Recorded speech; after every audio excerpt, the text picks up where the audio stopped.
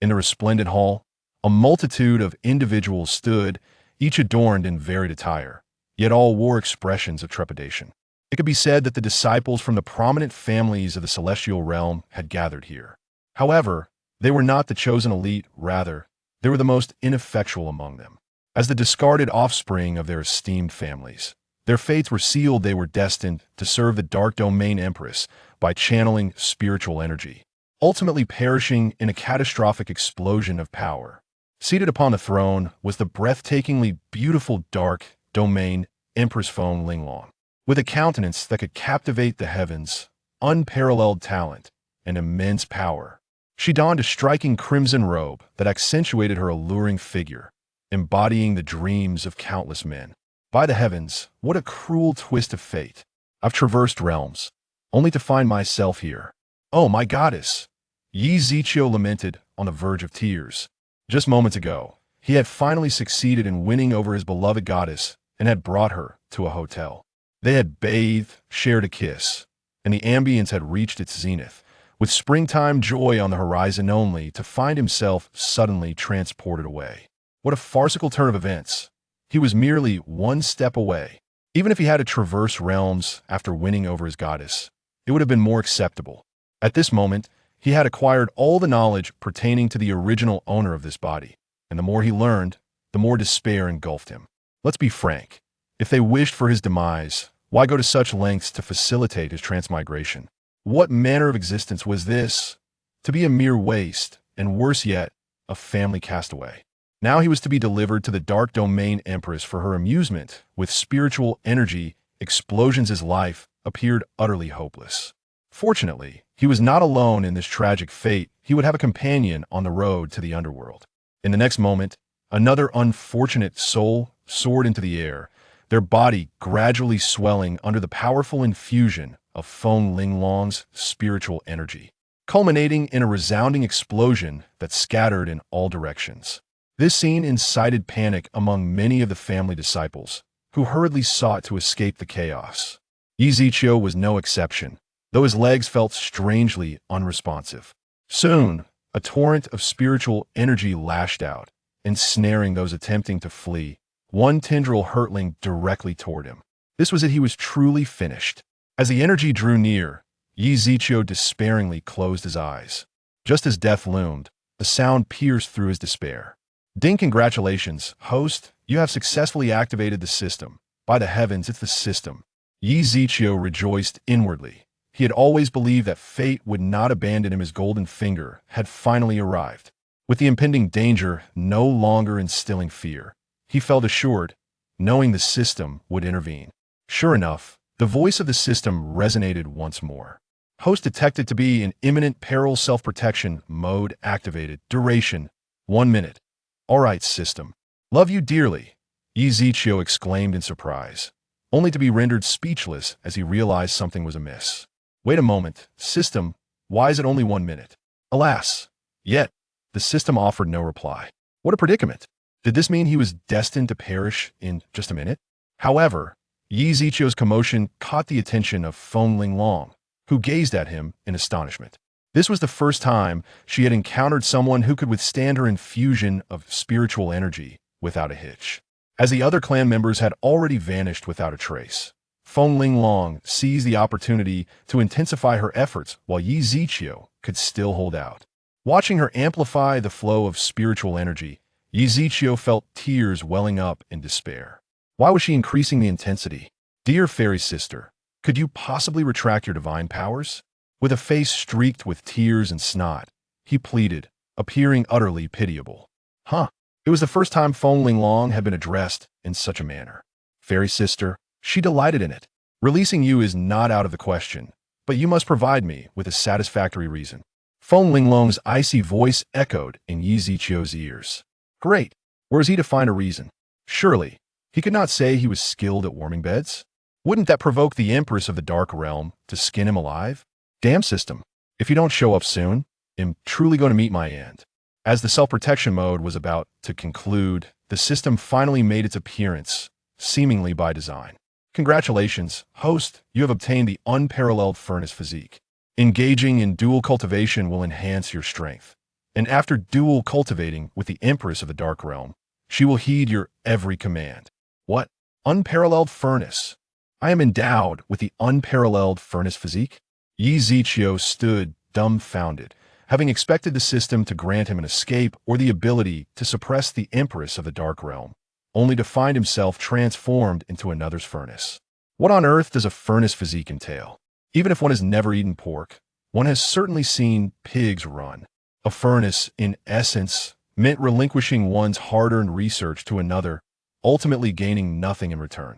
Fortunately, the system's next statement was somewhat humane. Dual cultivation could lead to strength. However, was it not somewhat unreasonable to dual cultivate with the Empress of the Dark Realm?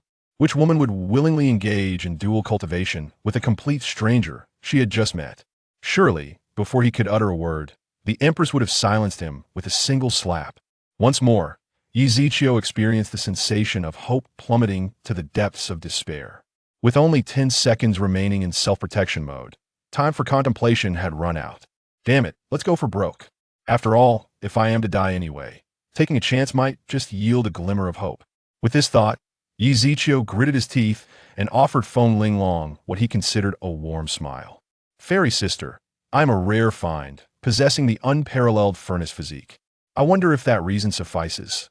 Indeed, upon hearing the words Peerless Cauldron, Feng Linglong ceased her flow of spiritual energy. Do you truly comprehend what you are saying? Feng Linglong's tone was laced with an icy chill. One must understand that the Peerless Cauldron physique is exceedingly rare, perhaps not seen for millennia. Yet, the fair-skinned young man before her claimed to possess such a physique, which was undeniably difficult to believe. She was indeed in search of the Peerless Cauldron physique, for only it could assist her in breaking free from the shackles of becoming a celestial emperor and simultaneously resolve her current turmoil of spiritual energy. Sister Fairy, do you think it necessary for someone whose life hangs by a thread to deceive you? Upon hearing Yi Zichio's words, Feng Linglong fell into contemplation. Indeed, Yi Zichio was correct. His fate lay in her hands, and she could extinguish his life at her whim. Could it be that he truly possesses the Peerless Cauldron physique? Words alone are insufficient unless you can substantiate your claim. Feng Linglong replied. Substantiate? What could he possibly use to prove himself? Yi Zichio felt a wave of despair wash over him. Could it be that he was to force a connection with the Empress of the Dark Domain? Sister Fairy, my physique is rather unique, and it is not easily proven. With that, Yi Zichio closed his eyes, bracing himself for the inevitable. Chapter 2. Wait for me in the Imperial Chamber tonight. Feng Linglong found herself momentarily at a loss. Proving this physique was indeed quite challenging. Not to mention that one must engage in relations with the chosen individual to validate her claims. Once that happened, her unparalleled furnace physique would likely be rendered useless. If this man's physique turned out to be a fabrication, that would be one thing. But if it were genuine, she would truly have lost everything. Moreover, the emergence of such an extraordinary furnace physique was exceedingly rare. She simply could not afford to take that gamble. That I shall give you the benefit of the doubt, but you had best pray that you truly possess the unparalleled furnace physique. Should I discover you are deceiving me, I would not hesitate to let you experience what it means to wish for death. Additionally, wait for me in my Imperial Chamber tonight. Someone will come to escort you there shortly. With that, Feng Linglong tossed a token to Yi Zichio and vanished from sight. Once Feng Linglong had departed, Yi Zichio slumped to the ground, utterly stunned. Damn, that nearly scared him to death. Fortunately, Feng Linglong chose to trust him.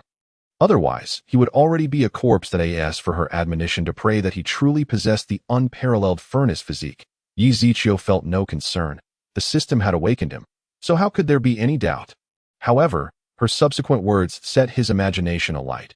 Wait for her in the Empress's chamber tonight. Haha. For a moment, Yi Zichio felt that being an unparalleled furnace was not such a bad thing after all. Considering it was the Empress herself, as the saying goes, to die beneath the peony is to be a ghost of great elegance. After picking up the token from the ground, Yi Zichio made his way to the main seat, where Feng Linglong had just Saturday. After all, she was not present at the moment. What harm was there in sitting for a while? He couldn't just stand there indefinitely, could he? Even if an unexpected situation arose, he trusted that the system would save him. After all, with the system in hand, who would dare to be arrogant? Just as he settled into the seat, A faint, alluring fragrance wafted towards him, causing him to appear entranced, and the position was remarkably comfortable. Presumptuous, how dare you, audacious fool! The Empress's seat is not one you are worthy of occupying. A sharp cry echoed from afar, and a woman in red, wielding a sword, charged towards him with fierce intensity. What the hell? Yi Ziqiu cursed inwardly. Where did this lunatic come from? It seemed he had not offended her in any way, so why was she so quick to draw her weapon at that moment?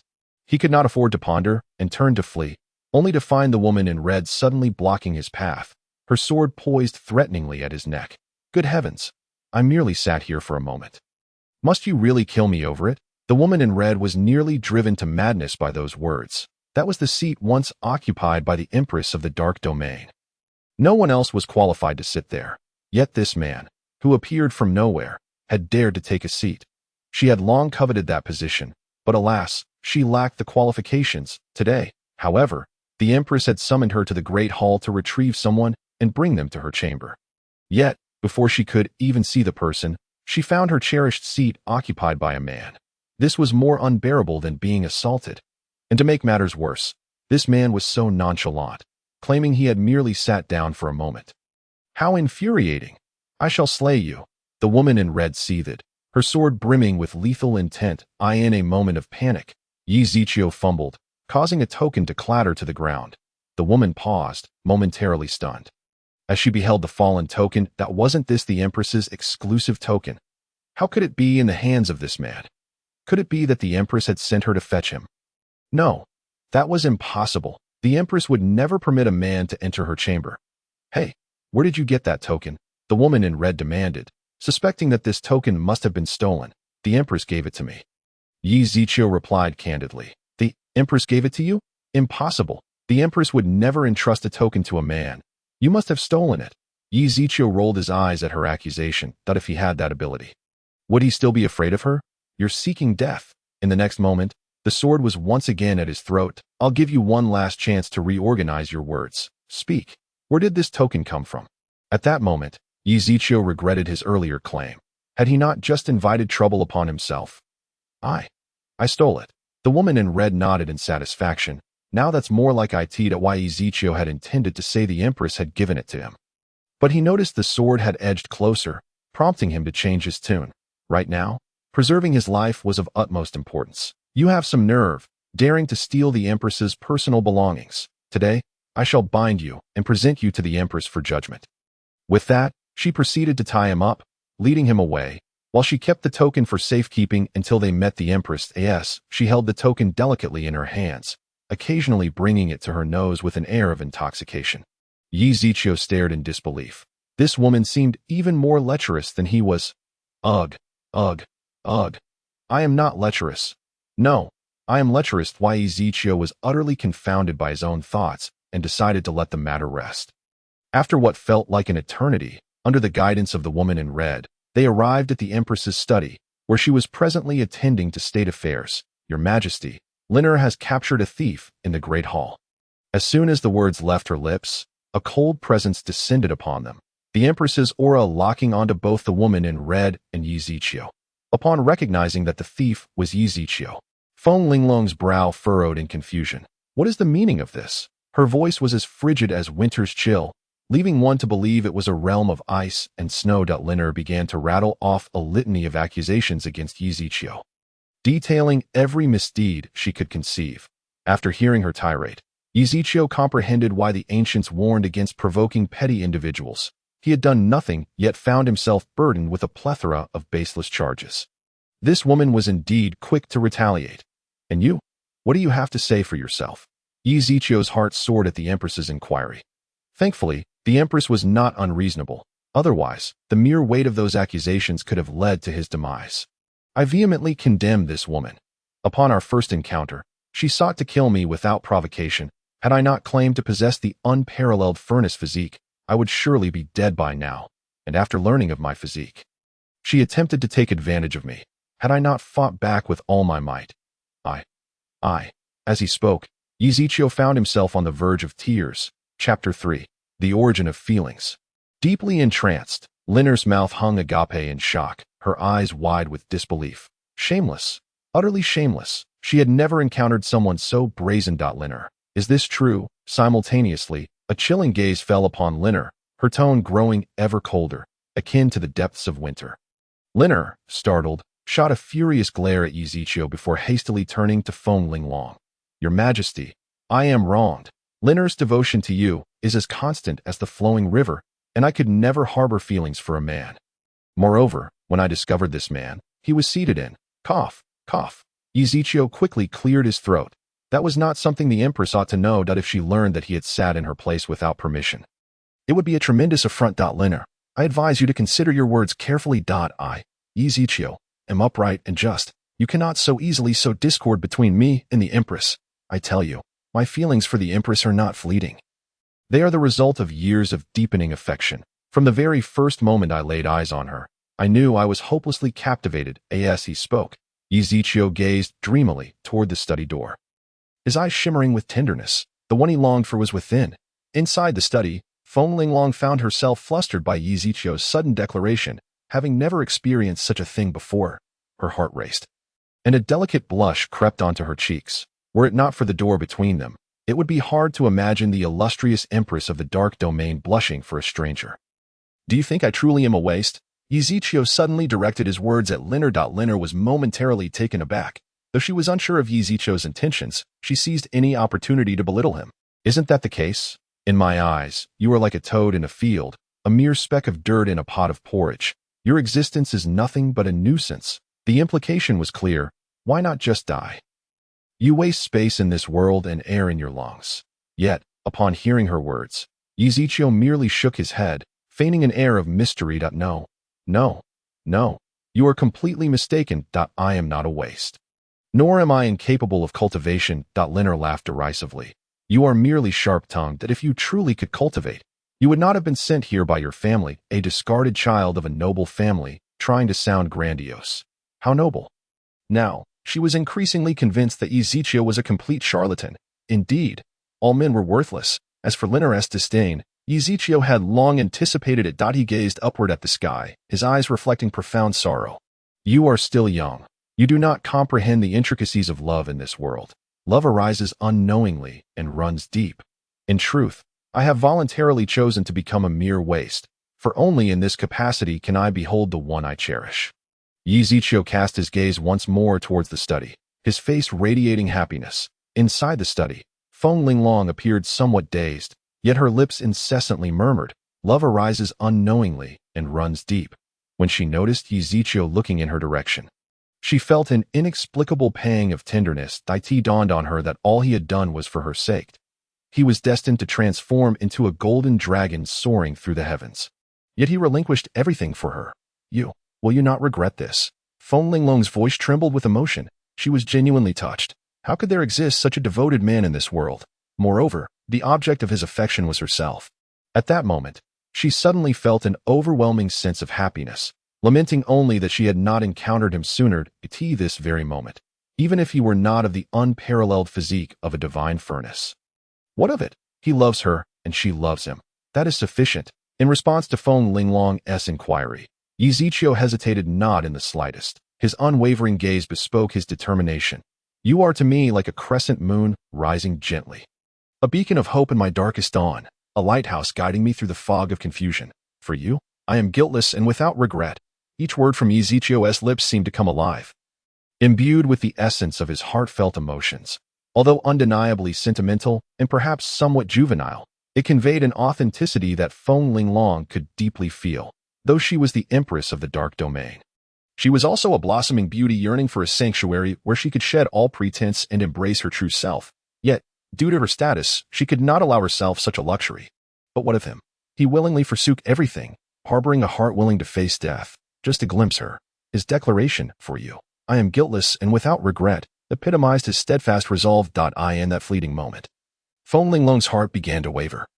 To the world, she was Feng Linglong, a villainous sorceress beyond redemption, yet only she knew of the demon sealed within her.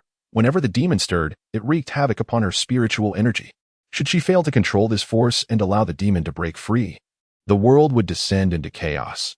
This was why she had summoned disciples from various families to aid in the dispersal of her spiritual energy. She was not inherently cruel, indifferent to the safety of others, but rather had no alternative. Do you truly love me?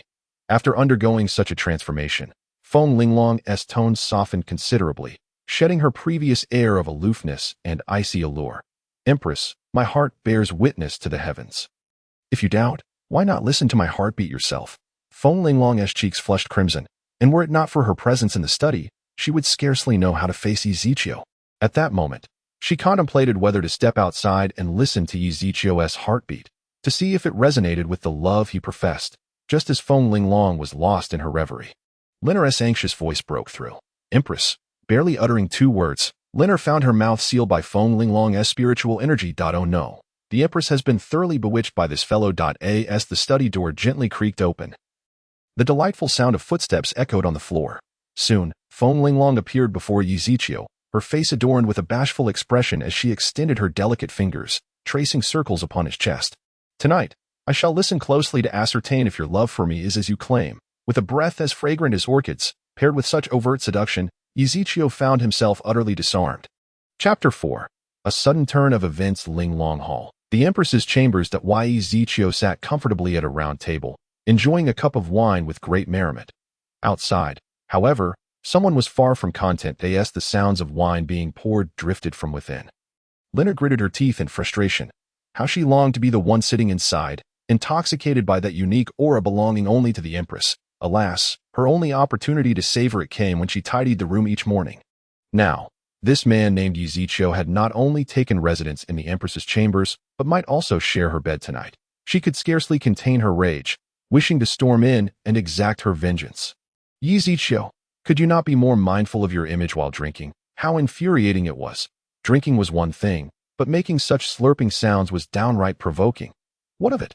I enjoy making noise while drinking.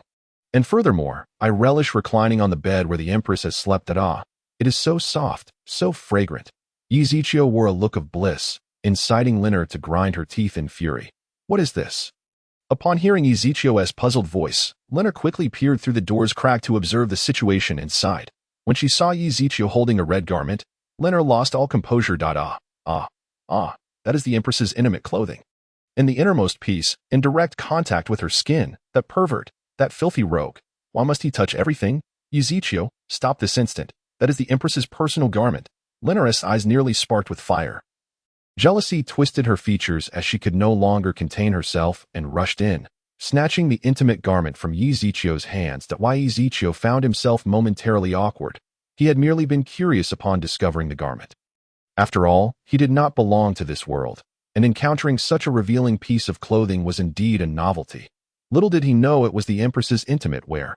Watching Linner embrace the garment and inhale its scent, he rolled his eyes, pondering why she seemed so peculiar, almost like a certain something. But was it truly that delightful? Ezekiel glanced at his hand, which had touched the garment, and, compelled by curiosity, brought it to his nose. In that moment, he understood why Linner appeared so entranced. The garment exuded a milky fragrance that was utterly delightful. Just then, Linner caught sight of his actions, and fury surged within her as she threatened to sever his hand. You shall not smell it. The Empress's scent belongs solely to me. Ezekiel remained silent, simply pointing behind Linner. What now? Are you plotting something again? Yet Linner turned to look behind her, and upon seeing Feng Linglong standing there, she froze in shock. Quickly realizing her predicament, she hastily concealed the intimate garment behind her back. Why, Your Majesty?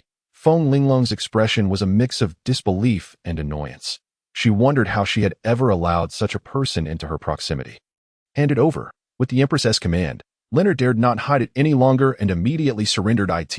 As Feng Linglong received the garment, she realized it was indeed her own, her face flushing crimson as she quickly stowed it away. Stealing a furtive glance at Ezekiel's direction, she promptly averted her gaze. He has seen everything. What to do? In her life thus far, no man had ever laid eyes on her intimate garments. Although she had already acknowledged her relationship with him, this was far too embarrassing. Ezekiel, too, felt no less awkward. Thus far, the system had only assigned him one task, to engage in dual cultivation with the Empress. Should this incident jeopardize their chances, it would be a grave loss indeed. Why are you still here? At Feng Linglong's reprimand, Linner seized her chance to escape, bolting from the room like the wind. Before departing, she ensured to close the door behind her, leaving only Yi Ziqiu and Feng Linglong in the Linglong Hall. Following the earlier incident, neither dared to speak, and an awkward silence enveloped the room. They both began to speak simultaneously, only to halt as they realized they were in sync, which brought a smile to their faces. Suddenly, Feng Linglong's expression shifted to one of agony as dark energy surged forth from her body, filling the room with a malevolent aura. This was due to the protective wards within Linglong Hall. Otherwise, such overwhelming dark energy would have consumed the entire dark domain in an instant. Ha ha ha. You roaming, have finally emerged once more. Yi Ziqiu gasped in astonishment, bewildered by the sudden transformation of the Empress. Moreover, the overwhelming dark energy radiating from her signified she was no mere foe. Did this mean the Empress had been possessed? The thought sent a chill down his spine. The Dark Domain's Empress was the most formidable entity in the entire celestial realm. For someone to so easily usurp her body indicated their immense power. Little brother, I hear you possess the unparalleled physique of a divine furnace. How fortunate for me. Once we engage in dual cultivation, the master of this body will no longer be able to bind me. The entity cackled with glee, her crimson eyes greedily fixed upon him, as if he were already hers to claim. In that moment, Yi Ziqiu was consumed by a singular thought, to flee. As long as he could escape, he would still have a chance at survival. Yet, the entity merely laughed at his frantic movements. In the blink of an eye, Yi Ziqiu found himself ensnared in her grasp. Do not be so heartless. Little brother, do you not desire this body? As she spoke, Yu Ruming cast Yi Ziqiu onto the grand bed of Feng Linglong, beginning to loosen her garments. In an instant, a flurry of snowflakes lay exposed in the air. However, Yi Ziqiu was devoid of any inclination to appreciate the view. Once this female demon harvested him, his demise would be imminent. What thoughts could he possibly entertain in such dire straits, seeing you so unwilling? Dear sister, truly saddens me, she remarked. Nevertheless, I have faith that you will soon come to adore me. That night, Yi Ziqiu experienced both anguish and joy, the joy stemming from his transformation from a mere boy into a man, and the anguish from the looming specter of death. The two became entwined. A profound metamorphosis occurred within Yi Ziqiu that a torrent of celestial energy converged upon him, gradually elevating him from an ordinary individual to a cultivator. Soon, he shattered the shackles of the mundane world, attaining the realm of body refinement, and subsequently transcended through the stages of spirit condensation, golden core, primordial spirit, and consciousness sea, until he reached the fifth layer of annihilation, where his cultivation finally stabilized. Yu Ruming naturally noticed this transformation, yet she was preoccupied with devouring Feng Linglong's soul, leaving her little time to attend to other matters. Chapter 5. The Enchantress, Yu Ruming. Ding, congratulations. Host, on completing your dual cultivation task with the Empress, you have received a personal data panel. A novice gift pack has been awarded. The exchange mall has been opened. The main storyline quest is officially activated. According to this world's lore, the Dark Domain Empress, Feng Linglong, has been classified as the ultimate antagonist due to the influence of the Enchantress Yu Ruming. The host must exert every effort to eliminate all potential threats. Remember, if the Empress lives, the host lives. If the Empress dies, so too shall the host. Detection indicates that a child of destiny has emerged in Tianyu City. Mission objective: seize the child's fortune value and subsequently erase them. The system's cold voice echoed, igniting a flicker of hope within the nearly drained Yi Ziqiu. Seizing the moment while Yu Ruming battled Feng Linglong, he hurriedly addressed the system.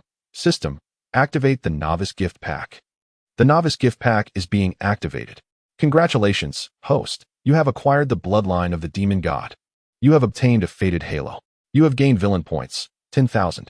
Kind reminder, villain points can be exchanged for any items in the mall. The fated halo can be used to evade any scrutiny, even from the heavenly Tao, unless the host chooses to reveal themselves. Upon the arrival of the novice gift pack rewards, a monumental transformation transpired within Yi Ziqiu. With the acquisition of the demon god bloodline, his blood had entirely been replaced by the golden essence of the demon god. The overwhelming demonic energy within him was concealed by the fated halo, rendering it undetectable unless Yi Ziqiu chose to expose it. Subsequently, Yi Ziqiu opened his personal attribute panel. Host, Yi Ziqiu identity, husband of the Dark Domain Empress Feng Linglong, abandoned scion of the Yi family physique. Supreme Cauldron cultivation, fifth layer of annihilation divine powers, none cultivation techniques, none villain points, 10. 000. This panel seems rather lacking, doesn't it? Fortunately, he still possessed 10,000 villain points. He resolved to exchange for some cultivation techniques, since engaging in intimate relations with Feng Linglong. A subtle connection had formed between them, allowing him to sense her profound suffering and weakening soul that he felt compelled to assist Feng Linglong, for should she perish, his fate would be sealed alongside hers. Without delay, he opened the exchange mall, which presented two options: cultivation techniques, divine powers. Yizichio unhesitatingly selected cultivation techniques. Skyfire Heart Method, 3,000 villain points. Mastering this technique allows one to subdue all heavenly flames in existence. When the Skyfire appears, all flames shall submit. Void God Step, 3,000 villain points. Enables brief teleportation, an unparalleled choice for escape and pursuit. Purple Thunder Heart Method, 3,000 villain points. Grants mastery over all thunder and lightning forces. Earth and sky shall shift. Winds shall rise. After glancing at the descriptions, Yizichio decisively chose the Purple Thunder Heart Method and Void God Step, one for offense, the other for survival. The Skyfire Heart Method would only prove useful when heavenly flames were present, rendering it pointless at the moment. Next, Yizichio explored the Divine Powers option. World Annihilation Demon Eye, 3,000 villain points. Capable of purifying all souls in existence. Immortal Golden Body, 3,000 villain points. Automatically activates when the host is on the brink of death, providing immunity to all lethal strikes. Cooldown period, 1 day. Demon God Descent, for 1,000 villain points. Summons the demon god to fight on the host's behalf, based on the host's current cultivation. The summoned demon god will remain for 1 minute, after which the host will enter a month-long period of weakness. Without hesitation, he opted for Demon God Descent. Clearly, summoning the demon god would provide a stronger advantage. After completing the exchanges, his personal attribute panel underwent a transformation. Yizichio, disregarding the details, immediately activated the Purple Thunder Heart Method. Before he could fully harness its power, he suddenly witnessed Yuroming violently spew a mouthful of blood, her visage marked by weakness as she gazed at Yizichio. Who exactly are you? Why do you bear the aura of the demon god? The aura of the demon god. Yizichio surmised that she referred to the bloodline he had just acquired from the novice gift pack. He was astonished to discover that the demon god bloodline exerted a suppressive effect on Yuroming. Moreover, her calling the demon god lord suggested she was likely one of his subordinates. It made sense why Feng Linglong struggled against her. It turned out Yuroming was the archetype of an antagonist, had it not been for his possession of the demon god bloodline. It seemed his prior strongest attack would have failed to harm her. Realizing the suppressive nature of the demon god bloodline, Yizichio decided to retract the Purple Thunder Heart Method. I am the inheritor of the demon god. Do you believe me? Yizichio stated nonchalantly. After all, possessing the demon god bloodline afforded him the right to claim such status, did it not? I believe you. Yuroming can sense the exceptionally pure demon god bloodline within you. I am Yuroming, the demon lord of the succubus lineage. I pay my respects to my master. With that, Yuroming manipulated Feng Linglong's body to kneel before him. This scene left Yizichio utterly astounded. Merely by possessing the demon god bloodline, he had inexplicably gained the loyalty of a powerful demon. Such fortuitousness was almost surreal. Ahem, please rise, he stammered. Yes, my master, she responded, standing upright. Since you call me master, I hope you can return her body to her. In due time, when I possess the strength, I shall recreate a form for you. Upon hearing that her master would one day restore her corporeal form, Yuroming was immensely excited. She had never genuinely intended to seize Feng Linglong's body. It was merely a matter of survival, as her own form had been obliterated. After all, how could a human body compare to that of a demon? Thank you, my master.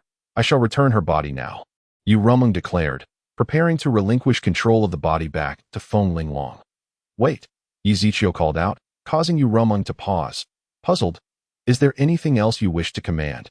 In the future, if she encounters danger, will you be able to protect her? Yizichio pondered aloud.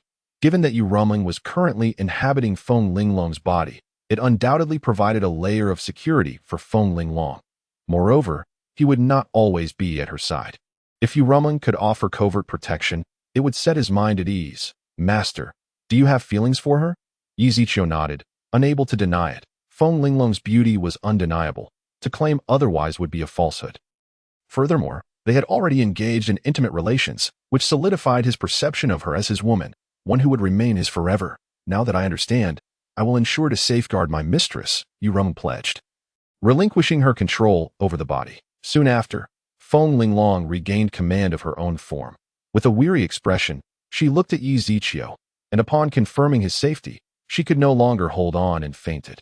Yi Ziqiu rushed forward to catch her, gently placing her on the bed. After ensuring she was comfortable, he lay down on the opposite side. Chapter 6. Fenger, this puts me in quite a predicament.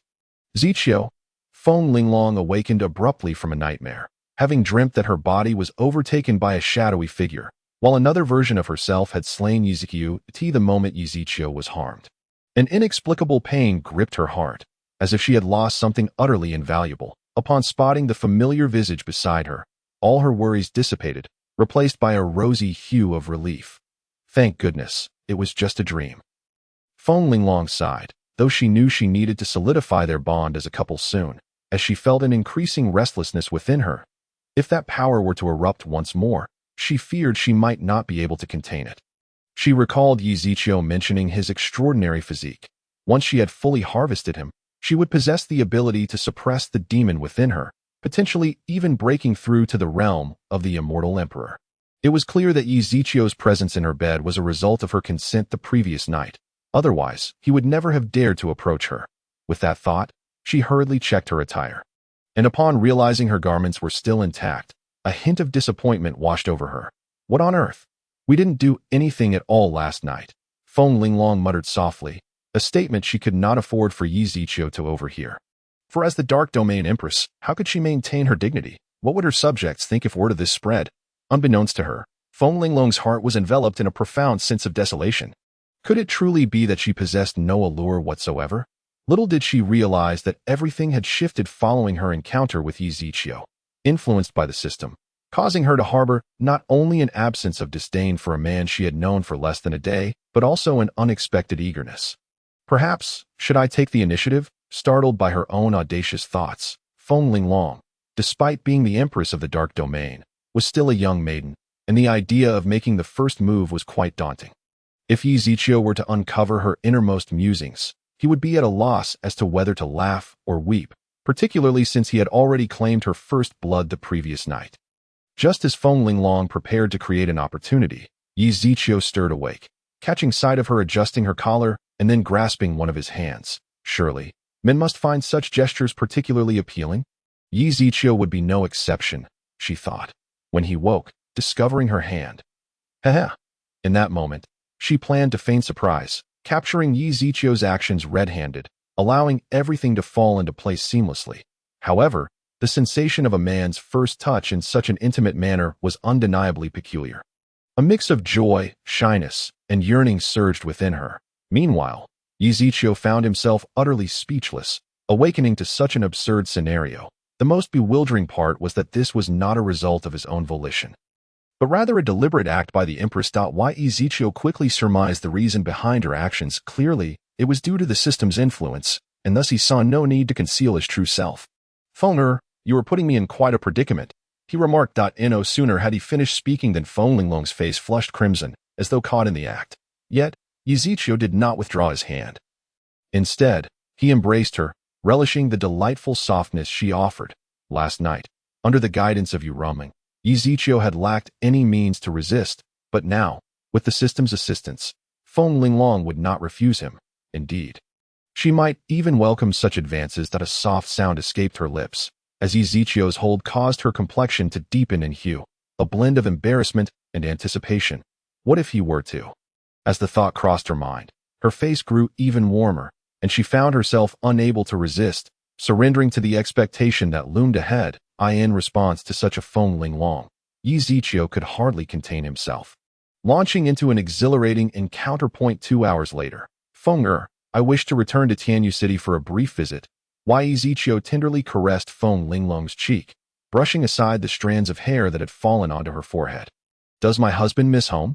Feng Linglong's lips curved slightly, believing that Yi Ziqiu intended to inform their parents of their relationship, thus acknowledging the bond they shared.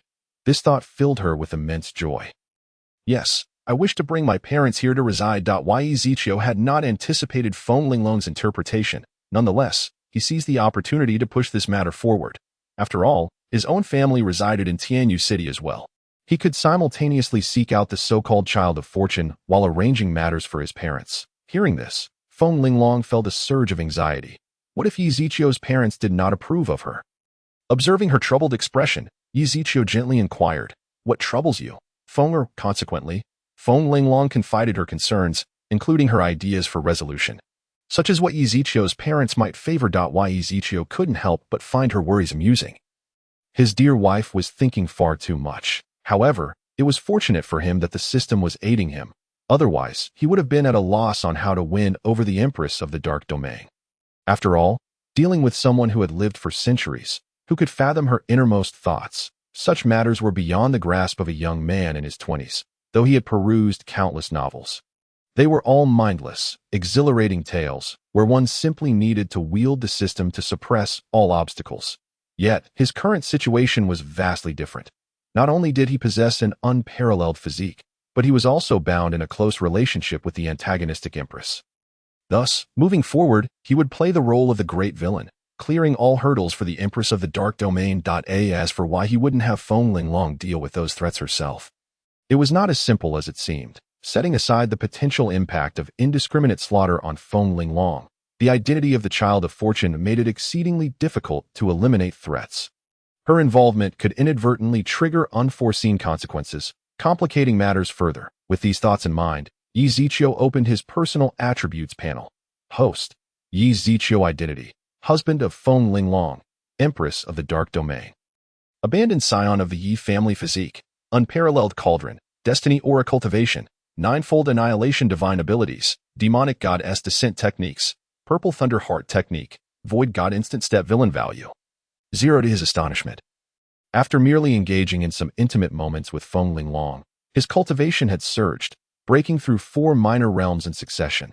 Now merely a step away from an even higher level, it appeared that he would need to share more tender moments with his dear wife in the future. Chapter 7.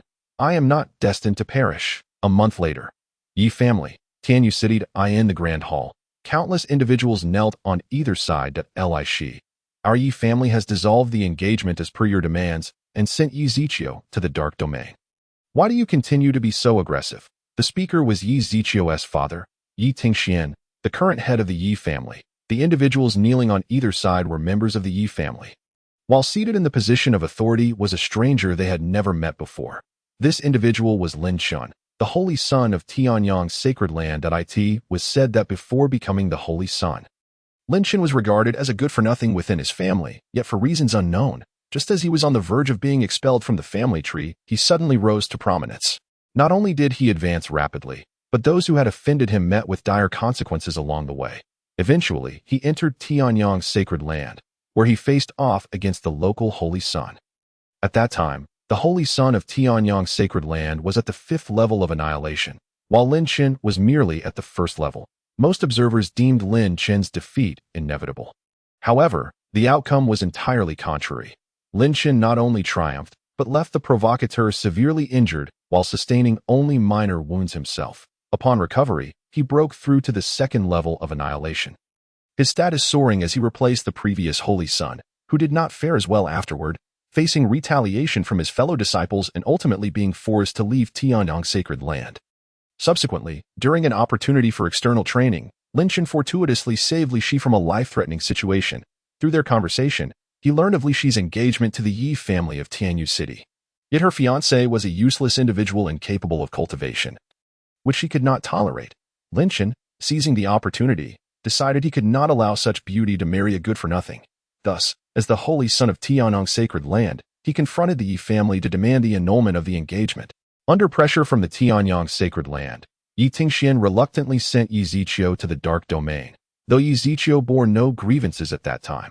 Meanwhile, Yi Zichio returned to the vicinity of the Yi family, accompanied by a celestial sovereign sent by Feng Linglong to protect him.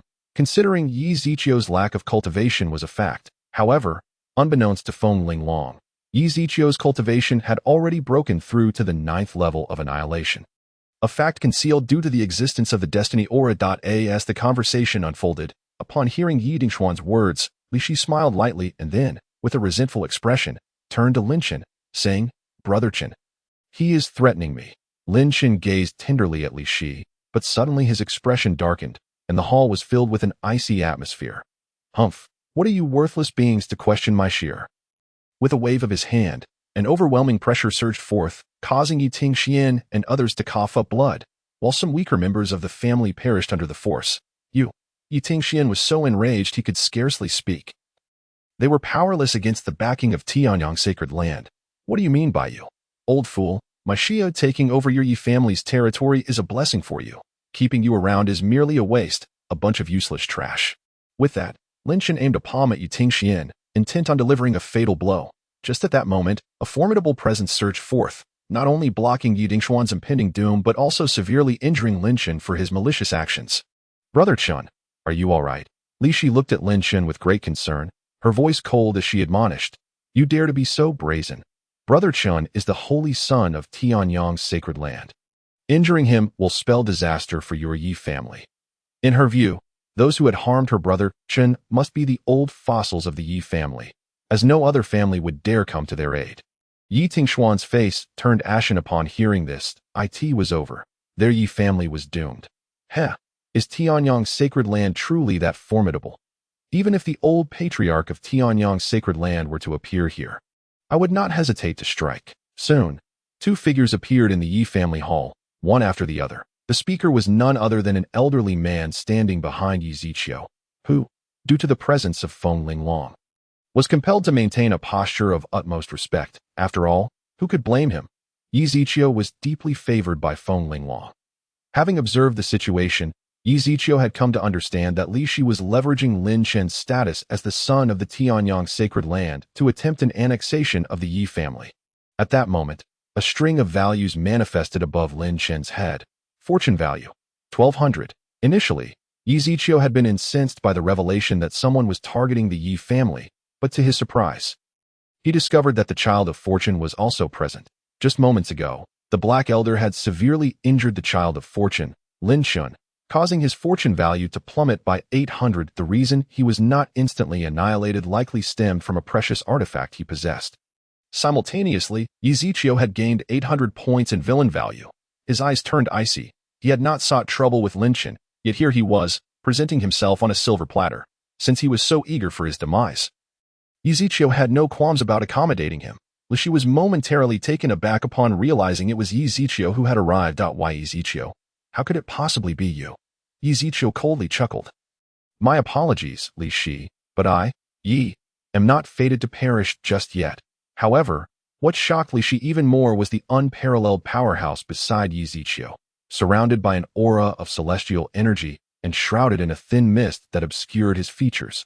The depth of his power was unfathomable. Yi Tingshuan's tears streamed down his face. The only regret he harbored was towards his son. How could he not be overwhelmed with emotion now that he had returned? The moment Yi Ziqiu heard his father's call, he rushed to his side and helped his kneeling father to his feet. He then addressed all the kneeling members of the Yi family, exclaiming, "Everyone, get up at once." With that fierce command, none dared to disobey. At that moment, Yi Ziqiu was their beacon of hope. "Father, leave the rest to me. Black Elder, I must trouble you to pay a visit to the Li family in Tianyu City and bring back Li Shi's father." Yi Ziqiu spoke with a chilling demeanor. In the next instant, the Black Elder vanished without a trace. Why Yi Ziqiu? How dare you? Yi Ziqiu merely smiled. What do I have to fear? Is Lin Chen merely the son of the Tianyang sacred land? Li Shi's expression shifted to one of disbelief, astonished at the transformation of the once timid and submissive Yi Ziqiu.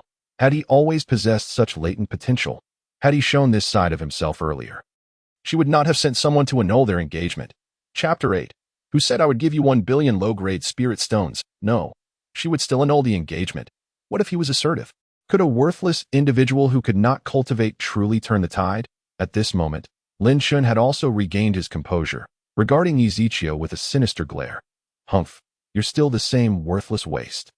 Lin Shun expressed his disdain, previously believing that Yi Ziqiu possessed some unique constitution that had garnered the favor of an extraordinary master. It now seemed that the master who had injured him was merely someone Yi Ziqiu had hired with great expense. Otherwise, why would one heed the commands of a mere waste? As he entertained this thought, Lin Chen's contempt only deepened, his mocking gaze akin to that of a spectator observing a corpse. After today, the Yi family would cease to exist in Tianyu City.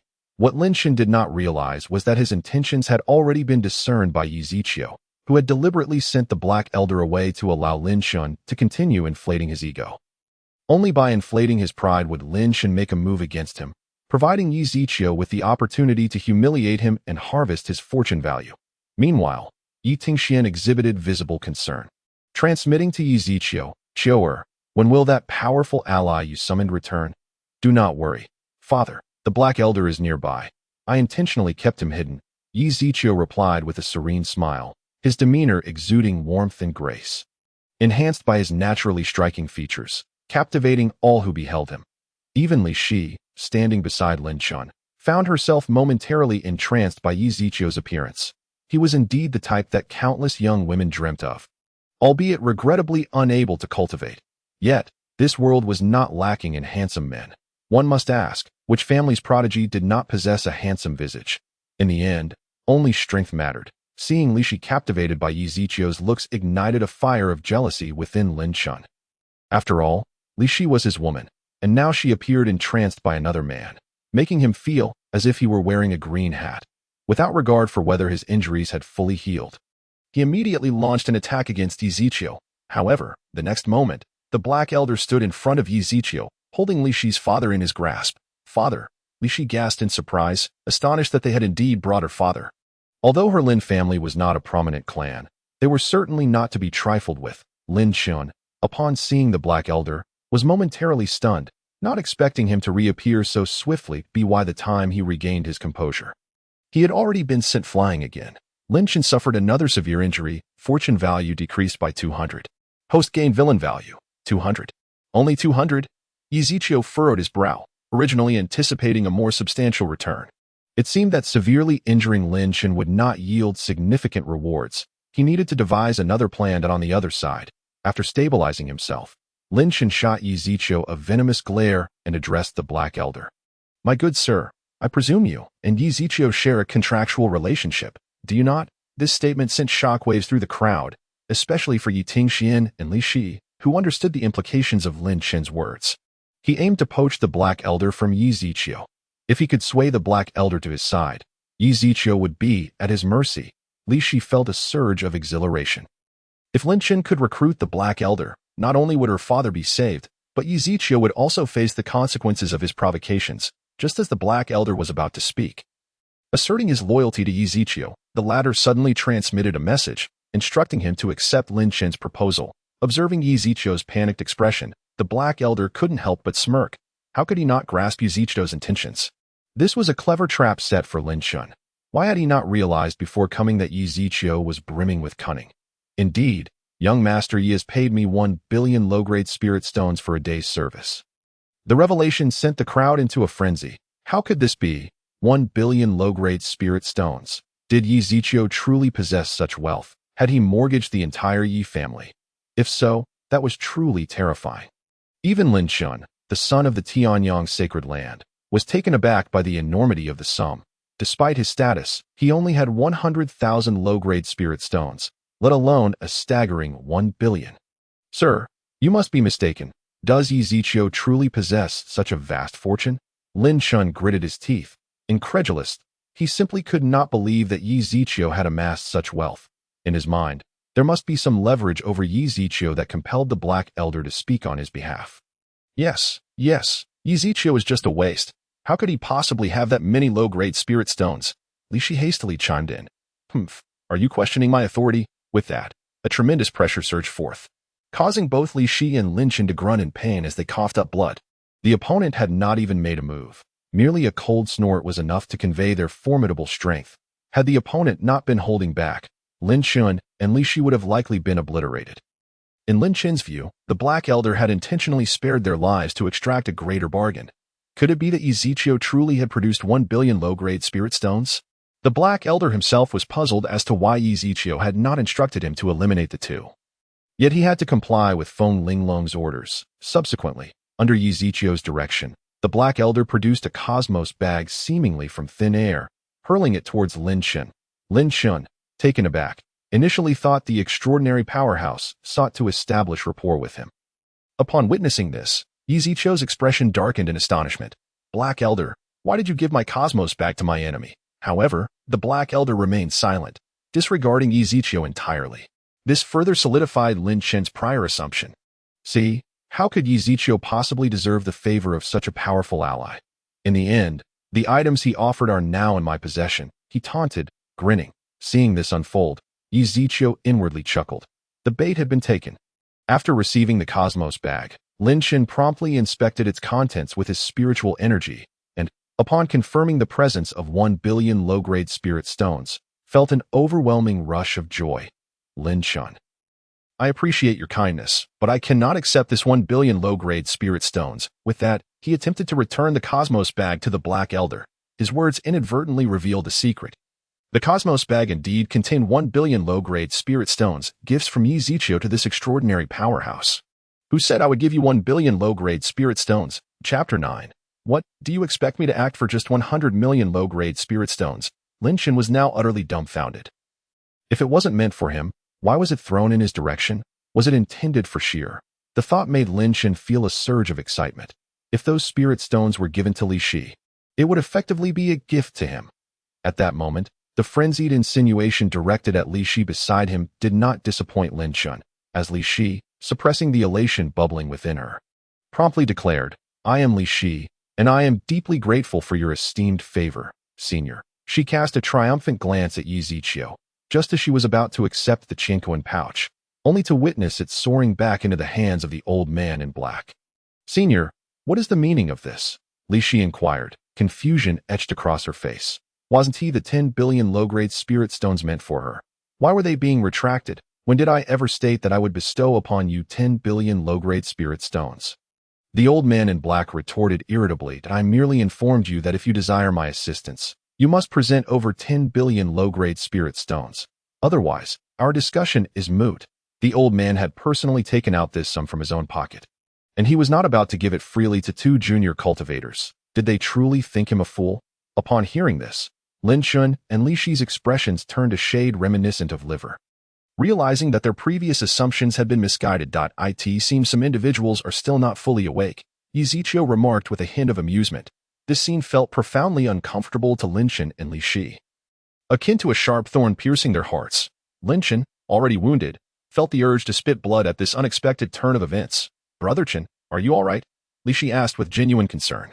Though her admiration for Lin Shun had waned significantly since their earlier encounters. If it weren't for Lin Shun, she would not have faced humiliation before Yi Ziqiu, nor would she have been subjected to ridicule at that moment.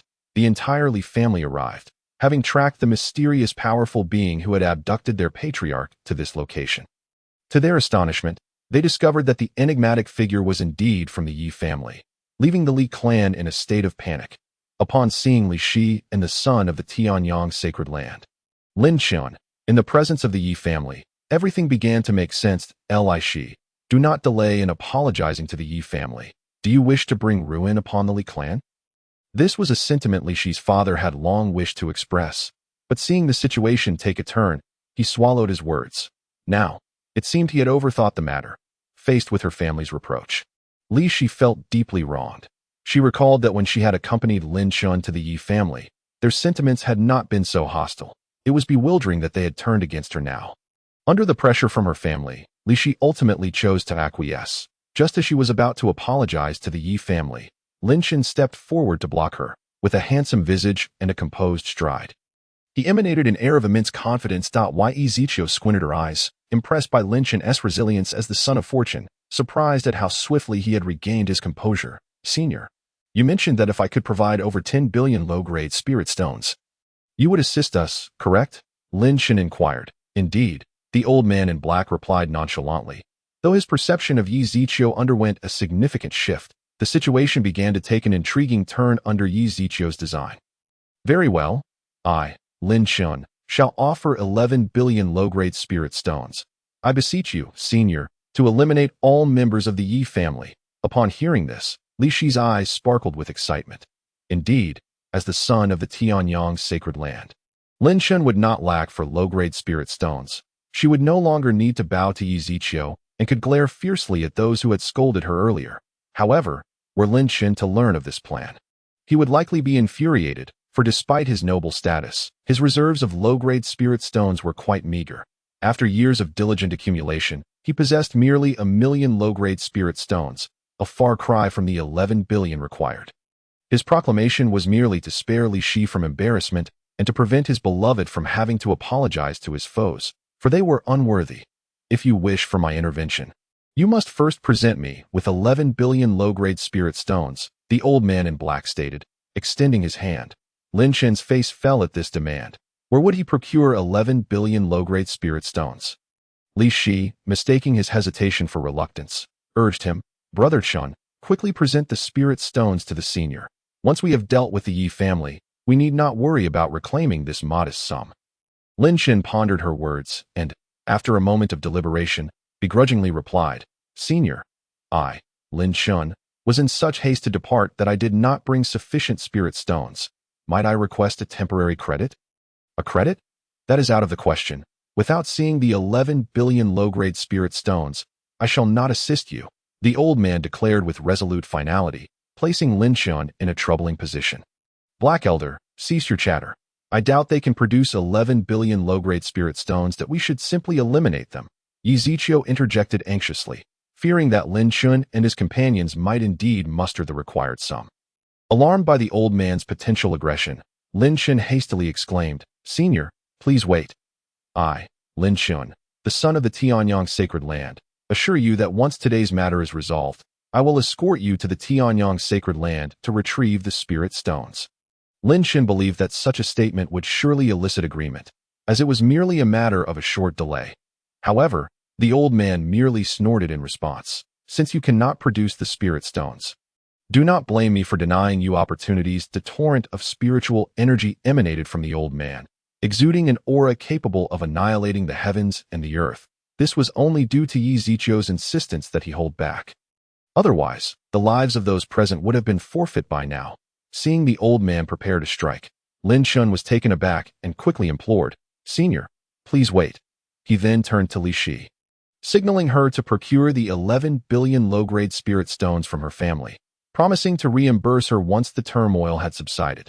Though Li Shi hesitated, she recognized this as their sole recourse and promptly conferred with her family, who ultimately acquiesced to the arrangement, recognizing it as a lucrative transaction. 5 minutes later, the Li family returned with the 11 billion low-grade spirit stones. Once Lin Shen handed the stones to the old man, he commanded, Senior, you have received the 11 billion low-grade spirit stones. Now, may you proceed to eradicate the Yi family. However, after accepting the spirit stones, the old man showed no intent to act. Instead, he sneered, What? You think 1 billion low-grade spirit stones warrants my intervention? You must think highly of yourself. Lin Shen stumbled, almost overcome with indignation that hadn't he just offered 11 billion low-grade spirit stones. Yet the old man insisted he had only received 1 billion. That was this not sheer insolence? Naturally, such thoughts remained unvoiced, lest he invite his own demise. From today forth, you shall still meet your end. Senior, why do you act thus?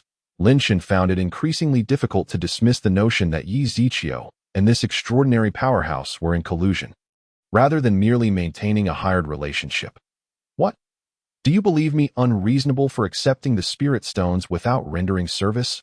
Lin Shen wished to nod in agreement, but, understanding the old man's formidable presence, could only shake his head repeatedly. Humph, at least you possess some self-awareness. I am not one to renege on my word. However, given that I have already accepted the spirit stones from young Master Yi, if we were to proceed in accordance with that arrangement, I would first need to dispose of you before addressing the Yi family. Do you now comprehend? With the conversation reaching this point, Lin Shen could no longer feign ignorance. It appeared implausible that the formidable figure before him would assist against the Yi family. Yet the old man's reasoning held merit, should he adhere strictly to the terms. Lin Shen's fate would mirror that of Yi Ziqiu, differing only in the order of demise. As the son of the Tianyang sacred land, with a boundless future ahead, how could he resign himself to perish alongside a worthless individual incapable of cultivation? Then, Senior, fear not. Having accepted the spirit stones from your two families, I shall refrain from intervening further. You may manage your own affairs. I have other matters to attend to. just as the old man prepared to depart. Yi Ziqiu, who had remained silent until now, suddenly spoke up. Could the Black Elder please hold on for a moment? The old man furrowed his brow, puzzled by Yi Ziqiu's request, and even Lin Shun felt a surge of unease. Could it be that Yi Ziqiu, despite being a waste, possessed spirit stones? Impossible. That was utterly inconceivable. Of course, Yi Ziqiu had no spirit stones, but her subsequent words would prove more painful than death itself. I wish to alter the terms.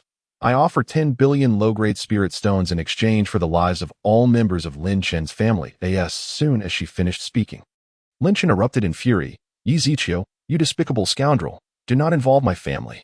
Yi Ziqiu merely scoffed in response. I distinctly recall seeing you, young Master Lin, offering 11 billion low-grade spirit stones for the Black Elder to deal with me and my family. Caught off guard by Yi Ziqiu's assertion, Lin Chen found himself at a loss for words. He had indeed made such a statement, for after expending such a considerable sum, it would be nonsensical to achieve nothing.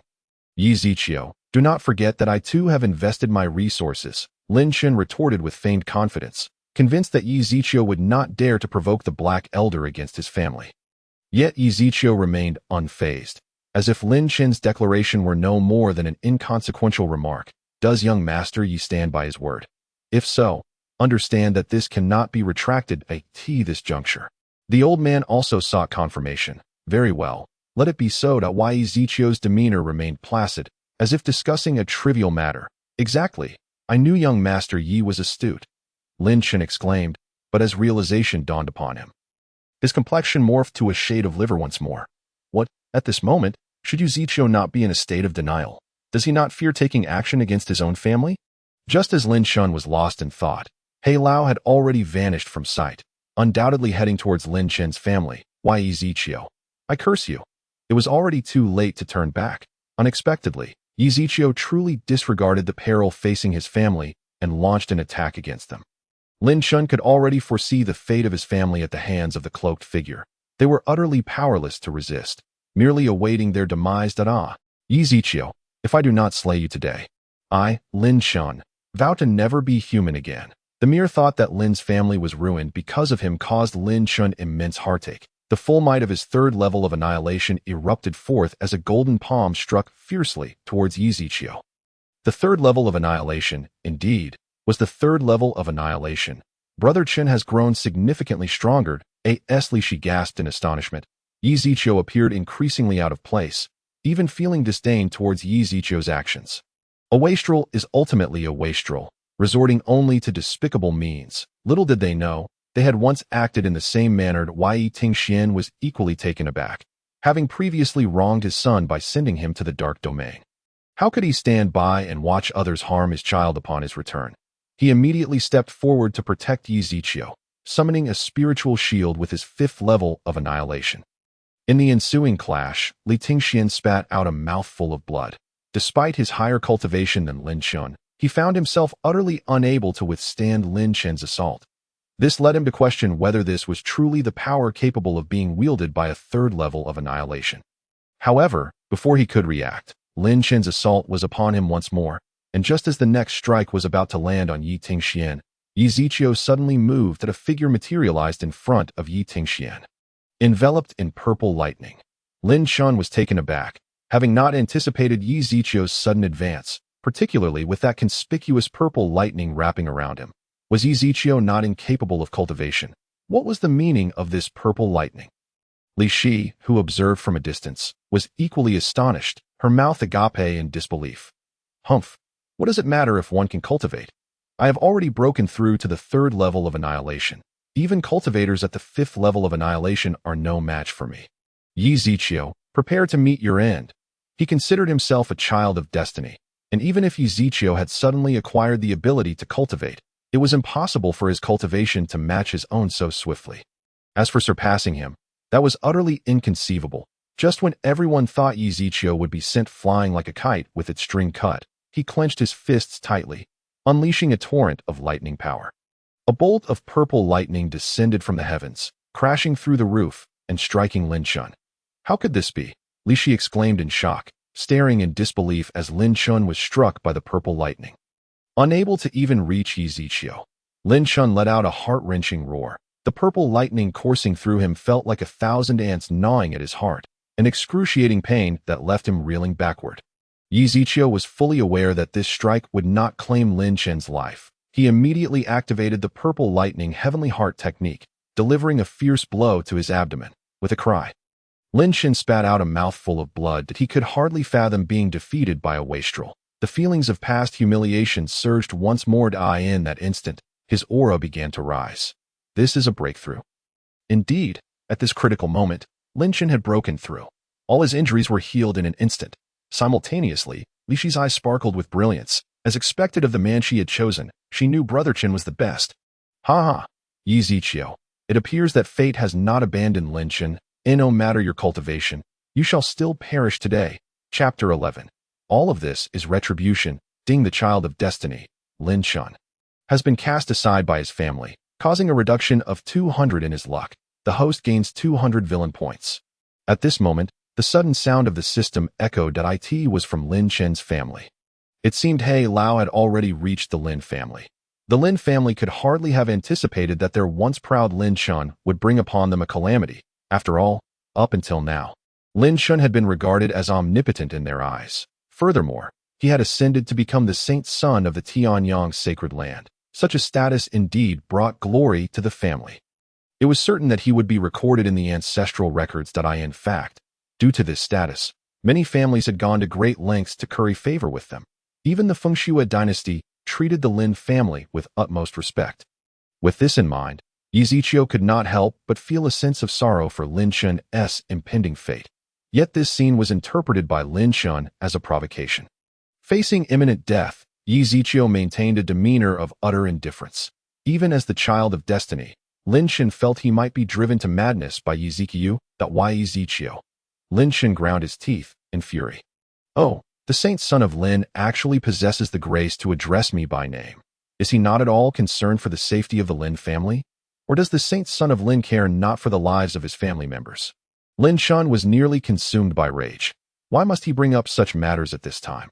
Fortunately, as soon as He Lao rushed to the Lin family, Lin Chen had utilized the communication token of the Tianyang sacred land to contact an elder, requesting protection for the Lin family. Humph, you need not worry about this matter, young Master Yi. It would be better for you to concern yourself with your own safety. To be frank, I have already discreetly contacted an elder from the Tianyang sacred land.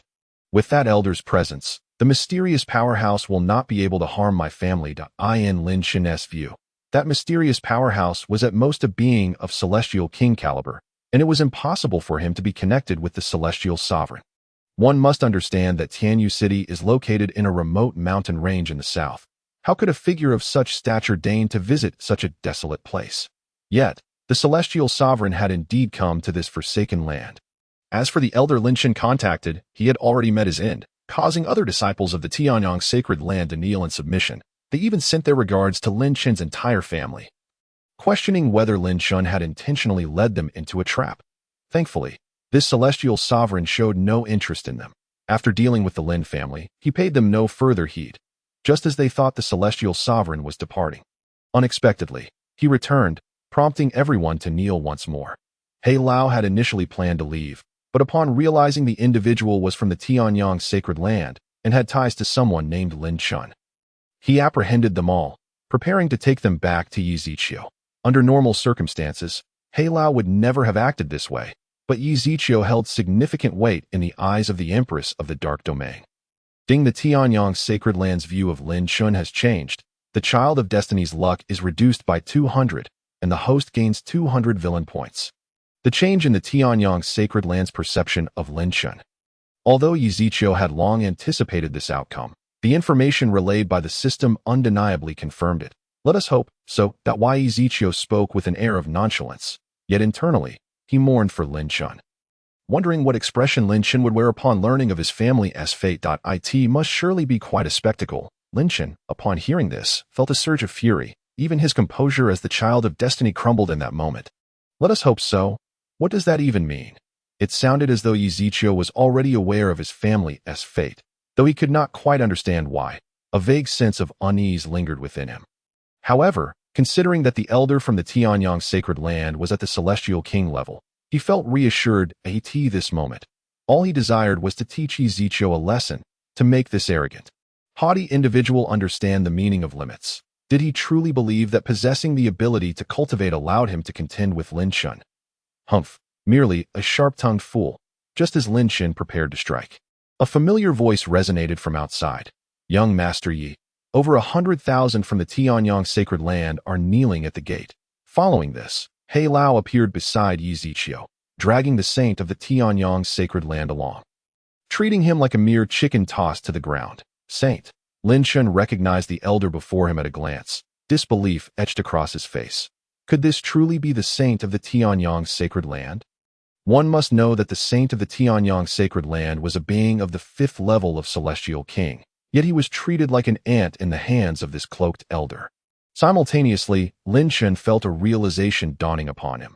Could it be that every member of his family had perished? Before Lin Shun could confirm this, the saint of the Tianyang sacred land had already knelt before Yi Ziqiu. Saint Yang Ding Tian, at your service, young Master Yi. At this moment, Lin Shun felt as if a bolt of lightning had struck him. This was indeed the saint of the Tianyang sacred land. And yet, here he was, kneeling before someone he considered a wastrel.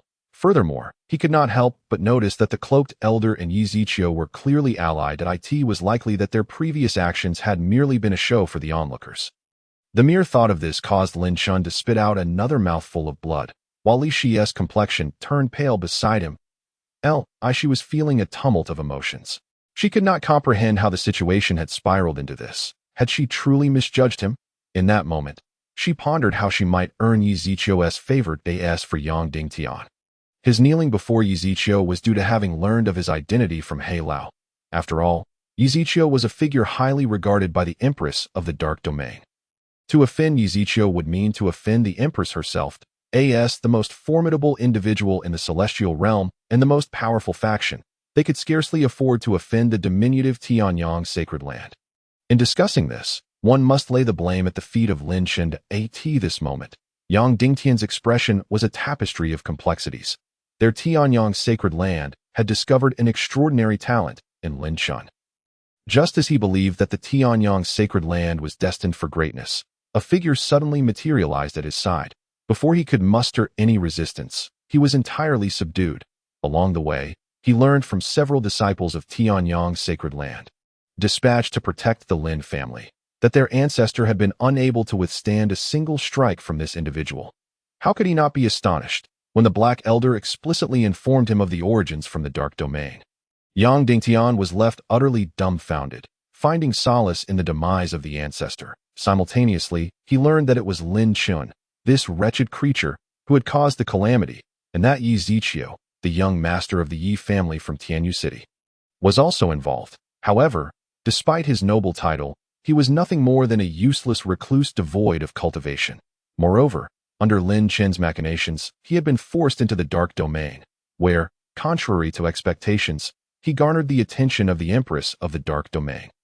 Today's events, it seemed, would not conclude favorably. Chapter 12. You must understand, it is the Tianyang sacred land that has made you, Brother Ziqiu. The person I truly love is you. Is Lin Shun, who, under the guise of the Tianyang sacred land's holy son, coerced me, threatening the annihilation of my Lin family should I refuse his demands. After sending you to the Dark Domain, Lin Shun, aware that I could not forget you, harbored intentions to obliterate the Yi family. I am sorry, Brother Ziqiu. All of this is my fault. She wept profusely, resembling the victim in this entire affair. You. Lin Shun spat out a mouthful of blood. Utterly blindsided by the betrayal of the woman he cherished most, uttering such hurtful words, who had saved her in her moment of peril, who had come seeking his assistance to annul their engagement. He had even unhesitatingly agreed when she expressed her desire for the Yi family. Yet now, she professed that her heart belonged to Yi Ziqiu, the very individual who was once a cultivation failure, and claimed that all this turmoil was due to his coercion. What a heartless individual! Ding, the fated one. Lin Shun suffers a blow from his beloved, his fortune diminished by 200. The host's villain value increases by 200. Yi Ziqiu regarded Li Shi with keen interest, surprised that she would become his unexpected ally at this juncture. System. Display Lin Shun's data panel. In the next moment, Lin Shun's information unfolded before them. Name. Lin Chen gender, male identity, young master of the Lin family in Tianyu City, holy son of Tianyang's sacred land physique, Tianyang's sacred body cultivation, fourth level of annihilation divine ability, Tianyang law decision. Tianyang finger techniques, lion tiger shattering gold chant, blue silver entanglement, blue silver transformation, fortune value, 600, system prompt. The fated one's fortune value must be zeroed to eliminate the fated one. Still 600? That escalated quickly, Yi Ziqiu murmured, leaving everyone in the dark regarding his thoughts. Lin Chen was incensed by Yi Ziqiu's dismissive demeanor. From the outset, the latter had not regarded him with any seriousness, as though he were a mere peripheral character. Had it not been for the presence of a formidable ally beside Yi Ziqiu, would he have felt so stifled? Li Shi, too, was not in a better position. Despite her earlier declarations, Yi Ziqiu had merely glanced at her, showing no further reaction, as if she were a mere jester. "Oh, you know the person beside you." With a resounding buzz, Yi Ziqiu's words echoed in everyone's ears. This inquiry was directed at Yang Dingtian, the master of Tianyang's sacred land, with the individual in question being none other than Lin Chen. Although the statement bore no semblance of force to Yang Dingtian, it felt as if the heavens themselves were collapsing. Every hair on his body stood on end, as if he had just conversed with a great demon from the nether realms. An ominous cloud loomed over his heart, refusing to dissipate. Fortunately, as the master of Tianyang's sacred land, even in his panic, he was not rendered speechless. He had already grasped the antecedents of the situation during their journey. Everything was intertwined with Lin Chen. It could be said that had it not been for Lin Chen, Tianyang's sacred land would not have found itself in such turmoil today. At that moment, as he regarded Lin Chen, Yang Dingtian's heart was a cauldron of conflicting emotions, rife with bitterness. Noticing Yang Dingtian's gaze upon him, Lin Chen called out, "Master." The utterance of this title elicited a deep sigh from Yang Dingtian. He then averted his gaze from Lin Chen, his expression a complex blend of resolve and hesitation. Before swiftly arriving at a momentous decision, "Young Master Yi, this individual was once the holy son of our Tianyang sacred land, but due to his disregard for rules and his tumultuous lifestyle, he has been expelled for abusing the name of Tianyang's sacred land to oppress others. We have refrained from making this public due to certain scandals." Yang Dingtian's implication was unmistakable. He sought to abandon the pawn to protect the king. Lin Chen remained silent, acutely aware that he had brought significant trouble to Tianyang's sacred land today. Yet Yang Dingtian's actions left him disheartened. Memories of Yang Dingtian's gentle guidance from mere days prior, akin to that of a benevolent parent, flooded his mind. Now, he was compelled to forsake him, all due to the machinations of the very Yi Ziqiu standing before him. Lin Chen gritted his teeth, vowing silently that the humiliation of today would be repaid 100-fold in the future. "Oh." Yi Ziqiu narrowed his eyes, feigning disbelief. Yang Dingtian's pupils constricted, a chill running down his spine. "Why, young Master Yi? I assure you, this is no exaggeration. Then, should you not prove it to me?" Upon hearing this, Yang Dingtian's expression shifted drastically. His heart sinking, he cast a glance at Lin Chen, then at the disciples of Tianyang's sacred land. The gravity of the situation became crystal clear, especially in the face of a deceased individual. He could not fathom how Lin Chen could survive after offending young Master Yi. With a fierce glare, Yang Dingtian waved his hand among the disciples of Tianyang's sacred land, summoning several young women before him. With a gentle clap, they were instantly reduced to a mist of blood, dissipating into nothingness. "No, Yang Dingtian, you wretched beast, I treated you as a father, and yet you dare to lay hands on my family. You shall not die a good death. One day, under your leadership, Tianyang's sacred land will march toward annihilation. If I do not perish today, I shall ensure you pay 100 times over, allowing you to experience the pain of losing family." At this moment, Lin Chen's eyes were bloodshot, filled with a rage that made him yearn to rend Yang Dingtian limb from limb. Yang Dingtian had intended to express his sincerity before taking his leave, but upon hearing Lin Chen's words, his expression darkened. "Young Master Yi, enough." Yi Ziqiu remained unfazed by Lin Chen's insults. How could Yang Dingtian maintain his composure in the face of such provocation? Furthermore, the system's prompt echoed in his mind. The fated one Lin Chen has irrevocably severed ties with Tianyang's sacred land. Fortune diminished by 300. The host's villain value increases by 300. Simultaneously, Lin Chen's data panel reflected changes. While other details remained intact, he lost an identity and saw his fortune value decline. Lin Shen found himself cornered, if he did not reveal his hidden prowess soon. The end was nigh. Yang Dingtian regarded Lin Shen with a profound gaze, suddenly unleashing a torrent of invective. How dare you speak to me so? I treated you as my own son. Yet you have brought naught but chaos upon Tianyang's sacred land. I once believed you to be a talented youth, wise and resolute, but I now realize my error. All you have done is bring endless trouble upon us. You must understand, it is the Tianyang sacred land that has made you, not the other way around. Chapter 13. Do you no longer want me? Upon hearing Yang Dingtian's words, Lin Shen fell into a contemplative silence.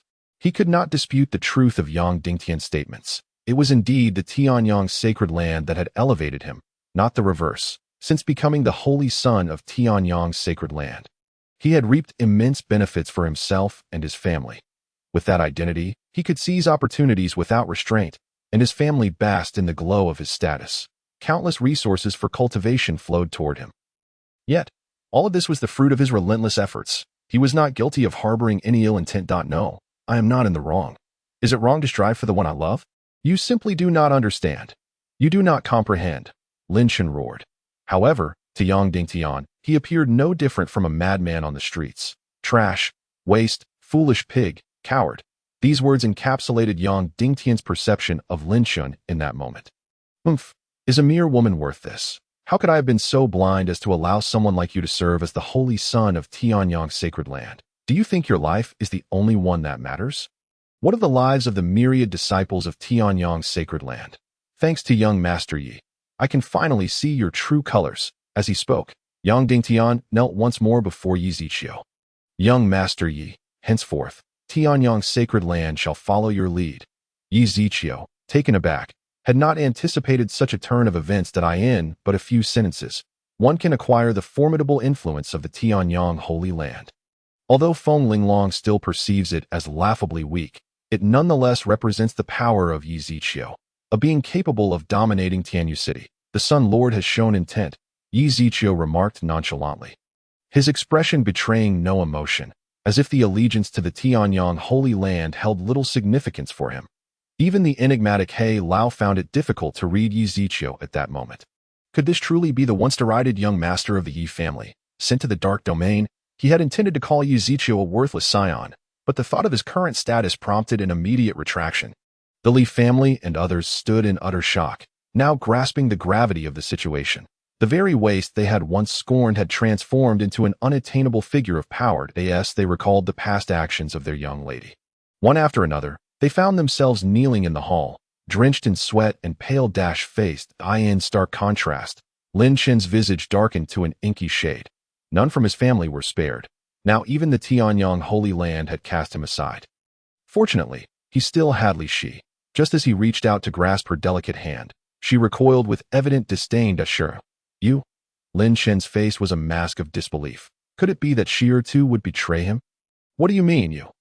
You were the one who forced my hand before, yet now you can no longer dictate my choices. This declaration unmistakably severed ties with Lin Shen, leaving him despondent.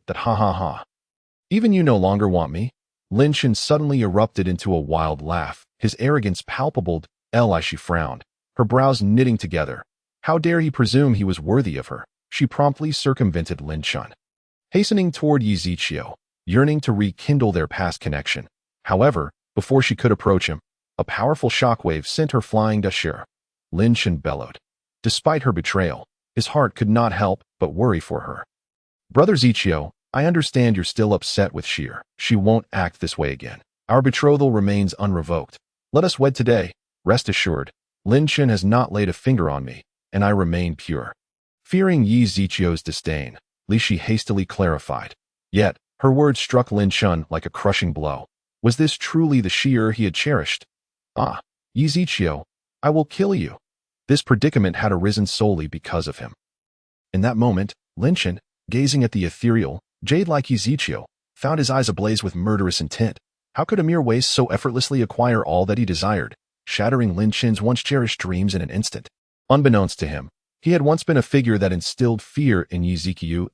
Lin Shen clenched his fists. A chilling aura radiated from him. In that moment, The overwhelming might of the fourth layer of annihilation surged forth unreservedly.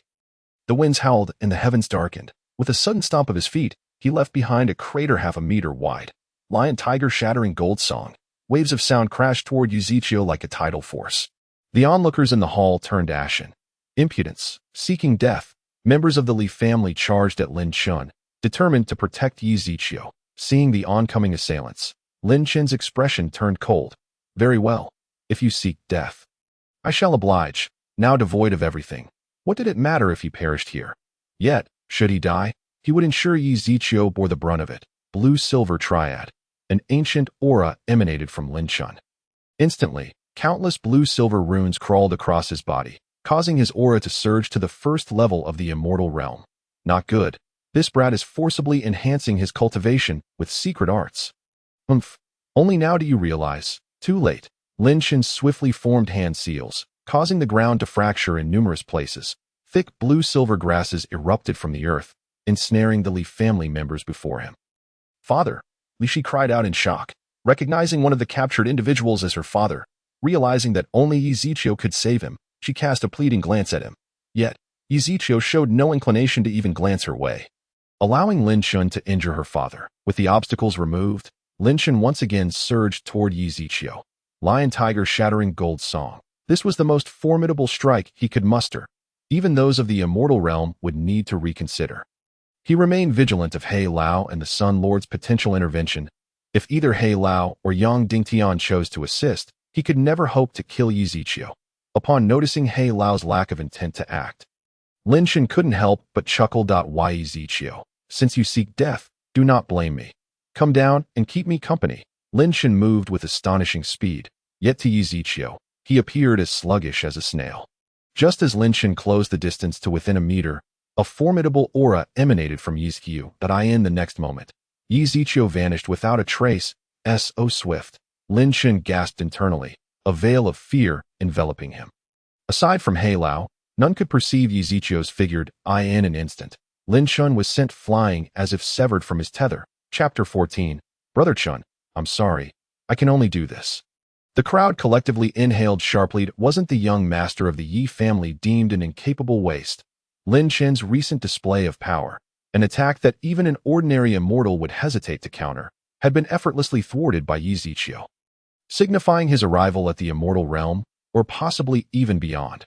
Not far away, a gasp escaped as Lin Chen spat a mouthful of blood, struggling to rise before collapsing onto the ground, teetering on the brink of collapse. As if a mere breeze could topple him, he had been utterly defeated. He sensed that Yuzichio could have ended him just moments ago, yet had chosen not to, leaving him perplexed as to why. Was it to torment him, or to mock him? Lin Chen forced himself to suppress these thoughts, for he had already experienced enough. However, the next moment, Yuzichio's hand clutched Li Shi's throat, her muffled cries piercing Lin Chen's ears, causing his eyes to widen in horror. Why, Yuzichio? Are you even human? Li Shi is innocent. Lin Chen's eyes burned with fury. Feeling utterly powerless, he could no longer muster the strength to stand. Innocent? I beg to differ. As he tightened his grip, Li Shi began to levitate, her once flushed face paling due to asphyxiation. No. Please, let her go. With a thud, Lin Chen fell to his knees before Yuzichio. He had lost everyone. He could not bear to lose Li Shi as well. Though her earlier words had chilled his heart, she remained the only woman he had ever loved. This scene stunned all present, for none had anticipated Lin Chen would kneel before Yuzichio for a woman. Yet, Yuzichio had no intention of allowing Li Shi to perish. He merely wished to observe Lin Chen's reaction, which seemed satisfactory. Why, Yuzichio slowly released Li Shi, allowing Lin Chen to exhale in relief. However, the subsequent words from Yuzichio plunged Lin Chen into profound despair. Do you wish to live? This question was directed at Li Shi, though spoken in a seemingly indifferent tone. It resonated in Li Shi's ears like a whispered incantation from a demon. Her legs faltered, for Yuzichio was terrifying. Despite his current fade of harmlessness, she had indeed brushed perilously close to death moments ago. I think, Li Shi stammered, the single word draining her of courage. Very well, I shall grant you a chance at life. He knelt to save you, did he not? To ensure your survival. I doubt he would hold a grudge against you for taking his life. Yuzichio's tone remained flat, as if discussing a trivial matter. Upon hearing this, Li Shi trembled uncontrollably, casting a conflicted glance toward Lin Chen. She knew that just moments ago, Lin Chen had abandoned his dignity to save her. Yet now, to survive, she would need to turn against him. She was unwilling. She truly was. Brother Zichio, how have you changed? You were once so kind, Li Shi implored, attempting to awaken the Yi Zichio of old, unaware that the man before her was no longer the same. What?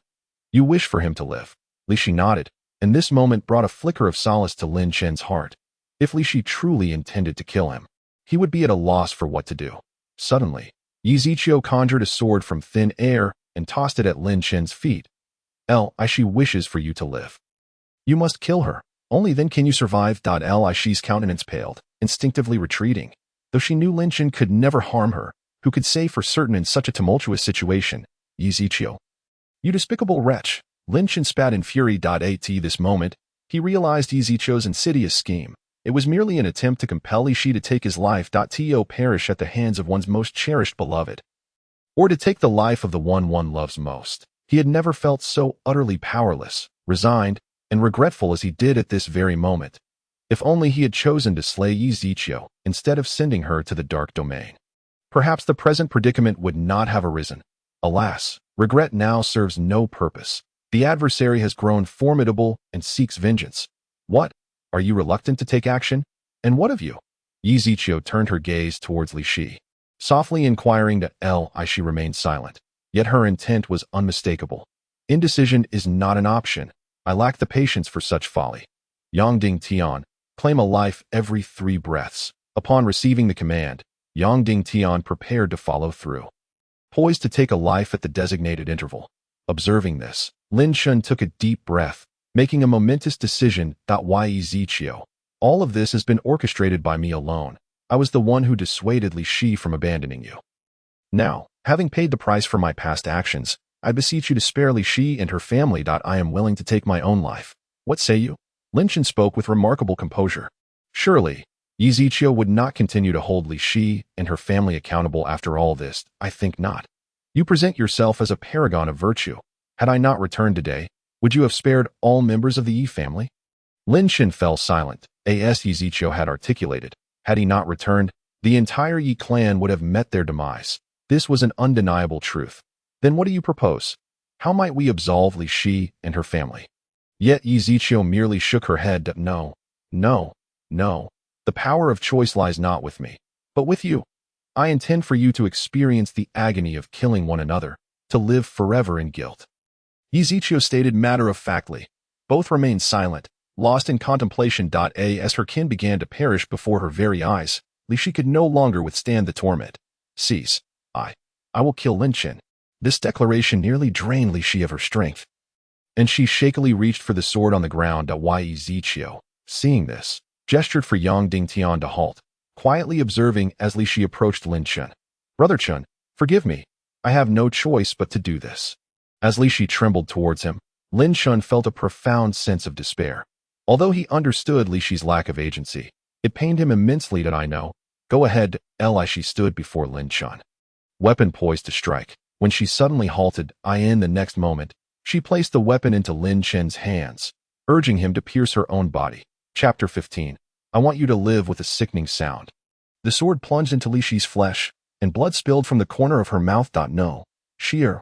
No. Lin Chen enveloped Li Shi in his arms, cradling her as she teetered precariously. Why? Why must you be so foolish? Lin Chen trembled, his eyes inexplicably misted. I love you. I want you to live.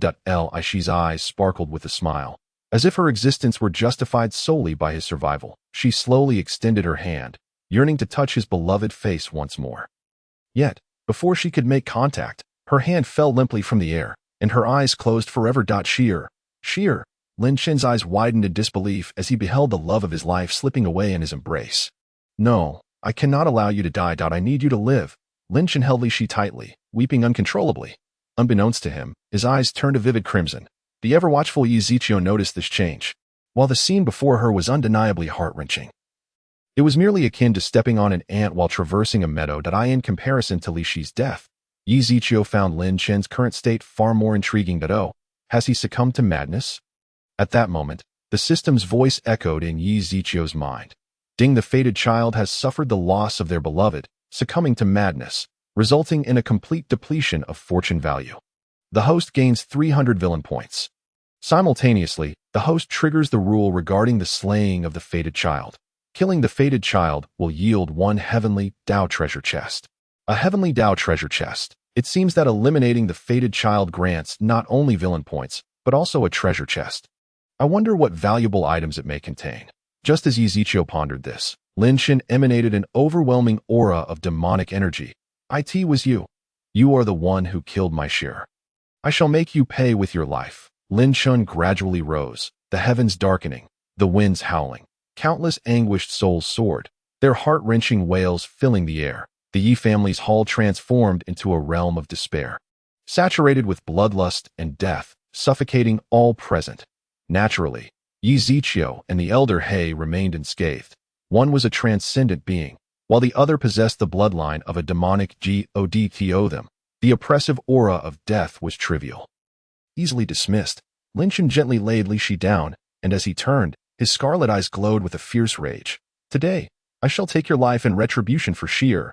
Ezekiel remained unfazed, as if facing not the depths of hell, but merely an irritating mosquito buzzing about. However, this indifference incited Lin Shen's fury. You shall perish. In an instant, a torrent of blood surged towards Ezekiel, a monstrous crimson figure materializing behind Lin Shen. Its visage grotesque, akin to a Shura from the depths of hell. Elder He, evacuate everyone here, save for the Li family, Ezekiel declared nonchalantly, dismissing Lin Shen entirely. Elder He said nothing, for he recognized that Ezekiel would not make such a proclamation without certainty. Should the battle turn dire, his strength would suffice to rescue Ezekiel. Soon, only Ezekiel, Lin Shen, and the entirety of the Li family remained in the hall as the impending assault loomed. Ezekiel's eyes narrowed slightly, and an ancient, formidable demonic energy surged from within him. As the inheritor of the demonic god's legacy, this energy stemmed from the depths of hell itself. How could a mere ant, driven to madness, hope to harm his exalted form? Even the supreme demon from the abyss would be powerless against the rightful lord of the 9 underworlds, regardless of their peak prowess. This was a pressure emanating from the very depths of the soul. A suppression of bloodline power, and a manifestation of innate fear. Ezekiel needed not lift a finger. The raging tide of blood was consumed in its entirety. Lin Shen felt as though he was confronted by something dreadfully terrifying. His heart filled with primal fear. No, stay away. Do not approach me. The wails of the entire Li family intertwined with his own, while Elder He, observing from outside, wore a grim expression that he rushed into the abyss. A singular thought occupying his mind. Ezekiel must not come to harm. Upon entering the shroud of demonic fog, Elder He found himself bereft of all senses, engulfed in an endless darkness. As time itself seemed to halt, it was as if everything had frozen in that moment, leaving no room for resistance. Would even he perish here? Fear gripped Elder He's heart, and he regretted his rash decision to enter. Ezekiel, of course, noticed Elder He's intrusion. However, out of respect for his intentions to protect him, he allowed him to remain senseless. After consuming Lin Shen and a portion of the Li family, the oppressive darkness gradually dissipated. When Elder He awakened, he found himself in a guest room. Upon exiting, he was approached by a disciple of the Yi family, for this unparalleled powerhouse was akin to a legendary figure. Although they were unaware of why he held their young master in such high regard, his presence ensured the Yi family's dominance in Tianyu City. Other families regarded them with newfound respect following the recent battle, even offering treasures and homage. Where is young Master Yi? Elder He inquired. While he did not exude the aura of a supreme being, the invisible pressure he emitted was palpable. Young Master Yi is currently in the hall discussing matters with the family head. Elder He acknowledged this with a nod before vanishing from sight, leaving the disciple feeling a sense of relief. The overwhelming presence of this transcendent being had been suffocating. Fortunate indeed that he was allied with their young master, or 10 Yi families would not suffice to withstand his wrath. Meanwhile, Yi Tingxian occupied the main seat, facing none other than the previously deemed worthless waste of the family, Ezekiel. Beside him stood a beautiful woman, who bore a striking resemblance to Ezekiel. Father, mother, Ezekiel greeted, bowing respectfully. Both parents beamed with joy. Nothing brought greater happiness than the return of their son. You. It is enough that you have returned. Yi Tingxian hesitated, for he had countless questions for Ezekiel. Since sending him to the dark domain, his heart had grown heavier with each passing day. lamenting his own powerlessness, especially Leaf Zichio's mother, who awakens each day with tear-stained cheeks. But now, the family has been reunited, and Leaf Tingshuan's son is no longer a person unable to cultivate, although the circumstances surrounding his son's transformation remain a mystery. It is ultimately a blessing from the heavens, favoring the Leaf family. Chapter 16. The new fortune of the daughter Dachior. Have you truly had an encounter with that Empress of the Dark Domain? The latter part of Leaf Tingshuan's statement was left unspoken. If overheard by the wrong ears, it could cost him dearly. Beside him, Li Huasher wore an expression of concern. It was not that she doubted her son, but rather, the opposing force was the formidable Empress of the Dark Domain, whose power was undeniably daunting. Leaf Zichio offered a faint smile and chose not to speak further. He understood that no matter how he explained, the elders would remain somewhat skeptical. If there was blame to be placed, it lay with his exceptionally talented wife. After returning to his chamber, Leaf Zichio opened the heavenly Dao treasure chest obtained from defeating Lin Shun. Congratulations to the host for acquiring Space Divine Talisman 1, Golden Armor Celestial Garment 1, Fragmented 1/3 World Seed 1. Each of these items appeared to possess considerable merit. The so-called Space Divine Talisman, as its name implies, allows the user to traverse through space at will. The Golden Armor Celestial Garment is a defensive artifact, capable of withstanding a powerful strike from a Celestial King, as indicated in its description. The cultivation levels he was familiar with included Body Refinement, Spirit Condensation, Golden Core, Primordial Spirit, Sea of Consciousness, Annihilation, and Ascension. Each of these realms is further divided into 9 tiers, aptly illustrating the adage that each level of cultivation brings forth new heavens. The realms above Ascension mark the true beginning of a cultivator's journey, where the capacity to obliterate the heavens and earth becomes feasible. Beyond mere words. In no time, Leaf Zichio donned the Golden Armor Celestial Garment. Externally, it appeared as a resplendent gold inner garment, crafted from an unknown material, bestowing upon him an ethereal presence reminiscent of a deity. Its hazy radiance imparted an air of unique mystique. Although it appeared extraordinary, nothing particularly stood out. However, the fragmented 1/3 world seed captured Leaf Zichio's attention. According to its description, gathering the complete world seed and cultivating it would allow one to nurture a realm within oneself. The cycle of creation is ceaseless, granting dominion over life and death. How intriguing! To have an independent world within oneself implies that in times of peril, one could retreat to this sanctuary at will. Leaf Zichio's eyes sparkled with excitement. Did this not provide him with an additional means of ensuring his survival? This was indeed favorable. After all, no one can guarantee a smooth journey. Everyone has their moments of peril. The world seed's potential could synergize well with the descent of a demon god. When summoning a demon god to fight on one's behalf, he would enter a month-long period of weakness. Precisely the time to retreat into this small world. Meanwhile, within the chambers of the saintess of the Hahuan sect, a stunning woman lay languidly upon her bed. Her strikingly vibrant red hair cascaded lazily over her shoulders. And with a simple flick of her hand, her passion and allure were unmistakable, seductive and fiery. These seemed to be her defining traits. Saintess Lin Shun is dead. The speaker was a confidant of the Hahuan sect's saintess, Lin Shanqian, who bore a look of sheer terror. What could have transpired? Did I not instruct you to send someone to protect him? How could he still meet such a fate? Lin Shanqian's brows knitted together. Her demeanor as frigid as I see, yet it was well known that Lin Shun, the favored son of the Tianyang Holy Land, was riding a wave of popularity, logically, with the backing of the Tianyang Holy Land. Who would dare to lay a hand on him? Xiaozhu was also drenched in cold sweat. Ever since Lin Shanqian's father, the holy master of the Hahuan sect, was slain by the Empress of the Dark Domain, she had been plotting her revenge.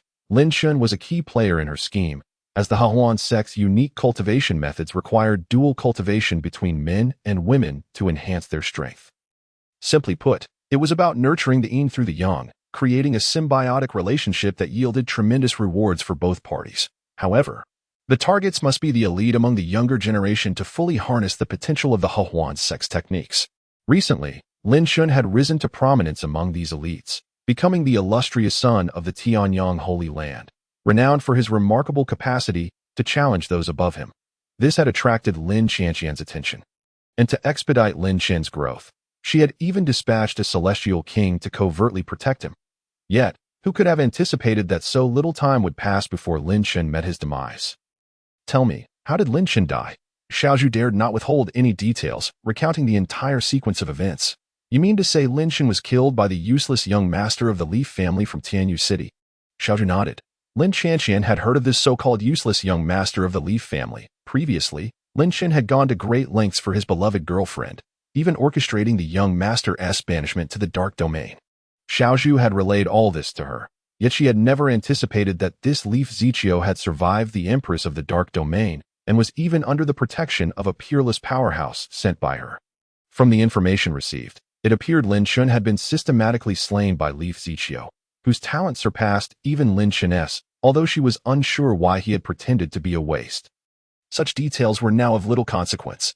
Lin Chanqian was particularly intrigued by Leaf Zichio's methods, orchestrating the mutual destruction of two lovers, and felt a twinge of sympathy for Lin Chen. Alas, even until Li Shi's death, Lin Chen had not managed to survive. Revenge seemed an impossibility now. Perhaps this Leaf Zichio could become the pivotal figure in her quest for vengeance. It appeared she must pay a visit to this young master of the Leaf family. Xiaozhu, prepare the horses. We are heading to the Leaf family in Tianyu City. Xiaozhu quickly said about her preparations, aware that her lady had a new target in mind. One could only hope that this young master of the Leaf family would recognize the opportunity before him. In a courtyard of the Leaf family, Leaf Zichio sat leisurely, with a pair of delicate hands gently massaging his shoulders from behind. Life was indeed delightful. He had originally planned to lead his entire clan to the dark domain today. But the system had interrupted him at a crucial moment, informing him of the emergence of a daughter of fortune nearby. Reluctantly, he had to postpone his journey. As for seeking out this daughter of fortune? Why rush? He was not like the foolish antagonists from novels who blindly hurried to offer experience to the favored ones. As the saying goes, like Jiang Taigong fishing, those willing shall take the bait. Leaf Zichio was confident that even if he did not seek out the daughter of fortune, she would eventually come to him. A day later, Leaf Zichio remained comfortably reclined in his courtyard, sipping tea and enjoying wine. Meanwhile, the main hall of the Leaf family was inundated with numerous smaller families arriving to pay their respects, particularly those bringing their cherished daughters. Their aim was, of course, to align themselves with the influential Leaf family. Unfortunately, the young master had been in seclusion, leaving them without the chance to even lay eyes upon Leaf Zichio. Chapter 17. The Saintess of the Hehuan Sect. Lin Chanqian. Two melodious deer calls resonated from the sky. Looking up, one could see two divine deer pulling a carriage, gracefully approaching. Look up at the sky. That appears to be the Saintess of the Hehuan Sect's exclusive carriage. Someone recognized the carriage and exclaimed in astonishment. The crowd erupted in discussion, surprised that the tales of the young master of the Leaf family had spread so swiftly, even reaching the ears of the Saintess of the Hehuan Sect. This left many families, who had brought their daughters, feeling disheartened, as they appeared rather ordinary under the radiance of the Saintess. Today, I was unaware that the Saintess Lin would be visiting. I apologize for not extending an earlier welcome. Leaf Tingxian promptly stepped forward to greet her. The head of the Leaf family is too courteous. It is I who have intruded upon your home today. As Lin Chanqian's carriage came to a halt, a voice, slightly languid yet undeniably enchanting, floated from within. The curtain slowly lifted, and before her figure was fully revealed, a waft of floral fragrance enveloped the air. With gentle steps, she emerged, her pink floral dress revealing glimpses of ivory skin, breathtakingly beautiful, evoking fantasies. Her fiery red hair cascaded casually over her shoulders, and her translucent pink lips shone with a radiant luster. A delicate nose stood proud, complemented by her willow-like brows and starry eyes, rendering all the other talented young women present utterly overshadowed. Do not trouble yourself. It is I who am honored by your visit. Leaf Tingxian exclaimed with a hearty laugh, his mood exceedingly bright. It was a rare privilege for the Leaf family to receive such attention from a prominent sect like the Hehuan sect, especially with the Saintess herself in attendance, bringing great prestige to the family. Lin Chanqian also displayed a captivating demeanor, her every smile and frown captivating the hearts of those around her. Show her. I've heard that the young master of the Leaf family is the most handsome man in Tianyu City. His looks almost otherworldly. I find myself quite curious. Leaf Tingxian, realizing Lin Chanqian's intent, could not help but smile knowingly. His son was indeed strikingly handsome, a trait inherited from him. It seemed the Saintess of the Hehuan sect took a keen interest in his precious son. And since Chior was still unmarried, a union between them could prove beneficial. As for the Empress of the Dark Domain, he dared not even contemplate that possibility. Saintess, you flatter me. If Chior were to hear such high praise from you, he would surely be taken aback. After a brief exchange regarding Leaf Zichio, Lin Qianqian was led by a maid to his courtyard. The young master of the Leaf family possesses such elegance. If those who admire him from afar were to know, their hearts would surely ache. The melodious voice graced the air, yet Yi Zichio remained with eyes firmly shut, blissfully savoring this delightful moment, as if oblivious to the world around her. "Hey, you rascal, my holy maiden is speaking to you." Xiao Zhu, incensed by Yi Zichio's disregard for her esteemed mistress, was about to confront her when Lin Qianqian intervened. "Xiao Zhu, do not be impolite," she admonished. Feigning a slight anger while gesturing for Xiao Zhu to remain still, she then gracefully approached Yi Zichio, dismissing the maidservant behind her. In the next instant, Yi Zichio felt a weight on her shoulder, accompanied by an alluring fragrance that was quite delightful. "Chinger, have you not eaten?" Yi Zichio remarked, her tone laced with mild discontent, still in a meditative state, just as Xiao Zhu prepared to voice her thoughts. Lin Qianqian silenced her with a mere glance. She could not fathom why her holy maiden would attend to such a wretched man, who not only expressed disdain, but also appeared utterly indifferent. It baffled her why her holy maiden would take an interest in him, stirring her ire. After what seemed like an eternity, perhaps due to Lin Qianqian's exceptionally soothing ministrations, Yi Zichio unexpectedly dozed off in her chair. Despite Lin Qianqian's typically gentle disposition, she found herself somewhat vexed. Had she not sensed the unfathomable depths within Yi Zichio earlier, coupled with the unsettling awareness of being watched, she would have severed ties with him long ago. With time still on her side, Lin Qianqian took a seat directly opposite Yi Zichio, fixating on his exquisite features, which could only be described as ethereal. Surely, it was for such a visage that the Empress of the Dark Realm had spared him? Lin Qianqian mused. Otherwise, how could Yi Zichio have survived, even garnering the protection of a transcendent powerhouse like the immortal sovereign? For reasons unknown, Lin Qianqian felt an unsettling discontent burgeon within her. Throughout history, beauty has often favored the bold, but this was not a universal truth. If the savior were exceedingly unattractive, gratitude would merely suffice. Conversely, if the savior were exceptionally handsome, the narrative would shift entirely. Time slipped by, and nightfall descended. The first rays of moonlight bathed Yi Zichio. He stirred awake. Yi Zichio stretched languidly, exuding an air of earthly charm. "Young Master Yi, you truly kept one waiting," Lin Qianqian lamented, her expression reminiscent of a forlorn wife awaiting her husband's return, filled with a sense of grievance. Upon hearing her voice, Yi Zichio awoke fully, surprised to find Lin Qianqian still present. Yet, as their gazes locked, confusion clouded his eyes. In a flash, Lin Qianqian activated her secret technique, and two mystical seals manifested before them. "Holy Maiden, you mustn't!" Xiao Zhu gasped in alarm, utterly unprepared for Lin Qianqian to cast the harmony seal upon Yi Zichio. This forbidden technique could only be invoked once in a lifetime. Once bound, the connection could not be severed. Should one perish, the other would inevitably follow, intertwining their destinies irrevocably. The seals completed their formation. One flew from Yi Zichio to Lin Qianqian, while the other embedded itself within her. With the seals in place, Yi Zichio gradually awakened, quickly grasping the implications of the bewitching woman's actions. Before he could inquire, a voice from the system echoed in his mind. According to the system's prompt, Lin Qianqian had enacted the harmony seal, forcibly entwining their fates. Prosperity and calamity alike would now be shared. However, the seal that entered Yi Zichio was intercepted by the system and sealed within him, implying that Lin Qianqian could not manipulate him through it. Instead, he could exert control over her. He gazed at Lin Qianqian with feigned pity, admiring her selfless dedication. Lin Qianqian, puzzled by Yi Zichio's odd stare, wondered why he wasn't questioning her about her actions. Did the harmony seal fail? She pondered, her heart sinking to the holy maiden implying that I am not a paragon of virtue. Yi Zichio retorted, his voice chilling, further chilling the already frigid night. Lin Qianqian found herself momentarily speechless, feeling an unexpected flutter in her heart. While she suspected Yi Zichio had meddled, she lacked evidence. Pursuing the matter would only expose her own actions in casting the harmony seal. "You jest, young Master Yi. Even if you had intentions, I would not refuse," she replied, casting a flirtatious glance at him, her demeanor seemingly effortless yet laden with allure. Yi Zichio was momentarily entranced. Had it not been for the system clearing his mind of distractions, he might have succumbed to the night's temptations. Noticing Yi Zichio's expression clear, Lin Qianqian felt a flicker of surprise, her curiosity about him growing. Those ensnared by her charms had never easily freed themselves. Either Yizichio possessed a soul artifact or a unique constitution, compelling her to desire a binding connection with him, while Yizichio regarded Lin Qianqian with a nonchalant glance, dismissing her subtle advances. Fully aware that her fate rested in his hands, a stream of data materialized before him. Name, Lin Qianqian. Identity, Holy Maiden of the Harmony Sect, Daughter of Fortune. Physique, alluring body cultivation.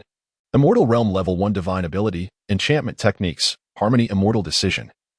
Harmony Secret Arts, Harmony Seal, Fortune Value.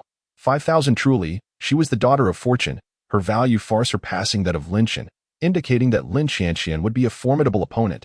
Yet now, with the Harmony Seal in play, what waves could she possibly stir? In a decisive motion, Yizichio rose and strode toward Lin Qianqian, seizing her chin gently before she could react. What are you doing, Yizichio? Remove your hands at once. Xiao Zhu, shocked by the audacity of the Yi family scion, attempted to intervene, but before she could approach, an unseen force sent her sprawling away. A shadow whisked her away, leaving only Yizichio and Lin Qianqian in the courtyard.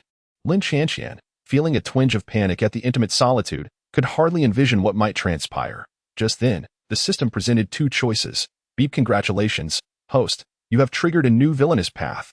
Please make a selection. Option 1.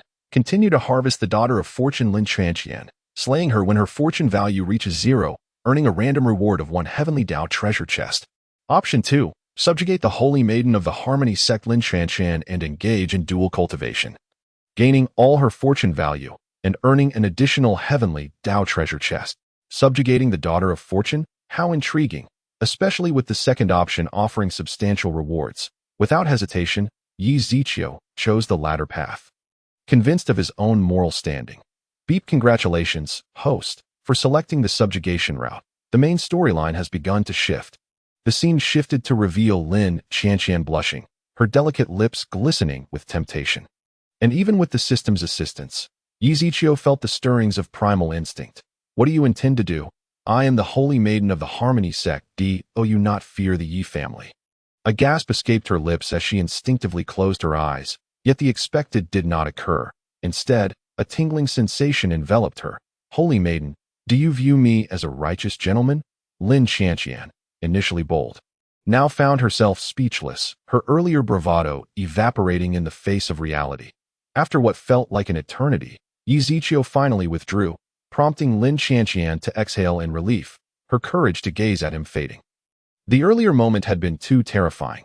Had Yizichio truly acted against her, she would have had no means of resistance.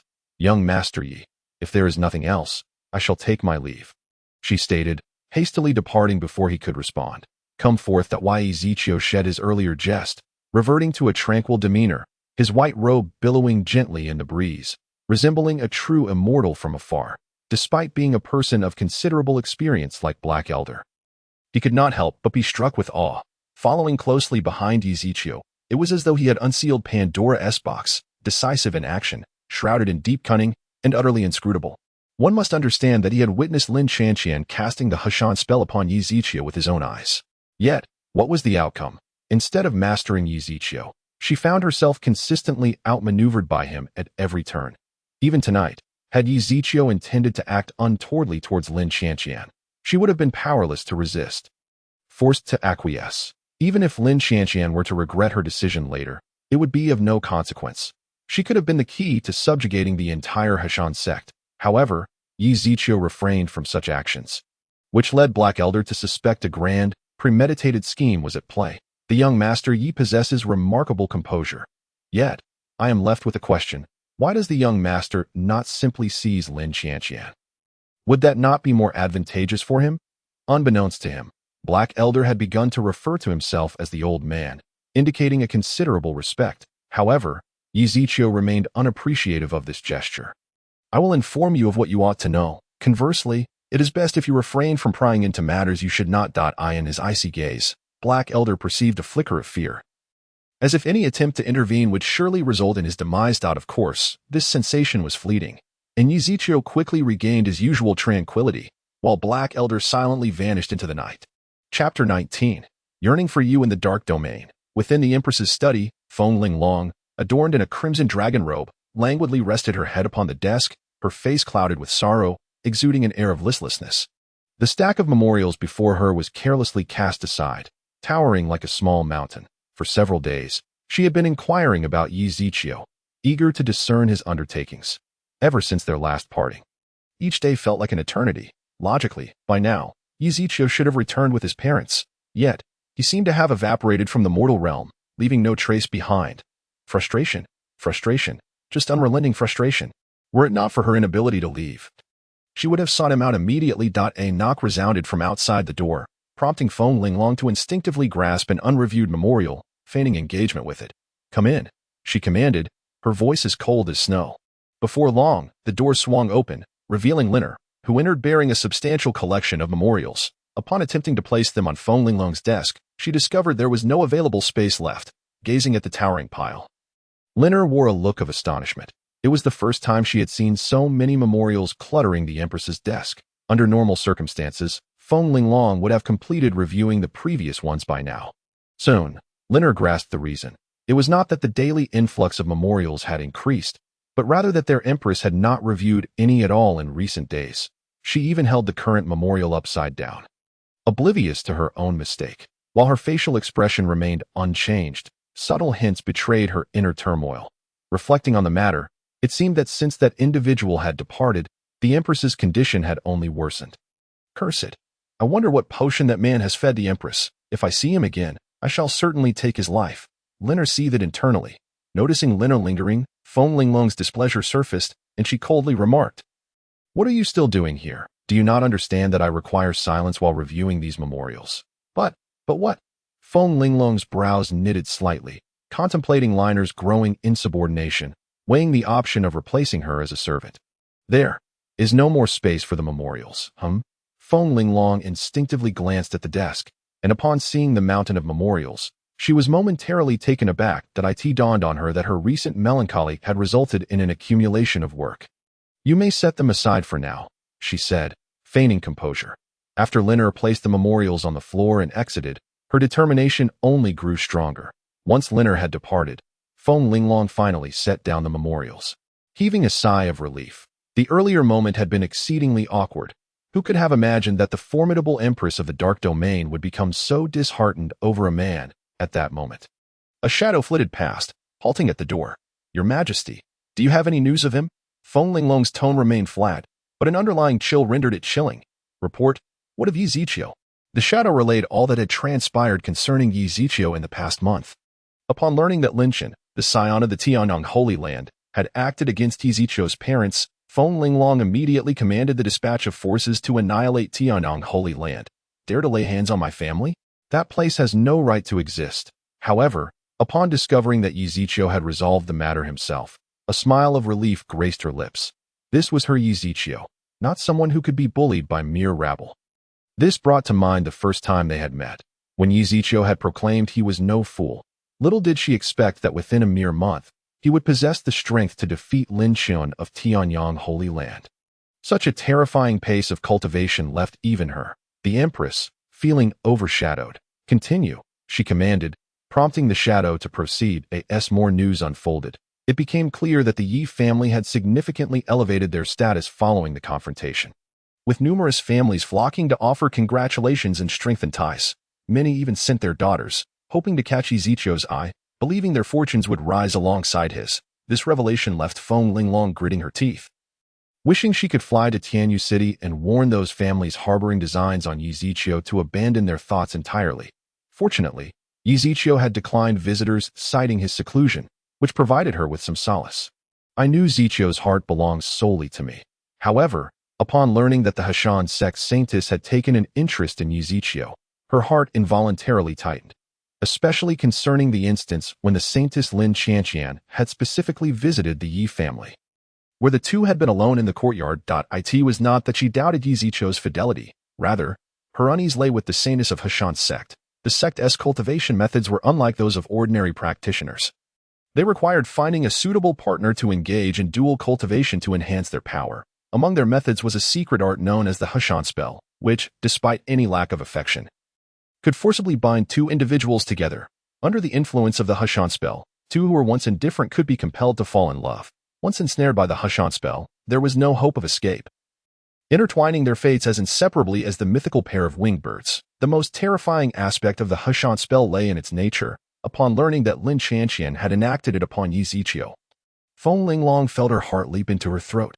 Just as she feared Yi Ziqiu might forsake her, the shadow revealed that although Yi Ziqiu had been marked by the Hushan spell, he seemed unaffected by its influence.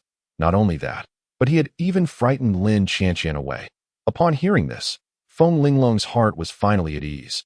It was said that only those with the most resolute minds could resist the Hushan spell's effects. This indicated that Yi Ziqiu's love for her was unwavering and indisputable. The only source of her ire was that she could not eliminate Lin Qianqian, as their fates were now irrevocably intertwined. They would rise or fall together. Continue to monitor Yi Ziqiu's every movement and report to me promptly with any further news. With that, the shadow vanished into the ether. The once despondent Feng Linglong regained her brilliance, now focusing on the towering stack of memorials before her. Since that day, her strength had successfully broken through the shackles of the immortal emperor, solidifying her status as a true immortal emperor powerhouse. The only peculiarity was that the demon within her seemed to have fallen into a deep slumber, showing no signs of attempting to seize control of her body. Chapter 20. Indifference would be most unromantic. What did you say? How could Lin Qianqian treat me so? The speaker was Yi Guan, a mere servant disciple of the Hushan sect, formerly known as the Nine-Turn Sword Immortal, invincible upon drawing a sword. Alas, during a cataclysmic battle between gods and demons, he was grievously wounded by his most trusted confidant, leading to his demise. Now reincarnated, he sought to find his wife from his previous life, Lin Qianqian. Upon learning of her sorrow following his death, she had followed him into the afterlife. This left him heartbroken, vowing to take vengeance upon the traitor for their betrayal. Fortunately, the heavens were kind, allowing him to locate the reincarnation of his former wife, now the saintess of the Hushan sect. Thus, he painstakingly endeavored to join the sect, hoping for a chance to meet her. Yet, not long ago, having chosen to seclude himself due to a breakthrough in cultivation, he was struck by the devastating news upon his return. His former wife Lin Qianqian had bound herself to another man for life. How could he not be heartbroken? Days of subtle influence had granted him some understanding of the Hushan sect's techniques, particularly the workings of the Hushan spelled at this moment. He yearned to confront Lin Qianqian, demanding to know why she would betray him. However, he managed to maintain his composure, realizing that he might not even gain entry to the deeper parts of the Hushan sect. Moreover, Lin Qianqian had not yet awakened her memories from their previous life. Thus, seeking her out now would be futile. Moreover, the enchantment of the Hahuan spell has already taken effect, and in this lifetime, he is destined to be devoid of any connection with Lin Qianqian. However, all of this is due to Yi Ziqiu, which is why Yi Guan has resolved that henceforth, any woman who harbors ambiguous feelings towards Yi Ziqiu shall face his wrath. Allowing him to taste the bitterness of losing a beloved. It is only fair that he does not bear the burden of green envy alone, as the saying goes, an eye for an eye, a tooth for a tooth. In the grand estate of the Yi family, only Yi Ziqiu remains, as his kin have all migrated towards the dark domain, escorted personally by the master of the Tianyang Holy Land. Upon hearing this news, various noble families were left in utter shock, speculating about the relationship between Yi Ziqiu and the Empress of the dark domain. Not long ago, Yi Ziqiu was deemed a waste and sent to the dark domain, and until now, no one has returned alive from there. Yet, Yi Ziqiu not only survived but also intends to lead his family into the dark domain.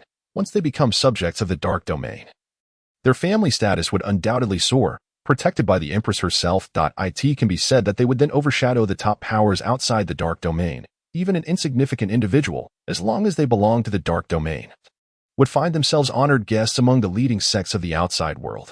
The other families expressed their envy, lamenting why they could not produce someone like Yi Ziqiu. Upon learning of Yi Ziqiu's family's migration, Lin Qianqian hastily led the members of the Hahuan sect to the vicinity. This was her last opportunity. Although she had cast the Hahuan spell the previous night, it seemed to have no effect on Yi Ziqiu and instead restricted her. If Yi Ziqiu were to lead the Yi family into the dark domain, their connection would likely be severed.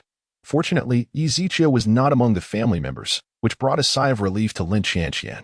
After inquiring about Yi Ziqiu's whereabouts, she left several disciples of the Hahuan sect to protect the Yi family, while she and Xiao Zhu made their way to the Yi family courtyard.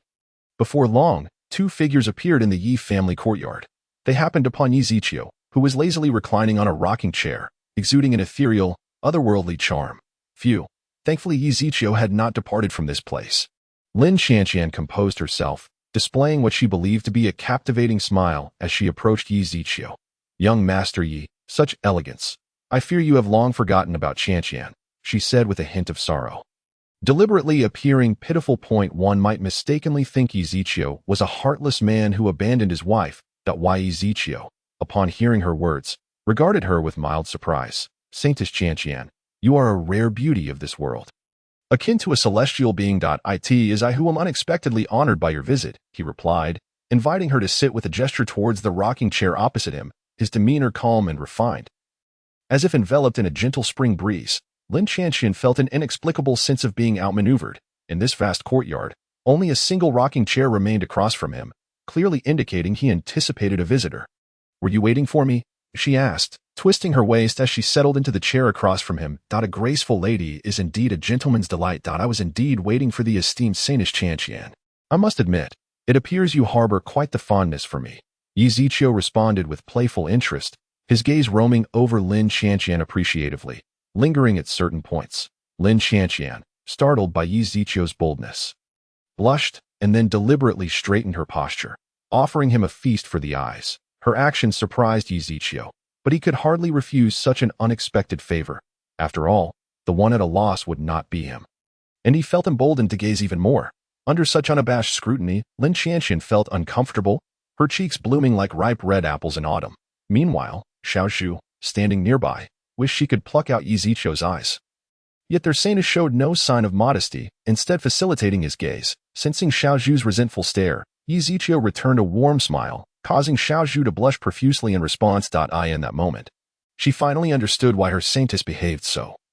When such fortune befell her, all her grievances vanished. Were it not for her saintess, she would have wished to be the one seated opposite Yi Ziqiu. As the saying goes, men adore unparalleled beauties, and women are enchanted by handsome, dashing men. Noticing Xiaozhu's shift in demeanor, Lin Qianqian feigned a cough, prompting an unhappy reaction from Xiaozhu, who reluctantly departed. In an instant, the spacious courtyard was left with only Yi Ziqiu and Lin Qianqian. Suddenly, a gentle breeze swept through, and Lin Qianqian noticed that the rocking chair before her was now emptied. In the next moment, a face of breathtaking beauty appeared before her, sending her mind into a whirlwind. Her breath quickening with anxiety. Saintess Qianqian has gone to such lengths to create an opportunity for me. It would be ungrateful not to seize it, Yi Ziqiu mused as he swept Lin Qianqian into his arms, carrying her towards his chamber.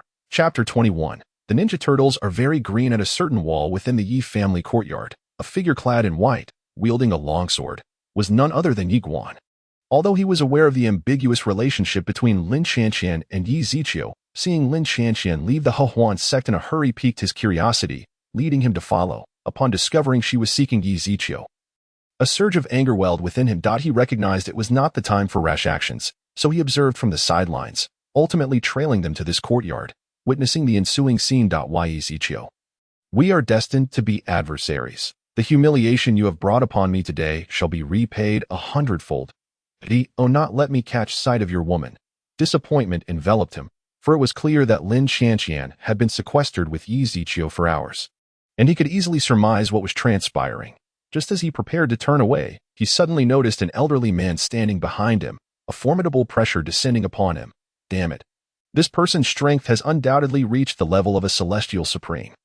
With my 8th level of celestial entry, I can hardly withstand it. Yi Guan cursed inwardly. He could not afford to be captured here. Instantly, he summoned his sword, shouting, "Sword, come!" The sound of swords rang out as countless sword shadows erupted, rushing towards the imposing figure before him. The intensity of his sword intent pierced the heavens, surging forward like a tumultuous tide. Yet, under the immense pressure of the powerful figure, the sword intent began to fracture. Just as Yi Guan believed he had a chance to escape, an even greater force of pressure bore down upon him, pinning him to the ground. He was then seized and tossed into the courtyard like a chick in the clutches of an eagle. Meanwhile, Yi Ziqiu, engrossed in an affectionate exchange with Lin Qianqian, paused to remark, "It seems we have a visitor." As he stood, Lin Qianqian, though displeased by the interruption, helped Yi Ziqiu don his attire. In truth, Yi Ziqiu had sensed Yi Guan's presence earlier. Thanks to the system and the fact that Yi Guan was the child of destiny, it was nearly impossible for him to remain unnoticed. With a fortune value of 6,000, he surpassed Lin Qianqian by 1,000, which excited Yi Ziqiu immensely. Through the system's insights, he learned that this new child of destiny was reborn after being betrayed by his most trusted ally in his past life. What surprised him most was the revelation of his prior relationship with Lin Qianqian. In their previous life, they were indeed married. Moreover, it seemed that Yi Guan had started to regain his memories, as he would not have followed them here otherwise. The thought crossed Yi Ziqiu's mind. How would Yi Guan react if he were to display affection in front of him and his beloved?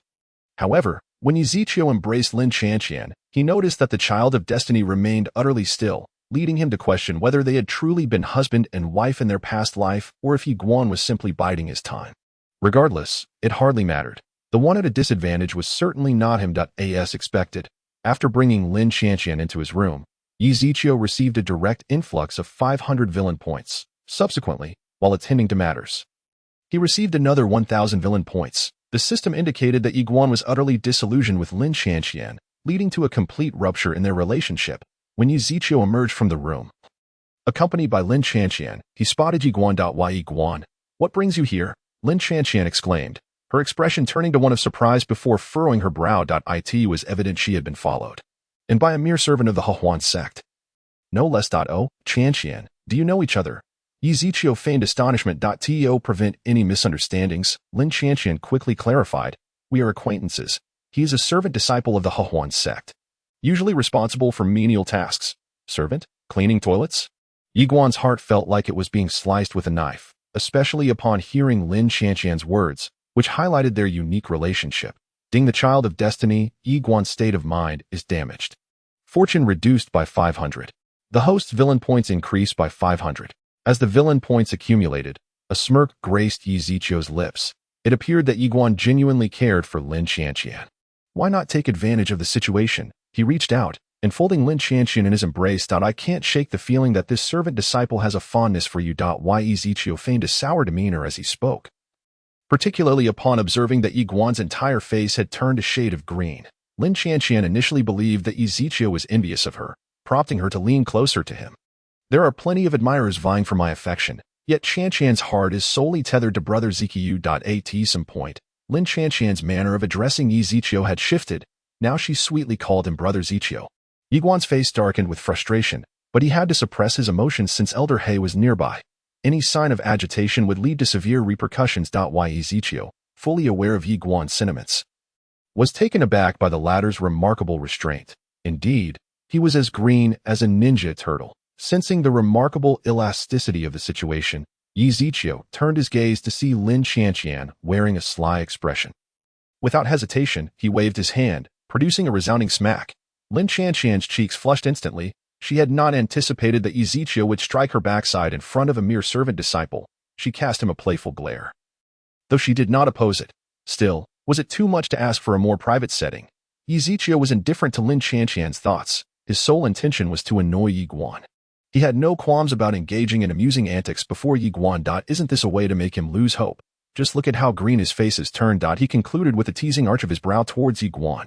Lin Qianqian, however, was oblivious to Yi Ziqiu's gesture and looked at Yi Guan, who indeed resembled what Yi Ziqiu had described. She shot Yi Ziqiu a disapproving glance, thinking to herself how wicked he was. Yet she found it endearing. Had looks the power to kill, Yi Ziqiu would have been brutally punished by Yi Guan's murderous glare. He dismissed Yi Guan's threatening gaze, considering him a mere minor character. Now, having completed a dual cultivation with Lin Qianqian, his cultivation had surged from the 9th level of obliteration to the realm of immortals, stepping into a new dimension. However, upon noticing Elder He beside him, he seemed to comprehend something. Elder He, please wait at the gate of the Yi family. Although Elder He felt a twinge of displeasure, he complied. Watching Yi Ziqiu so effortlessly command the immortal sovereign, Yi Guan couldn't help but reflect on his own past. Yet, he had never seen anyone use the immortal sovereign for such trivial tasks like Yi Ziqiu did. Humph, if it weren't for the betrayal of his most trusted confidant, Yi Ziqiu would not have been able to treat him with such disdain. Chapter 22. By the way, let me tell you a secret. Why? Yi Guan fixed a vigilant gaze upon Yi Ziqiu. Though the latter had summoned a formidable immortal sovereign, Yi Guan still sensed a hint of danger emanating from him. Moreover, he realized he couldn't discern Yi Ziqiu's true cultivation level. He had heard whispers of Yi Ziqiu's exploits over the past few days. After all, he was merely the son of the Tianong sacred land, not someone worthy of his attention. Defeating Lin Chen indicated that his strength was likely around the entry level of immortality. So there was no need for Yi Guan to feel apprehensive. In his previous life, as a 9-turn sword immortal, challenging opponents beyond his level had been commonplace. With renewed confidence, he stood tall, embodying the might of a protagonist. Feeling the surrounding spiritual energy converging towards him, Yi Ziqiu observed these changes in Yi Guan with keen interest. Truly, a person of great fortune, Yi Guan's luck was surging wildly. Soon surpassing 10,000, this was unexpected for Yi Ziqiu, yet it aligned with his intentions. The higher Yi Guan's luck, the greater the benefits for Yi Ziqiu. Qianqian, I believe this servant disciple has quite an affinity for you. Why not indulge him a little? Yi Ziqiu said with a mischievous grin, as if he cared little for relinquishing Lin Qianqian to him, even nudging her forward. Brother Ziqiu, you? Lin Qianqian was utterly taken aback. She had never imagined Yi Ziqiu would utter such words. After all, she was now his woman, and he should be cherishing her. Yi Ziqiu was unconcerned with her feelings, instead focusing on Yi Guan, which dampened Lin Qianqian's spirits. Reflecting on Yi Ziqiu's previous gentle demeanor, she concluded it had all been an act to win her over for his own desires. Unfortunately, her Huan spell had failed, leaving her ensnared in this predicament. Regretting it now was futile. Meanwhile, Yi Guan, who had been silently observing, felt a surge of interest. Though he harbored a desire to tear Yi Ziqiu apart, he refrained. The more indifferent Yi Ziqiu was towards Lin Qianqian, the more pleased he became. Only in this way could Lin Qianqian recognize the true nature of this hypocrite, allowing her to return to his side, just as Yi Guan anticipated that Yi Ziqiu would continue to humiliate Lin Qianqian. Yi Ziqiu unexpectedly pulled her into his embrace. Despite Lin Qianqian's initial resistance, as a woman, how could she escape Yi Ziqiu's strength? Let go of me. Weren't you going to give me away? Why are you still holding me? Lin Qianqian protested, tears streaming down her face. If he had no feelings for her, then she might as well leave. Why must he humiliate her so? Feeling the dampness on his robe, Yi Ziqiu leaned in closer, whispering something in her ear. Lin Qianqian was momentarily taken aback before she suddenly pushed Yi Ziqiu away. Yi Ziqiu, I, Lin Qianqian, must have been blind to have fallen for you. With my status in the Huan sect, my beauty, and my talent, I am a coveted prize, yet you treat me like an object to be given away. Witnessing this scene, Yi Guan was momentarily elated. Yi Ziqiu was truly courting disaster. He had given up on Lin Qianqian. Yet he had not anticipated Yi Ziqiu would stoop, so Lowit was utterly reckless of him. The only discomfort Yi Guan felt was that Yi Ziqiu had taken Lin Qianqian's first night, a fact he found intolerable as a man. Despite his indifference, a part of him resisted, knowing this incident would haunt him for a lifetime. How about it, my brother? If you work for me from now on, she will be yours. Yi Ziqiu narrowed his eyes, his gaze revealing that he had seen through Yi Guan. Upon noticing Lin Qianqian's tear-streaked face looking at him, Yi Guan's anger flared, reflecting his utter disdain. He stepped forward, embodying a righteous aura. Yi Ziqiu, not everyone is as vile as you, treating women as mere playthings to be discarded at will. I do have feelings for the saintess Qianqian, but I have my own principles. I will earn her affection through my own efforts, not through your charity. You will reap what you sow. Yi Ziqiu burst into laughter upon hearing this. Reap what you sow? That's merely a phrase you use to mask your own impotence. If you were in my position, you would do the same. With a flourish of his robe, he left behind a captivating silhouette as he gracefully settled into a nearby rocking chair. As his spiritual power subtly surged, the teapot on the stone table began to move of its own accord, swiftly filling a cup with tea that appeared in Yi Ziqiu's hand. He took a small sip, appearing utterly entranced. Hearing Yi Ziqiu's words, if you were in my position, you would do the same, Yi Guan fell into deep contemplation. When he noticed Lin Qianqian's disappointed gaze upon him, he realized he had been outmaneuvered. No, you are mistaken. I am Yi Guan, not what you claim. The next moment, he hastily fell silent. Just moments ago, he had nearly revealed his identity as a reincarnated being. 9 turns of what? Yi Ziqiu observed Yi Guan with keen interest. And even Lin Qianqian regarded him with suspicion. 9 turns of sword intent. That's what I meant to say.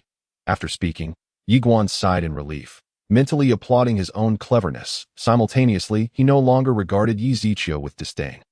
After the recent events, he questioned whether Yi Ziqiu's actions had been deliberate. If so, then this Yi Ziqiu was truly formidable. His deep-seated intentions were difficult to perceive. had he not reacted swiftly. He might have exposed his secret as a 9-turn sword immortal. In response to Yi Guan's words, Yi Ziqiu scoffed dismissively. Is that so? Nevertheless, I suggest you seriously consider my previous proposal if you ally with me. What kind of heavenly beauties will you not have access to? By the way, let me share a secret with you. The latter part of Yi Ziqiu's statement was conveyed through spiritual communication, leaving only him and Yi Guan aware of its content. As the weighty revelation detonated in Yi Guan's mind, he felt a sense of disorientation. What had he just heard? The formidable and exquisitely beautiful Empress of the Dark Domain had been captured by Yi Ziqiu. Not only that, but Yi Ziqiu had promised that if Yi Guan chose to serve him diligently, experiencing the Empress's charms was not out of reach. Why Yi Guan admitted he felt a stirring of excitement. When he looked back at Lin Qianqian, he thought, what trash is this? How could she even compare to the Empress of the Dark Domain? Chapter 23. Agree? All I know is that you've angered my beautiful woman. Master, you need not say more. From this day forth, I, Yi Guan, shall be your man. Observing Yi Guan kneeling before Yi Ziqiu, Lin Qianqian was utterly astonished. Was this truly the same Yi Guan who had exuded righteousness and noble spirit just moments ago? Yi Guan, of course, noticed Lin Qianqian's gaze, but he paid it no mind. She was merely a woman. Could she possibly hold more significance than his future prospects? To understand that in the future he is destined to follow Yi Ziqiu. A formidable presence who commands authority, one must acknowledge that even the most powerful force in the celestial realm, the Empress of the Dark Domain, has fallen under the sway of his master. Who, then, could possibly impede the progress of his master? Moreover, according to the terms bestowed upon him by his master, he need only submit to receive Lin Qianqian as his own. What a delightful prospect. Very well. Since you have chosen to serve me, then divulge your entire background. I expect you to respond truthfully. I, Yi, have little patience for deceitful individuals. Feeling the chill in the air, Yi Guan could not help but tremble. If he had previously regarded Yi Ziqiu with disdain, he now felt the sting of humiliation. Strangely enough, amidst the coldness of the words spoken, he found no spark of rebellion within him. Submission and compliance were his only choices. Yes, master. Following this, Yi Guan confessed his identity as a 9-transformation sword immortal to Yi Ziqiu, revealing as well his past life as Lin Qianqian's husband. So, you were married in your previous life, Yi Ziqiu gasped. Feigning a look of chagrin as if regretting his earlier actions, upon witnessing this, Yi Guan's previous resentment diminished significantly, and he recognized that it was Lin Qianqian who had willingly approached him. So he could hardly blame his master. After all, ignorance is no fault, especially when it pertains to one's superior. In comparison, he valued Yi Ziqiu's regard for him more. Otherwise, he would not have offered Lin Qianqian as a bargaining chip or promised him numerous future benefits. The Empress of the Dark Domain, in particular, was a coveted prize. Meanwhile, Lin Qianqian had remained oblivious to the unfolding events. In no wonder, she had felt an inexplicably familiar connection to Yi Guan when he sought to join the Hahuan sect. It turned out she had been his wife in a previous life, but regrettably, in this lifetime, she felt no affection for him, having become Yi Ziqiu's woman. All she could offer Yi Guan was her heartfelt apologies. There is no need for you to feel guilty, master. It is an honor for Qianqian to receive your favor. Even if such circumstances had not arisen, I would have ensured that Qianqian attended to your needs. Yi Guan spoke earnestly, subtly infused with Yi Ziqiu's essence. Why Yi Guan? I, Lin Qianqian, must admit I misjudged you in our past life. I never imagined you were such a person. Initially, Lin Qianqian felt guilty toward Yi Guan. But upon hearing his words, she suddenly believed her previous actions were justified. Rather than rekindle ties with a heartless individual, it was far better to remain by Yi Ziqiu's side. At least he would not treat her as an object to be bartered. At first, she had thought Yi Ziqiu intended to gift her to the man before her, but when he embraced her and revealed her connection to him, Lin Qianqian was left utterly astonished. Yi Ziqiu's subsequent request was for her to play along in a charade, allowing her to see the true nature of the man before her. Thus, the events that followed unfolded. Initially skeptical, she now realized she had been gravely mistaken. What do you mean, Lin Qianqian? Be aware that my master has already granted you to me. So speak to me with a bit more courtesy. Serve my master is a fortune accrued from your past life. Just as Yi Guan anticipated that Lin Qianqian would yield to appease him, she instead intensified the coldness in her gaze before leaping into Yi Ziqiu's embrace. Despite her previous words, witnessing his daughter throw herself into another's arms stirred discomfort within him. What is it? Yi Ziqiu gently caressed Lin Qianqian's fiery red hair. his gaze tender as water. Overwhelmed by his affection, the grievances she had been harboring suddenly burst forth as tears, as if in that moment. No man could surpass Yi Ziqiu in her eyes. Thus, Lin Xianxian wept in his arms for a long while, completely unaware that her tears had soaked a considerable portion of his shirt. Yi Guan hesitated to speak, not daring to act without Yi Ziqiu's command. Brother Ziqiu, Lin Xianxian sniffled, her voice slightly choked. Yi Ziqiu remained silent, a subtle smile gracing his lips. Lin Xianxian momentarily lost her composure. Realizing that choosing Brother Ziqiu was indeed the right decision, not only was he handsome, but he was also incredibly gentle with her. Unlike Yi Guan, whom she had once loved in her past life. This lifetime she felt like nothing more than a tool for his exploitation. If only she had encountered Brother Ziqiu in her previous life, she now felt repulsed at the thought of having loved such a heartless creature. Ding the luck child. Lin Xianxian's affection for the host has increased by 10%, and the host has gained 1,000 villain points. The unexpected notification of villain points delighted him, and Yi Ziqiu noted a rising trend in Lin Xianxian's luck value. As her fortune increased, so too did Yi Ziqiu's villain points.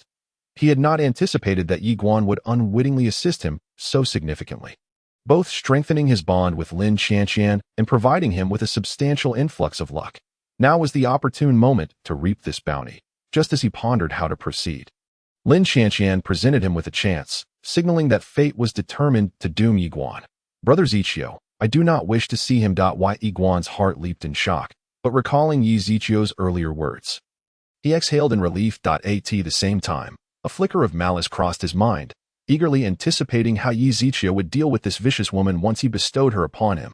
However, Yi Ziqiu's next utterance sent Yi Guan plummeting into despair. Very well, since Qianqian does not wish to see him, shall I ensure he disappears from this world forever? Yi Ziqiu spoke nonchalantly, his voice gentle as jade, warming the heart and offering a most comforting sensation. Yes, I knew Brother Ziqiu cared for Qianqian the most. As she spoke, she rose on her toes to place a gentle kiss upon Yi Ziqiu's face, a stark contrast to her previous demeanor as the exalted and untouchable saintess of the Hehuan sect. Master, you promised me. Seeing Yi Ziqiu acquiesce to Lin Xianxian's request, Yi Guan felt his scalp tingle with dread and hurriedly reminded him. Promise? All I know is that you have angered my beautiful lady. Therefore, you may die. Chapter 24. Yi Ziqiu is indeed a demon. Before he could utter another word, Yi Guan felt an immense pressure descend upon him. With a muffled groan, he was forced to kneel, struggling against the unyielding force that held him down. Qianqian, witness how your husband avenges you. Lin Qianqian obediently responded with a soft her eyes glistening with gratitude. Ding the luck. Lin Qianqian's affection for the host has increased by 10%, and the host has gained 1,000 villain points. Current total affection stands at 20%. Hearing the voice in his mind, Yi Ziqiu's smile widened. Surrounded by purple lightning, he became a tempest, causing the heavens and earth to shift in hue. Meanwhile, families near Tianyu City, particularly those close to the Yi family, sensed the ominous changes in the sky, filled with trepidation at the overwhelming power. Look, that direction is the Yi families. Weren't they supposed to have relocated? Why is there such an anomaly occurring there? Could it be that a heavenly treasure has appeared? Yet, sensing the terrifying power, no family dared to act recklessly. Soon, a thick black fog engulfed the area, revealing a colossal figure in the sky. This is bad. That is a demon. I wondered why the Yi family had to move overnight. It turns out they were harboring a demon beneath their estate. Now, with the Yi family gone, it fell upon them all to confront the demon. Quickly, all families and factions in Tianyu City gathered, prepared to slay the demon upon its emergence. The Black Elder, who had been guarding the Yi family gates, rushed into the courtyard upon witnessing the celestial disturbance. In his mind, only one thought persisted: to rescue Yi Ziqiu from the demon's grip, although he had initially perceived Yi Ziqiu as a waste. After witnessing his confrontation with the saint son of the Tianyang sacred land, the Black Elder no longer underestimated him. He marveled at the Empress of the Dark Domain, who had been so astounded by a seemingly inconsequential family member. However, upon arriving at the Yi family courtyard, he was rendered speechless. He had anticipated encountering a demon, yet to his shock, it was Yi Ziqiu himself who embodied the demon. What was he to do? Kill Yi Ziqiu? It is well known that demons are taboo in the celestial realm, hunted by all the great families, and sought to be exterminated. Yi Ziqiu, of course, noticed the Black Elder but paid him no heed.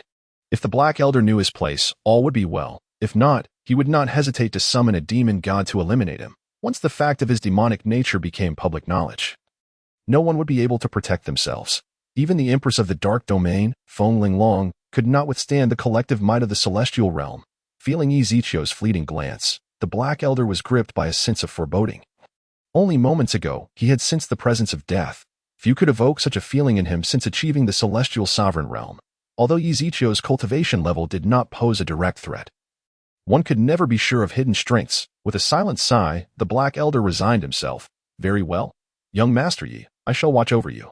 Saying this, the Black Elder soared towards the entrance, and a protective barrier enveloped the entire Yi family courtyard. Yi Zichio was aware that this was the masterpiece of He Lao, and it seemed he intended to shield himself. This revelation took Yi Zichio by surprise, yet it aligned perfectly with his intentions. As for Lin Xianxian, she was utterly stunned. She never imagined that Yi Zichio was, in fact, a demonic entity. Now, her fate was irrevocably intertwined with his, leaving her in a state of utter turmoil. Suddenly, Yi Guanxin coughed up a mouthful of blood. His internal organs shifting under immense pressure, the bones within his body creaking ominously, hinting at impending fractures. In the next moment, Yi Guan found himself face down on the ground, his features contorted, resembling a lamb awaiting slaughter.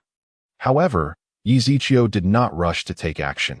Instead, he turned his gaze toward Lin Xianxian, positioned not far away. Xianxian, come here to your husband, he beckoned. Upon hearing her name called, Lin Xianxian momentarily froze, torn between the desire to approach and the fear that gripped her heart. This scene did not escape Yi Zichio's notice. He wore a self-satisfied smile, believing it harmonious. What? Are you afraid of your husband? Faced with his inquiry, Lin Xianxian hesitated, knowing that to claim she was unafraid would be a blatant falsehood. Yet, was there any choice left for her? Slowly, she began to walk toward him. When she was a mere meter away, a powerful hand encircled her, drawing her into Yi Zichio's embrace. Lin Xianxian gasped, her body trembling uncontrollably.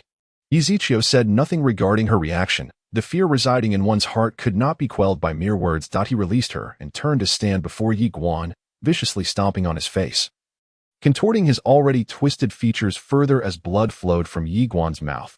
Ding, the luck of the child of fate, Yi Guan is damaged. Luck value decreased by 2,000. Post-villain value increased by 2,000. The child of fate breeds inner demons. Luck value decreased by 2,000. Post-villain value increased by 2,000. To his astonishment, a seemingly trivial action had netted Yi Guan 4,000 villain points.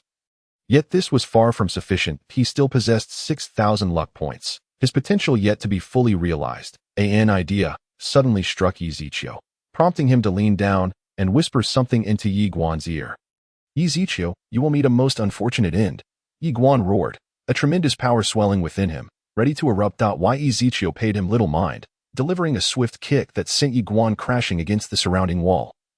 Then thrusting his right hand forward, causing the legendary sword behind Yi Guan to emit a series of ominous hums. It seemed to tremble in fear. No, I cannot die here. I, Yi Guan, am the reincarnation of the nine-turned sword immortal. How could I fall in such a place? I am merely facing a small demonic pest. Yi Guan's gaze grew resolute, his luck value showing signs of resurgence, quickly climbing to 10,000. Truly remarkable. The speed at which the child of fate's luck value increased was astonishing. Indeed, to be a mere pawn, one must apply pressure. Otherwise, he would remain unaware of his own potential as a bountiful harvest. Yi Zichio murmured to himself, intensifying his spiritual energy, for he had a keen interest in the sword behind Yi Guan. The sword of void severance is not something a demon like you can covet. I am the reincarnation of the nine-turned sword immortal, already one with the sword of void severance. Come forth. Yi Guan bellowed, the sword resonating with a series of powerful hums as it shot into the skies, transforming into a colossal phantom of a divine sword. Strike for me. Chapter 25. Being injured may not be a bad thing. Do you think I would grant you face? Do you truly believe you can contend with me?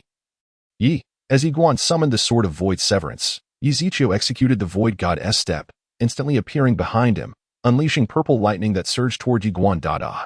Yi Guan could not fathom that Yi Zichio would deviate from expected norms.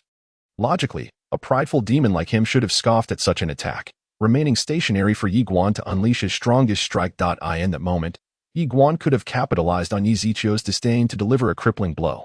However, the reality was far from his expectations. Not only did Yi Zichio not remain in place, but he also struck the instant Yi Guan made his move. At that moment, Yizichio stood over Yi Guan, who felt like nothing more than an ant beneath his foot.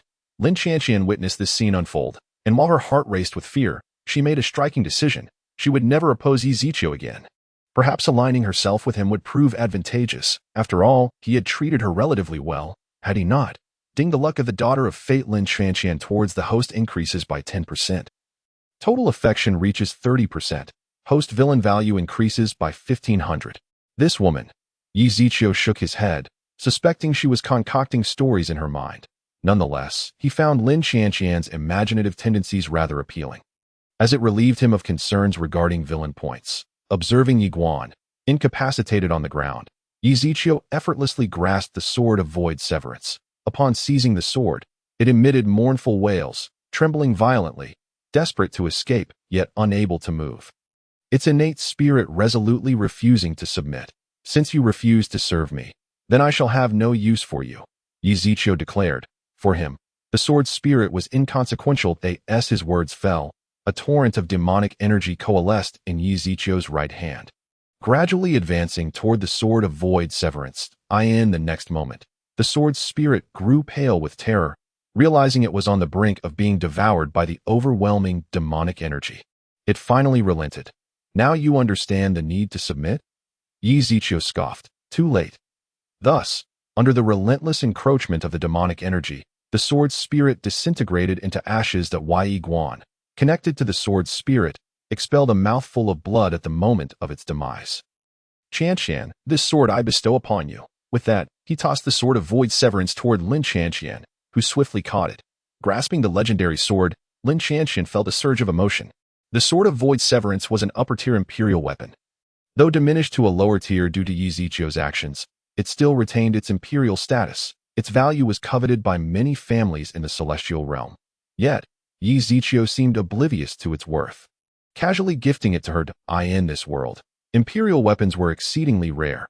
Even the most prestigious sects possessed only one, if any at all. As for those from mid-tier families, their weapons were of even lower quality, with only a few possessing sacred-tier weapons, while the lesser families had nothing beyond mortal-grade weapons. The scarcity of imperial weapons was evident.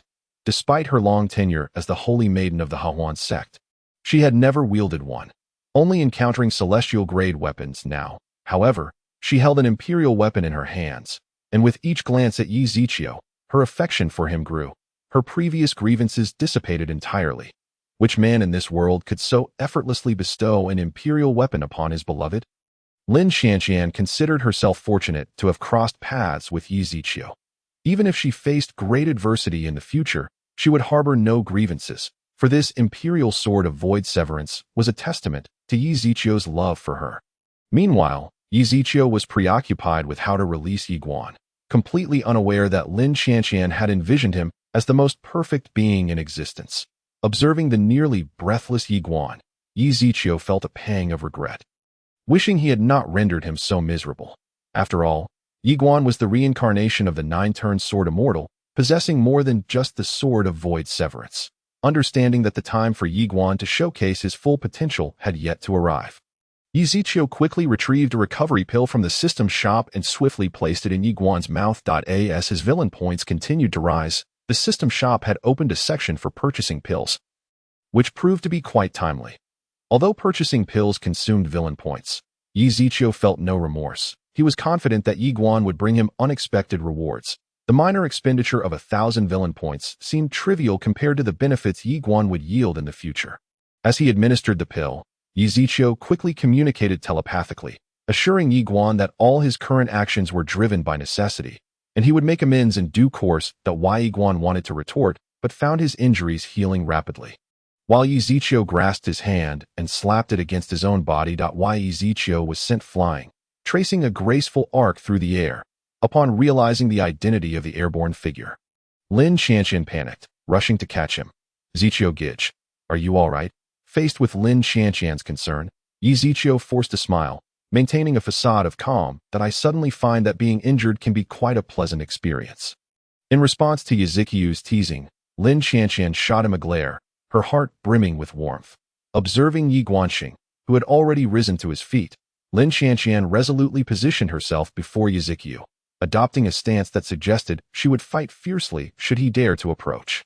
At this moment, Yiguan remained in a state of confusion, unable to comprehend Yuzuki's intentions, yet certain of one thing. The other party wished to let him go, with little regard for the circumstances. He chose to flee in a particular direction, while the old man in black, in addition to guarding the entrance, kept a watchful eye on the happenings within the courtyard, although he was unaware of Yuzuki's motives. At his age, he certainly grasped the underlying meaning of Yuzuki's actions. Chapter 26. The demon Yiguan. Seeing Yiguan choose to retreat rather than engage further, Lin Qianqian couldn't help but breathe a sigh of relief. It was crucial to note that Yiguan was capable of wounding even Yuzuki severely. She believed she stood no chance against Yuzuki, let alone Yiguan. The thought that her previous actions had been tantamount to courting death flashed through her mind. Yet she felt no regret. Rather, she considered it an honor to die for Yuzuki. However, this was not the time for such musings. Lin Qianqian hurriedly assisted Yuzuki to a nearby rocking chair, helping him to recline. "Brother Zichio, are you all right?" she inquired, simultaneously producing a medicinal pill from her bosom and, disregarding Yuzuki's consent, promptly placed it into his mouth. "Rest assured, I am fine. But why are you so foolish? You must know that Yiguan could easily overpower even me. If he had chosen to confront you instead of leaving, do you truly believe you could have stopped him?" Upon hearing Yuzuki's gentle words, Lin Qianqian's eyes glistened with unshed tears, and she suddenly threw herself into his embrace. "I don't care. I just want you to live. If you were to die, then my existence would hold no meaning." Yuzuki felt a dampness spread across his chest. This woman, he cursed inwardly. Although there was indeed an influence from the Hewan spell, it was unlikely to evoke such profound feelings. It appeared that Lin Qianqian was genuinely moved. Nevertheless, this was advantageous, for it meant he would no longer have to guard against her. Meanwhile, after fleeing, Yiguan made his way towards a particular valley, where he had left resources from his previous life that could aid him in breaking through his cultivation. In the days to come, he intended to remain in this valley, waiting until he achieved the status of an immortal before making further plans. As for Yuzuki, with Lin Qianqian's assistance, he ventured outside, where a multitude of prominent families from Tianyu City had gathered. Upon witnessing Yuzuki, pale and on the verge of collapse, expressions of shock spread across their faces. "Young Master Yi, what has happened to you?"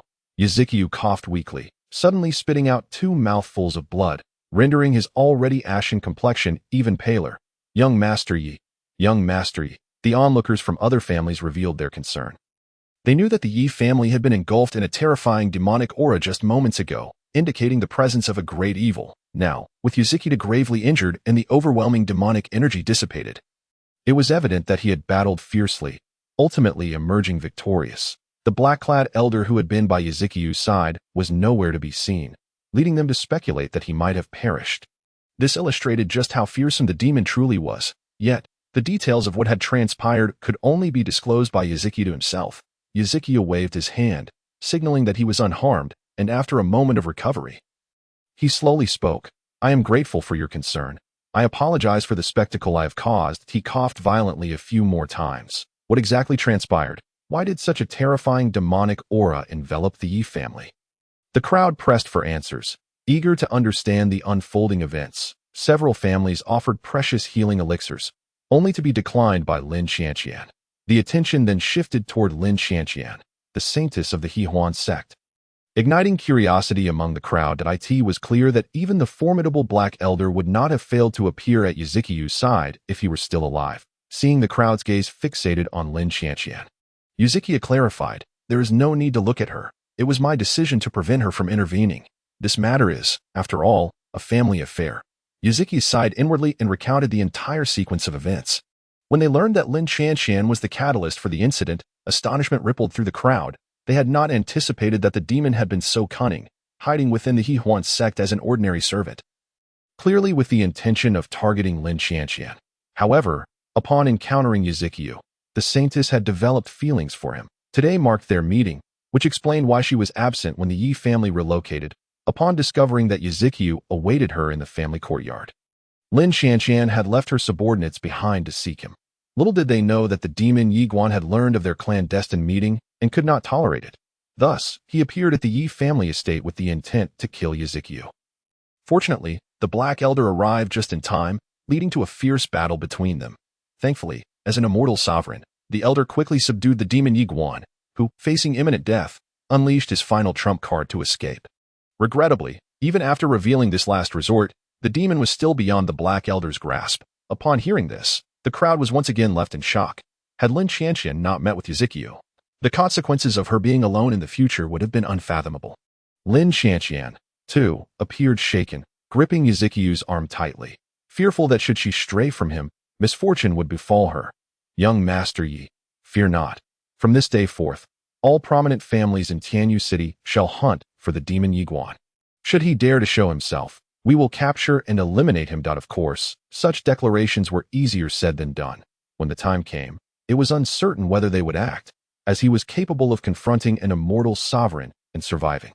Then I shall express my gratitude to all of you, Yizikyu replied, before being assisted back into the courtyard by Lin Qianqian. While the other families gradually withdrew, in the ensuing days, Yizikyu recuperated within the Yi family estate. Of course, he was not truly injured. All of it was merely a performance for the others, particularly Lin Qianqian, to create a suitable pretext for Yi Guan's departure that he could have returned to the dark domain sooner.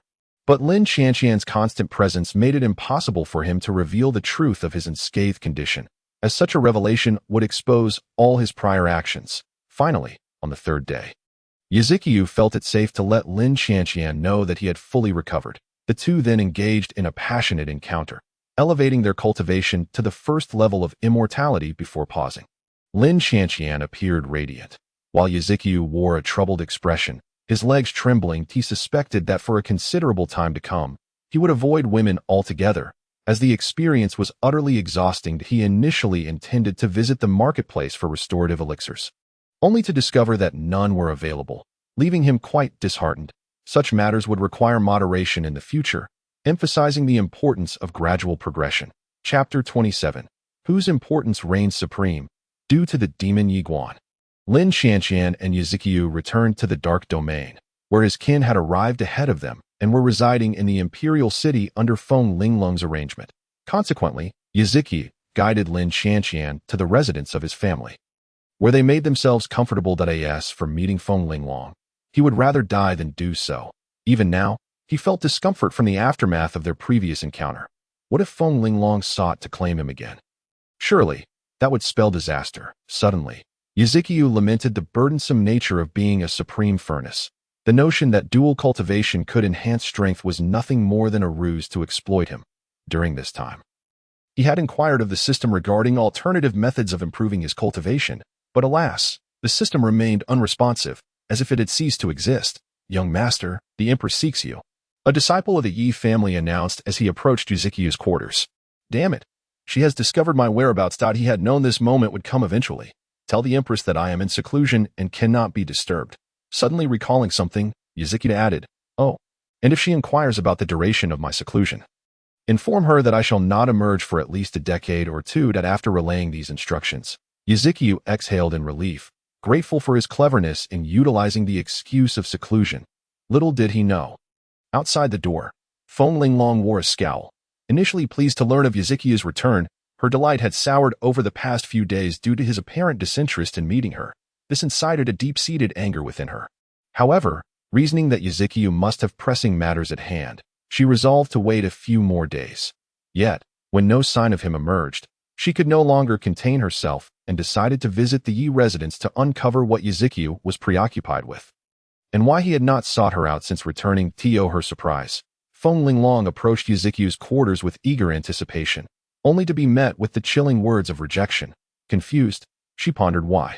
Despite having done nothing wrong, Yizikyu was unwilling to see her. Could it be because of that seductress? The mere thought of Yizikyu's woman outside incited an inexplicable fury within Feng Linglong. She was keenly aware that the other party had employed the Hihuan spell on Yizikyu, thus attributing his disregard for her to Lin Qianqian. Without hesitation, she soared towards Lin Qianqian's location. Meanwhile, upon noticing that the disciples of the Yi family outside had not responded to him, Yizikyu opened the door, but he found her standing there, trembling uncontrollably, and was quite perplexed. However, the moment he caught a whiff of a familiar scent in the air, an understanding dawned upon him, and his expression shifted dramatically. His earlier words must have reached Feng Linglong's ears. He was not afraid that she would ignore him in the future. Rather, he feared that she might turn her wrath upon Lin Qianqian, especially since she was someone he had brought along. Moreover, Lin Qianqian, being the child of destiny, could bring him fortune, so it was imperative that she remained unharmed. He immediately set off towards Lin Qianqian's dwelling. Fortunately, it was not far from his location. When Yi Ziqiu arrived, he found Lin Qianqian in a state of utter disarray, currently being choked by Feng Linglong. "Stop!" A sharp command rang out, prompting Feng Linglong to glance in Yi Ziqiu's direction. "Ah, you finally deigned to show yourself." Hearing Feng Linglong's words, Lin Qianqian was taken aback. As a woman herself, she understood all too well the implications of Feng Linglong's remarks. The deep-seated resentment in her gaze clearly indicated the ambiguous relationship between her and Yi Ziqiu. It was no wonder that Feng Linglong had launched an immediate attack upon her arrival. She likely believed that Lin Qianqian was vying for her man. Strangely enough, Lin Qianqian felt that enduring this beating was quite worthwhile, as it spoke volumes of her allure, perhaps even surpassing that of Feng Linglong. Otherwise, why would Yi Ziqiu forsake meeting Feng Linglong for her sake? Furthermore, when she was being bullied, Yi Ziqiu had rushed to her side without hesitation, further underscoring her significance in his eyes. With this thought, Lin Qianqian felt an overwhelming sense of joy. She would willingly embrace death if it meant she could bask in this feeling. The child of destiny. Lin Qianqian's favorability toward the host has increased by 10%. Total favorability at 40%. Host villain value increased by 1,500. Yi Ziqiu felt a headache coming on, not expecting that even at this juncture, Lin Qianqian would still be indulging in her fantasies. He was at a loss for words. Should he commend her for her naivety or simply remain silent? Fortunately, there existed the He Huan spell between him and Lin Qianqian. Otherwise, Feng Linglong might have already killed her. This realization brought him a sense of relief. "Husband," Lin Qianqian called out weakly. At her words, Feng Linglong's grip tightened involuntarily. "You wretched girl, whom are you addressing as husband?" Unfazed by Feng Linglong's inquiry, Lin Qianqian met her gaze defiantly. "Let her go."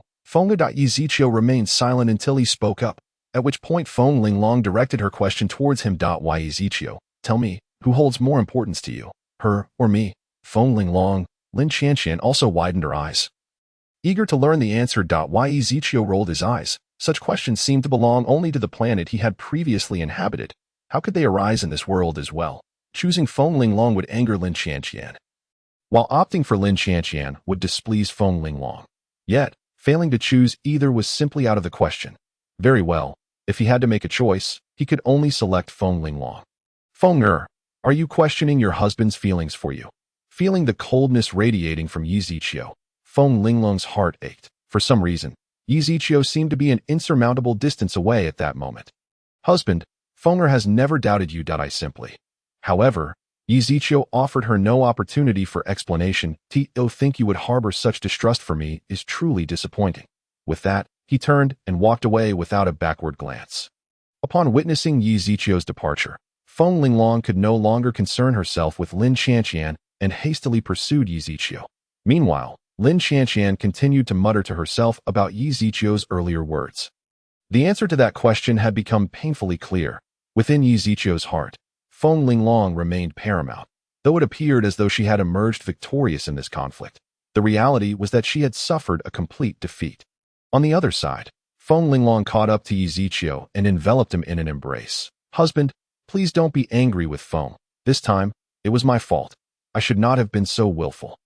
Thankfully, there were no onlookers nearby. Had anyone witnessed such a scene, they would surely have been left speechless. "She still holds value to me, and the He Huan spell poses no threat." With that, Yi Ziqiu extricated himself from Feng Linglong's embrace and walked away, leaving her alone to whisper into the wind. Chapter 28. The Saintess of the Leaf Shadow Green Sect. Luo Xiao. A month later, Yi Guan's aura finally transitioned from the realm of mortals into that of the immortal. Radiating a sensation akin to a gentle spring breeze, he murmured, "It is truly thanks to my master that I have managed to escape unscathed." His eyes brimmed with gratitude that he had anticipated that Yi Ziqiu would turn against him and seek to end his life. Yet at the critical moment, not only had he been fed a restorative pill, but Yi Ziqiu had even risked injuring himself to create an opportunity for his escape. Of course, Yi Guan did not believe that this meant he could simply flee. He was well aware of the existence of an immortal sovereign. As for why the immortal sovereign had not appeared thereafter, Yi Guan speculated that it was likely part of Yi Ziqiu's premeditated strategy. Yi Ziqiu's actions were presumably influenced by the He-Huan spell on Lin Shanxian. After all, provoking her could lead to dire consequences. For now, Yi Ziqiu still found him useful and indeed required someone with an identity linked to the dark domain. Once that opportunity arose, what riches and glory would be beyond his grasp? With this thought, his spirits lifted considerably. Not only had he regained his strength, but he had also ascended to the rank of an immortal. Thoroughly stepping into a new realm, Wei Yiguan decided to pay a visit to the Yi family in Tianyu City. After all, now that he had emerged from his seclusion, it was only right to inform Yi Ziqiu. Having walked a few hundred meters, he suddenly heard cries for help in the distance. His brow furrowed slightly, and he immediately rushed over. Upon arrival, he found a woman clad in green being cornered by an 8th-tier wild boar king at the edge of a cliff. With no avenue for retreat, Yiguan's mind surged with determination. Wind movement. In the blink of an eye, he appeared before the green-clad woman, delivering a powerful punch that sent the boar king flying. Seizing the momentum, he swiftly drew upon his fingers as if wielding a sword, ultimately slaying the beast. The green-clad woman approached him and softly expressed her gratitude that it was but a trivial effort on my part. Might I inquire if you're injured? As soon as he spoke, Yiguan found himself momentarily frozen, as though time had come to a standstill. The instant he laid eyes on the green-clad woman, he was captivated. She was a celestial being, ethereal and exquisite, dressed in a flowing green gown that accentuated her alluring figure. Her unparalleled beauty was unforgettable, leaving him entranced. I am fine, the green-clad woman stammered. Her cheeks flushed with shyness, for it was her first experience being gazed upon so directly. Under normal circumstances, she would have suspected him of being a rogue, but given that he had saved her life, she understood that being admired for her beauty was only natural to that moment. Yiguan regained his composure, feeling a bit embarrassed for his earlier behavior. I apologize. I may have been a bit too forward. I hope you will not hold it against me. The green-clad woman, however, merely shook her head. You jest, sir. I must thank you for your timely intervention. Otherwise, I would have been but a cold corpse by now. The two engaged in pleasant conversation, exchanging their identities. It turned out that the green-clad woman was named Luo Xiao, the saintess of the Leaf Shadow Green sect. Her presence here was purely out of a desire to explore the outside world. Within her sect, the elders insisted on her constant cultivation, as she possessed the rare and revered Blue Lotus sacred body. Only through relentless training could she unlock the full potential of her unique physique. Once the time was ripe, even an ordinary person could be transformed into an extraordinary warrior. It was easy to see why her sect was so protective of her. If the news of her Blue Lotus sacred body were to leak, it could spell disaster for the sect. Do you not fear that I might be a villain, revealing your identity as the possessor of the Blue Lotus sacred body? Yiguan inquired nonchalantly. Exuding an air of carefree confidence, Luo Xiao smiled at this, her crescent-shaped smile enchanting. I trust you are not the type to be driven solely by self-interest. Yiguan's heart leapt with joy at her words. It seemed that Luo Xiao had formed a favorable impression of him, far surpassing that of the people within her sect. With this thought, he began to contemplate the advantages of forging a closer connection with Luo Xiao, as it was undoubtedly a means to expedite his recovery. Now that he was affiliated with the Dark Domain, it was all thanks to his somewhat fortunate master. Had Yi Ziqiu not taken him as a servant, he would likely never have had the chance to stand among the great sections. He then addressed Luo Xiao. Would you not wish to break free from your sect and live a life of freedom, unbound by constraints? Luo Xiao's eyes lit up at this, only to quickly dim as reality set in. She knew that such a thing was simply impossible. What use is wishing? My fate has already been sealed. She sighed. If I were to offer a means to liberate you from your sect, what would you think? Luo Xiao cast a glance at Yiguan before shaking her head slightly. She was well aware of Yiguan's considerable strength. Yet in comparison to the ancient elders of the Yu Shadow Green sect, Yiguan still appeared rather feeble. She did not wish for Yiguan to risk his life in his attempt to assist her. He was a good person. Young master, Xiao wishes to express her gratitude for your goodwill. I believe there is nothing amiss with this situation. Yiguan, however, was not oblivious to the fact that Luo Xiao's words were merely a polite refusal, stemming from her belief that he lacked the prowess to aid her. Very well, given that the valley is teeming with wild beasts, perhaps I should escort you back to the Yu Shadow Green sect? Luo Xiao nodded faintly, tacitly agreeing. Yiguan refrained from mentioning his desire to help her further. To do so might provoke her disdain. Once they arrived at their destination, he could offer his assistance. At that point, he merely needed to reveal his identity from the Dark Domain, and the Yi Shadow Green sect would surely treat him as an esteemed guest. By then, Luo Xiao would likely no longer underestimate him. Perhaps she might even develop a hidden admiration for him due to his support. The thought of this made Yiguan envision Luo Xiao gently shedding her garments and offering herself to him. A notion that was undeniably thrilling. In the dark domain, the imperial city, since the last incident where Feng Linglong displeased Yi Ziqiu, he had remained sequestered at the residence of the Yi clan. During this time, Feng Linglong had visited him on multiple occasions, yet Yi Ziqiu had consistently refused to see her. Today, Feng Linglong once more approached Yi Ziqiu's abode, upon finding him still unwilling to meet her. She could not help but feel a pang of regret, lamenting her decision to provoke Lin Chanqian and the questions she had posed to Yi Ziqiu. Now, it seemed Yi Ziqiu was ignoring her completely, making it all the more difficult to return to their former rapport. Chapter 29. The saneness of the Yi Shadow Green sect has disappeared after Feng Linglong's departure. Yi Ziqiu finally emerged leisurely from his quarters. It was not that he was truly heartless, refusing to see Feng Linglong. Rather, he had been preoccupied with monitoring Yiguan's movements. Although he had left a mark within Yiguan, the distance was too great for him to maintain a steady watch. Today, however, Yiguan's whereabouts had finally shifted, suggesting that he had likely made a breakthrough. Otherwise, given Yiguan's temperament, he would not have emerged from his seclusion. If Yi Ziqiu's assumptions were correct, Yiguan must have ascended to the realm of an immortal. Yet, instead of heading directly to the Yi family in Tianyu City, he seemed to be moving in the opposite direction. He must have encountered some fortuitous opportunity or individual along the way. Otherwise, Yi Ziqiu surmised that Yiguan would have sought him out to inquire why he had previously allowed Yiguan to escape. At this moment, Yi Ziqiu was preparing to leave the dark domain when a magnificent 9 dragons carriage appeared before him. Almost immediately, a figure leapt from the carriage and threw herself into Yi Ziqiu's embrace. "Husband, will you forgive Feng?" Yi Ziqiu was momentarily taken aback by Feng Linglong's sudden appearance. It seemed she was deeply misled about his feelings. If he did not clarify soon, she might succumb to despair without any external intervention. Meanwhile, the citizens of the dark domain looked on in astonishment, questioning when their once aloof and frigid Empress would display such vulnerability for a man. Although rumors had circulated about the Empress falling in love, they found it implausible. A millennium-old Ice Queen could not possibly fall for anyone. Yet, the scene before them contradicted their beliefs, indicating that the rumors were not baseless but rather grounded in reality. Gently stroking Feng Linglong's hair, Yi Ziqiu repeated the gesture. "Oh, you merely speak of wanting your husband to forgive you." His voice was soft yet distinctly clear to Feng Linglong's ears. Her eyes brightened instantly. Surely, Yi Ziqiu's words implied he had already forgiven her. With this thought, her spirits soared, and she promptly planted a kiss on his cheek. "I hope you are satisfied with my apology, dear husband. If you are not, how about I serve you well tonight?" Feng Linglong said playfully, revealing her true nature. Yi Ziqiu's expression softened as he gently pinched her delicate nose. "Very well, but I have pressing matters to attend to today and must step out. So consider this a temporary debt." Feng Linglong, who had been eagerly anticipating this moment, wilted at the news of Yi Ziqiu's departure. After finally managing to meet him, he was now leaving before they could truly enjoy their time together, prompting a hint of complaint within her. However, she concealed her feelings. Having finally earned Yi Ziqiu's forgiveness, she did not wish to provoke his displeasure again. "Husband, this is Feng Er's carriage. Why not travel in it?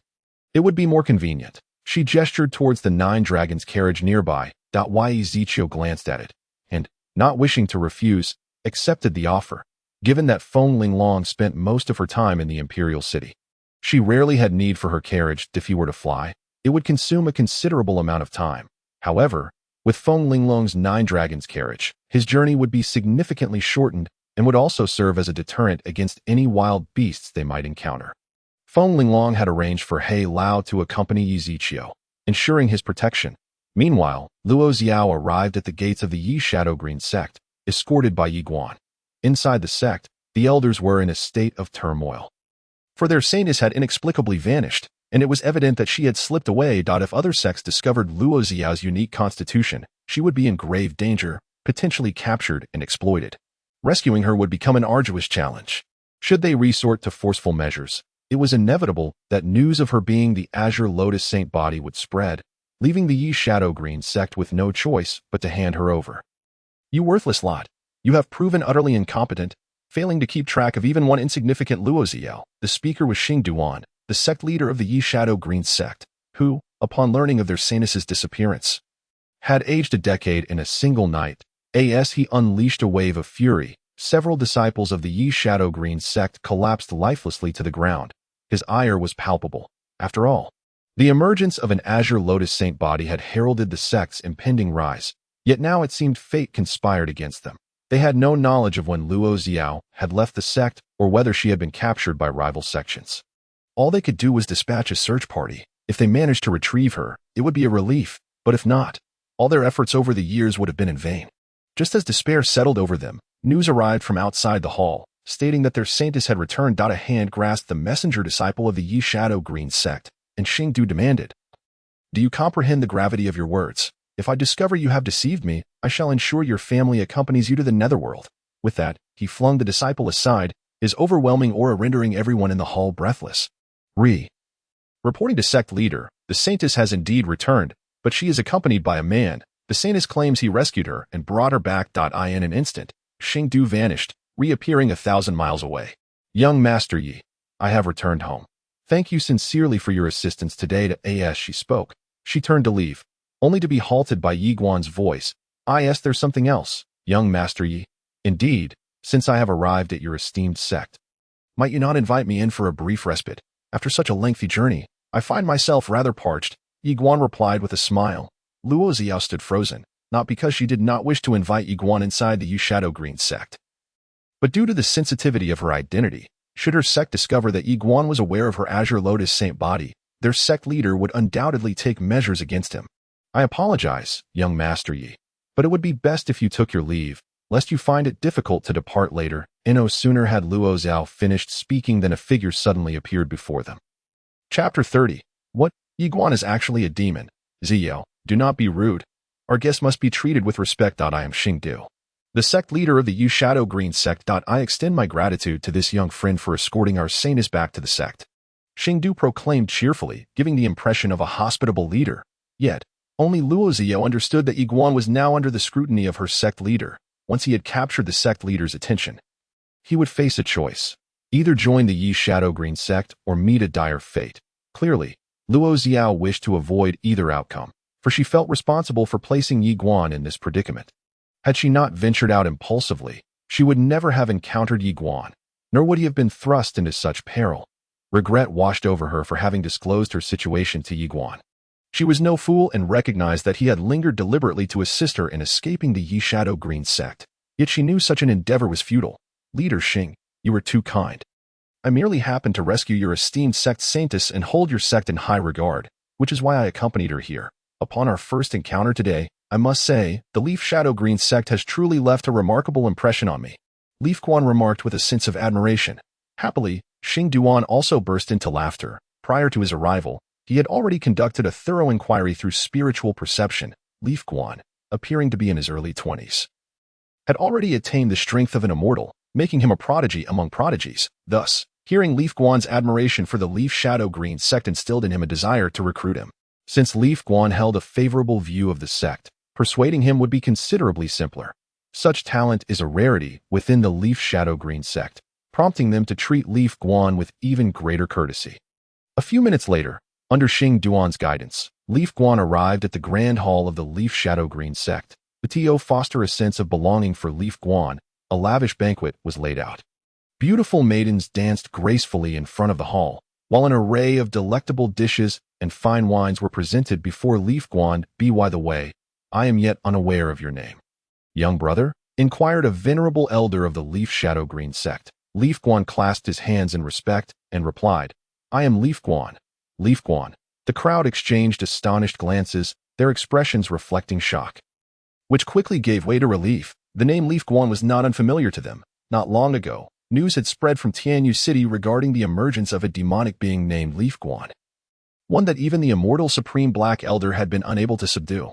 This raised their concerns regarding the formidable nature of this being. Consequently, various families had initiated searches for this demonic entity, but to no avail. After so many days, it was likely that this being had grown even stronger. However, observing Leaf Guan, they noted the absence of demonic energy and perceived his strength as not overly intimidating. After all, The demonic Leaf Guan had escaped from an immortal supreme, which implied he could not possibly be just an immortal. The coincidence of sharing the same name compelled them to remain vigilant. They would need to ascertain Leaf Guan's true strength, as there existed numerous treasures in the world capable of concealing one's aura and power, should he indeed be a demonic entity. He must be eliminated without delay. They could not afford to harbor such a threat within their sect. What troubles you, Sect Master Xing? Leaf Guan mused inwardly, knowing well that the revelation of his identity would elicit such a response. With the identity of the Dark Domain at play, how could he not assist Luo Xiao in escaping her plight? It's nothing, simply a sudden thought that stirred some melancholy.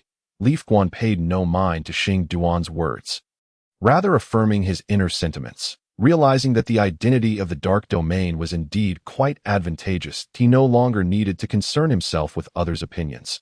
Even if their strength surpassed his, what of it? The mere mention of the Dark Domain was enough to instill reverence, compelling them to bow before him. Leaf Guan raised an eyebrow at Luo Xiao, simultaneously sending her a message. Upon hearing it, her face turned pale with disbelief, yet a flicker of joy ignited within her.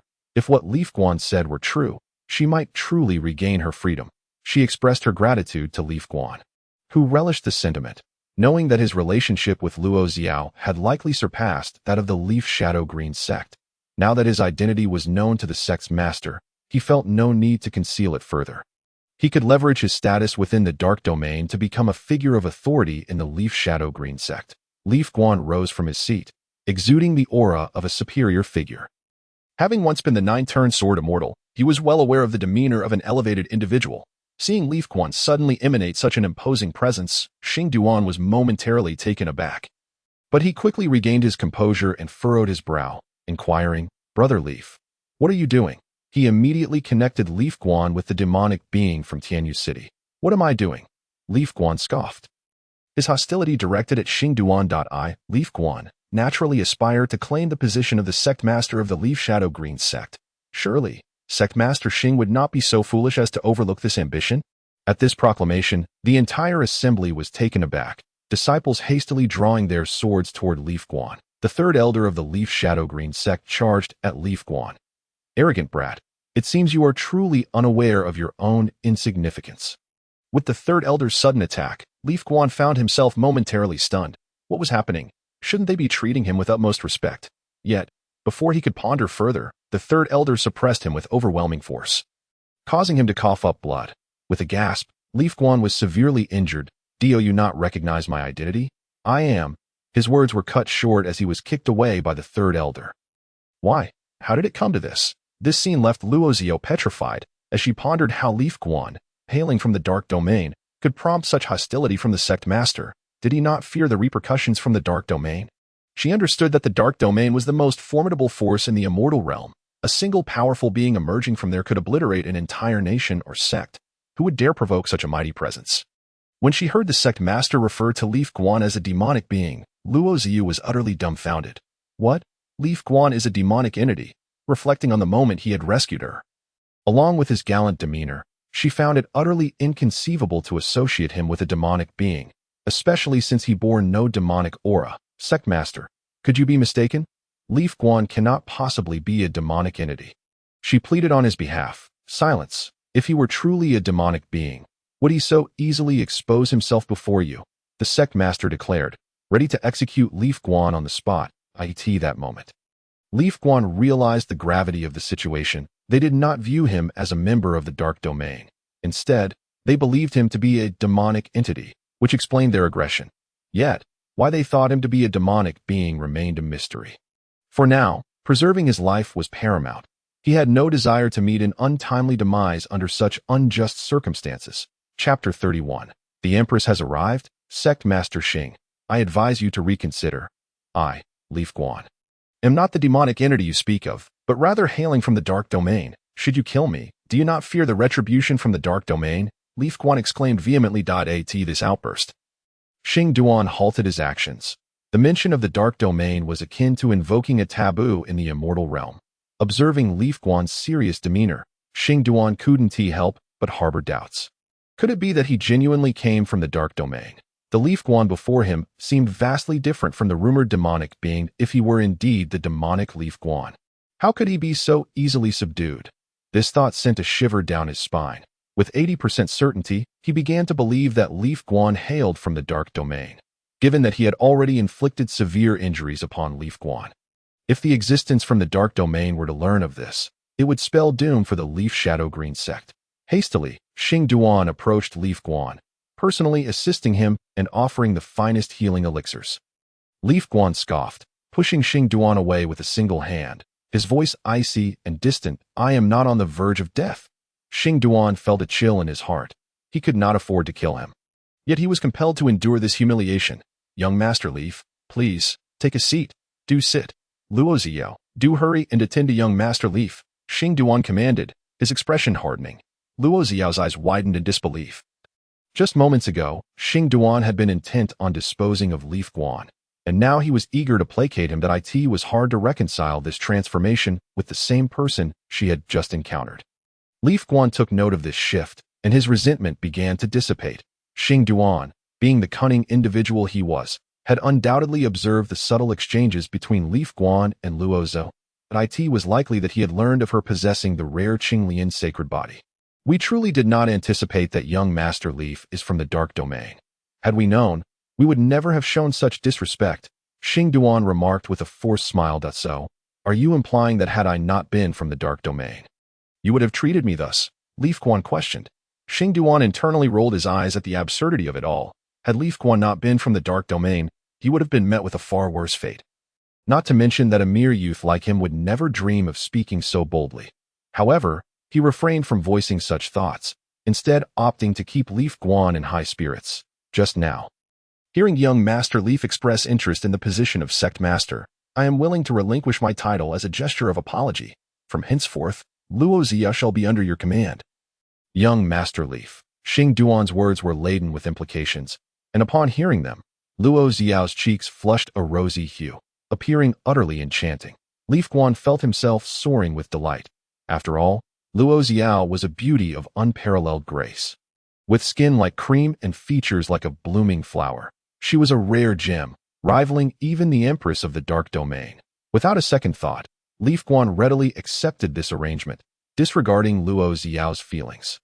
After all, she was already destined to be his. Noticing Leaf Guan's uplifted spirits, Xing Duan pressed on.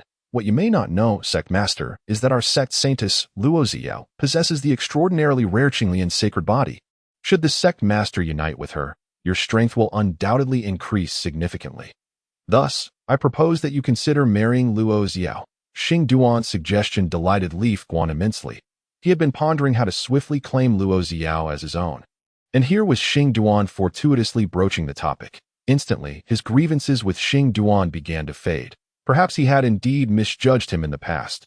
Once he wed Luo Ziao, he would undoubtedly send someone to investigate the demonic entity that bore his name, for it had caused him this unwarranted beating. However, he was not about to acquiesce to Xing Duan's proposal just yet. After all, he and Xing Duan were not so different. While the sect master did indeed harbor affection for Ziao, such matters required mutual consent. If Ziao did not reciprocate these feelings, how could he possibly impose upon her? Xing Duan nodded repeatedly, then turned to ask Luo Ziao, "What do you think of our sect leader?" Ziao? Luo Ziao was momentarily taken aback. With so many people around, how could she respond? Even if she secretly admired him, as a lady, how could she dare to speak her mind? Just as she hesitated, Yi Guan interjected to halt Xing Duan. He stepped forward, stopping just a meter away from Luo Ziao. "Ziao, although this is our first meeting, I have known from the very first moment I laid eyes on you that you occupy a special place in my heart. There is a beauty, one that is unforgettable, a day apart, and my thoughts of her drive me to madness. That I know not how you feel about me, but I am certain that without you, I cannot endure even a moment. Will you marry me?" His gaze was clear and pure, yet imbued with an endless softness. Luo Ziao's heart raced, filled with joy. The image of Yi Guan saving her flashed in her mind, clad in white like snow, untainted by the world, exuding a sacred aura that captivated her, drawing her into a profound longing. "I am willing," she replied, her voice barely a whisper. This was her first time accepting a confession in front of so many people. But fortunately, Yi Guan was close enough to hear her clearly. Just as he was about to take her hands in joy, news of visitors from the dark domain reached them. Everyone exchanged glances, but soon realized it was likely due to Yi Guan. which eased their concerns. However, Yi Guan had a different train of thought. He knew that his presence here was unknown to others, and that only he and Luo Xiao had come this way. The arrival of visitors from the Dark Domain seemed unusual, prompting him to lead all the disciples of the Yi Shadow Green sect to welcome them, though he was also from the Dark Domain. He could not afford to offend any significant figures that might be arriving. Soon, a carriage adorned with 9 dragons came into view. "This is the carriage of the Dark Domain Empress," Xingduan exclaimed, utterly shocked. The Dark Domain Empress had come to their Yi Shadow Green sect. Fortunately, he had resolved the misunderstanding with Yi Guan. Otherwise, he wouldn't know how he might have perished. Why Yi Guan was equally astonished. He only knew that this carriage was precious, belonging to some powerful individual in the Dark Domain, but never did he expect it to belong to the Dark Domain Empress herself. With her arrival, he immediately remembered to greet her. He flew respectfully to the front of the 9-dragon carriage and declared, "I am Yi Guan, the current sect leader of Yi Shadow Green sect, here to welcome the Empress on behalf of all my disciples." Soon, he felt an intense gaze scanning him from within the carriage, a pressure descending upon him like a mountain. Chapter 32. Who sits inside the 9-dragon carriage? This sensation came swiftly and faded just as quickly. No sound emerged from the carriage, leaving them to ponder the Dark Domain Empress's intentions. Unbeknownst to them, the one seated within the carriage was not the Dark Domain Empress Feng Linglong, but rather the young master of the Yi family from Tianyu City. Yi Ziqiu observed Luo Xiao beside Yi Guan with a playful smirk. She was as beautiful as a celestial being, with skin like cream and a face like a blooming flower. A rare gem indeed. Not bad. This was Yi Ziqiu's first impression of Luo Xiao. Though she could not compare to Empress Feng Linglong, her freshness and unique charm were undeniable. It must be said that the child of destiny had a remarkable talent for attracting women. It appeared that this young lady in green had already developed feelings for Yi Guan. However, how could this be allowed? As a villain, he could not permit the protagonist to lead a life of bliss. Especially when it came to women, that was absolutely impermissible. At that moment, Yi Guan dared not even breathe, bowing his head and hunching his body. Uncertain of the Dark Domain Empress's intentions, anxiety filled the air. As an invisible aura pressed down, making it difficult for anyone to breathe. "You, enter," ordered the black-clad elder, pointing to the young lady in green beside Yi Guan. Earlier, Yi Ziqiu had sent him a message, instructing him to bring the young lady into the 9-dragon carriage to ask for the reasons behind it. That was not something a servant like him needed to know. Upon hearing the Dark Domain Empress name Luo Xiao, Yi Guan's brow furrowed. Although he was unsure of her intentions, he harbored a bad premonition, sensing a familiar aura emanating from the carriage, were it not for the fact that this was the Dark Domain Empress's carriage. He might have truly suspected that Yi Ziqiu was inside. Sensing Luo Xiao's apprehension and tension, Yi Guan offered her a reassuring glance, signaling her not to panic. The Dark Domain Empress would not harm her. Thus, Luo Xiao stepped into the 9-dragon carriage. The next moment, a piercing scream echoed at why Yi Guan's heart jolted. Could it be that Luo Xiao had met with harm inside? What would he do if she truly were in danger? Rushing to save her, glancing at the 9 dragons on the carriage and the elder beside him, he quickly dismissed the thought he could not possibly contend with either. Not to mention that the formidable being seated within the 9-dragon carriage was none other than Feng Linglong, the most powerful warrior in the celestial realm. Inside the carriage, Luo Xiao's expression was one of panic as she found herself tightly embraced by Yi Ziqiu. Unable to move, the handsome face was so close it made her heart race. Confusion filled her mind. Was the Dark Domain Empress not supposed to be inside this carriage? Why was there a refined young man instead? And given the circumstances, before Luo Xiao could react, she felt a warmth on her lips. She had no idea when Yi Ziqiu had leaned in to kiss her. As her eyes widened in shock, her mind went blank. This was her first kiss with a stranger, under the influence of his kiss. She gradually melted from being passive to actively responding. When she finally regained her senses, she realized she had made a grave mistake. She was Yi Guan's wife, although they were not yet married. They had made a mutual agreement. How could she betray him at such a critical moment? However, recalling that the 9-dragon carriage was the exclusive vehicle of the Dark Domain Empress, she felt a sense of relief. This meant the person before her was indeed the Empress, albeit transformed into a male form through some means. It seemed Yi Ziqiu understood her thoughts, as he softly spoke. "I am not the Dark Domain Empress." Luo Xiao gave an awkward smile, clearly unconvinced by his words. Why Yi Ziqiu did not press the matter further, knowing that soon enough, she would discover whether he was truly the Empress. Outside the 9-dragon carriage, Everyone wore expressions of shock, for just moments ago, they had heard a man's voice coming from within. Could it be that the occupant of the nine-dragon carriage was not the Dark Domain Empress after all? They quickly dismissed this thought. It was evidently impossible. Who else could sit in the carriage if not the Empress? They had never heard of her lending her nine-dragon carriage to anyone else. However, an even more astonishing scene unfolded. A piece of clothing was thrown out from the carriage. Upon closer inspection, it was none other than Luo Xiao's garment. What was happening? Why would the Dark Domain Empress remove Luo Xiao's clothing? Soon, more garments flew out, suggesting that Luo Xiao was likely in a state of undress.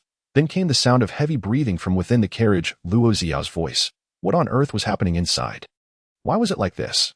Yiguan's emotions were in turmoil. Sensing something was amiss, he turned to the elder beside him and inquired, "Excuse me, is the person inside the nine-dragon carriage the Dark Domain Empress?"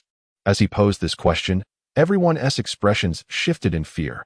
Questioning the identity of the Dark Domain Empress to her face was tantamount to courting death. Could anyone else sit in the nine-dragon carriage besides the Empress? However, the elder's next words left everyone astounded. The Empress is busy with her affairs and has no time for such trivial matters. What? The Dark Domain Empress was not present. Then who was sitting in the nine-dragon carriage? Moments ago, they had heard a man's voice emanating from within. Could it be?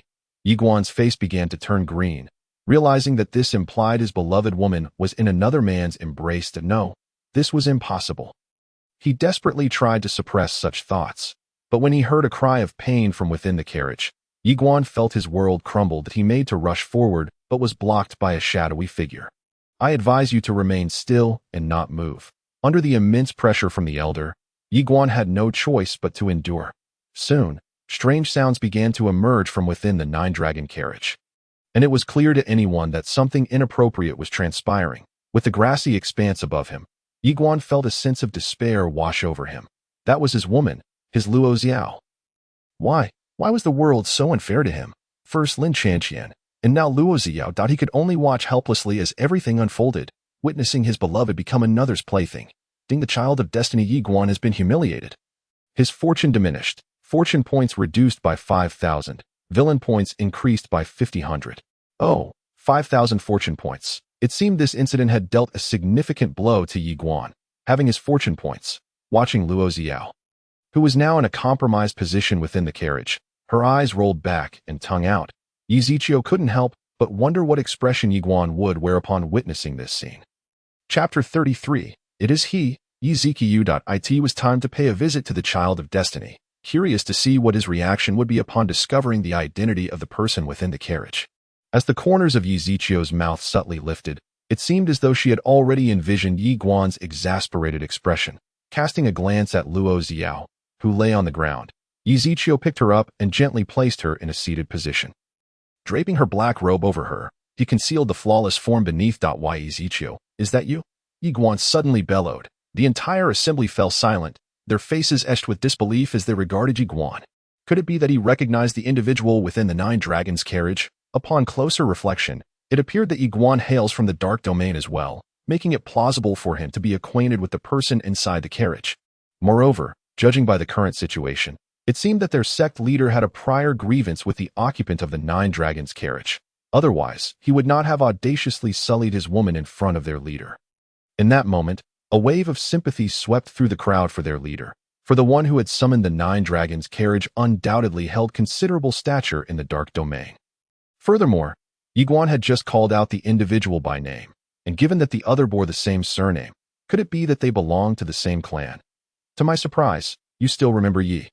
Came a nonchalant voice from within the Nine Dragons carriage, followed by the appearance of a man with an exposed torso. His perfectly chiseled features and robust biceps drew the attention of numerous female disciples from the Yi Shadow Green sect, who found him irresistibly charming. They perceived no frivolity in Yizichio. Rather, he exuded a captivating masculinity. The mere thought of touching him would likely send them into euphoric dreams. Upon confirming that the person within the Nine Dragons carriage was indeed Yizichio, Yiguan was engulfed by a fury that threatened to consume him. Initially uncertain, he had merely called out in a moment of curiosity, recalling Yizichio's prior claim that the Empress was his woman. Little did he anticipate that the occupant of the Nine Dragons carriage would indeed be Yizichio. His teeth ground together in rage. yearning to flay Yi Ziqiu alive if Yi Ziqiu had been coerced in the Yi family courtyard. What explanation could there be for the present situation? Why have you done this? You know full well that Luo Ziao is my woman. Yi Guan's fist clenched tightly. Were it not for the presence of the elder He beside him, he would have lunged forward to exact vengeance. Though she is your woman, Yi Ziqiu mused, seemingly unaware of Luo Ziao's ties to Yi Guan. He then feigned a look of regret, offering his apologies. Yet, Yi Guan was in no mood to receive such insincerity. He could no longer endure Yi Ziqiu's condescending demeanor, for despite committing an unforgivable sin, he played the part of the innocent, though it was one thing to take Lin Qianqian, who had willingly submitted. What of Luo Ziao? He refused to believe that she had consented. This scoundrel had taken away his beloved, subjecting him to unparalleled humiliation. He would never let Yi Ziqiu go unpunished. Yi Ziqiu, do you think that a mere apology can dissolve the enmity between us? What do you propose instead? Shall I offer you Feng? Yi Guan faltered slightly, perplexed by who Feng was. The others too were drawn into curiosity. Meanwhile, the elder He was visibly alarmed, quickly interjecting, "Young Master Yi, you mustn't speak so recklessly. If the Empress hears this," he left the rest unspoken, but the gravity of the consequences was all too apparent. The crowd exchanged shocked glances. What had they just heard? The Empress? Did this young Master Yi refer to the Empress of the Dark Domain as Fenger? Gasps of astonishment filled the air. This young Master Yi not afraid for his life? To speak of the Empress is a taboo in the celestial realm. It matters not. Fenger would not hold it against her husband, Yi Ziqiu asserted. With such a declaration, the elder He found himself at a loss for words. Awed by Yi Ziqiu's audacity, the others stood dumbfounded, grappling with the revelation that this young Master Yi had claimed to be the husband of the Empress of the Dark Domain. Glancing once more at the 9 dragons' carriage, the crowd began to believe that if he were not indeed the Empress's husband, how could he command the 9 dragons' carriage, an emblem of her power and prestige? However, what Yi Guan said next was even bolder. If that is the case, I am willing to overlook all past grievances and pledge my unwavering loyalty to my master, ready to traverse mountains of blades and seas of fire, Yi Guan declared earnestly. Demonstrating his utmost sincerity, the onlookers were increasingly baffled. What were these 2 individuals, both surnamed Yi, truly discussing? The existence of a taboo in the celestial realm was being traded as if it were mere merchandise. Who were they, if not formidable beings from another realm? In that instant, the atmosphere shifted dramatically. Dark clouds gathered ominously. The tremendous pressure descended upon Yi Guan, accompanied by the sound of cracking bones, overwhelmed by the suffocating force.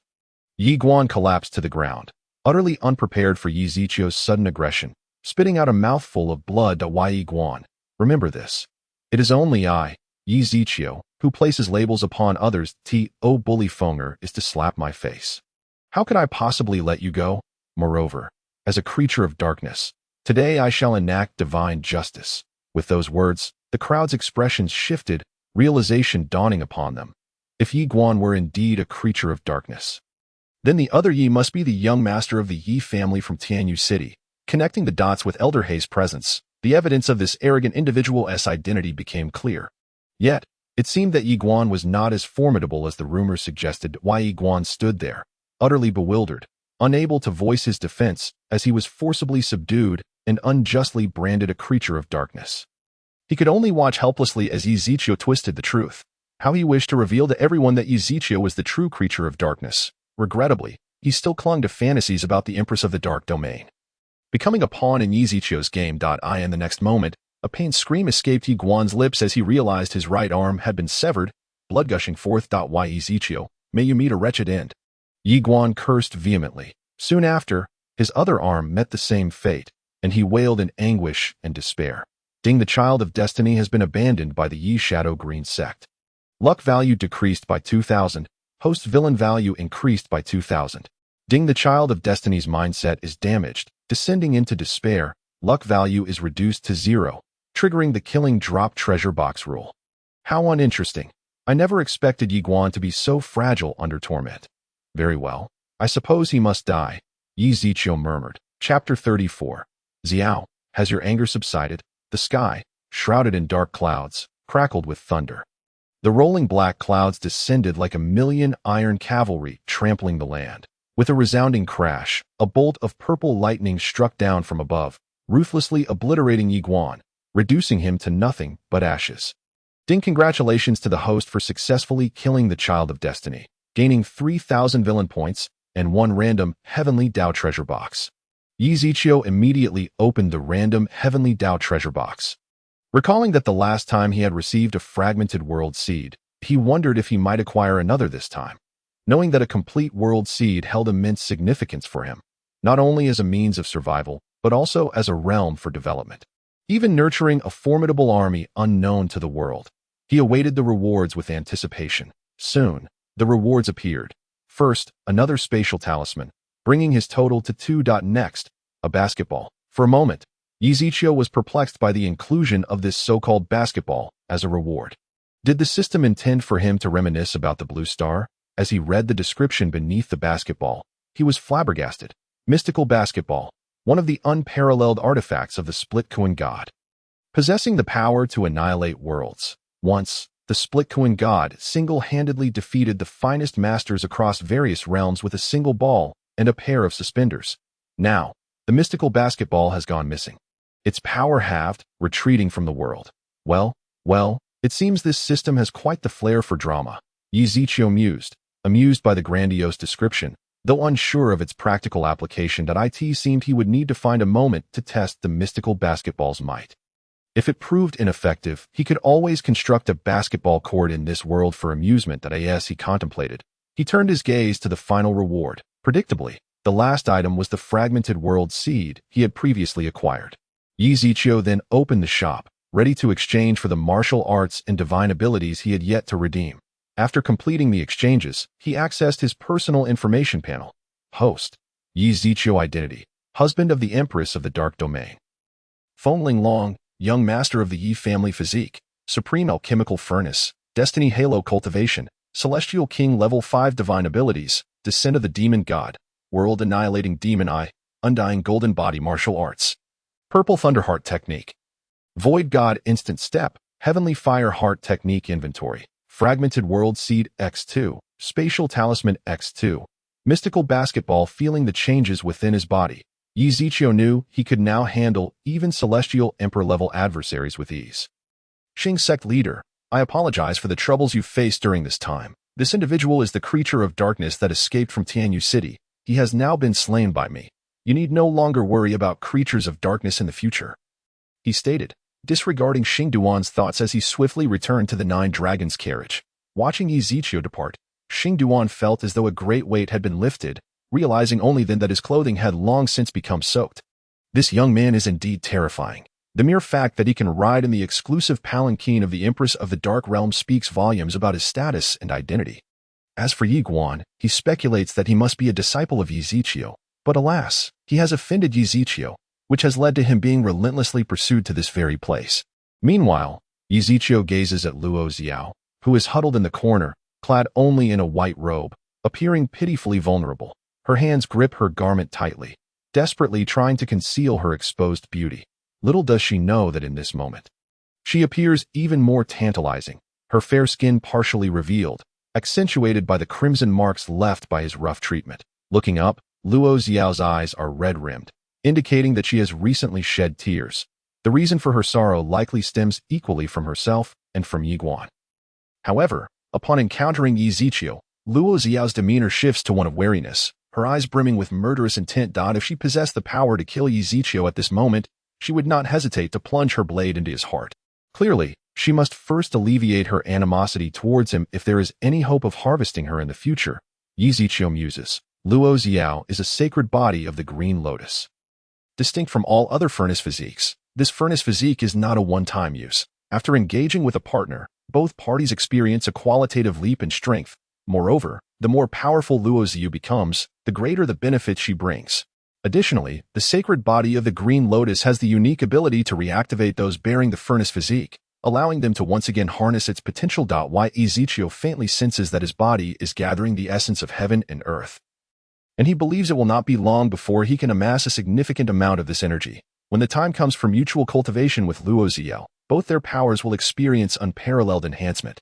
At present, Luo Xiao's hatred towards him poses a challenge, yet it can also be viewed as a non-issued as Yi Ziqiu approaches, closing the distance to a mere 50 centimeters from Luo Xiao. She suddenly makes a move, With an attack fueled by intense rage, she strikes at him. Yet to her astonishment, she effortlessly breaches Yi Zichou's defenses, landing a blow directly on his chest. Warm blood slips from her palm. And the ease with which she succeeded leaves her incredulous. Her expression a complex mixture of emotions as she gazes upon the man who has killed her beloved and taken her innocence. Luo Xiao is perplexed. She intended to kill him. So why does he not evade her? With his power, he could have easily dodged. Upon noticing Yi Zichou's right hand twitch slightly, she instinctively delivers another strike. With a muffled grunt, Yi Zichou's pallor shifts, his form appearing on the brink of collapse. Despite the slight furrow in his brow, he continues his actions unabated. When a warm hand brushes against her cheek, Luo Xiao realizes that he never intended to harm her. In fact, she sees nothing but affection in his eyes. Xiao, have you calmed down? Luo Xiao feels her head buzzing. She has hurt him so deeply. And yet he asks if she has calmed down. This man must be unwell. She is too indifferent to care about his thoughts. All she desires is revenge. Stop pretending. I do not need your pity. If you do not resist, I will truly kill you. Luo Xiao huffs, her indignation quite endearing.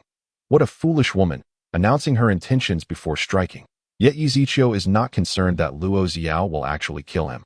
For she simply lacks the strength to do so. In truth, her attack is incapable of breaching Yi Zichou's defenses, especially since he is clad in the golden armor. The injury he sustains is merely for show. A performance for Luo Xiao.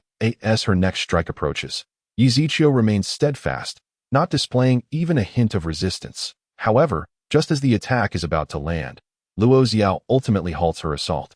Are you a fool? She questions, bewildered as to why she cares about his life. This man is the very one she wishes to kill. Tears cascade down her cheeks unbidden. Is this pity for her? She does not need it, truly does not. In the next moment, to Luo Xiao's astonishment, Yi Zichou forcibly pulls her into his embrace and kisses her fiercely. Luo Xiao attempts to struggle, yet finds herself unable to break free. With no avenue for resistance, she resigns herself to the moment. She loses track of time until she feels herself nearly breathless, at which point Yi Zichou reluctantly releases her. Once the kiss ends, Luo Xiao immediately strikes him, but the sound of her slap never reaches her ears. Unbeknownst to her, Yi Zichou has grasped her delicate hand and he leans in once more, and Luo Xiao truly fears that if this continues, she might end up with swollen lips. No. Terrified, she shuts her eyes, yet the storm does not descend. Instead, she feels Yi Zichou gently sweep her hair away from her face. Xiao, I like you. Truly, I like you very much. I cannot bear to see you with anyone else. Upon hearing of your impending marriage to Yi Guan, I rushed here at once. You are my woman, and you can only belong to me. At this moment, Luo Xiao's mind goes blank. She gazes at Yi Zichou, who appears like a child sulking, and she cannot help but feel that what he says is sincere. Yet, they have never met before. When did he come to like her? If he truly likes her, why not reveal it sooner? Why wait until now to show himself? Seemingly sensing Luo Xiao's confusion, Yi Zichou explains, I am sorry, Xiao, I have always been a very insecure person. I did not dare to meet you. I feared you would not like me. So you appeared just as I was about to marry, and you killed my fiancé. Luo Xiao finds herself caught between laughter and tears. What a flimsy excuse. How absurd. Xiao, I am angry. You called Yi Guan your fiancé. Struggling to find the words, Yi Zichou abruptly pulls Luo Xiao into his embrace once more and kisses her deeply until she repeatedly strikes him in protest. Prompting him to finally separate, I will not say it again. You are my Luo Xiao's husband. Fearing that Yi Zichou might lean in again, Luo Xiao speaks with a hint of trepidation. Upon hearing her satisfactory response, Yi Zichou buries his head against her chest, a glimmer of cunning flickering in his eyes. At this moment, Luo Xiao remains in disbelief. Such a person exists in this world, so brazenly domineering.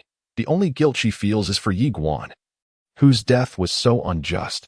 Although her interactions with him were brief and she held some affection for him, she never truly loved him. After forcibly engaging with Yi Zichou and understanding the circumstances, her heart has wholly shifted to him. She can feel the intense love Yi Zichou harbors for her.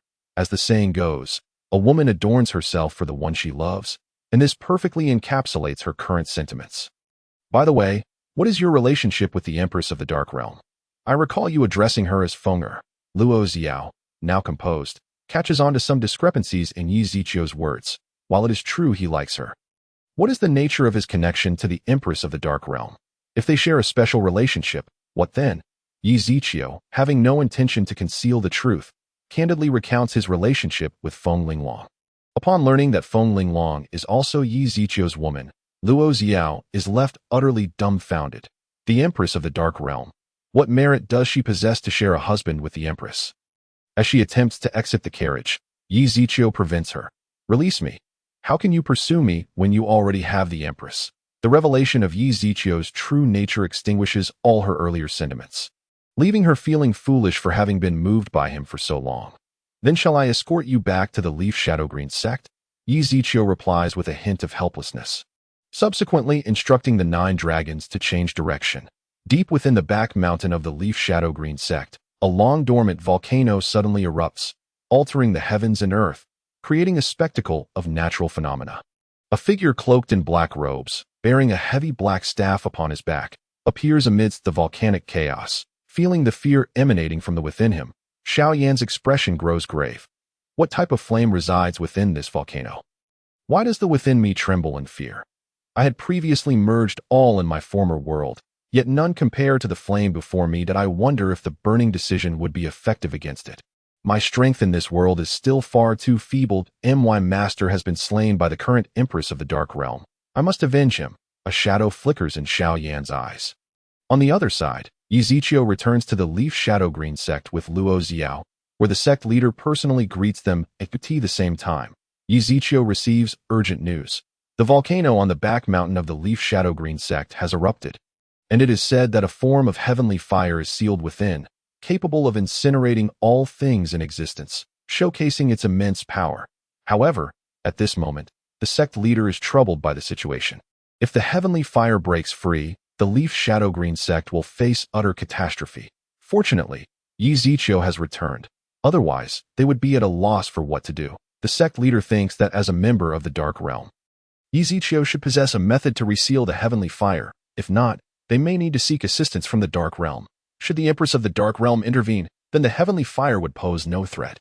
Heavenly fire? How fortuitous! I had just acquired the heavenly fire heart technique, and now the heavenly fire has manifested. It is the perfect opportunity to test the power of this technique. Yi Ziqiu muses. Do not worry, sect leader. I will take care of the heavenly fire matter. A sudden fluctuation in space surged forth, and Yi Ziqiu and He Lao found themselves appearing 1,000 miles away. Shortly thereafter, 2 figures emerged, one after the other, near the volcano. Even before drawing closer, they could feel an unsettling heat, and despite being formidable beings of the celestial rank, they found themselves somewhat powerless in the face of the extreme temperatures of the heavenly fire. Young Master Yi, perhaps we should return to report this to the Empress? He Lao believed that only by calling upon the Empress of the Dark Domain could they hope to reseal the heavenly fire. He channeled his spiritual energy to envelop Yi Ziqiu, reasoning that if he himself could barely withstand the searing heat, Yi Ziqiu would certainly be unable to endure it. If Yi Ziqiu were to perish here, he could not bear the consequences. Chapter 36, An Encounter with Xiaoyan. Young Master Yi. He Lao gazed at Yi Ziqiu in shock, noticing that he was utterly unaffected by the intense heat. His expression remained calm and unperturbed, as though they were not standing in a molten purgatory. It seems that the high temperatures emitted by the heavenly fire do not affect me in the slightest. He Lao, you should return. I will proceed ahead to investigate. With that, Yi Ziqiu stepped into the void, and in the blink of an eye, he was 1,000 miles away by the time He Lao attempted to intervene. It was too late. He yearned to follow, but the oppressive heat made it clear that he would likely be reduced to ashes before he could approach. He Lao let out a sigh. It seemed that only the Empress of the Dark Domain could safely enter this place. He needed to return swiftly to report to her, lest her wrath fall upon him. Meanwhile, Yi Ziqiu had reached the depths of the volcano, where magma occasionally erupted from the crater. As he drew nearer, he too felt a pulse of alarming heat. Had it not been for the heavenly fire heart technique, he would likely have been reduced to cinders by now. A new child of fortune has been detected nearby. Oh, a new child of fortune. Indeed, it would be strange if such a treasure as the heavenly fire did not attract a child of fortune. Since one was nearby, it would be prudent to locate them first. After all, those favored by the heavens often find treasures before others. With that thought, Yi Ziqiu expanded his spiritual awareness. Suddenly, he let out a muffled groan. blood spilling from the corner of his mouth. He had not anticipated that the heavenly fire would also disrupt his spiritual senses, melting away the awareness he had spread out. That it appeared that seeking out the child of fortune through his spiritual awareness was futile. So he continued deeper into the volcano, hoping for a stroke of luck. But on the other side, He Lao had successfully flown out of the volcano, coincidentally encountering a group of cultivators from the Yi Shadow Green sect waiting nearby. He Lao couldn't help but furrow his brows. What are you all doing here? Just as Xing Duan was about to respond, he was interrupted by Luo Xiao. Where is Yi Ziqiu? Why didn't he come out with you?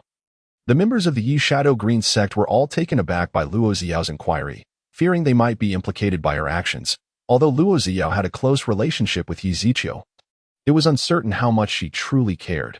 Fortunately, He Lao bore no ill intentions and replied honestly. The young master entered alone. Upon hearing this, Luo Xiao's anger flared. He went in alone.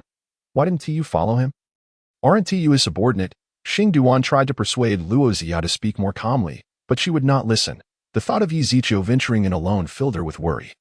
What if he encountered danger inside? The intense heat of the heavenly fire was overwhelmingly powerful. She could not approach any closer. And what of him? Is he immune? He Lao nodded, though he too wished not to believe it.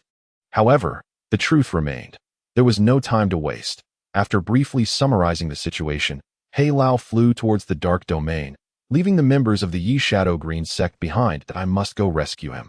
Yi Ziqiu is certainly in danger. With that, Luo Xiao disregarded the others and soared towards the volcano. The members of the Yi Shadow Green sect, realizing the potential consequences should Luo Xiao encounter peril, hastily followed her lead. Not far from the volcano, they were all forced to halt, not by choice, but by an overwhelming wave of heat that blocked their path. Luo Xiao attempted to step forward, only to be met with the sound of sizzling, followed by a muffled groan as she plummeted like a bird with clipped wings. Seeing this, Xing Duan rushed forward to catch the barely conscious Luo Xiao, promptly producing a healing pill from his robes and placing it in her mouth. Quickly, everyone retreat. Luo Xiao was severely injured, and Xing Duan was frantic with worried anxiety this moment. Yi Ziqiu had descended into the volcano's depths, where a shadowy figure stood before him, but the figure had yet to notice Yi Ziqiu. After all, he bore the halo of destiny. Unless he chose to reveal himself, no one could detect his presence. Just as a fire dragon surged toward Xiaoyan, a terrifying flame erupted from Xiaoyan's body. Though it appeared weak in comparison to the heavenly fire, the two forces collided, causing Xiaoyan to let out a muffled groan and spit out blood. He hastily retrieved a vial of healing pills from his spatial ring, consuming them all in one go. What a familiar scene this was. A figure cloaked in black, wielding a unique flame, and bearing a heavy ruler on their back, along with a black spatial ring. While these four aspects might seem coincidental, the act of consuming healing pills drew his attention. Surely, only an alchemist would indulge in such a manner. These 5 characteristics undeniably revealed this young man's identity. If he was not mistaken, the individual was of the waste material lineage. After all, he had read about it in a certain author's work. 3 years appointment, 3 visits to a certain sect. But what role did he play in this world? He needed to approach and establish a rapport. Yi Ziqiu observed from a distance for a moment, and as Xiaoyan found himself outmatched, a mysterious basketball appeared in Yi Ziqiu's hand, which he hurled at the fire dragon. The collision between the enigmatic basketball and the fire dragon sent shockwaves through the area, causing the earth to tremble and the magma beneath to surge like turbulent waves. Fortunately, the mysterious basketball kept the volcano from being destroyed. As Xiaoyan gazed at the suddenly appearing basketball, he fell into contemplation, his demeanor shifting to one of vigilance. This mysterious basketball had not appeared here without reason. Its presence indicated that someone was lurking nearby, someone he had yet to detect. As an alchemist, his spiritual awareness was significantly stronger than that of ordinary individuals, yet he had sensed nothing this time. Junior Xiaoyan, I am deeply grateful for your timely rescue. Senior. Xiaoyan cupped his hands, his demeanor respectful yet dignified. Xiaoyan, Yi Ziqiu murmured, surprised to find his guess had been correct. Indeed, this was the Xiaoyan from that world. According to the author, Xiaoyan was exceedingly loyal, making it worthwhile to forge a friendship with him. Yi Ziqiu stepped forward, appearing beside Xiaoyan in an instant. Brother Xiao, no need for such formalities. My surname is Yi. My given name Ziqiu. I am the young master of the Yi family from the Dark Domain. Originally, Yi Ziqiu intended to specify that he was the young master of the Yi family from Tianyu City. But he realized that his family had since relocated to the Dark Domain, and thus could no longer claim Tianyu City as his origin. Chapter 37. A collaboration with Xiao Yan. So you are young Master Zichio. I owe you my life. Had it not been for your intervention, I might have met with misfortune. Xiao Yan expressed his gratitude, producing several vials of healing pills from his spatial ring. This individual struck Xiao Yan as extraordinary. With just a basketball, he had effortlessly countered the assault of heavenly fire, a truly fearsome feat simultaneously. Xiao Yan harbored doubts about Yi Zichio's identity. As a fellow transmigrator, he was acutely aware of whether basketballs existed in this world. The fact that Yi Zichio wielded one as a weapon was unprecedented. These are healing pills I personally concocted, if young Master Zichio does not mind. Please accept them. Yi Zichio graciously accepted, understanding Xiao Yan's desire to avoid being indebted to anyone. He had no intention of gaining Xiao Yan's trust merely by rescuing him. Brother Xiao, are you also an alchemist? Yi Zichio inquired, to which Xiao Yan nodded in affirmation. By the way, young Master Zichio, what weapon is that? Xiao Yan pointed toward the mysterious basketball nearby. This? Yi Zichio replied, I actually have no idea what kind of weapon it is. Not even its name. I stumbled upon it in a cave, thinking it unremarkable until it saved my life. Yi Zichio appeared pensive, his curiosity piqued about the basketball's origins. Xiao Yan harbored no suspicions, as they had never met before. Thus, he assumed Yi Zichio was oblivious to his status as a fellow transmigrator. He decided that since he knew the basketball's name, it would be advantageous to inform Yi Zichio, thereby creating a favor in return. He could sense that Yi Zichio's strength surpassed his own, accompanied by an almost imperceptible air of pressure. Perhaps he would need Yi Zichio's assistance for the upcoming venture into the heavenly fire. Are you here to seal the heavenly fire as well, young Master Zichio? Xiao Yan inquired. Yi Zichio nodded. Hearing this, Xiao Yan's eyes brightened.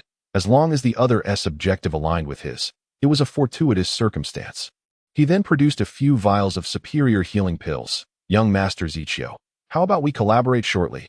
Oh, how does Brother Xiao Yan propose we join forces? Yi Zichio responded in accordance with the other party's inquiry. Yet in his heart, he was already aware of Xiao Yan's intentions. He feared that Xiao Yan sought to devour the heavenly fire before him, which coincidentally was also the reason for his arrival. For who would ultimately possess the heavenly fire? That remained a mystery. Indeed, young Master Zichio, I possess a method to consume the heavenly fire, and consequently, this region will be forever shielded from its influence. Upon hearing this, Yi Zichio feigned astonishment, presenting an expression of disbelief. Brother Xiao Yan, is this truly the case? It is well known that the heavenly fire is exceedingly tyrannical, and for countless millennia, no one has succeeded in consuming it. Sealing it remains the only option. Yi Zichio displayed a facade of concern for him. Fear not, young Master Zichio. I am 100% confident in my ability to consume the heavenly fire. If I were to fail, you could always seal it afterward. Xiao Yan asserted. Given Xiao Yan's insistence, Yi Zichio naturally acquiesced to his suggestion. Soon, the two reached a consensus. Yi Zichio would assist Xiao Yan in combating the heavenly fire, and when it was sufficiently exhausted, they would proceed to consume it. Meanwhile, He Lao had returned to the dark domain at that moment. He knelt before Feng Linglong's study. Old He, how audacious of you! Was I not clear in instructing you to protect Yi Zichio without fail? Is this how you safeguard him? A golden hand descended from above, striking He Lao with tremendous force. The once formidable presence of a celestial sovereign now appeared utterly vulnerable as blood gushed from his 7 orifices, leaving him on the brink of death. This was solely due to Feng Linglong's mercy. Subsequently, the door to the study opened and closed, and the figure within had long vanished. Zichio, you must wait for me. You cannot afford to be in danger, do you understand? Deep within the volcano, a series of furious roars echoed, resonating through the skies. The vast volcano was reduced to mere flat land, becoming a slope of yellow earth. Within, endless molten magma surged forth, transforming into a hell of red lotuses, exuding an aura capable of incinerating the heavens. Fortunately, a colossal basketball firmly suppressed it, with Yi Zichio and Xiao Yan taking refuge atop the sphere. Witnessing the heavenly fire morph into fiery serpents that incessantly battered against it. Young Master Zichio, it appears we cannot subdue the heavenly fire in the short term. We must wait for its energy to be depleted before we act with assurance. Xiao Yan analyzed. Yi Zichio concurred, harboring no urgency regarding the heavenly fire. In truth, he could seize it whenever he desired. Perhaps due to the monotony of the situation, The two began to share their past experiences. Xiaoyan learned that Ezechiel had been unable to cultivate since childhood, regarded as a waste by his family, and was even sent to the dark domain by his fiancée, Yi, alongside others, to be exploited as a tool for the dark domain Empress's release of spiritual power. Fortunately, in a moment of despair, the dark domain Empress unexpectedly discovered the secret of his extraordinary physique, which spared him from death in the days that followed. She sought every possible means to elevate his cultivation, aiming to maximize his contribution to her future power. Hearing this, Xiaoyan felt deep sympathy and shared his own experiences with Ezechiel. Because he, too, harbored enmity towards the Dark Domain Empress, Xiaoyan sought to collaborate with Ezechiel to collectively oppose her. Through Xiaoyan's narrative, it was revealed that he did not originally belong to this world. In his former realm, he had 2 beautiful wives and 2 exceedingly well-behaved children. By all accounts, he should have lived a blissful life. However, fate intervened, as a colossal black hole emerged in his area, transporting him to this world, and his master followed suit in an attempt to safeguard him. Subsequently, they encountered a woman, namely, the Dark Domain Empress referred to by Ezechiel. This woman was unreasonable. Upon their first meeting, she attacked them, intent on their demise. Naturally, Xiaoyan and his master would not sit idly by, and they fought back. Unfortunately, their strength proved insufficient against her. Ultimately, his master sacrificed himself to buy Xiaoyan time to escape. Upon hearing this, Ezechiel was filled with righteous indignation, voicing his grievances against the Dark Domain Empress. Yet, in his heart, he contemplated how to deal with Xiaoyan. Initially wishing to befriend him, he now realized that such a bond was unattainable, especially since Feng Linglong had slain his master. Although it had not been Feng Linglong herself in control at the time, it was she who had ultimately delivered the fatal blow, given Xiaoyan's character. It seemed that friendship was out of reach. Chapter 38. The Serpent Woman, Xiao Xiao in the Dark Domain. An extraordinary phenomenon unfolded within a nearby city as a rift in time and space violently tore open. This event summoned numerous celestial sovereigns from the Dark Domain. You old codgers should remain in your royal palaces. What business do you have on my territory? Li Qing expressed his displeasure, internally cursing these old fellows for their lack of martial ethics. This was clearly Li Qing's domain. Since the treasure had appeared within the area governed by the Li Royal Palace, it rightfully belonged to him. Li Wang, your words are misguided. We have come specifically to assist you, spoke the individual responsible for the southern frontier, Qin Wang Qinshi, clad in a purple python robe that signified his status. Qin Wang speaks the truth. We merely wish to observe this so-called treasure and harbor no covetous intentions. Should you require assistance, we shall not hesitate to offer it. However, it appears that you do not need our aid at this moment. At this point, Li Qing's expression darkened significantly, although they spoke sweetly. It was evident they were eyeing his treasure. What do you mean by merely coming to observe and offering free assistance? Are they truly so benevolent? Had Li Qing not been well acquainted with their characters, he might have almost believed them. With a disdainful snort, Li Qing fell silent. After all, they had already arrived and would not simply depart. Under the gazes of the onlookers, the previously inert rift in time and space began to stir. With a peculiar wave of energy, an exceptionally alluring woman emerged before the crowd. Her enchanting beauty captivated all, with every smile and frown tugging at the heartstrings, clad in a vibrant red gown. She accentuated her exquisite figure, radiating like a blazing fire. Her bewitching face exuded a charm that disoriented the minds of those who beheld her. A pair of phoenix-like eyes glimmered with a hint of coldness, blending allure with an icy demeanor, creating an extraordinary allure. All present were entranced by her beauty, unable to tear their gaze away. Even the Dark Domain Empress would find her a formidable rival. However, this young woman furrowed her brow, clearly displeased with the surrounding attention. Were it not for her urgent quest to find her father, she would have relished the thought of plucking out their eyes. Her name was Xiao Xiao, hailing from the vast world of Dakian. Her father was the Flame Emperor of a certain fire domain, and her mother was the Queen of the Serpent Folk. Thus, her status was one of unparalleled superiority, regarded as the prime candidate for the next generation's Medusa Queen. However, one fateful day, an unexpected event brought misfortune to her family. The tumultuous rift in time and space emerged, threatening their world to avert disaster. Her father and master bravely confronted the crisis. They believed that united, they could quell the chaos, but instead, they were drawn into a black hole, desperate to save her father. Xiao Xiao followed him into the abyss. Unfortunately, Her mother could not accompany them.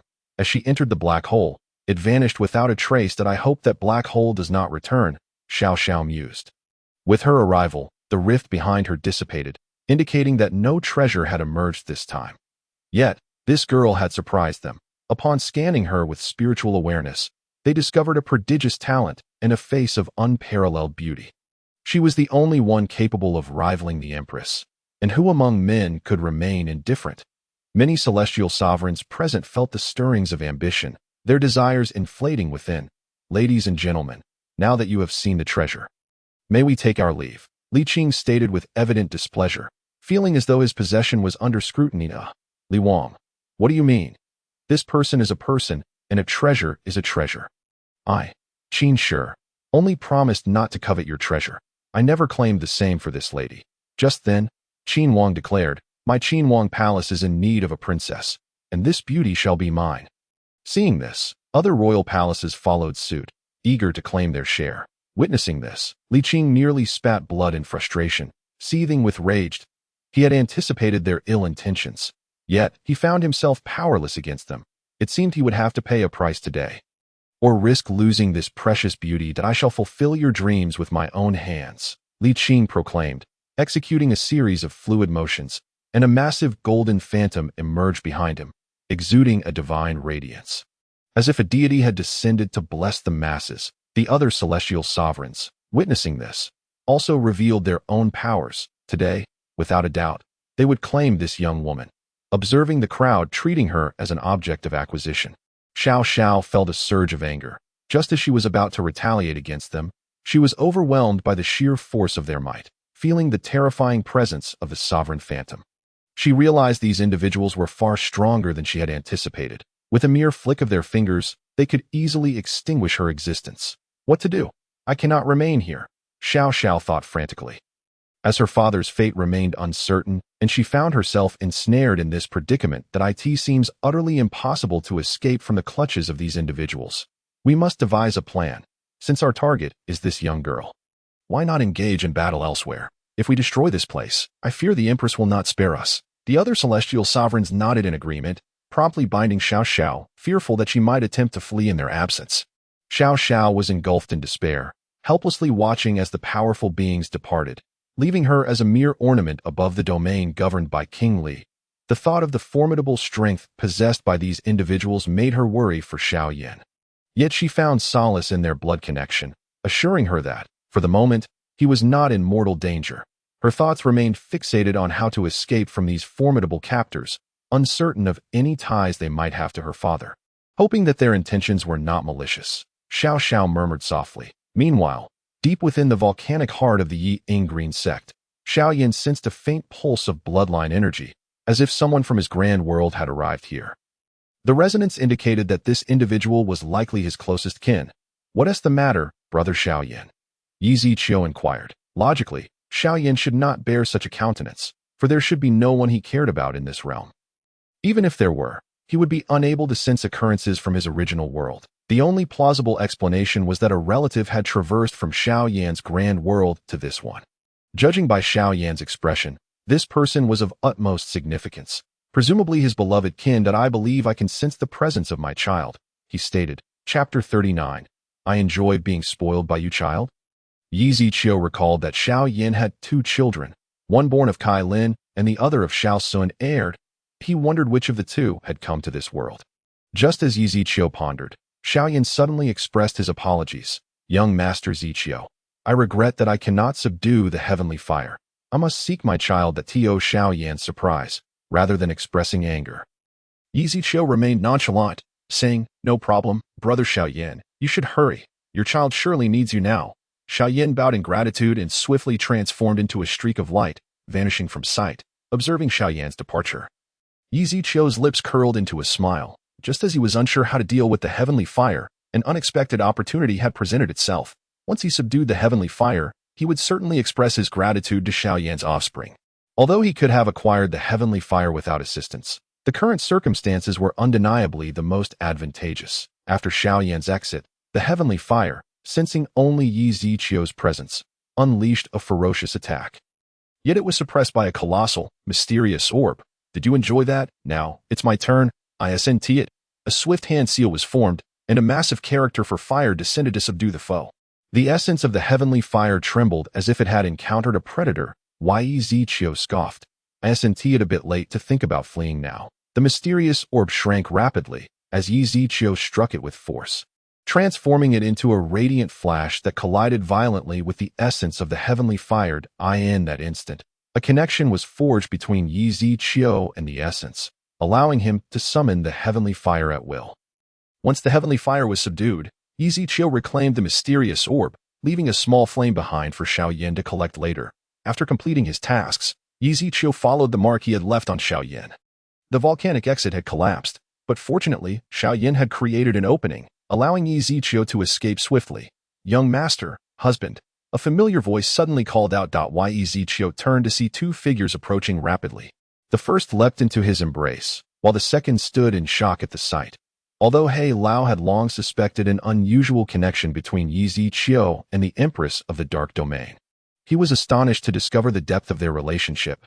No wonder the Empress had insisted on his unwavering protection of Yezchio. It turned out that Yezchio was her husband. He Lao's emotions were tumultuous, unable to find words to express his feelings, and he quietly drifted away, wishing not to intrude upon the moment. "Feng Er, why are you so sentimental today?" Yezchio chuckled.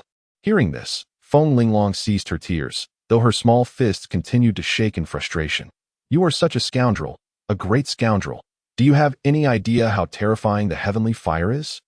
Even I lack complete confidence in confronting it, and yet you recklessly threw yourself into danger. Do you even consider me your wife?" In the face of Feng Linglong's reproach, Yezchio felt no anger. Instead, warmth filled his heart. The system does not deceive me. To have a wife such as her, what more could one desire? "Well, my dear, am I not perfectly fine?" he replied, playfully pinching her small nose, which only fueled her indignation. Yet, seeing that Yezchio was unharmed, she felt reassured. She glanced at the volcano, now devoid of the heavenly fire's presence, knowing instinctively that it had been refined. The only figure emerging from the volcano was her husband, Yezchio, who had absorbed the heavenly fire. "You refined the heavenly fire?" Yezchio nodded. Aside from her shock, Feng Linglong asked no further questions. As long as the goal was achieved, the means mattered little. "Now, can you accompany me?" Feng Linglong blinked, her eyes sparkling. Having finally mended her relationship with Yezchio, she yearned to be close to him every day, sometimes wishing to find someone to take her place as the Empress of the Dark Domain. Seeing Yezchio silent, Feng Linglong panicked. Although all matters were resolved, did he still refuse to be with her? Or was he still preoccupied with past events?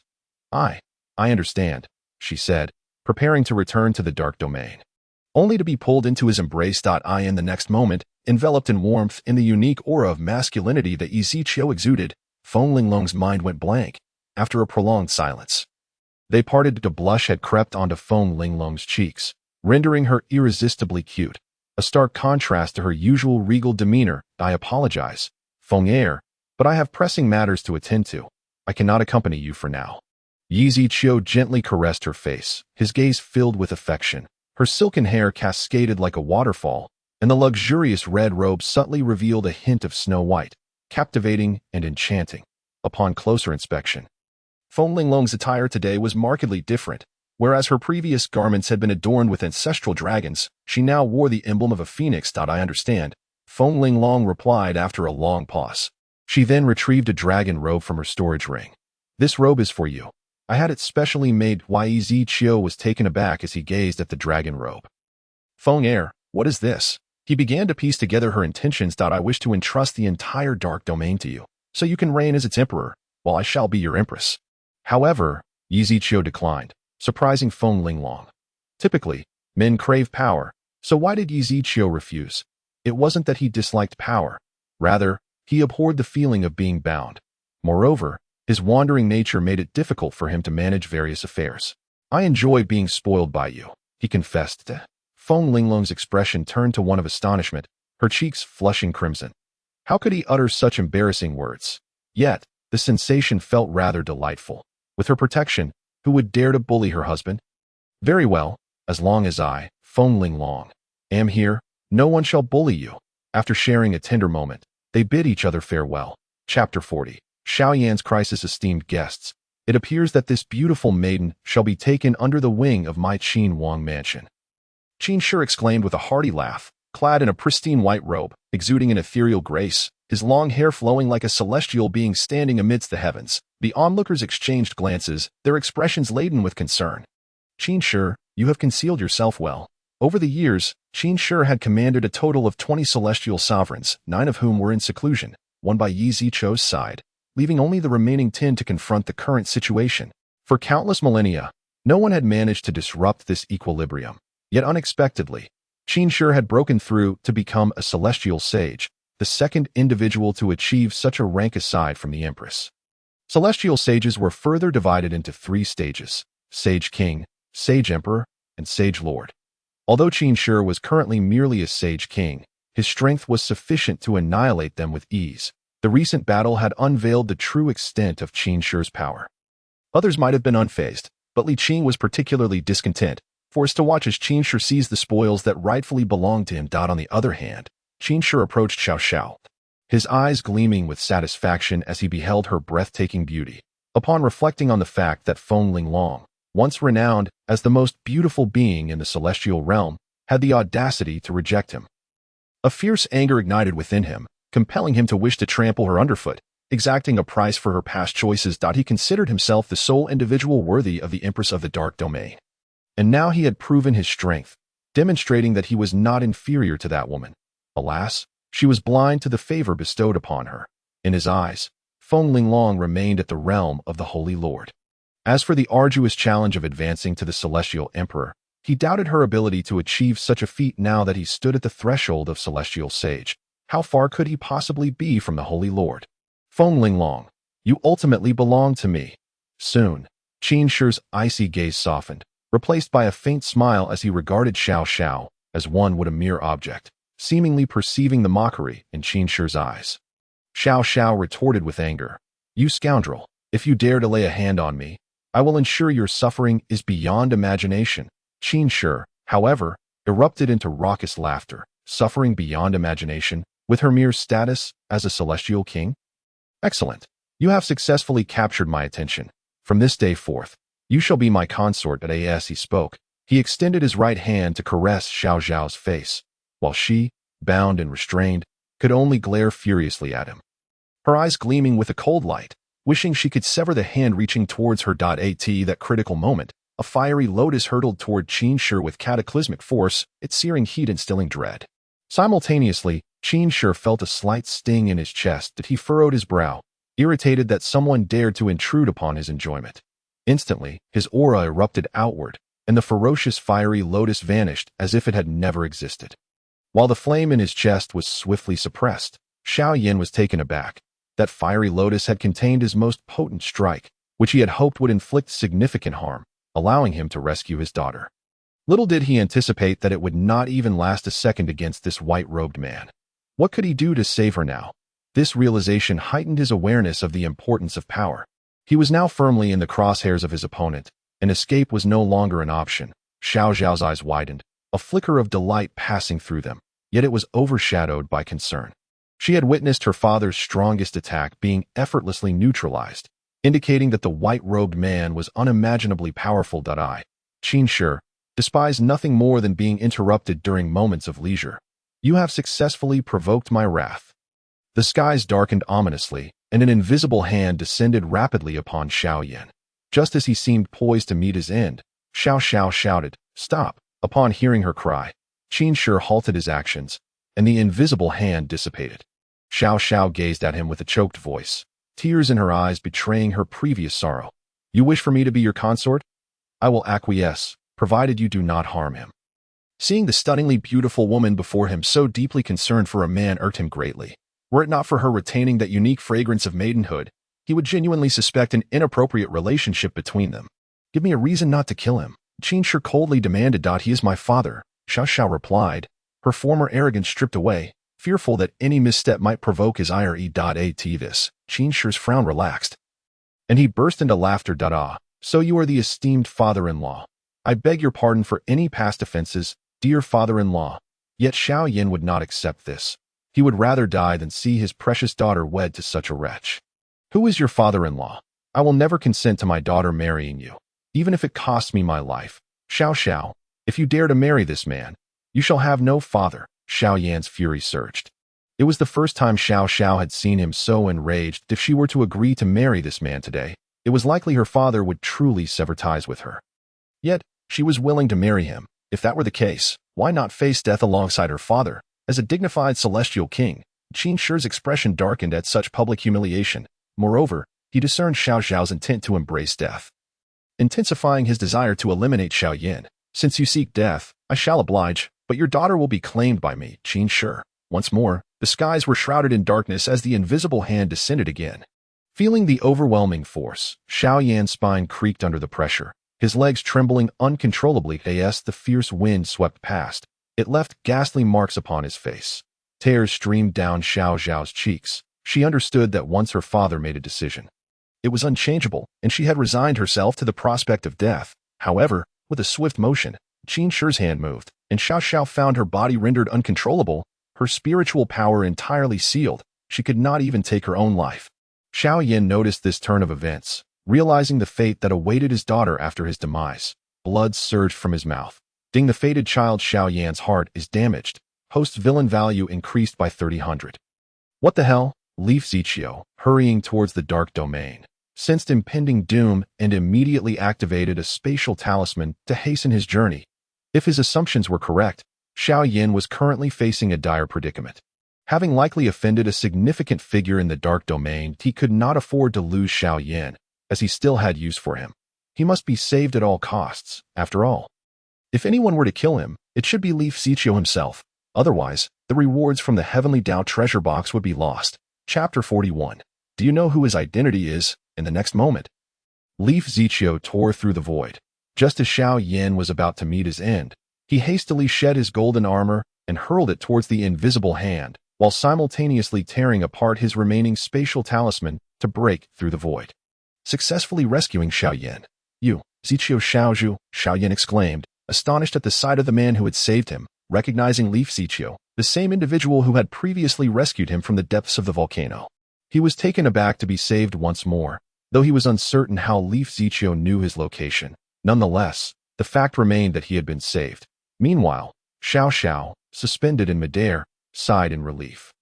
As long as her father was alive, that was enough. However, Leaf Zichio paid no heed to Xiao Yan, his cold gaze fixed upon Qin Shi, while the golden armor had long since been obliterated by that strike. Oh, another rat has appeared. Qin Shi scrutinized him, losing interest upon realizing he was merely a fifth-tier celestial king, and casually swiped his hand at a T. That moment, the air trembled once more, and an elderly figure in black materialized, dispelling the descending palm aimed at Leaf Zichio and shielding him behind himself. Hey Yan, what are you doing? Qin Shi roared in fury.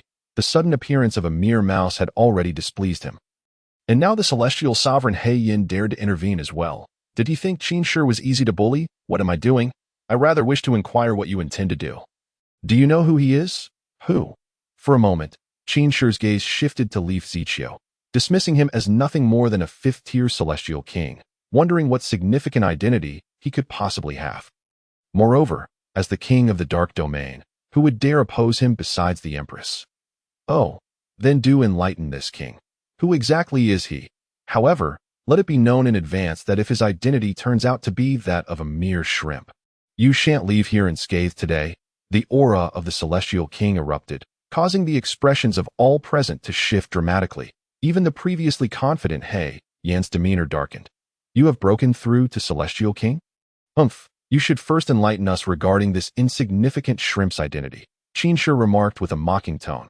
He Yan scoffed. Though he was no match for Qin Shi, it did not mean he feared him. He was firmly on Leaf Zichio's side. Who is Leaf Zichio? He is the consort of the Empress. Previously, he had sensed something amiss when Leaf Zichio referred to the Empress, but now hearing the Empress herself call Leaf Zichio her consort was sufficient to confirm their relationship. He believed that no matter how arrogant Qin Shi was, he would not dare to oppose the Empress as consort. Once he revealed Leaf Zichio's identity, even if Qin Shi were a dragon, he would have to crawl like a worm. Very well, then I shall reveal his identity, but I wonder if the king of Qin will still dare to call him a shrimp afterward. Qin Shi looked upon this with disdain. He could not fathom that Leaf Zichio's identity could possibly be significant, having never heard of any other family members of the Empress surviving, that he hails from the Leaf family of the Dark Domain and is the young master of the Leaf family. The young master of the Leaf family? Qin Shi faltered for a moment before erupting enraged. He was well aware of the recent events surrounding the Leaf family in the Dark Domain. They were merely newcomers to the area. Could they possibly compare to his status as the king of Qin? Thus, his immediate reaction was to believe he had been tricked by He Yin. Extending his hand to take Leaf Zichio's life, when did a newly established family gain the audacity to stand above him? Qin Shi, seeing this, He Yin was also taken aback, hastily stepping in front of Leaf Zichio to absorb the blow. He had long harbored resentment towards Qin Shi and had indeed intended to irritate him. Little did he expect the latter to lose his composure so easily. Should Leaf Zichio be killed by Qin Shi, no one would be able to withstand the Empress's wrath at He Yin. Since you are so intent on seeking death, do not blame this king. Qin Shi's fury reached its peak, and he immediately retaliated with lethal intent. Upon witnessing the unfolding events, He Lao felt an immediate urge to abandon any hesitation, promptly unveiling the most terrifying identity of Yi Zichio. He Yin, do you comprehend the gravity of your words? In response to Qin Shi's inquiry, He Lao maintained his composure and replied, I understand your disbelief, but the truth is indeed as I say. Otherwise, why do you think the Empress sent me to personally ensure her safety? This declaration undoubtedly shattered Qin Shi's heart. The woman he adored and admired most had it was one thing for the rival to possess greater merits, but to be merely a waste of the fifth realm of the immortal king. How could he endure such a reality? I refuse to believe it. How could Feng Linglong ever be attracted to such a waste? Observing Qin Shi's frenzied demeanor, He Yin felt a sense of helplessness. He recognized that Qin Shi harbored a deep affection for the Empress, Feng Linglong, and had once been the most hopeful among the Dark Domain's immortal sovereigns for a union between them. Who would have thought that fate would be so cruel? The Empress not only rejected him, but had recently chosen a man inferior to him as her partner.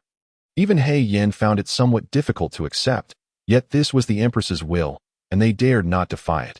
Seeing He Yin's silence, it was evident that the matter was likely true. Pain. Excruciating pain. I have lost my beloved forever. I refuse to accept that a waste could be together with Feng Linglong. She is destined to be mine, Qin Shi's. In an instant, a tempest arose, obscuring the sun and sky. As overwhelming demonic energy emanated from Qin Shi, shaking the southern 16 states with its terrifying might, various immortal sovereigns were drawn to this extraordinary phenomenon, including those who were in secluded cultivation. As ripples traversed through space, figures began to materialize around them, with over 100 being of the immortal sovereign realm. He Yin, what has happened to Qin Shi? The speaker was Yu Qianjue, the foremost among 20 immortal sovereigns. Her azure attire ethereal yet graceful, evoking a sense of serenity and otherworldliness. From afar, her form appeared as light as a celestial being, seemingly descended from a heavenly realm, with delicate features and eyes that seemed to hold emotions while also maintaining a distant allure. She exuded an aura of mysterious charm that a sacred and inviolable presence radiated from her, as if she embodied all that is beautiful and pure in the world. Upon witnessing the sudden arrival of the crowd, He Yin felt a wave of relief. With Yu Qianjue present, Yi Zichio would be saved. He promptly disclosed Yi Zichio's identity and joined forces with the other immortal sovereigns to confront Qin Shi. At this moment, Qin Shi had succumbed to madness, and his true power might have reached the Saint Emperor level. Without a united front, none could withstand his assault. Chapter 42. Feng Linglong. What makes me, Qin Shi, unworthy of you? He Yin, can you truly attest to your claims? Yu Qianjue inquired. Not only did she display skepticism, but so did the other immortal sovereigns. They had never witnessed the Dark Domain Empress express interest in any man. Now, He Yin proclaimed that this remarkably handsome and talented young man was the Empress's husband. It was difficult for them to accept. I, He Yin, swear by my Tao heart that every word I have spoken is the truth. If there is even a fraction of a lie, may I be consumed by the myriad demons. Observing He Yin's unwavering gaze, combined with his oath, was sufficient to convey the veracity of his earlier statements. At the same time, He Yin's declaration drove Qin Shi into a frenzy. If he had merely been enchanted before, he was now a demon incarnate. Initially, the crowd regarded He Yin with skepticism, and Qin Shi was no exception. as there were significant doubts surrounding this matter. However, an oath by the Tao heart was an entirely different matter. This concerned the future of a cultivator. Once the Tao heart was damaged, it would be exceedingly difficult to mend, potentially leaving one stagnant for a lifetime. Sensing the tumultuous waves before them, all present wore grave expressions. With Yu Qianjue leading the formation, the others gathered their spiritual energy to channel into Yu Qianjue, who would then create a protective barrier to fend off Qin Shi's offensive. Yet, it was merely a desperate struggle. An invisible hand descended heavily upon the spiritual shield, producing a thunderous sound that echoed and reverberated, obliterating the city in an instant. The sun and moon hung high, stirring tumultuous waves. Qin Shi, you scoundrel! What wrong have my people committed that you would spare them no mercy? Qin Shi had an opportunity to prevent the tragedy from unfolding, but chose not to act. Now, his heart was dead. This world no longer held anything he cherished. If he could not possess it, then neither should anyone else.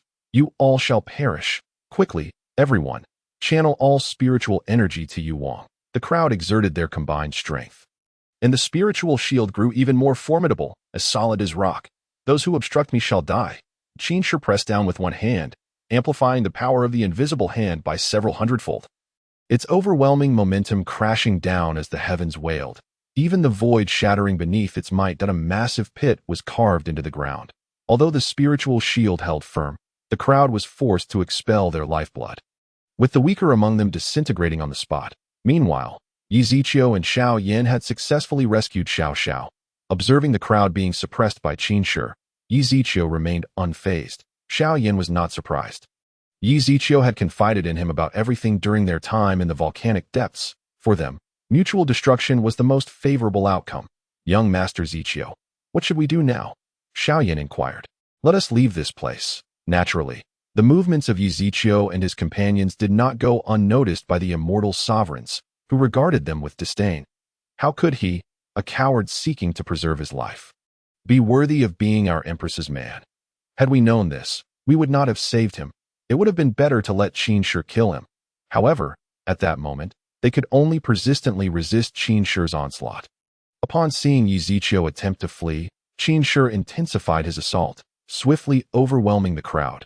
Just as he was about to overshadow the heavens, a figure clad in red descended, dissipating the previously terrifying aura with a mere gesture. Qin Shi, are you rebelling? Facing the reprimand from the woman in red, Qin Shi regained a measure of composure, gazing at her with a bitter smile. Feng Linglong, what makes me, Qin Shi, unworthy of you? Tell me. Why would you choose a waste over me? What is the reason behind this? Am I truly so inadequate? In response to Qin Shi's outburst, the crowd was taken aback, astonished at his audacity to speak thus to the Empress. Yet, they understood that Qin Shi had always harbored deep feelings for her. But alas, the Empress had never reciprocated. This was a case of love turning to hate. The man they had seen earlier was indeed inferior to Qin Shi, and it was clear that the Empress and Qin Shi were more suited to one another. Yet, alas, sigh. However, what awaited Qin Shi was a slap delivered from afar. Everyone stood in shock, witnessing this public humiliation. Such a blatant display of disrespect left no room for Qin Shi's pride. Impudent! How dare you speak of my husband in such a manner? You profess your love for me, yet I see no sincerity. You likely believe that no woman aside from me is deserving of your affection. Feng Linglong spoke coldly. That I asked that not the case. Linglong, you are the Empress adored by all, and I am the strongest man in this realm. We are, by all accounts, made for one another. Feng Linglong regarded him with a mocking gaze, the very reason she had never accepted Qin Shi's advances for all these years. Made for one another? Who do you think you are? This is merely your delusion. If the Dark Domain Empress had another, or if I were merely a woman from a humble family, would you still feel the same?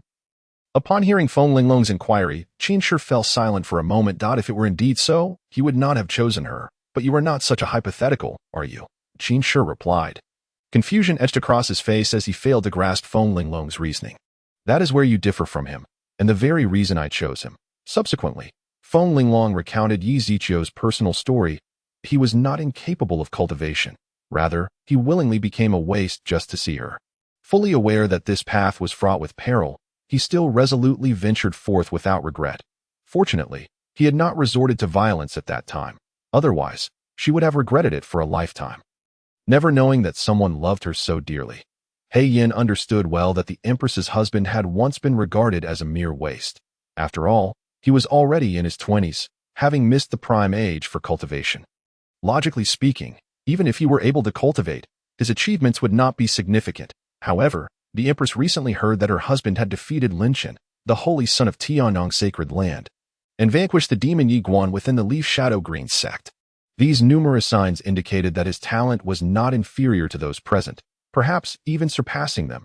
Even the Empress herself could not have accomplished this at his age. The revelation sent shockwaves through the crowd. If what the Empress said was true, then Yi Ziqiu was indeed formidable. In just a few short months, he had transformed from an incapable waste into a powerful figure, all while missing the prime years for cultivation. In comparison, it was evident that Qin Shi was indeed unworthy of the Empress, and even Yu Qianjue, who had always been indifferent to matters of the heart, began to harbor feelings of disdain towards him. Chapter 43. Xiao Zhao's thoughts. Yet Qin Shi remained unconvinced. How could there possibly be anyone more outstanding than himself? Undoubtedly, he is the one most compatible with the Empress of the Dark Realm. This statement pierced deeply into Qin Shi's heart. No, it is impossible. You are mine. You are mine. Today, I shall make you my woman. Qin Shi bellowed, jealousy twisting his features into a grotesque mask, his crimson eyes gleaming with avarice. He charged towards Feng Linglong. As the inky black mist enveloped the world, causing all to lose their bearings within its depths, greed flickered in Qin Shi's eyes, saliva pooling at the corners of his mouth as he muttered incessantly. You are mine. You are mine. Just as he was about to embrace the woman of his dreams, he grasped at empty air. Realizing his folly, he felt an attack from behind. Feng Linglong delivered a swift kick to Qin Shi's back, sending him hurtling through 100 walls before he finally came to a stop. Qin Shi licked the blood trickling from his lips, his pupils constricting as he lunged forward like a shadowy wolf. You are mine. You are mine. This time, Feng Linglong did not evade. Her eyes held a complex expression, deeply tinged with disappointment. As the sound of a blade slicing through the air echoed, the black mist began to dissipate, revealing all in the surrounding atmosphere. They turned their gaze towards Feng Linglong, who stood poised with her sword, contrasting sharply with the sight of Qin Shi, whose neck bore a deep gash. His eyes were wide open, forever unblinking. Dead? Though they had suspected this outcome, they were still taken aback by the power Feng Linglong displayed. Furthermore, they sensed that the Empress now seemed even stronger than before, perhaps even brushing against the threshold of the Celestial Emperor. Li Qing, Qin Shi has destroyed your royal residence. From today forth, the Qin royal estate shall belong to you. Thank you, Empress, Li Qing exclaimed, elated, while the other celestial sovereigns cast envious glances in his direction. It should be noted that Qin Shi was among the wealthiest of the celestial sovereigns, second only to Yu Qianjue. Had they known that Qin Shi would perish today, they would have lured him to their own estates. Now, with Li Qing reaping such a fortune, it felt more painful than their own demise. In the next moment, Feng Linglong stepped into the void, vanishing in an instant. Observing that the farce had concluded, the others returned to their own abodes, commanding their subordinates to bring forth images of Yi Ziqiu, warning them to treat him with respect and never to offend him. Meanwhile, Yi Ziqiu had fled the Dark Realm with Xiao Yin and others. The trio soaring through the skies. Suddenly, Yi Ziqiu halted. What is it, young Master Ziqiu? Xiao Yin inquired, also coming to a stop, as did Xiao Xiao, following closely behind. The former wore a grave expression, while the latter regarded him with keen eyes. Her beautiful gaze sparkling. Oh, handsome. How can there be such a striking figure in this world? The phrase a man as exquisite as jade, unparalleled in the realm, seemed tailor-made for him, especially in his majestic dragon robe. Exuding an air of power, authority intertwined with elegance, his ethereal presence accentuated by long hair flowing with the wind, his pair of enchanting eyes radiated a captivating charm, making it difficult to look away. Time slipped by, until Xiao Yin finally called out to his daughter, rousing her from her reverie. What is it, Xiao Xiao? Does young Master Ziqiu have flowers on his face? Xiao Yin chuckled heartily, following their earlier conversation. Xiao Yin was quite pleased with Yi Ziqiu's character, considering him as a sworn brother. They agreed to make their way to Tianyu City first, establishing a foothold there before plotting their revenge. Just as they were about to set off, Xiao Yin noticed his daughter staring intently at Yi Ziqiu. Nearly ready to leap into his arms, he shook his head, realizing that his daughter had likely developed feelings for young Master Zichio. However, he was reassured by her affections. For someone like Yi Zichio, who was understanding, gentle, and ambitious, was a rarity. If Xiao Xiao could capture Yi Zichio's heart, it would indeed be a cause for celebration. "Father, what are you talking about?" Xiao Xiao retorted, her face flushed as she stole a glance at Yi Zichio, who was smiling back at her, making her wish to sink into the ground. It was utterly embarrassing. It was all her father's fault for not waking her sooner. And now, she had been seen by him, complicating her future interactions with Yi Zichio. "Young Master Zichio, I apologize for the mockery, no offense taken. It is an honor for Yi to be appreciated by Miss Xiao Xiao." Yi Zichio replied with a serene smile, every gesture and word exuding refined upbringing, enveloping others in a refreshing aura. His innate charm made it nearly impossible to resist approaching him. Is he hinting at something? Xiao Xiao pondered, her heart racing. Although she was unsure of Yi Zichio's feelings towards her, it seemed he did not reject her, which meant she still had a chance. Somehow, she had begun to consider Yi Zichio as her man. A month later, news of Yi Zichio's return to Tianyu City spread swiftly, attracting numerous small families eager to pay their respects. Hoping to ally with the Yi family, the once quiet hall became lively. Much to Xiao Xiao's displeasure, this was supposed to be her time alone with Yi Zichio, yet it was all disrupted, which was truly vexing. What was worse, those from the small families brought their daughters to flirt before Yi Zichio. She was nearly driven to despair. Despite Yi Zichio's apparent disinterest, it still irked her. Thus, Xiao Xiao discreetly pulled Xiao Yan aside. "Father, what do you think of young Master Yi?" At once, Xiao Yan understood his daughter's intent. She wished for him to play matchmaker.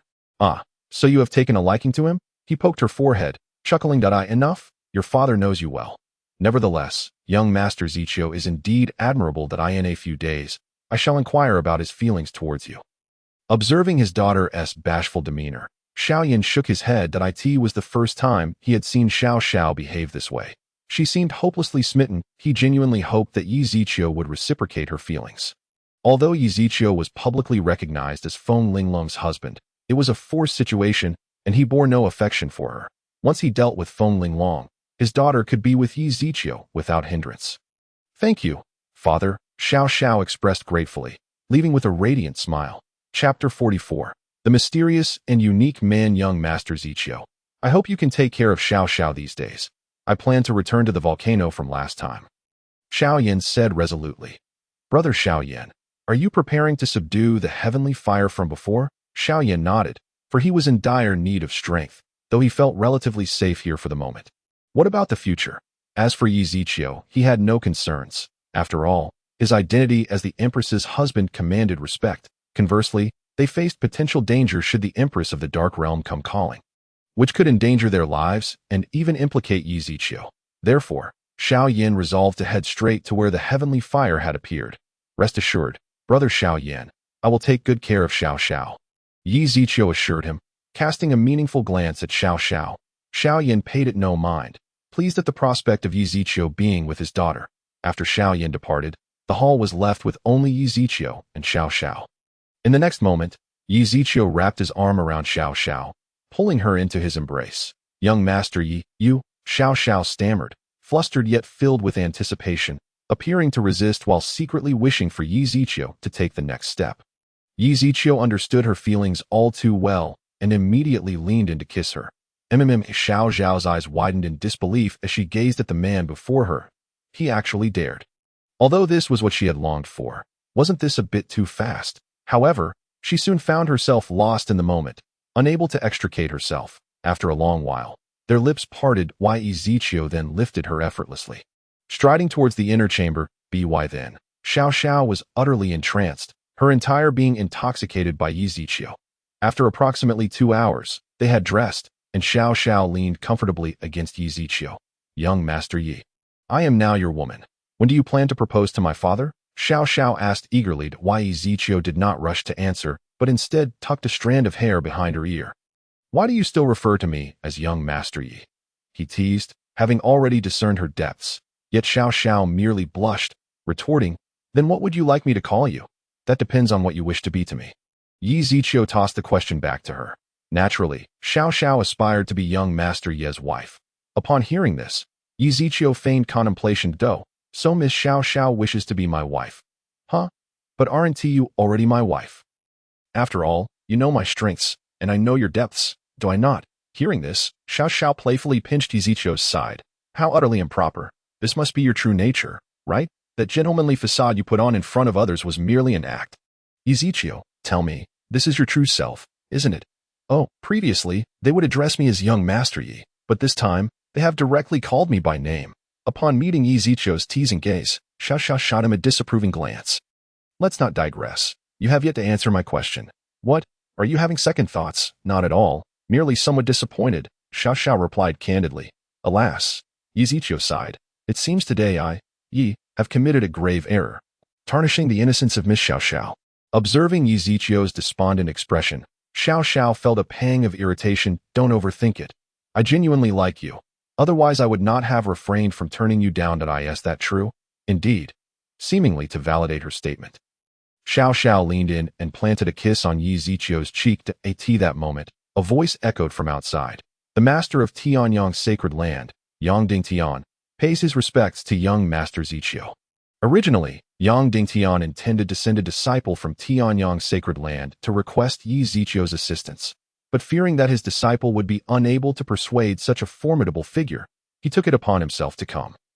We have guests, let us step outside.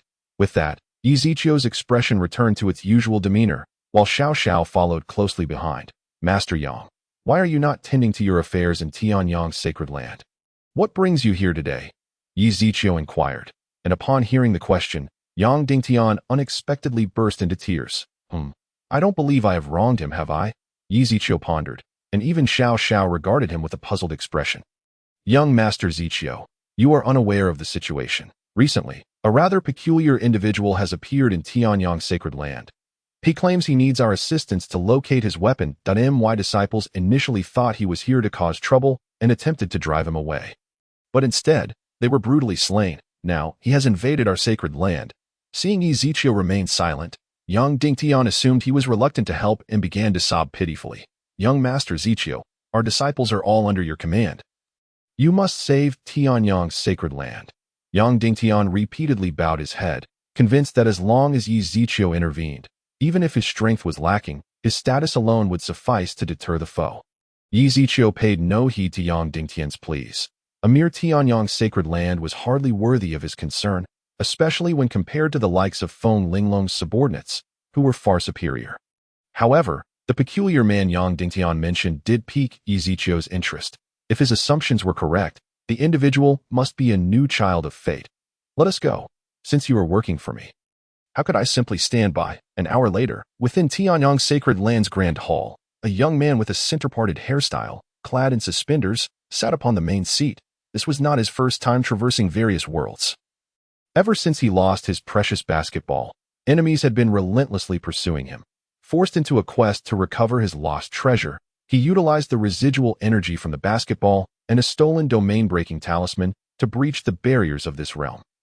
Subsequently, he learned about the hierarchies within this world from its inhabitants. According to their accounts, his current strength was that of an immortal sovereign, while the strongest among them barely reached the level of an immortal saint, making him a figure of considerable authority in this realm. Once he retrieved his mysterious basketball, even an immortal saint would pose no threat to him to avoid attracting the attention of major powers. He deliberately sought out these smaller sects to assist him in locating the whereabouts of his enigmatic basketball. The center-parted Kuan God, my basketball skills are unparalleled, viewing all beings as mere pawns. Losing my basketball feels akin to Fong Tian's halberd falling into obscurity. I must reclaim what is rightfully mine. Chapter 45, Center-Parted Kuan God Master. Master has returned, and young Master Zichio is here too. Our Tianyang sacred land is saved. The disciples of Tianyang sacred land expressed their joy. Ever since the arrival of center-parted Kuan God, they had suffered devastating losses. Their 3 elders had perished in an attempt to delay him. And now the entire sect revered center-parted Kuan God. With their master back and accompanied by young Master Zichio, what could a mere center-parted Kuan God do? A throng of disciples set aside their tasks, rallying behind Yizichio and his companions. Where is that fellow now? Yang Dingtian demanded, exuding an air of menace akin to a dog emboldened by its master. Returning to the sect, the adversary is currently seated in the main hall. demanding we search for a weapon named Lancio. A Tianong disciple reported. Lancio? What is that?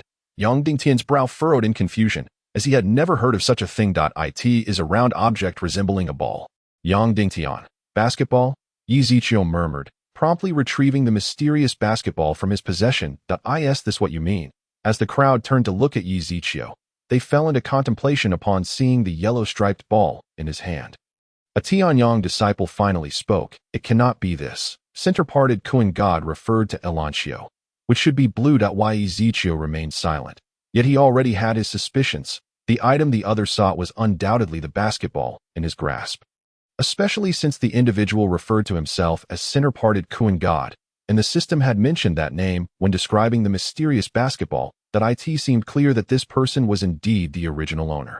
The basketball is mine. Center-parted Kuan God, initially seated in the grand hall, suddenly sensed a familiar aura. Through his spiritual perception, he identified it as his weapon, the mysterious basketball. However, it was now in the hands of a stranger who appeared more attractive than him, which sparked his resentment. He had been adored in his previous world, with admirers aplenty, and he would not allow anyone to overshadow him. Otherwise, he would issue a basketball warning. You, boy, that basketball in your hands belongs to me. Return it at once. As he spoke, the aura of an immortal sovereign surged forth. He was confident that by revealing his strength, the other would have no choice but to return his mysterious basketball. Are you referring to this? Center-parted Kuan God nodded eagerly, an expression of desperation on his face. But what if I do not wish to return it? Yi Ziqiu replied nonchalantly, while several points of villainous value credited to him. This initial encounter had already yielded some rewards. Observing the visible veins throbbing on center-parted Kuan God's forehead, it was clear that he was infuriated. You have successfully provoked my ire. If you seek death, do not blame me. A terrifying aura surged towards Yi Ziqiu, causing the onlookers to change color, yet Xiao Xiao remained composed, as she saw no trace of fear on Yi Ziqiu's face. He appeared rather self-assured. Did he possess a method to contend with an immortal sovereign? Just as the assault was about to reach him, Yi Ziqiu finally made his move, raising the basketball as if to use it as a shield against center-parted Kuan God's fierce attack. Xiao Xiao's expression shifted dramatically. To her, it was merely an ordinary ball, and Yi Ziqiu's actions seemed a reckless gamble. She dashed toward him, while center-parted Kuan God, witnessing Yi Ziqiu's attempt to defend with his weapon, wore a mocking expression. After all, this was his exclusive weapon, and none but he could wield it. His attack would consume this arrogant individual, while the mysterious basketball remained unharmed. Once he dealt with this nuisance and reclaimed his treasure, he would confront the strongest in this world. If that individual was a beautiful woman, he would not mind taking her as well. That Dio not move. Just as Xiao Xiao was about to shove Yi Ziqiu aside, she heard his voice, causing her to halt abruptly. She looked at Yi Ziqiu in confusion. He still bore a calm demeanor, as if the impending onslaught posed no threat. And indeed, the tidal wave of energy was effortlessly absorbed by the basketball in Yi Ziqiu's hands. How is this possible? Center-parted Kuan God exclaimed in astonishment. This was his unique weapon. How could anyone else utilize it? The next moment, Yi Ziqiu astonished center-parted Kuan God even further. Greetings, center-parted Kuan God. Allow me to introduce myself. I am Yi Ziqiu, a longtime admirer from a place called Blue Star, and I am also your fan. Thus, I possess some knowledge of your basketball skills. Moreover, I can sing, dance, rap, and play basketball. With that, Yi Ziqiu proceeded to demonstrate several familiar moves in front of center-parted Kuan God. Not only young Dingtian was taken aback, but so too was center-parted Kuan God. What? It's that little black fellow. He had not expected someone from Blue Star to be present in this world. A fellow compatriot. Logically, they should have been kindred spirits, and seeing each other would evoke tears of joy. Shouldn't he return the basketball to him? You are a fellow countryman. I apologize for my earlier rudeness. Might I kindly request the return of my basketball? You know how important it is to me. The center-parted Kuan God believed that with such an appeal, Yi Ziqiu would not dare to be ungrateful. However, Yi Ziqiu showed no intention of returning the mysterious basketball and even tucked it away. Basketball? What basketball? I am completely at a loss regarding what you are saying. Goodness, everyone is utterly stunned by Yi Ziqiu's shameless demeanor. Is this truly the same Yi Ziqiu who was once as gentle as jade, approachable, and elegantly refined? Where is his celestial grace? It has crumbled. It has shattered. In an instant, all the personas he had previously constructed collapsed, revealing this individual before us, whose skin is thicker than a city wall, boldly spouting nonsense. Yet, Xiao Xiao is quite pleased with this turn of events. Although it is somewhat disgraceful, it has indeed secured something for her husband. And naturally, that belongs to him. Moreover, this basketball seems to be an extraordinary item, and thus it cannot simply be returned to the other party.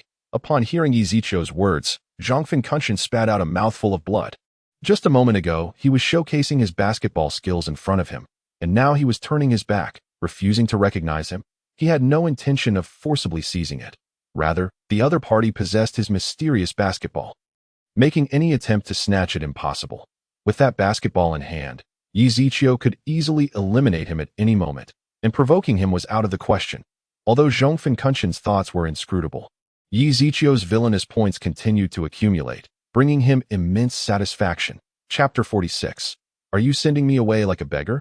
How about we strike a deal? You return the basketball to me, and I shall exchange it for something else of value.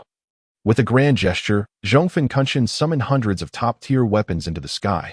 Swords, bows, halberds, staffs, everything one could desire. The disciples of Tianyang's sacred land were all aflame with greed. With these weapons, how could they not ascend to the ranks of a top-tier sect? Even Xiao Zhao's beautiful eyes sparkled with interest, but when she glanced at Yi Ziqiu, she found him to be utterly disinterested. Could it be that this mysterious basketball is even more formidable than those top-tier weapons? She pondered.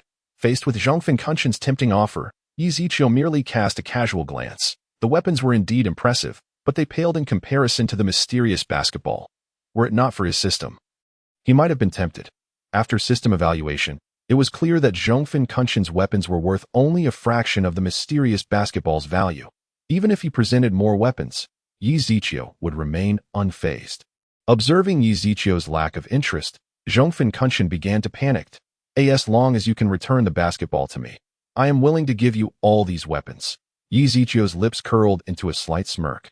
Sensing Zhongfen Kunshan's urgency, the initiative lay firmly in his hands, and he was curious to see what other treasures Zhongfen Kunshan had to offer. As expected, in the following moments, Zhongfen Kunshan produced an array of valuable items, all in a desperate bid to reclaim the mysterious basketball. After a series of exchanges, Zhongfen Kunshan was beginning to lose his temper. Yi Ziqiu, what must I do for you to return the basketball? Return it to you? I never claimed such a thing. You. Hundreds of imperial weapons soared into the air, buzzing with energy, coalescing into a golden dragon that roared at Yi Ziqiu. Yet Yi Ziqiu merely produced an additional item, causing the momentum that Zhongfen Kunshan had conjured to instantly dissipate, akin to a deflated balloon on the verge of collapse. Zhongfen Kunshan thought to himself, if the mysterious basketball were not in the other's possession, would he be in such a predicament? If he ever reclaimed the mysterious basketball in the future, he would ensure that Yi Ziqiu paid a heavy price. Since you are unwilling to return the mysterious basketball, then I shall bid you farewell. With that, Zhongfen Kunshan attempted to depart. However, a massive basketball blocked his path. Yi Ziqiu, what do you mean by this? Zhongfen Kunshan retorted angrily. You injure my disciples and kill an elder, and now you wish to leave unscathed? You must think very little of me. Yi Ziqiu's gaze turned frigid, purple lightning crackling around him, the true thunder of the heavens stirring ominously above. Should Zhongfen Kunshan make any sudden movements, the 9 heavens would strike him down without mercy. Clearly, Yi Ziqiu was being deliberate. A mere Tianyang's sacred land was hardly worth his serious regard. Yet Zhongfen Kunshan, aware of his own culpability, realized that with the mysterious basketball still in Yi Ziqiu's hands, he could not afford to leave empty-handed today. Zhongfen Kunshan tossed an imperial weapon before Yi Ziqiu, displeased. Now can I leave? The moment he finished speaking, the 9 heavens thunder struck nearby, causing the ground to crack and tremble, threatening to collapse at any moment. Suppressing his fury, Zhongfen Kunshan hurled another imperial weapon. Is this enough? In response, the 9 heavens thunder roared once more, forcing him to throw yet another weapon. I have only slain 3 elders of Tianyang's sacred land. Surely these 3 imperial weapons must suffice for my release. Before Yi Ziqiu could respond, Xiao Xiao interjected with indignation. Are you treating me like a beggar? Yi Ziqiu was somewhat taken aback by her sudden outburst. It was a fitting remark from her, perfectly timed to extract even more from the other party. Zhongfen Kunshan nearly spat blood upon hearing this. 3 imperial weapons. Did they not pale in comparison to those 3 useless elders? He was the one suffering a great loss. In this world, imperial weapons were the most coveted items, and had he not previously hunted down many masters from other realms, he would not possess so many imperial weapons.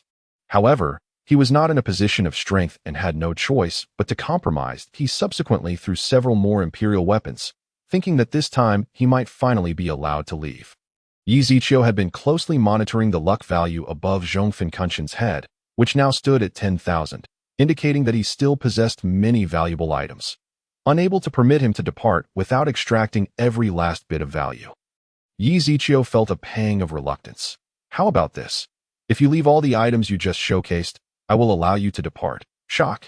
Everyone was momentarily stunned, just when they thought Yi Ziqiu would let Zhong Finkunshen go.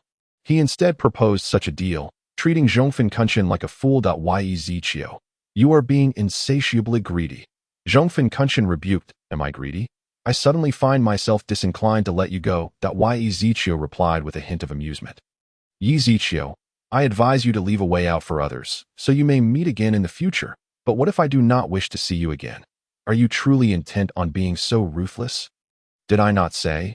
Hand over all your valuable items, and you may leave. Yi Ziqiu stated flatly, as if discussing something trivial. Zhong Finkunshen, filled with rage, found himself helpless. After all, the mysterious basketball remained a looming threat, and any hint of defiance would lead to his demise. Ultimately, Zhong Finkunshen chose to yield, leaving behind all his possessions, though it pained him deeply. Just as he was preparing to leave, the mysterious basketball did not budge, continuing to block his way. Yi Ziqiu, what does this mean? Quite literally, I have received your items, so why will you not let me go? You have given them to me. Yi Ziqiu feigned contemplation before stating, but you have yet to give me yourself. Implying that you are, in fact, an item as well? The crowd exchanged glances, realizing the cleverness of Yi Ziqiu's words. Fortunately, they had chosen to align themselves with him. Otherwise, they might have faced a similar fate as Zhong Finkunshen.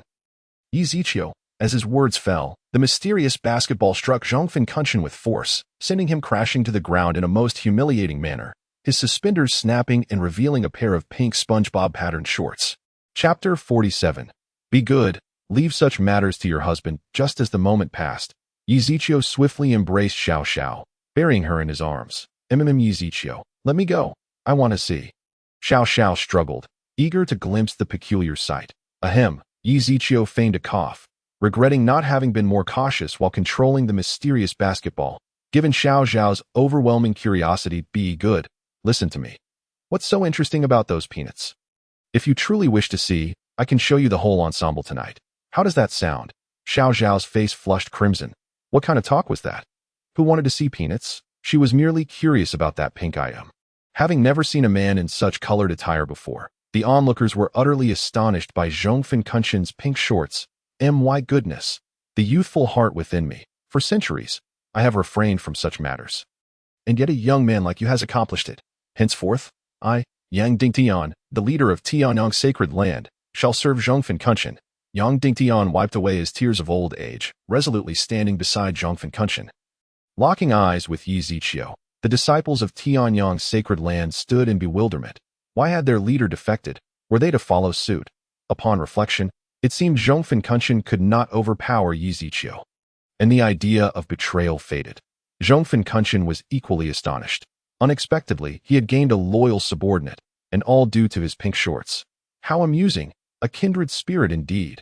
Yang Dingtian, fear not, stick with me, and I shall reward you with a pair of pink shorts in the future.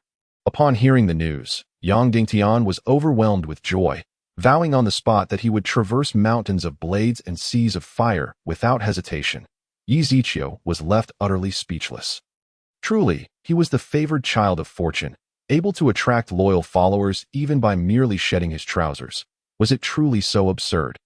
Yet, he felt indifferent. A mere Yang Dingtian was hardly a cause for concern, especially with a cadre of disciples from the Tianyang sacred land at his disposal. If necessary, he could personally extinguish him. Time was of the essence. Delays could lead to unforeseen complications. With that, Yi Ziqiu commanded the mysterious basketball toward the mid-parted Kuan god, only to see Yang Dingtian's figure flash and position itself before the mid-parted Kuan god. Master, I shall take my leave first. Do remember to reward me with a pair of pink trousers in the next life. As soon as the words left his mouth, Yang Dingtian let out a pained gasp, his organs shattered by the violent impact of the mysterious basketball, his body exploding in midair. Yang Dingtian was no more. In less than a second, the disciples of the Tianyang sacred land were left in stunned silence at the sight. Fortunately, they had not chosen to betray young Master Zichio alongside their lord. Otherwise, their fates would have mirrored Yang Dingtian's in a fervent display of loyalty. The disciples of the Tianyang sacred land swiftly surrounded the mid-parted Kuan god. Very well, Yi Zichio, you have forced my hand. I had no intention of using this move, but since you were so aggressive, I cannot be blamed for what is to come. With a snap of his fingers, the mid-parted Kuan god began to sing and dance in a rap, gradually forming an aura around him, as a melodious music resonated naturally from his being. All present were influenced by the mid-parted Kuan god's music, drawing closer to Yi Zichio. Suddenly, his companion exerted force. Attempting to bite at Yi Zichio's neck in such close proximity, it was nearly impossible to defend against. A fierce bite could leave him gravely injured if not dead. Yet, the mid-parted Kuan god saw no trace of panic on Yi Zichio's face. Instead, his lips curled into a slight smile, giving the mid-parted Kuan god an ominous premonition. However, at such a close distance, could Yi Zichio even react in time? Just as Xiao Xiao sank her teeth into Yi Zichio's neck and prepared to exert force. Yi Zichio's eyes glimmered with golden light, causing all gazes to turn vacant. In the next moment, it seemed as if the mid-parted Kuan god's soul experienced a shock. Those of lesser strength had their consciousness erased, becoming mere fools. As for Xiao Xiao, Yi Zichio merely controlled the intensity, helping her regain her senses. Upon waking, she found herself biting Yi Zichio's neck and immediately released her grip. What has happened to me? Xiao Xiao asked, her face filled with confusion. The previous scene lingered in her mind, and had she not regained consciousness suddenly, it was hard to imagine having harmed Yi Zichio, while there were no wounds on his neck. The rows of bite marks deeply touched her heart. Sensing Xiao Xiao's gaze, Yi Zichio looked down and gently comforted her. In that moment, he appeared to her as an angel descending from the abyss, so warm, charming, and alluring, it made one yearn for his embrace. You were not to blame. You too fell under the control of the mid-parted Kuan god. Upon hearing Yi Zichio absolve her of guilt, Xiao Xiao felt a wave of emotion, her hatred for the mid-parted Kuan god deepening. How dare he use her to harm the one she loved? Such an act was utterly unforgivable. Yet, sensing Xiao Xiao's unusual demeanor, Yi Zichio pressed her down. Be good. Let me handle this. Upon hearing this, Xiao Xiao blushed, nodding like a little pet. Yi Zichio soared into the air, resembling a celestial being, his dragon robe highlighting his nobility. Ascending above the world, it was as if all would bow their heads upon witnessing him.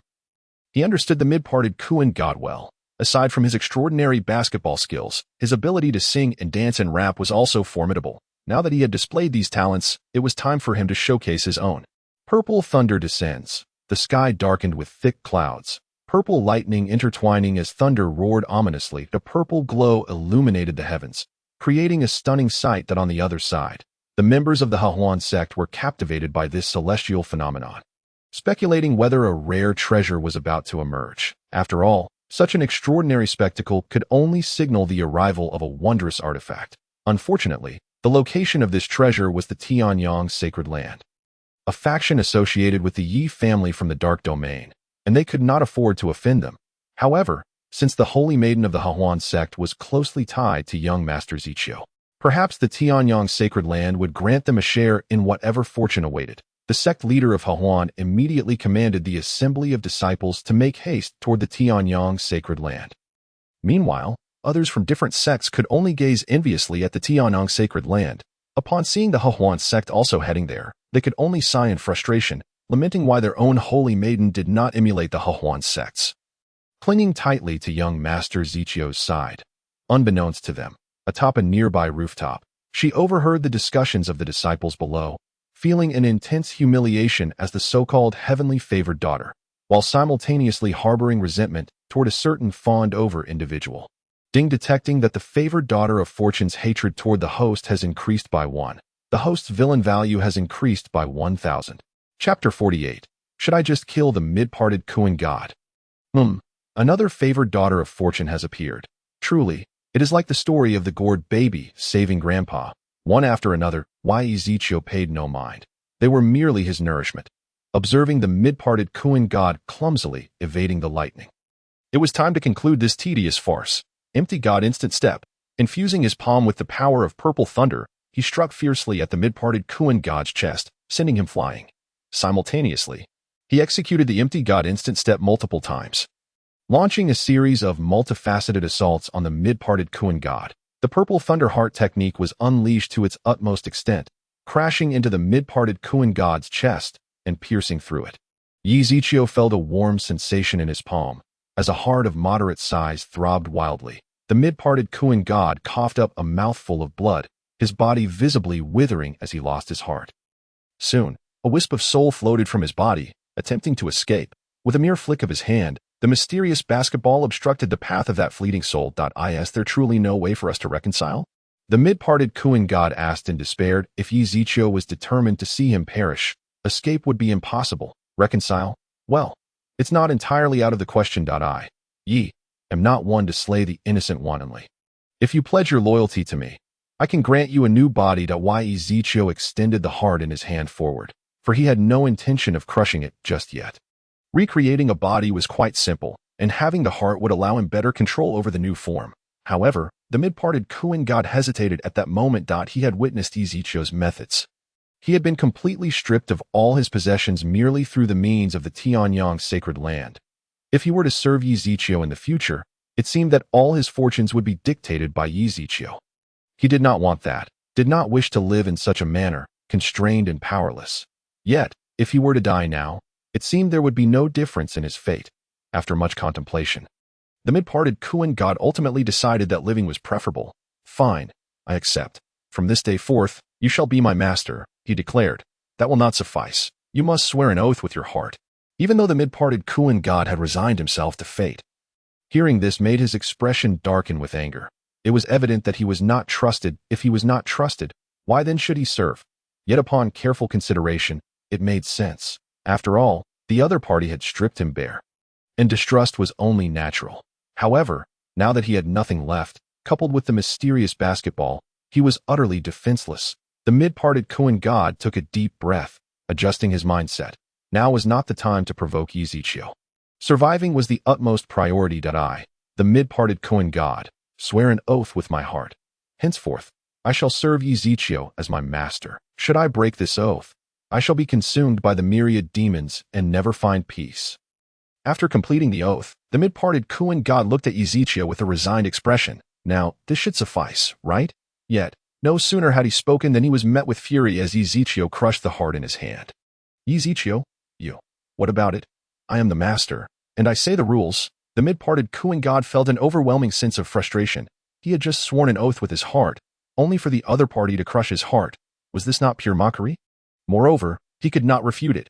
To go against it would mean being consumed by the myriad demons. Ezekiel paid no heed to the mid-parted Kuan god's thoughts. He simply wanted to amass villain value. At the same time, Ezekiel opened the exchange mall. A few days prior, he had discovered a valuable item within the mall, a dagger that could be upgraded. However, it required 30,000 villain points for exchange. And now that his villain points had exceeded that amount, Ezekiel wasted no time in making the purchase. Instantly, a dagger emitting a golden glow appeared in his hand, though it was still considerably weaker than the mid-parted Kuan god's mysterious basketball. At present, it was certainly not capable of contending with it, but standing atop this world was a mere formality. Furthermore, this dagger had the potential to upgrade, making it only a matter of time before it surpassed the mysterious basketball. Ezekiel glanced at the required villain points for upgrading. It needed 50,000 villain points. After acquiring the dagger, Ezekiel was left with only 5,000 villain points. He then cast a quick look at his attribute panel. Host, Ezekiel identity. Husband of the Dark Domain Empress Feng Linglong. Young master of the Yi family physique. Supreme Cauldron, Destiny Aura Cultivation. First level of Immortal Emperor Divine Abilities. Descent of the Demon God. Annihilating World Demon Eye. Undying Golden Body Techniques. Purple Thunder Heart Technique. Void God Instant Step.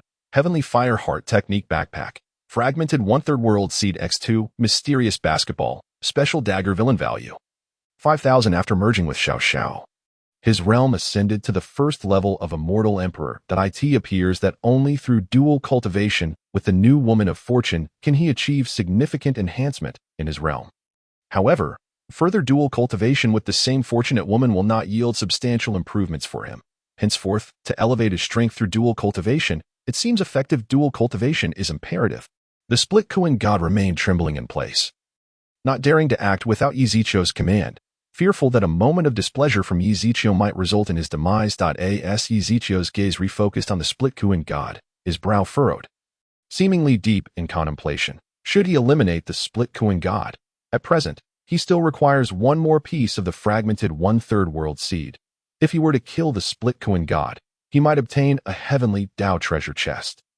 And with a stroke of luck, he could synthesize the world seed. Currently, the split Kuan god's luck value is absurdly low. Although it may increase in the future, it is unlikely to rise in the short term. Besides, he is not the only child of fortune. Keeping him around seems somewhat superfluous. The split Kuan god wore a foolish grin, reduced to a mere dog, relying on tail wagging to receive his master's favor.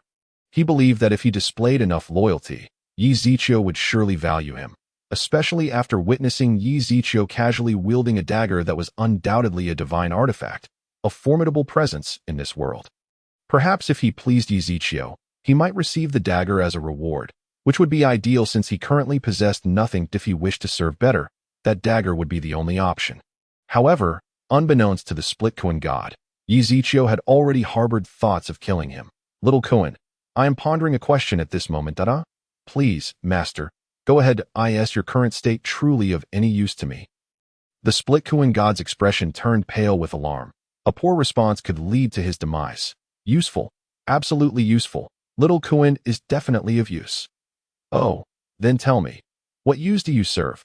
As the split Kuan god opened his mouth to respond, he realized he truly had little to offer. When he looked back at Yi Ziqiu, his eyes were filled with terror. Chapter 49. You Foam, Master of the Harmony Sect. Ding, congratulations, host, for triggering the rule to kill the Child of Fortune. The opponent's luck value has been reset to 0. Killing them will randomly yield a heavenly Tao treasure chest reward. Ding, congratulations, host, for killing the Child of Fortune. Reward, random heavenly Tao treasure chest X1 system. Open the heavenly Tao treasure chest. Opening heavenly Tao treasure chest. Congratulations, host, for obtaining a fragmented one-third world seed X1. Congratulations, host, for obtaining a luck plunder card X1. Congratulations, host, for obtaining a heavenly fire upgrade card X1. This time, some new items have appeared. Luck plunder card can forcefully seize all luck from the Child of Fortune. This is indeed a splendid item. Does this not imply that in the future, should he find a Child of Fortune displeasing, he could simply utilize a luck plunder card and eliminate them? Delightful.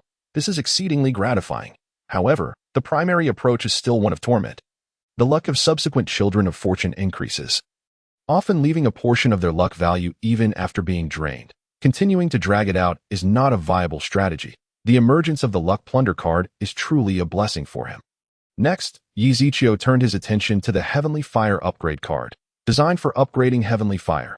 Heavenly Fire is categorized into 9 levels, from highest to lowest: red, yellow, orange, green, cyan, blue, purple, white, and black. Currently, Yi Ziqiu's Heavenly Fire is red. The lowest grade. To upgrade Heavenly Fire, one must consume other Heavenly Fires, with each level requiring a different quantity for advancement.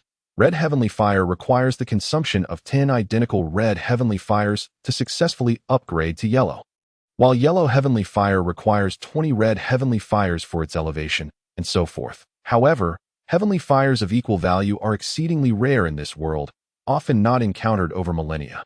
Thus, practitioners typically upgrade their Heavenly Fire by consuming red Heavenly Fires, a process fraught with peril, as a moment's inattention could lead to self-immolation. Fortunately, with the Heavenly Fire upgrade card provided by the system, he need not worry about such risks. Now, considering that Xiao Yan is likely to return soon, he must already be aware that the Heavenly Fire in the volcano has vanished, and he will inevitably grow suspicious of him. This is the perfect opportunity to utilize the Heavenly Fire upgrade card for an upgrade and simultaneously dispel Xiao Yan's doubts about him. System, use the Heavenly Fire upgrade card. As soon as he spoke, The Heavenly Fire upgrade card in Yi Zichou's backpack vanished, and the Heavenly Fire within him gradually transformed from red to yellow, becoming second-level Heavenly Fire. Observing this change, a faint smile crept across Yi Zichou's lips. Subsequently, he also synthesized the World Seed under his conscious control, allowing him to enter and exit the world within the World Seed at will. He could also bring others into his World Seed. Within it, he would be the sovereign, the master of all. With everything in the world under his dominion, Yi Zichou regained his focus. A familiar voice reached his ears. What a breathtakingly beautiful face. Little beauty, why not become this sect master's dual cultivation partner? This individual was Yu Feng, the master of the Harmony sect, who had recently returned from his travels across the continent. He had initially intended to claim the sect's holy maiden for himself, but to his dismay, their holy maiden Lin Qianqian had been snatched away by someone else. This infuriated Yu Feng, for he had watched Lin Qianqian grow from a little girl into his stunning beauty. Just as he thought it was time to reap the fruits of his labor, the fruit was snatched away by a thief, and upon discovering the thief's identity, he dared not seek revenge. Knowing the thief hailed from the dark domain, a small sect like Harmony could not afford to offend them. Yet, one could argue that this misfortune bore unexpected benefits. The Harmony sect had managed to latch onto the dark domain's coattails. With Lin Qianqian's status, even some top-tier families must tread carefully around them. Upon their arrival, they had only encountered two individuals, while the disciples of the Heavenly Sun's sacred land appeared as dazed and foolish as if they had lost their senses. Thus, they speculated that these two must have had a conflict with the Heavenly Sun's sacred land, or they would not have caused such devastation. Before them stood a woman radiating endless allure. Dressed in a striking crimson gown that accentuated her exquisite figure, shining like a blazing fire, making it nearly impossible to ignore her, especially her pair of phoenix-like eyes, perpetually emanating a chilling aura. Combined with her enchanting presence, each smile and frown captivating hearts. Just a glance rendered one unable to look away. Yu Feng felt an overwhelming urge to claim her, his heart ablaze with desire. Yearning for her. As for the man behind Xiao Xiao, Yu Feng paid him no mind, believing that as a dignified immortal emperor, he had no reason to fear a mere callow youth. The disciples of the Harmony sect, however, failed to recognize Yi Zichou's identity as he had his back turned, and his dragon robe obscured their view. This is the first time I've heard someone express a desire to make one of my women their dual cultivation partner. At this moment, Yi Zichou slowly turned around, his gaze icy, piercing like silver needles, inflicting pain upon those before him. The hearts of the Harmony sect disciples skipped a beat. They had initially thought this man was a prince from a certain dynasty, only to realize he was none other than the young master of the Yi family. Just as one disciple attempted to alert their master, Yu Feng spoke out arrogantly. Indeed, it is a blessing for your woman to be sought after by this sect master. Once I tire of her, I shall naturally return her to you. Should you fail to recognize your position, my countless disciples of the Harmony sect will not be as accommodating as I am. Yu Feng appeared indifferent, as if he were discussing something trivial. Yet the disciples of the Harmony sect turned pale, inwardly cursing their master. What a foolish master! Not only was he courting death, but he was also dragging them down with him. Damn it!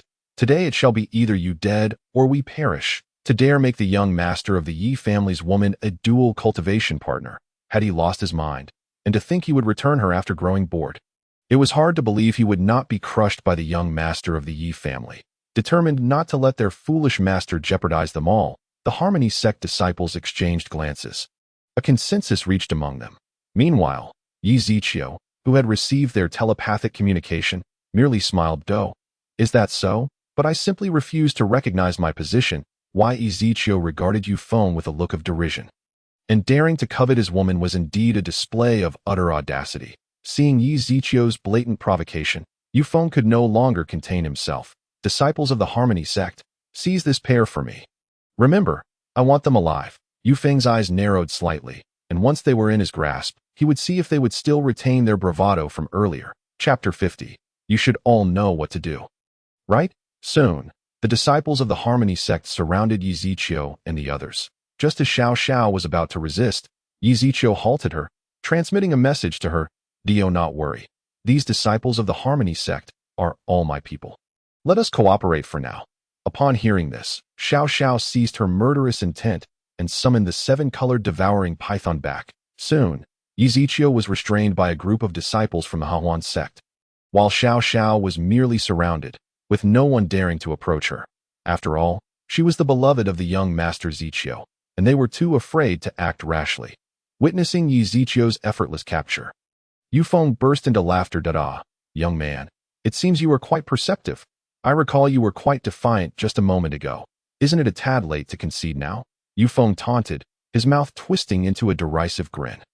Only the disciples of the Hahuan sect saw their leader as a sagacious figure, oblivious to the peril that awaited them. Do not worry. I shall not kill you immediately. I want you to witness how your beloved serves me. And not just that, I will ensure your woman serves every disciple of the Hahuan sect. Reduced to a harlot, the last two words were enunciated with palpable disdain, and Xiao Xiao nearly lost her composure. Almost retaliating, had it not been for Ezekiel's comforting words, Yufeng would have likely been struck down. Whether what you claim comes to pass is beyond my knowledge, but I can assure you, your demise will be most gruesome, Ezekiel replied nonchalantly, as if he were not the so-called captive, but rather the true executioner. Very well, very well. You maintain your bravado even at death's door? Bring it on. Strike him hard. Yet, none of the Hahuan sect disciples dared to lay a hand on Ezekiel, much to Yufeng's fury. What are you traitorous wretches doing? Did you not hear my command? Still, the disciples of the Hahuan sect remained unmoved. Very well, Yufeng repeated, his teeth grinding together in frustration. Were it not for the fear of a mutiny among his disciples, he would have expelled them from the Hahuan sect right then and there. Yufeng planned to return to the sect and use their disobedience as a pretext to cast them out, threatening death to any who resisted. But why, you sect leader? It seems your leadership leaves much to be desired. It appears none of your disciples are inclined to heed your orders. Are they? Ezekiel remarked with a hint of amusement, his words dripping with sarcasm. You infuriate me. So what if they do not obey? You are still in my grasp. Do you think anyone would dare to stop me when I decide to act against you? Ezekiel's smile only widened, further inciting Yufeng's ire that I suggest you give it a try. I fear your old face will have nowhere to hide. Why Yufeng was on the verge of a fit, charging at Ezekiel, determined to rend this insolent fool to pieces. Yet before he could reach Ezekiel, an enormous basketball suddenly appeared 3 meters away, causing him to freeze, unable to move. Subdue him. With a command from Ezekiel, the disciples of the Hahuan sect swiftly approached Yufeng, firmly restraining him and even placing shackles upon him that prevented the release of his spiritual power. What are you doing? I am the leader of the Hahuan sect. You traitors! In the face of Yufeng's shocked expression, he was soon overpowered by his own disciples. Meanwhile, Ezekiel stood unperturbed, having transformed into the true master of the Hahuan sect. You sect leader, I told you it would be prudent to try, Ezekiel teased, and Yufeng seethed with rage, realizing he was perhaps the only sect leader to have been betrayed by his own disciples. This is all you're doing. Isn't it? It's all your fault. Ezekiel's demeanor suddenly turned cold as he delivered a powerful kick to Yufeng's chest, causing a significant indentation, akin to a refugee who hadn't eaten a proper meal in weeks. Yufeng emitted a pained groan, crashing to the ground like a soccer ball struck by a powerful kick. You all know what to do, right? Ezekiel's gaze swept over the crowd, instilling a deep-seated fear within them. His tone was chilling, as frigid as eternal ice, contrasting sharply with his earlier demeanor. That it was difficult to reconcile this fearsome figure with the gentle one they had just witnessed. Perhaps this was Ezekiel's true nature. As even Xiao Xiao felt a shiver run down her spine. What manner of man had she fallen for? How terrifying! Rest assured, young Master Ezekiel, this scoundrel Yufeng dares to disrespect you. He deserves nothing less than death. We shall ensure he answers for his transgressions. As the words left their lips, Yufeng quickly realized who Ezekiel was. Wasn't he the one who had stolen Lin Qianqian, whom Yufeng had painstakingly nurtured? A tremor of fear coursed through him. After all, this man hailed from the shadow domain, a presence he could not afford to offend. He had just spoken so brazenly, particularly regarding Ezekiel's beloved. At this moment, Yufeng regretted not having slapped himself for speaking out of turn before understanding his opponent's identity. Now that he had encountered a formidable foe, his fate was sealed. As he watched the disciples of the Hahuan sect approach him with malicious grins. An ominous premonition washed over him. If he could not obtain young Master Ezekiel's forgiveness today, he would surely meet a horrific end. Why, young Master Ezekiel, please forgive me. I did not know you were young Master Zichio. Had I known, I wouldn't dare to speak to you in such a manner even if you offered me 1,000,000,000 heads. Yufeng's pitiful demeanor starkly contrasted with his earlier arrogance. Leaving Xiao Xiao furrowing her brows in disbelief, she was no stranger to such dramatic reversals. Having been forewarned by Yi Zichio about this very outcome, curiosity about Yi Zichio grew within her. She sensed an inexplicable connection between him and the Empress of the Shadow Domain, which contradicted her father's claims that the Empress harbored an aversion to evil if he truly despised the Empress. Why would he leverage the identity she granted him? Perhaps he would prefer to sever all ties with her, while Yi Zichio seemed to embrace this identity as his own. Chapter 51. Xiao Yan's doubts. So, you mean to say that because you do not know who I am, you can insult and attack me at will? Do you think you can merely claim it was all a misunderstanding once you learn my identity? Yi Zichio's words effectively closed off any avenue for Yu Feng's survival, delivering a death sentence. Sect leader Yu, we do not wish to resort to this, but you must blame yourself for offending young Master Zichio. One of the leading disciples of the Hahuan sect remarked with a sinister smile. He had long harbored resentment towards Yu Feng, had it not been for the latter's status and formidable strength. He would have happily dismembered him. As Yu Feng beheld the disciple's menacing expression, he seemed to grasp something, repeatedly muttering for them not to approach, while desperately pleading for Yi Zichio's mercy. Yi Zichio paid him no mind, instead moving to embrace Xiao Xiao, resting her head against his chest. Xiao Xiao, I am sorry you had to endure this. Xiao Xiao was momentarily taken aback before throwing Yi Zichio a glare. She did not feel wronged per se, but her spirit was genuinely revolted. Had Yi Zichio not been there to restrain her, she would have torn his mouth apart. As the esteemed princess of the Xiao family, she had never experienced such humiliation. Is this how you typically allow others to insult your woman? Xiao Xiao remarked with a pout, clearly displeased at why Yi Zichio remained silent, gently stroking her flowing hair that cascaded over her shoulders. Xiao Xiao chose not to press further. With two distinct sounds akin to egg shattering, Yu Feng let out a scream reminiscent of a slaughtered pig. His vital point had been crushed. And the one responsible was the very person he had always disliked. You bastard. May you rot in hell. Yu Feng cursed through gritted teeth, yet his face was met with 2 resounding slaps. Who are you calling a bastard? Who shall rot in hell? They continued their assault on his vital point, causing blood and flesh to become a gruesome spectacle, his robe stained crimson with blood. Others joined in, with one holding Yu Feng's arms, another his legs, while 2 forced his mouth open. I will not allow you to disrespect young Master Zichio. I will not let you insult the young lady. The scene descended into chaos, and Xiao Xiao felt a wave of nausea, unable to suppress her urge to vomit. In contrast, Yi Zichio appeared unfazed, as if he were accustomed to such a spectacle. Noticing Xiao Xiao's discomfort, he led her away, while Yu Feng's fate was sealed, revenge for those wronged, justice for the oppressed, all unspoken. Upon returning to the Yi family in Tianyu City with Xiao Xiao, Yi Zichio found Xiao Yan waiting for them. Xiao Yan wore a furrowed brow, clearly lost in thought. He seemed puzzled by the celestial fire deep within the volcano, which he had already acquired. One could only imagine his feelings upon discovering it was merely a small flame.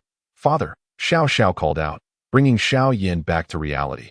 Upon seeing his daughter standing hand in hand with Yi Zichio, his brow furrowed slightly. One would expect him to be overjoyed at such a sight. Yet, an unsettling feeling gripped his heart, as if he were pushing Xiao Xiao toward an abyss. What is going on here? Looking at Xiao Xiao's awkward demeanor, Xiao Yan would have to be a fool not to deduce something was amiss. However, Yi Zichio appeared unfazed, smiling as he said, Esteemed father-in-law, please allow me to pay my respects. With that, Yi Zichio bowed to Xiao Yan. Meanwhile, Xiao Xiao stood beside Yi Zichio, allowing him to wrap his arm around her waist. For a moment, Xiao Yan felt overwhelmed. His mind was in disarray due to the absence of Tianhua. Moreover, during his brief absence, his precious daughter had been deceived, and although the deceiver was the young Master Zichio, he found it difficult to feel joy that a sense of foreboding loomed over him, especially after hearing from locals near the volcano that the Empress of the Dark Domain had paid a visit, suggesting Tianhua might have already been taken by her. He had also caught wind of rumors regarding Yi Zichio and the Dark Domain Empress, indicating their relationship was rather amicable, to the point where the Empress had even lent her exclusive carriage to Yi Zichio. It should be noted that no one had ever ridden in the Dark Domain Empress's 9-dragon carriage until now, which implied she valued Yi Ziqiu more than he had anticipated as for Yi Ziqiu's earlier claims. Xiao Yin felt deeply skeptical. If that were true, how could Yi Ziqiu accept the nine-dragon carriage? Yet, it also opened the possibility that Yi Ziqiu was coerced by the Empress over the past few days. He had gathered various accounts regarding Yi Ziqiu, all of which were difficult to discern as true or false. However, one consensus remained. They believed Yi Ziqiu and the Empress shared a close bond. This was certainly not mere hearsay. It was either genuine or an act, or perhaps Yi Ziqiu had deceived everyone. Xiao Yin found himself in a state of profound unease. "Father, why do you look so unhappy? Are you dissatisfied with my relationship with Ziqiu?" Xiao asked, perplexed. She could clearly see a hint of reluctance in her father's eyes. What had transpired in such a short time that altered her father's perception of Yi Ziqiu? Previously, when she mentioned them, her father had been eager to see them together. However, Yi Ziqiu understood the underlying reason. Xiao Yin harbored doubts about him, especially since the rumors concerning him and the Dark Domain Empress would inevitably reach Xiao Yin. Yet, there was a mixture of truth and falsehood in those rumors, and Xiao Yin must be feeling quite conflicted now. How could that be? You being with young Master Ziqiu is something your father is very much at ease with. Xiao Yin said. Though his heart was a tumult of emotions, to spare his daughter further pain, he could only speak in such a manner. He then cast a penetrating gaze at Yi Ziqiu. Hoping to see through him, he wished that his fears were unfounded. Otherwise, Yi Ziqiu would indeed be a terrifying individual at this moment, in the residence of the Holy Maiden of the Leaf Shadow Green sect. A young woman in green was leaning on a stone table in a pavilion, her eyes filled with melancholy, her heart a tumultuous mess. She would occasionally rise, then sit down again, sometimes picking up a small stone to toss into the nearby stream. And at other times, tugging at the green leaves of a nearby tree. Is he doing well? I wonder when I will see him again. This was a thought that Luo Xiao repeated daily since Yi Ziqiu had ventured into the depths of the volcano. Her worry for his safety was immense. Before she even stepped into the volcano, she had been struck by a wave of heat that knocked her unconscious for 3 days and nights, making it clear how perilous Yi Ziqiu's situation must be. Although the Dark Domain Empress had intervened later and Yi Ziqiu was unharmed, until she witnessed him truly safe and sound, her heart remained heavy with worry. After all, why had Yi Ziqiu not come to see her for so long? Or had he perhaps forgotten her? Luo Xiao shook her head. She refused to believe that Yi Ziqiu could forget her. Surely, he had been delayed by some circumstance. Saint Sun, you cannot go in. A figure rushed into the mountain where the Holy Maiden resided, disregarding the protests of his fellow disciples, and approached Luo Xiao. Xiao, Xing Rue called softly, gazing at the stunning woman before him with deep affection. However, her gaze did not linger on him. She seemed oblivious to his presence. She appeared to have lost weight from her prolonged sorrow. And even a gentle breeze could topple her. Seeing the once proud and radiant disciple of the Leaf Shadow Green sect in such a state filled Xing Rue with sadness. He longed to embrace her and alleviate her suffering. Ultimately, he abandoned that thought, as he could not entertain any feelings for Luo Xiao due to his father's standing. If his father were to find out, he feared he would never see Luo Xiao again. A pain he could not bear. With a heavy sigh, Xing Rue sat down across from Luo Xiao. Noticing his presence, Luo Xiao frowned and turned her head away. This slight gesture pierced Xing Rue's heart. Was he truly so unappealing? Now, do not call me Xiao. We are not familiar. Luo Xiao interrupted, her tone icy. Yet, her words cut deeply into Xing Rue, who could not comprehend why his once adoring junior sister had transformed after encountering that man. Where had the little sister who used to follow him around gone? He had once found her annoying, but now he longed for her to cling to him as she had before. Alas, those days were lost forever. Of course, this was not the only source of Xing Rue's anguish. If his junior sister were happily with that man, he could accept it. Yet, the reality was that the man had caused her immense suffering. After taking her into his life, he had never returned to see her again, and Xing Rue could not believe that after all this time, her wounds had yet to heal. The only explanation was that she had been abandoned. For a time, neither spoke, until Xing Rue could no longer contain himself, exclaiming, Xiao, do you not understand? He no longer wants you. You lie. Yi Ziqiu would never abandon me. Get out of my sight. I do not want to see you. Luo Xiao was clearly enraged by Xing Rue's words. How dare he speak ill of Yi Ziqiu? She vaguely remembered the words he had spoken to her that day. as if he were standing before her now, reiterating his earlier confession. Xiao, I like you. Truly, I like you a lot. I cannot bear to see you with anyone else, which is why I rushed over when I heard about your marriage to Yiguan. You are mine, and you can only be mine. Whenever she thought of this, a smile of happiness would grace her face. Yet, to Xing Rui, this scene was excruciating. How could she continue to deceive herself? No, he could not allow Luo Xiao to remain in this delusion. Xiao, can you not be rational? If he truly cared for you, would he have gone so many days without a word? Even a letter would suffice. Luo Xiao paused, her expression frozen in disbelief. Indeed, if he truly had feelings for her, why had he not reached out in all this time? Yet, she was unwilling to accept this reality. He would not abandon her. He could not. Seeing Luo Xiao struggle in anguish, Xing Rui realized she was still ensnared in her own lies. Xiao, enough is enough? Why must you demean yourself for someone who does not love you? Stop lying to yourself. Look at me. I like you too, Xing Rui shouted, his eyes reddening, tears streaming down his cheeks. Luo Xiao stood frozen, incredulous at Xing Rui's confession. Did he truly like her? Unfortunately, her heart had long been tethered to Yi Ziqiu, and it could never return. I'm sorry, Xing Rui. I do not deserve your affection. With that, she turned to retreat to her room, but Xing Rui seized her wrist. What are you doing, Xing Rui? Let go of me.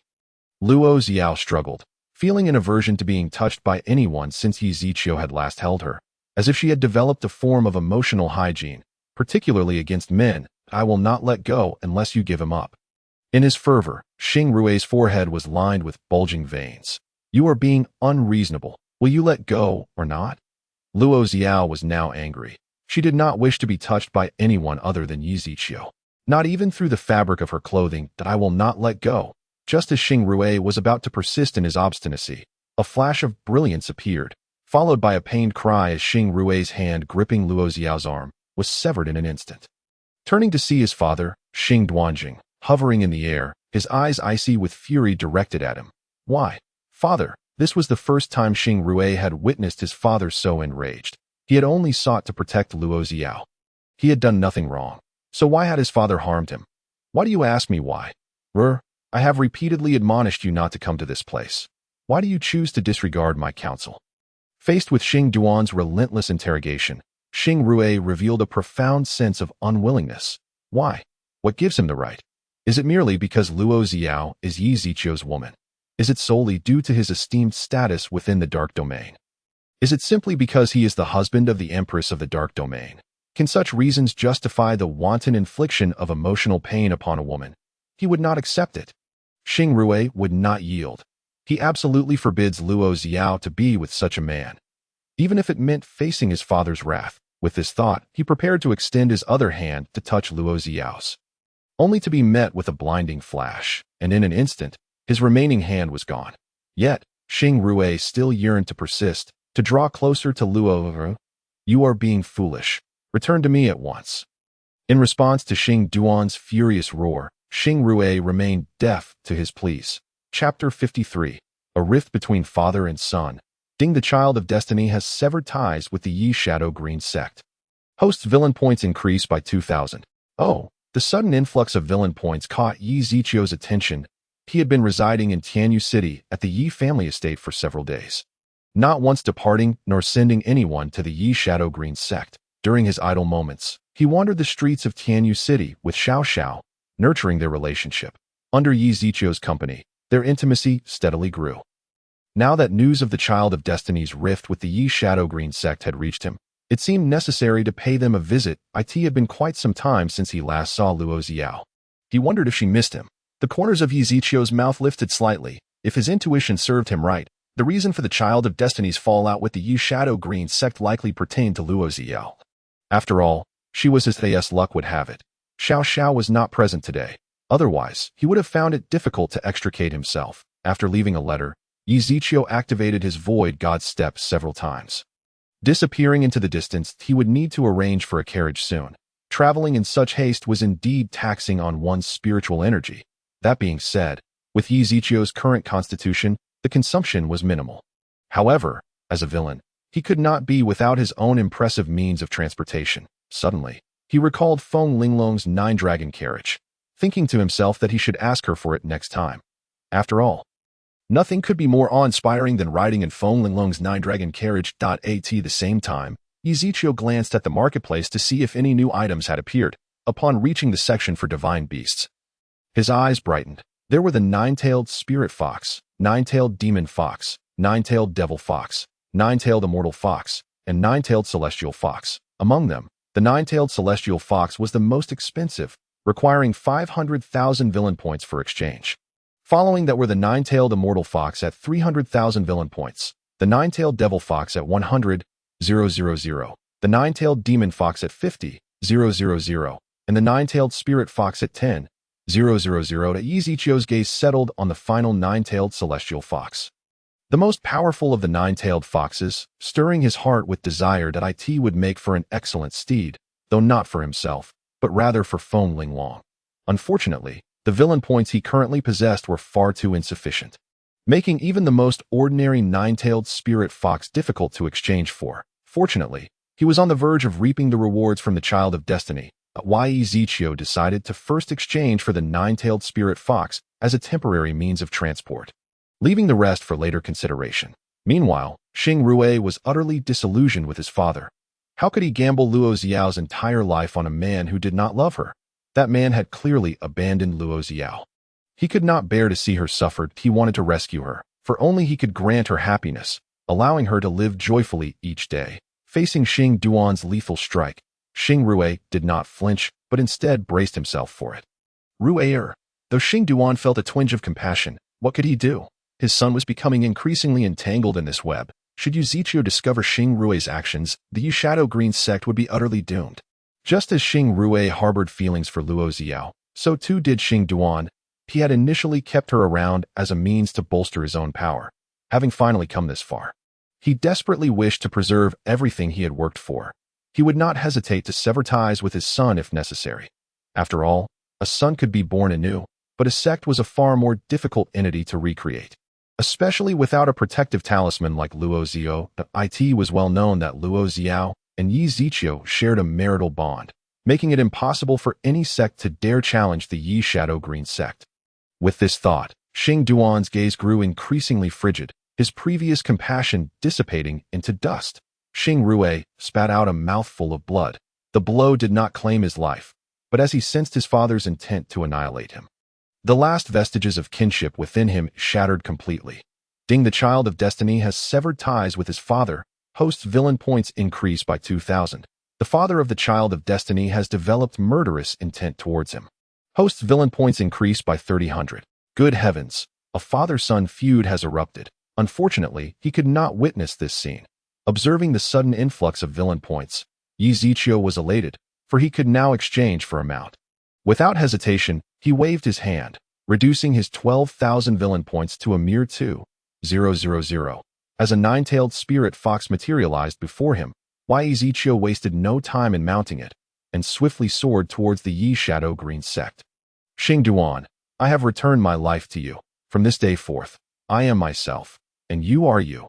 We shall be forever severed. Xing Rui's gaze was icy and fearsome, his words devoid of warmth, as though he regarded Xing Duan as a stranger. You? Very well. I, Xing Duan, would rather have no son than one such as you. Xing Duan was equally enraged, regretting that he had not ended Xing Rui's life at the outset, sparing the world further chaos. Just as Xing Duan prepared to strike down his son, Xing Rui's entire being spontaneously ignited. An immense aura radiated outward. What was happening?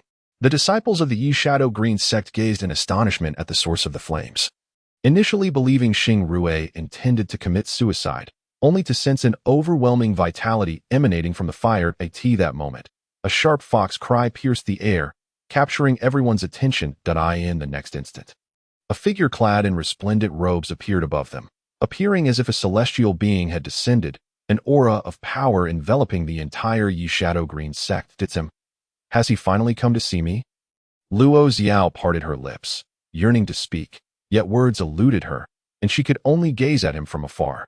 Through the contours of his profile, she beheld a strikingly exquisite visage, so captivating that her blood surged with fervor for him. Yi Ziqiu's gaze remained fixated upon the reborn Xing Rui, who evidently was now the Child of Destiny. However, His circumstances were far from favorable. Otherwise, he would not have severed ties with the Yi Shadow Green sect and his father. Upon witnessing Yi Zichio's arrival, Xing Duan wasted no time in divulging everything that had transpired, simultaneously cursing himself for having fathered such a wretch. This undoubtedly caused an unexpected reaction in the reborn Xing Rui. As the once crimson flames transformed into a vibrant purple doe, has he succumbed to madness? How exceedingly intriguing, Yi Zichio murmured to himself, glancing at the newly acquired villain points. Chapter 54. Luo Xiao. It is time we part ways after understanding Xing Rui's situation. Yi Zichio's gaze shifted away from him, but he gently patted the nine-tailed spirit fox beneath him, which promptly took flight towards Luo Xiao. Yes, she beheld Yi Zichio approaching, a smile adorning his face and basking in sunlight. Luo Xiao instinctively clutched her skirt, her heart racing with excitement, causing her modest bosom to rise and fall with her breaths. He is coming towards me. In the next moment, a strong arm encircled her waist, lifting her off the ground and placing her atop the nine-tailed spirit fox. Feeling the warmth of his embrace, all her previous anxieties dissipated in an instant. Yi Zichio leaned down slightly, resting against Luo Xiao's shoulder. Noticing her body tense slightly in his hold, a smile tugging at his lips, this girl was still adjusting to his presence. After all, they had not been together long, and he had been away for quite some time. Observing the blush creeping across her cheeks, he recognized her shyness. Seeing this, Yi Zichio refrained from teasing her further, especially as a cold, piercing gaze bore down upon him. Following the source of the chill, he discovered that it was Xing Rui, who had successfully undergone his rebirth, surrounded by a blazing purple flame fueled by boundless hatred. However, Yi Zichio merely cast a glance in his direction before redirecting all his attention to Luo Xiao. To better appreciate her features, he lifted her again, changing his position so they faced each other directly. Under Yi Zichio's unwavering gaze, Luo Xiao's shyness deepened, her cheeks flushed adorably amidst her green attire. Watching this scene unfold, Xing Rui's fury ignited, as if a colossal hand was clenching his heart, sending waves of agonizing pain through his chest. Yi Zichio, remove your filthy hands from Luo Xiao. Faced with the wrath of Xing Rui, Xing Duan was taken aback, unable to fathom that even at this juncture, his wretched son dared to offend young Master Zichio. Was he concerned that his demise would not come swiftly enough? Did he harbor a lingering desire for the downfall of Yi Ing Green sect? Although Xing Rui had been expelled from the Yi Ing Green sect, this did not preclude Yi Zichio from exploiting the situation to his advantage. How audacious! How could a wretched creature like him presume to bark at young Master Zichio? In an instant, Xing Duan shattered the surrounding space, leaving a 3-meter crater beneath his feet, and his form abruptly appeared beside Xing Rui. The moment he had defied young Master Zichio, Xing Duan had effectively declared his death sentence. His palm, imbued with all his might, struck towards Xing Rui, causing the very fabric of space within 100 miles to tremble. And the mountain peaks behind Xing Duan were cleaved asunder. This time, the sect master was genuinely serious, yet it was a pity for the holy son Xing, who, instead of valuing his position, chose to provoke the woman of young Master Zichio. Was this not akin to courting death? The other disciples of Yi Ing Green sect unanimously expressed their agreement, perceiving the holy son's actions as self-inflicted suffering, in a world brimming with countless women. Why torment oneself over someone who does not reciprocate one's affections? Now it appeared that he was about to lose his life over this folly, and they could not help but feel it was a tragic waste. Their gazes then shifted to the dashing young man from the dark domain, who seemed to regard Xing Duan's actions with indifference, his attention firmly fixed on Luo Xiao, his eyes brimming with affection. This only fueled the jealousy of the female disciples of Yi Ing Green sect. Why did young Master Zichio not choose them? Even a mere glance would suffice, just as everyone believed Xing Rui was doomed. A piercing scream echoed through the air. Yet, it was not Xing Rui who cried out, but his father, Xing Duan. When the crowd turned to look, they beheld Xing Duan engulfed in violet flames, which grew increasingly fierce. Until he was reduced to ash, expressions of terror swept across the onlookers, for they understood that the sect master was a formidable celestial emperor, while he may not rival the top sects. He was more than capable of reigning supreme in this small locale. Alas, he had been slain by his own son. Could it be that Xing Rui now surpassed his father in strength? Such a notion sent chills down their spines, for at this moment, Xing Rui had severed ties with young Master Ziqiu and naturally bore no fear of his identity. As they watched Xing Rui's gaze turn toward Yi Ziqiu, the disciples of Yi Ing Green sect felt a shiver run down their spines. Did Xing Rui intend to slay young Master Ziqiu? Did he not fear retribution from the Dark Domain? They could scarcely imagine the wrath of the Dark Domain's Empress, sweeping through the land like a tide of blood. Yet, they were powerless to dissuade Xing Rui, now pinning all their hopes on young Master Ziqiu. Beep, the child of fortune slays his father. Fortune value diminished. Host gains 5,000 villain points. Beep, the daughter of fortune, Luo Ziyao, develops feelings of aversion toward the child of fortune. Fortune value decreases. Host gains 2,000 villain points. Indeed, Xing Rui was a malleable talent, keenly aware of how to present opportunities to himself. Despite having done nothing, fortune seemed to fly into his hands effortlessly. However, Yi Ziqiu understood that Xing Rui's current state was wholly due to Luo Ziyao. Yet the other party's fury was still insufficient to further provoke Xing Rui. Yi Ziqiu suddenly leaned forward and pressed his lips against Luo Ziyao's soft, pink ones. The onlookers were baffled, unable to comprehend Yi Ziqiu's intentions. Had not the sect master sacrificed everything for Yi Ziqiu? Should he not seek vengeance for his father instead of kissing their holy maiden? Not only were the disciples of Yi Ing Green sect perplexed, but even Luo Ziyao's mind was a blank slate. Only Xing Rui's eyes burned with fury, for Yi Ziqiu's actions were clearly a provocation. Dismissing him entirely, witnessing his beloved woman being kissed by another was more agonizing than death itself, especially as she responded with enthusiasm.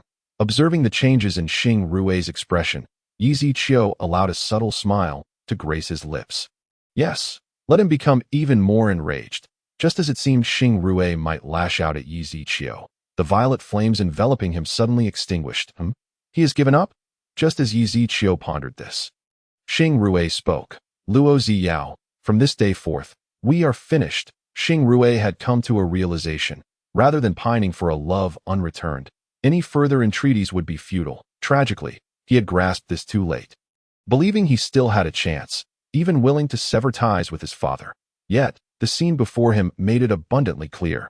One cannot awaken a person feigning slumber, even if he were to slay Yi Ziqiu in the end. Luo Ziyao would never love him. She might even seek vengeance against him. Chapter 55. He understood too late. Xing Rui, watch your tongue. There has never been anything between us. Luo Ziyao had not anticipated Xing Rui would utter such words, especially with Yi Ziqiu standing beside her. She had no desire to be misunderstood by him. Immediately, her disdain for Xing Rui intensified. How could such a repugnant individual exist in this world? Upon hearing her words, Xing Rui's entire being trembled. Upon reflection, it was evident. It had all been a figment of his one-sided affection. Yet, he could not be bothered to dwell on it any longer and turned to leave. However, a figure obstructed his path. Furrowing his brow in confusion, Xing Rui looked at Yi Ziqiu. He had intended to let bygones be bygones. Why was Yi Ziqiu blocking his way? Did he truly believe that being from the Dark Domain granted him the right to dismiss others? What? Do you think you can just walk away after killing my father? That is quite the delusion. Yet, upon hearing this, Xing Rui erupted into laughter, a provocative demeanor taking over. What are you, to speak to me in such a manner? The crowd regarded Xing Rui as if he were a fool. Did he not realize that young Master Ziqiu's woman was not someone of his lowly status could covet? Indeed, it was evident. Had he not seen Xing Rui allow his father to perish for a woman? Everyone felt a profound sorrow for Xing Rui's actions, which only served to further infuriate him. Enough? What are you to question me?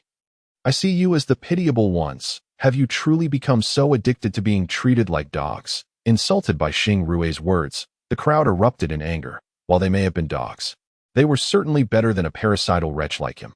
What of it? Even if we are dogs, we are better off than you, the parasital son. You are unworthy of being human. Even being called a dog is a compliment. The violet flames that had been extinguished flared back to life, surging toward those who had hurled the most scathing insults. That a chorus of screams filled the air as the disciples of Yi Ing Green sect fell silent, retreating in haste. Having completed this, Xing Rui provocatively gazed at Yi Ziqiu, as if to say, what will you do now that I have killed before your very eyes? He is not like his timid father, who only knew how to flatter. I am Xing Rui, My fate lies in my own hands, not in the heavens. Young Master Zichio, may I leave now? The crowd turned to Yi Zichio, expecting some action in response to Xing Rui's provocations. However, Yi Zichio remained unmoved, his gaze not even resting upon Xing Rui. This scene was undoubtedly disappointing to the onlookers. Even young Master Zichio did not dare to confront Xing Rui, leaving them to accept the insults they had endured. Though reluctant, they understood there was nothing to be done. With young Master Zichio silent, Xing Rui proceeded to depart, as if struck by a sudden thought. Xing Rui turned toward Luo Ziyao that he had a change of heart. If Luo Ziyao favored Yi Zichio, why should he facilitate their union? Moreover, as a holy body of the Qinglian, her presence would greatly benefit his cultivation. With Luo Ziyao by his side, his progress would be exponentially more efficient at that moment. Luo Ziyao gazed at Xing Rui as he approached. Noting Yi Zichio's apparent indifference, feeling a pang of disappointment, she could not comprehend Yi Zichio's behavior. Was she not his woman? Did he not care to prevent another from taking her away? If Yi Zichio would not rescue her, she would save herself. Just as she prepared to confront Xing Rui, her nine-tailed spirit fox sprang into action, reaching Yi Zichio's side in an instant.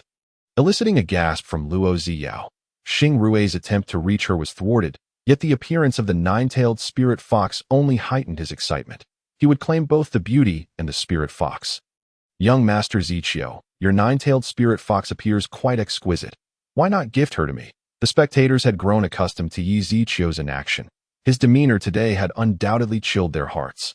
Young Master Zichio, if you remain silent, Xing Rui will take your silence as acquiescence. With that, he charged once more toward Yi Zichio, prevent the nine-tailed spirit fox from escaping.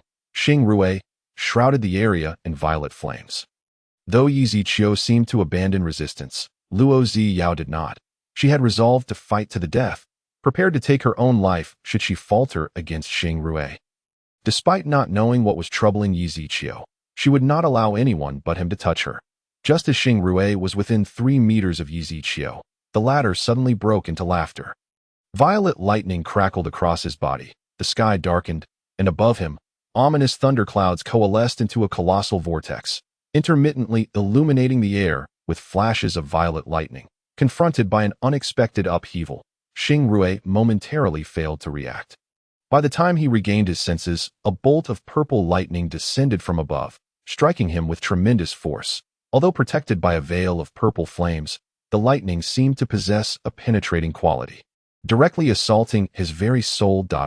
As Xing Rui charged forward, he plummeted like a bird with severed wings, crashing into the ground and creating a massive crater. Even now, faint crackling sounds of purple lightning could be heard emanating from his body. Just one strike. With a single blow, the young Master Chiu had vanquished Xing Rui. Those who had recently expressed disappointment in Yi Zichio were now compelled to reassess their opinions of him. They could not fathom why he had refrained from acting while Xing Rui had insulted him so brazenly. Luo Ziyao, about to voice her thoughts, found herself encircled by Yi Zichio's arms. She yearned to ask him why he had not intervened. He is but a mere clown. Why should I stoop to his level? Though he is human, to me, he is no different from a beast. My inaction was merely to avoid soiling my hands. However, Yi Zichio's expression darkened, causing the air around him to chill, revealing his burgeoning fury. My woman, someone you can toy with. Unbeknownst to him, a nameless dagger had materialized in Yi Zichio's hand. The power it contained instilling fear in all present. Even Xing Rui, immobilized in the crater, felt a choking sensation constricting his throat, making it difficult to breathe.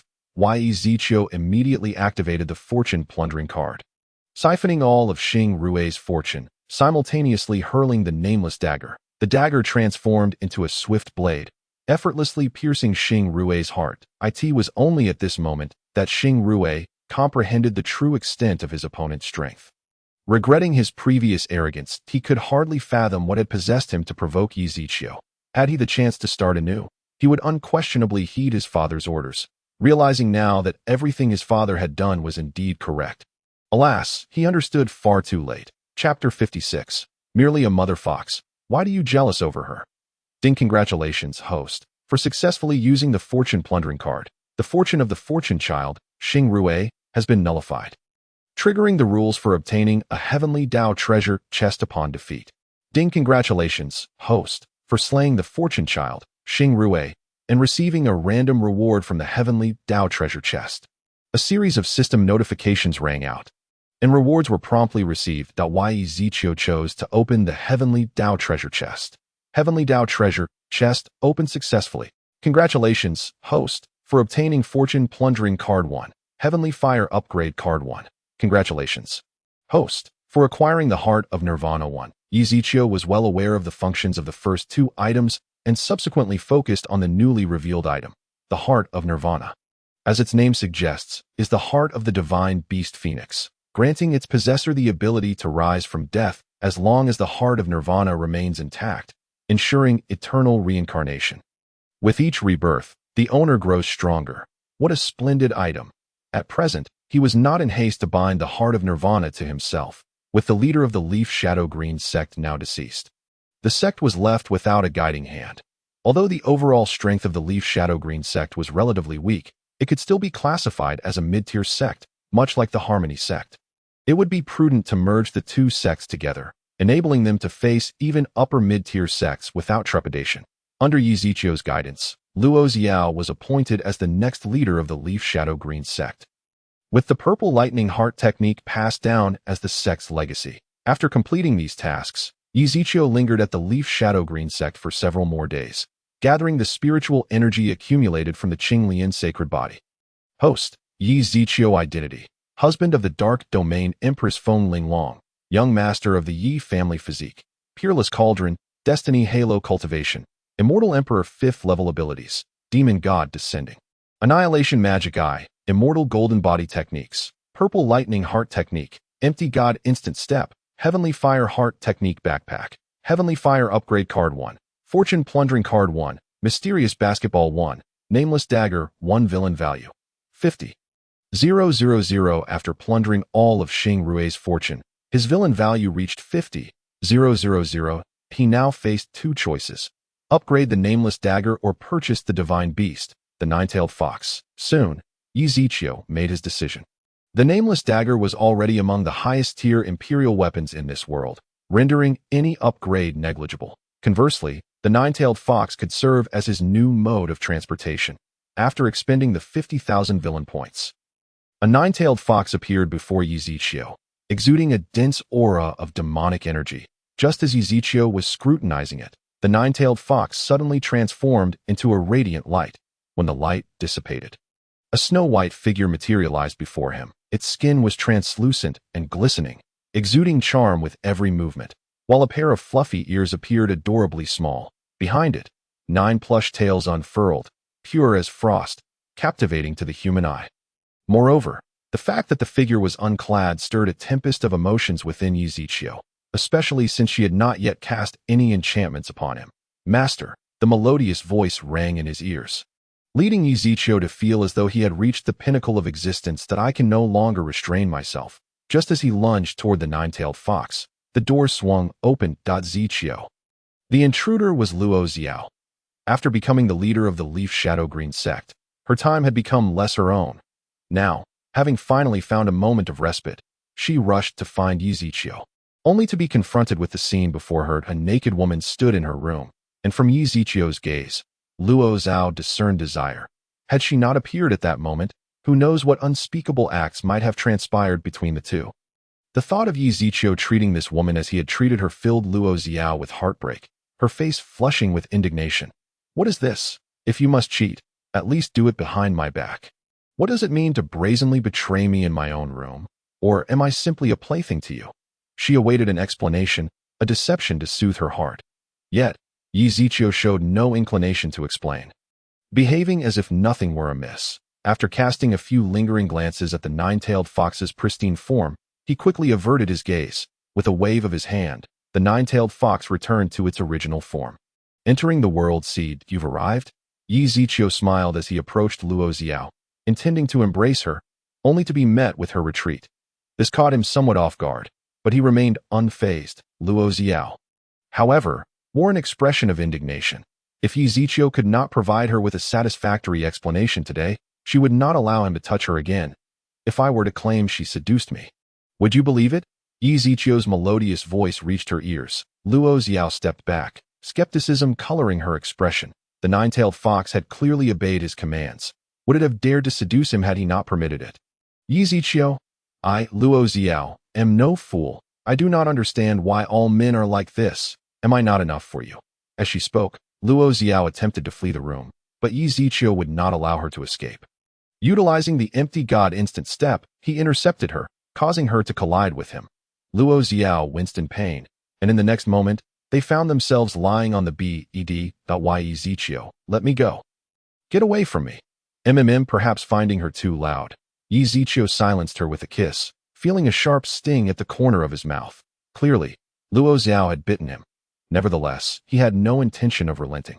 Asserting his dominance over her, time slipped by, and eventually, Luo Xiao grasped a nearby garment to cover herself, her eyes glistening with tears, a picture of grievance that in contrast, Yi Zichio appeared utterly satisfied, having released the pent-up desires stirred by the nine-tailed fox. She is merely a mother fox. Why do you feel jealousy over her? Besides, nothing transpired between us. Luo Xiao shot Yi Zichio a fierce glare. Nothing happened. Had she not unexpectedly appeared, who knows what might have occurred? She was dissatisfied with Yi Zichio's explanation. With a flick of Yi Zichio's right hand, the fox reappeared, albeit with less demonic energy. Yi Zichio beckoned it closer, and the nine-tailed spirit fox approached him. Its 9 tails held high, displaying an affectionate demeanor toward him. Luo Xiao turned her head away, choosing not to acknowledge it, believing that out of sight would bring her peace of mind. From this day forth, she shall be your new master. Whatever the cost, you must protect her, understand? The nine-tailed spirit fox emitted a whimper, expressing its discontent while nonetheless moving to nuzzle Luo Xiao affectionately. Chapter 57. The appearance of the pig demon in Tianyu City at that moment. Luo Xiao was in no mood to entertain the nine-tailed spirit fox, regarding it as the same nine-tailed fox that had tempted Yi Zichio earlier, who would bear a kind disposition towards one who sought to seduce their partner. Seeing Luo Xiao ignore her, the nine-tailed spirit fox cast a forlorn look at Yi Zichio, hoping he would take her away. Xiao, do you truly look down upon her? If you don't want her, I will take her away. Luo Xiao continued to disregard Yi Zichio, but her actions betrayed her true feelings. She tugged at one of the tails of the nine-tailed spirit fox, squeezing it repeatedly in her hands. Wishing to unleash all her pent-up resentment upon the creature, the nine-tailed spirit fox emitted a faint whimper, expressing its deep sense of grievance, yet it was unable to resist, casting a pleading glance towards Yi Zichio. This moment did not escape Luo Xiao's notice, causing her grip to tighten even further. You promised me this. She belongs to me now. Luo Xiao pouted, fearful that the nine-tailed spirit fox might return to Yi Zichio. Of course, Yi Zichio replied before rising to his feet. By the way, I will be leaving for a while in the coming days. I had initially intended for her to stay with you, but I was uncertain how to facilitate your acceptance. However, it seems that is no longer necessary. Before Luo Xiao could fully comprehend his words, Yi Zichio's figure had already vanished from sight, the sound of the door echoing in the air. Now, only Luo Xiao and the nine-tailed spirit fox remained. She was not one to indulge in the torment of others. Her earlier actions had merely stemmed from a misunderstanding regarding the creature's allure towards her man. Yet now, it appeared she had misjudged the situation. Could she truly be blamed? Anyone witnessing such a scene would likely draw the wrong conclusions, especially in a room shared by a lone man and an unclad woman. She cast a glance at the nine-tailed spirit fox left behind by Yi Zichio, her heart awash with unspoken emotions. The thought of enduring days without Yi Zichio was unbearable, and the only companion she had now was the nine-tailed spirit fox he had left behind. As the misunderstanding began to dissipate, Luo Xiao's demeanor towards the nine-tailed spirit fox gradually softened a shower. What troubles you? Where is Zichio? Xiaoyan had been preoccupied with his cultivation these past few days. Although he had not acquired the heavenly fire, he had at least obtained a small flame. With the aid of this flame, his cultivation had surged to the 8th level of the Immortal King realm. Yet he was still far from sufficient. It was rumored that the Empress of the Dark Realm, Feng Linglong, had reached the Immortal Saint realm, and given the passage of time, her strength must have increased. He needed to elevate his own power more swiftly and efficiently. Deciding against further seclusion, he resolved to venture outside in search of his own opportunities. Thus, he approached Xiao Xiao to explain his situation. only to find her wearing a sorrowful expression. Upon hearing her father's voice, Xiao Zhao's pent-up grievances cascaded forth like rain, and she threw herself into Xiao Yan's embrace. Father, Zichio has left, and I miss him dearly. I want to find him, but I fear he might not return to me. Witnessing his daughter weep like a wilted flower, Xiao Yan felt an overwhelming urge to locate Yi Zichio immediately. Wishing to teach him a lesson for causing his daughter such distress, shower. Do not see or why Daiti, just so happens that I have matters to attend to outside. How about I help you find him? Yes, father, you must find Zichio. I truly miss him, she implored. After promising her, Xiao Yan departed from the Yi family in Tianyu City and set forth into the world, leaving Xiao Xiao alone. News of his departure swiftly spread. A peerless beauty, an individual with a pig-like visage grunted, hastily approaching a passerby. Brother, just how beautiful is the peerless beauty you speak of? Oh, you must be referring to the one from the Yi family in Tianyu City. Let me tell you, just as the passerby turned to recount the beauty's allure, a shriek escaped his lips that a monster, a pig demon has appeared in Tianyu City. Instantly, the crowd turned their gaze toward the pig-headed creature. And panic ensued as people fled in terror, leaving him alone and bewildered. A monster. Where is it? With that, Zhu Beige raised his nine-toothed rake, prepared to strike, but upon surveying his surroundings and finding no monster, he felt a sense of absurdity. Clearly, there is no monster. Why do they lie?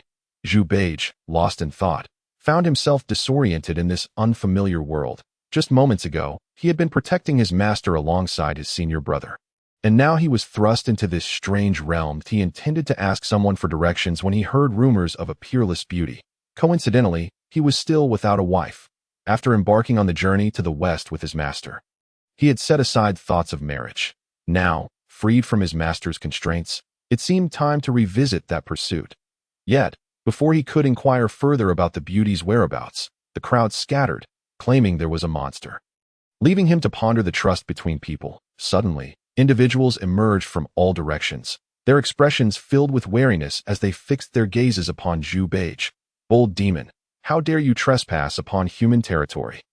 Today shall be your last. Demon? Where?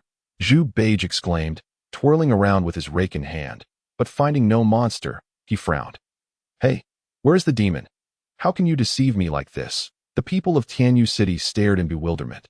Questioning whether this pig demon had lost its mind. Aren't you the demon? A family disciple asked in confusion. How dare you call me a demon? You and your entire family are the true demons. Zhu Beige retorted, I resemble a demon. I am the illustrious Marshal Tianpeng. Had it not been for my mischief with Chang'e, I would not have been banished to this realm by the Jade Emperor. As for this pig-like appearance, it is merely a result of being born in the wrong form. Hey, you pig demon, I've had enough. A disciple charged at Zhu Beige. Zhu Beige, unyielding, swung his nine-toothed rake, effortlessly piercing through the disciple's body. Humph, is that all you have? He realized that the locals regarded him as the only demon present. Who else wants to meet their demise? Faced with Zhu Beige's provocation, none dared to advance. Initially, they believed this pig demon to be insignificant. But the displayed strength far exceeded their expectations, leaving them regretting their presence. Chapter 58. Zhu Beige's flirtation with Xiao Xiao. Since you all lack the courage to approach, I, the old pig, shall not hold back. Taste my rake. Zhu Beige leaped into the air, his massive form casting a shadow over Tianyu City, plunging it into darkness. Quick, we must flee, a voice cried out, prompting the various sects within Tianyu City to make their escape. Zhu Beige scoffed, enlarging his rake to an immense size, akin to a net of destruction, bearing down upon them. In that moment, Zhu Beige seemed to traverse a realm devoid of opposition, reigning supreme as the rake's impact obliterated everything in its path, leaving behind only a cloud of crimson mist. Please, spare me. Don't kill me. A few fortunate family disciples who survived collapsed in terror, trembling uncontrollably. Suddenly, an unknown liquid seeped through their trousers, soaking the ground. Zhu Beige glanced at the scene and understood what had transpired.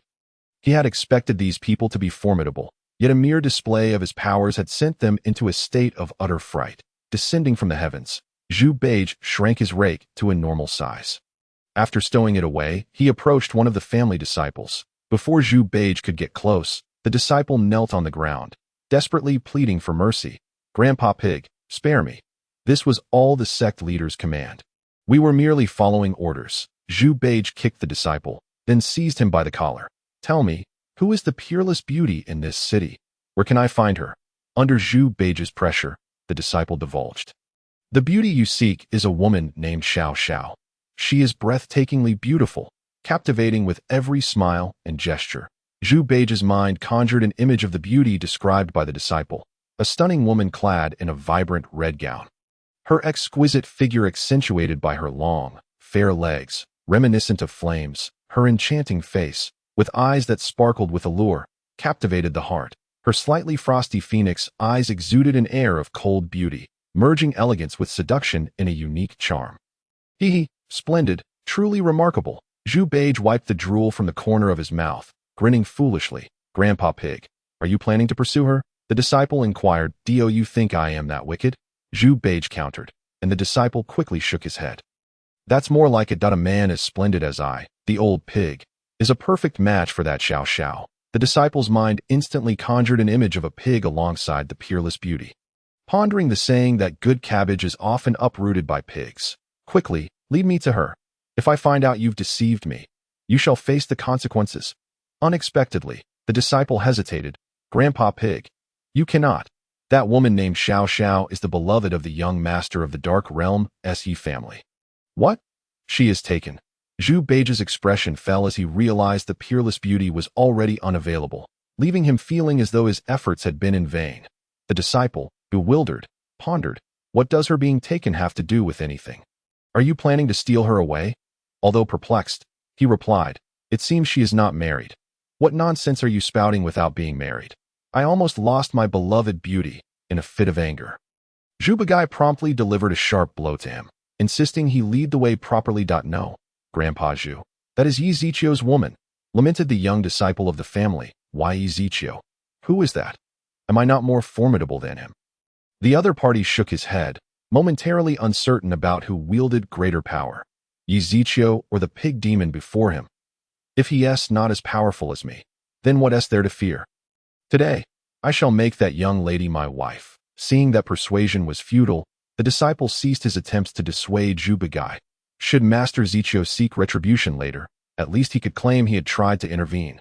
Though he was ultimately compelled to yield to the pig demon's might, before long, Zhu Beigai was escorted to the Yi family residence in Tianyu City. Grandpa Zhu, the exquisite beauty named Xiao Xiao is inside. Ah, you may carry on with your business. Your services are no longer required here. With that, Zhu Beigai approached the door and knocked vigorously. Is anyone there? Is anyone inside?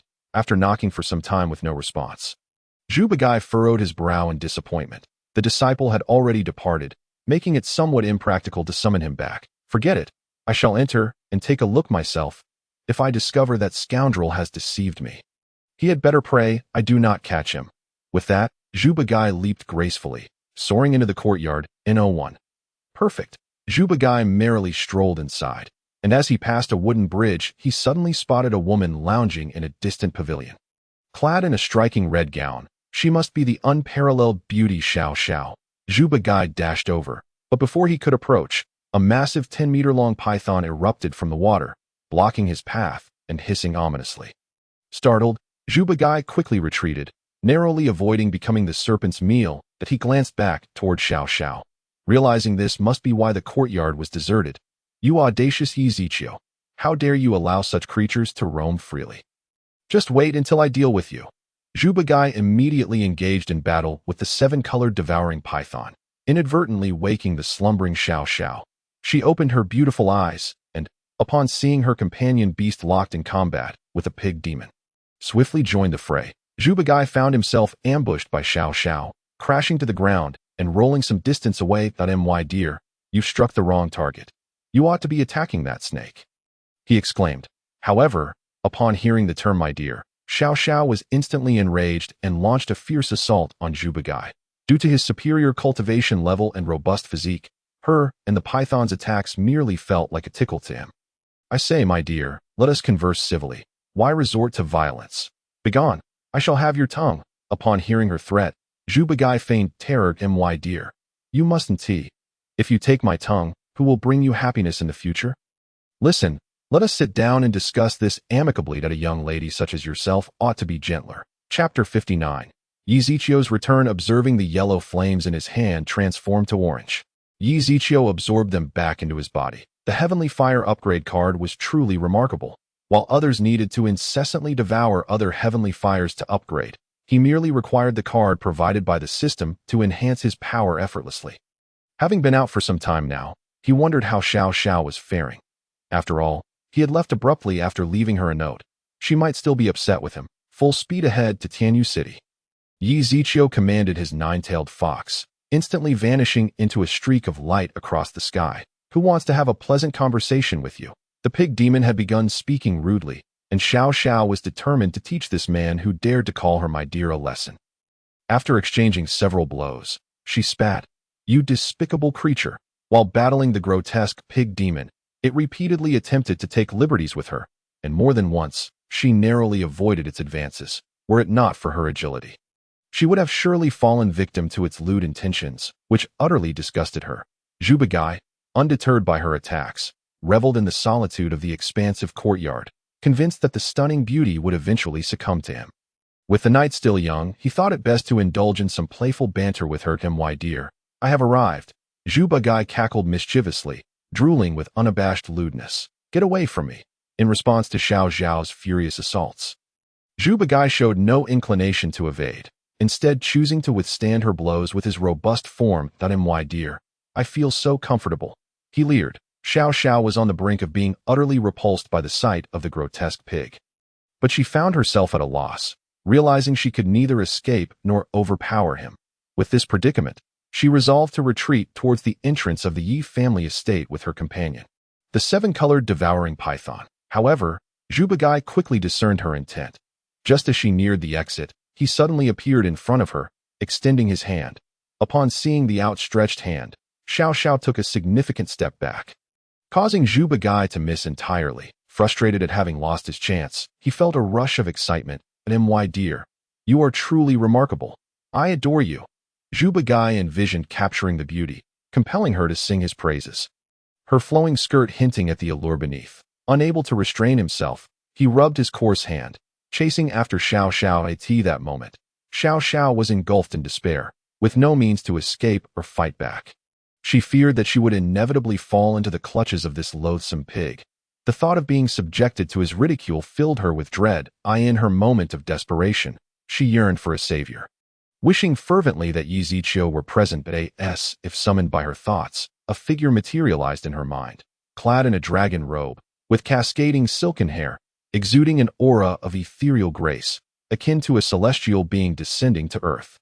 He always bore a gentle demeanor, exuding warmth and approachability. Just as the pig demon was closing in, Xiao Xiao suddenly produced a sword, resolutely placing it against her neck. "Oh my goodness, my lady, please lower that sword." This scene terrified Zhu Bagai. If she were to perish, where could he find such exquisite beauty again? "Do not approach," Xiao Xiao commanded sharply, fresh blood trickling from her neck, prompting Zhu Bagai to halt in his tracks. "What must I do for you to lower that sword?"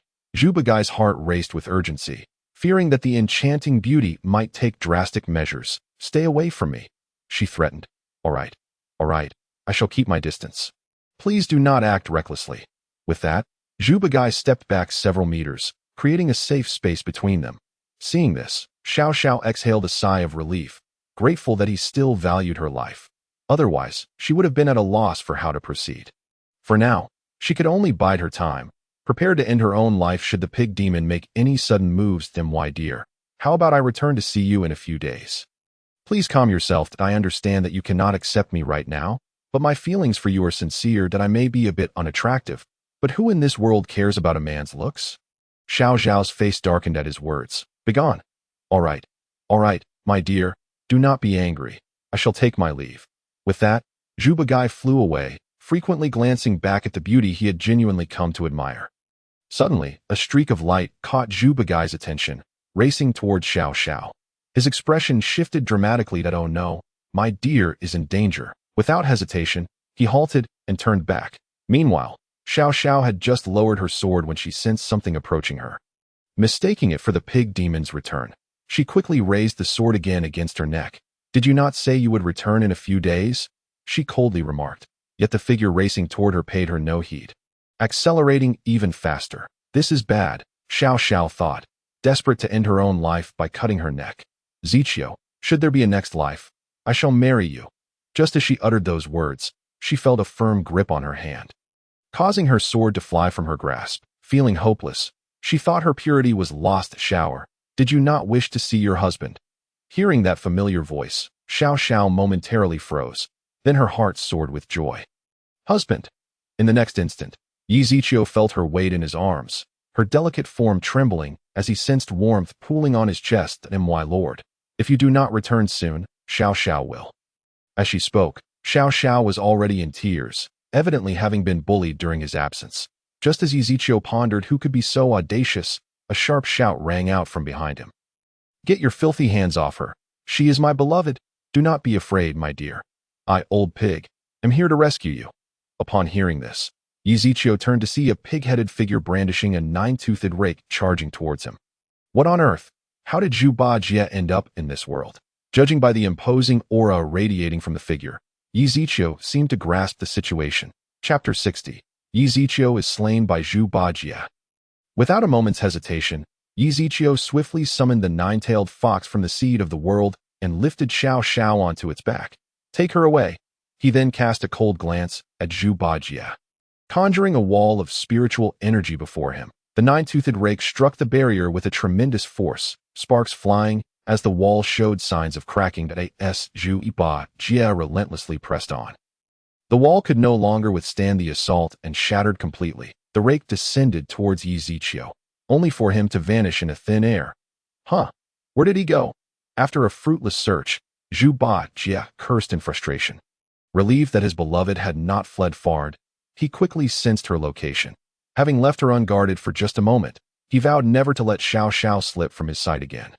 He surged towards her direction and soon caught up with Xiao Xiao at my dear.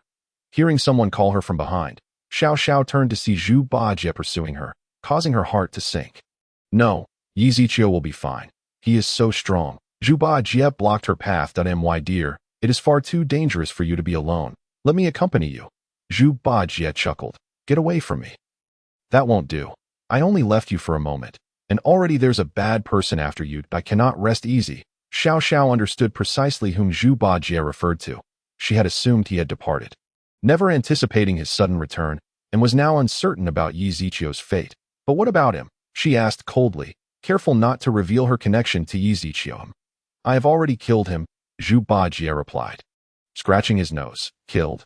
Killed him? Xiao Xiao felt as though she had heard something utterly unbelievable, gripping her chest tightly as an unbearable suffocation washed over her. My dear, what is wrong?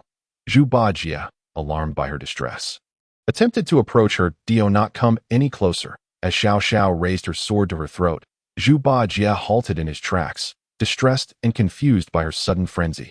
Meanwhile, after Zhu Ba Jie departed, Yi Zichio emerged from the world seed and slapped his chest. Blood trickled from the corner of his mouth, and he appeared exceedingly weak, on the verge of collapse. Soon, another wave of spiritual energy surged forth, and a figure materialized beside him. Zichio, hearing the voice, a faint smile graced Yi Zichio's lips before he closed his eyes and fell limp. Zichio, Xiaoyan exclaimed, rushing to support the falling Yi Zichio, placing a hand at his nose to check for breath. He is still breathing. Xiaoyan breathed a sigh of relief. If his son-in-law perished here, how heartbroken his daughter would be. He immediately produced several healing pills and placed them in Yi Zichio's mouth. Not long after, Yi Zichio struggled to open his eyes, and a familiar face came into view. Zichio, what happened to you? What transpired? Yi Zichio opened his mouth to speak, but found himself unable to make a sound, desperately pointing in a certain direction. After doing so, his hand suddenly fell, his head tilting to the side. Zichio, Xiaoyan quickly sensed the severity of Yi Zichio's injuries, discovering multiple fractures and severely damaged organs within. That he had held on for so long was nothing short of miraculous. Xiaoyan sighed deeply. He had not anticipated Yi Zichio's demise. However, recalling the direction Yi Zichio had pointed to, he sensed something significant must have occurred. After ensuring Yi Zichio was settled, he swiftly flew towards the indicated direction. Once Xiaoyan had completely departed, Ezekiel gradually regained consciousness and swiftly stood up, now observing the vibrant life emanating from him. One could hardly believe he had just been on the brink of death. The fish has bitten. Xiao Yan, it is time to reap your fortune. Name. Xiao Yan identity. Flame Emperor physique. Above average cultivation. 5th level of Immortal Emperor techniques. Burning art. Flame dividing wave. Heavenly fire transformation. 8 extremes collapse. Absorbing palm. Blowing fire palm. 3,000 thunder movements. Villain score. 100,000. Ezekiel glanced at Xiao Yan's attributes. Acknowledging his luck at their first meeting, Xiao Yan's fortune was a mere 10,000, his strength hovering around that of an immortal king. Now he had not only ascended to the 5th level of Immortal Emperor, but his fortune had also reached 100,000. Given time, Xiao Yan would undoubtedly become a formidable figure in the immortal realm. And at that point, even Feng Linglong would find it challenging to contend with him. Their bond with Xiao Xiao was deeply rooted, yet the affair between him and Feng Linglong would eventually come to light, leading to an inevitable dilemma. While he could leverage Xiao Xiao to threaten Xiao Yan, the latter's extraordinary fortune made unforeseen complications likely. Thus, to eliminate future threats, Xiao Yan must perish. While Ezekiel brushed the dust from his clothes and pursued the direction Xiao Yan had taken. Meanwhile, Xiao Yan, in pursuit, happened upon a pig demon coercing his daughter into suicide. Enraged, he unleashed a Buddha's wrath fire lotus towards Zhu Bajia. Sensing the intense heat behind him, Zhu Bajia turned to see a blazing fire lotus hurtling towards him. Its terrifying power caused his expression to change dramatically. He hastily hurled his 9-toothed rake in a desperate attempt to counter the impending attack. Upon contact, the fire lotus erupted in a dazzling explosion. "My 9-toothed rake," Zhu Bajia lamented, gazing longingly at the remnants of his destroyed weapon. Seething with anger, his form swelled to enormous proportions as he charged at Xiao Yan, who met him head-on. 3,000 thunder movements. In a swift maneuver, Xiao Yan positioned himself beside Zhu Bajia, focusing all his strength into a single point. 8 extremes collapse. Xiao Yan's fist struck Zhu Bajia squarely in the side, sending him flying like a deflated balloon. Upon seeing that the newcomer was her father, Xiao Xiao leaped into Xiao Yan's embrace, recounting how Zhu Bajia had slain Ezekiel. Chapter 61. Xiao Yan dispels his doubts. Making things considerably easier henceforth, Xiao Yan remained silent, fully aware of Ezekiel's demise. Had it not been for Ezekiel guiding him, he might have remained oblivious to his daughter's peril at the hands of a pig demon. The more he pondered, the angrier he became. Having previously doubted Ezekiel, he now realized he had wronged him entirely. The pig demon before him had robbed him of a fine son-in-law and subjected his daughter to torment. A crime most unforgivable. In the blink of an eye, a fire lotus of moderate size coalesced once more and was hurled at Zhu Bajia. Alarmed, Zhu Bajia recalled how this very thing had destroyed his 9-toothed rake. Should it explode upon him, he would surely become a roasted pig. Without a second thought, he fled in the opposite direction, reasoning that if he could not defeat it, he could at least evade it. "My dear, I will return to see you." With that, Zhu Bajia vanished without a trace. Xiao Yan contemplated pursuing him, yet hesitated, prioritizing his daughter's safety. Meanwhile, Ezekiel, hidden in the shadows, observed the entire scene unfold. With Xiao Yan's suspicions now thoroughly dispelled, the next steps would be much simpler. He needed to apprehend Zhu Bajia without allowing him to escape. Had it not been for the charade, he would have dismissed a mere pig demon. Ezekiel then vanished from his position, executing several instances of the Void God instant step, ultimately catching up to the slippery creature at that moment. Zhu Bajia found himself by a riverbank, where a woman was washing clothes, her neckline provocatively low. With each motion, glimpses of her form tantalizingly emerged, capturing Zhu Bajia's attention. "This is splendid. I could marry her and never worry about food or clothing," he thought gleefully. Transforming his appearance to resemble a normal human, he adjusted his features before swaggering towards the woman. "Excuse me, fair maiden, are you here alone?" Zhu Bajia grinned lecherously, his demeanor betraying his unsavory intentions. The woman folding laundry regarded Zhu Bajia with evident vigilance, even beginning to tidy her clothes. Upon noticing this, Zhu Bajia felt a sudden surge of panic and hastily attempted to approach her. However, his outstretched hand inexplicably halted midair, unable to advance even a step. Turning back, he discovered that his right hand was firmly grasped by someone. "Who the hell are you?" Zhu Beiji stood there, momentarily stunned. This familiar face, this well-known adversary. How interesting. While I, old Zhu, had no intention of causing you trouble, you have come seeking me instead. Today, I certainly shall not allow your escape. Before Zhu Beiji could make a move, a dagger was already poised at his throat, ready to end his life at the slightest hint of resistance. Well, brave sir, let us converse amicably. Observing Zhu Beiji's sudden change in demeanor, the woman beside him couldn't help but chuckle, finding the self-proclaimed old pig rather eccentric. Yet, her gaze lingered on Yi Zichio's countenance. What a handsome young man.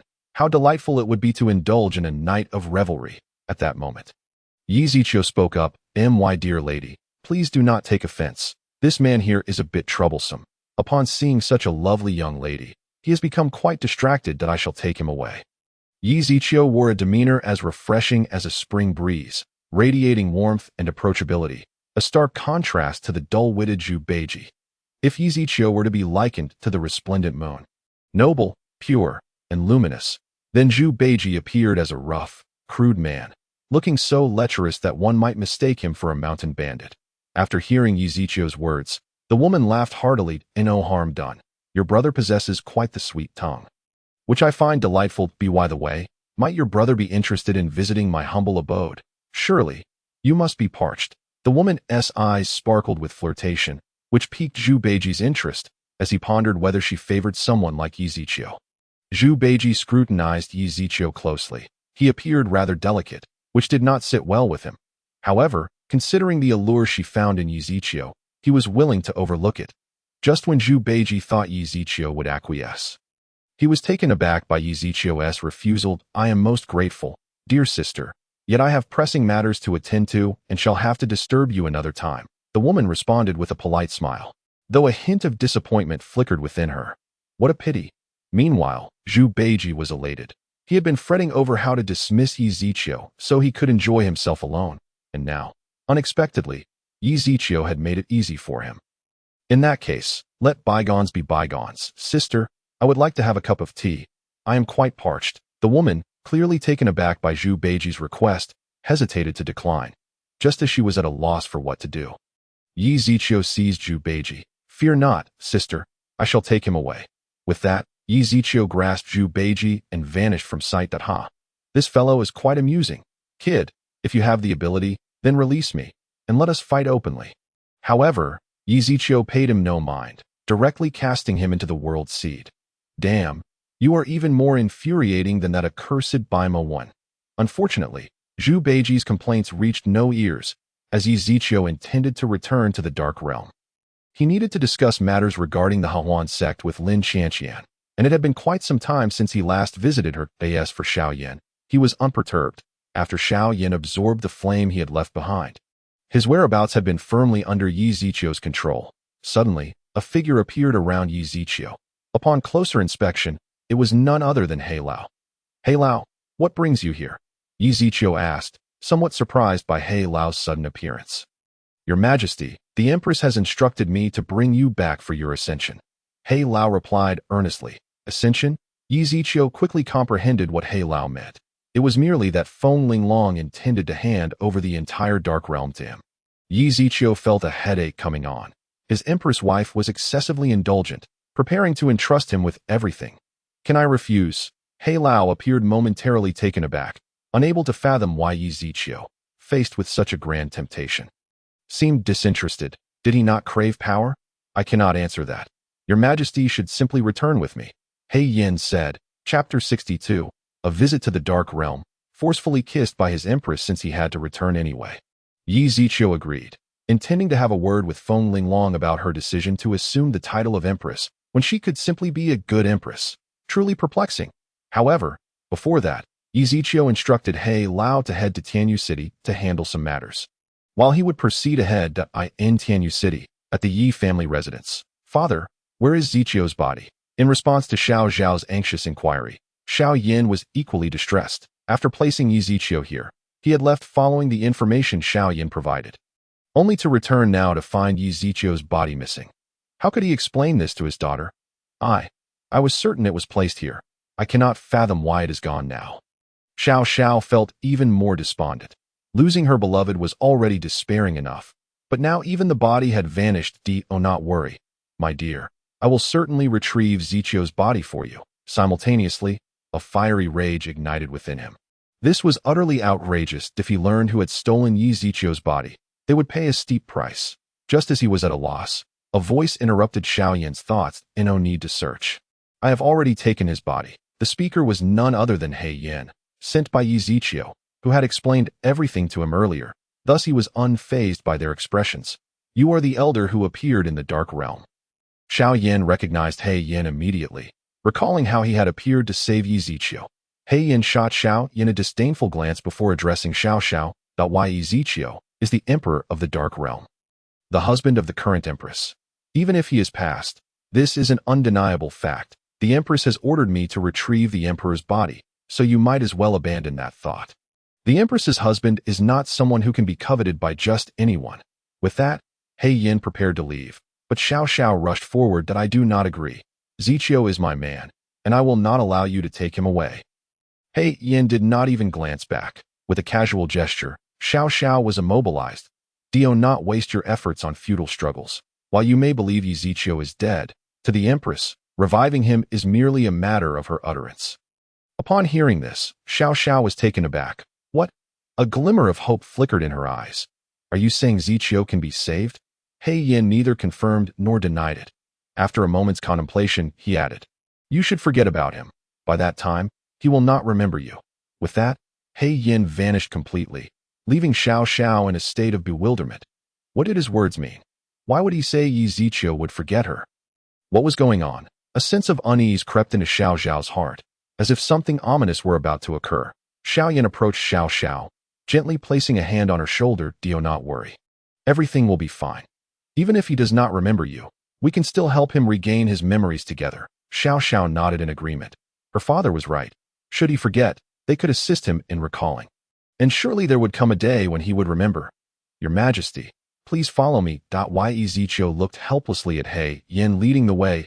He had expressed his desire to refrain from being called Your Majesty countless times. Yet it fell on deaf ears.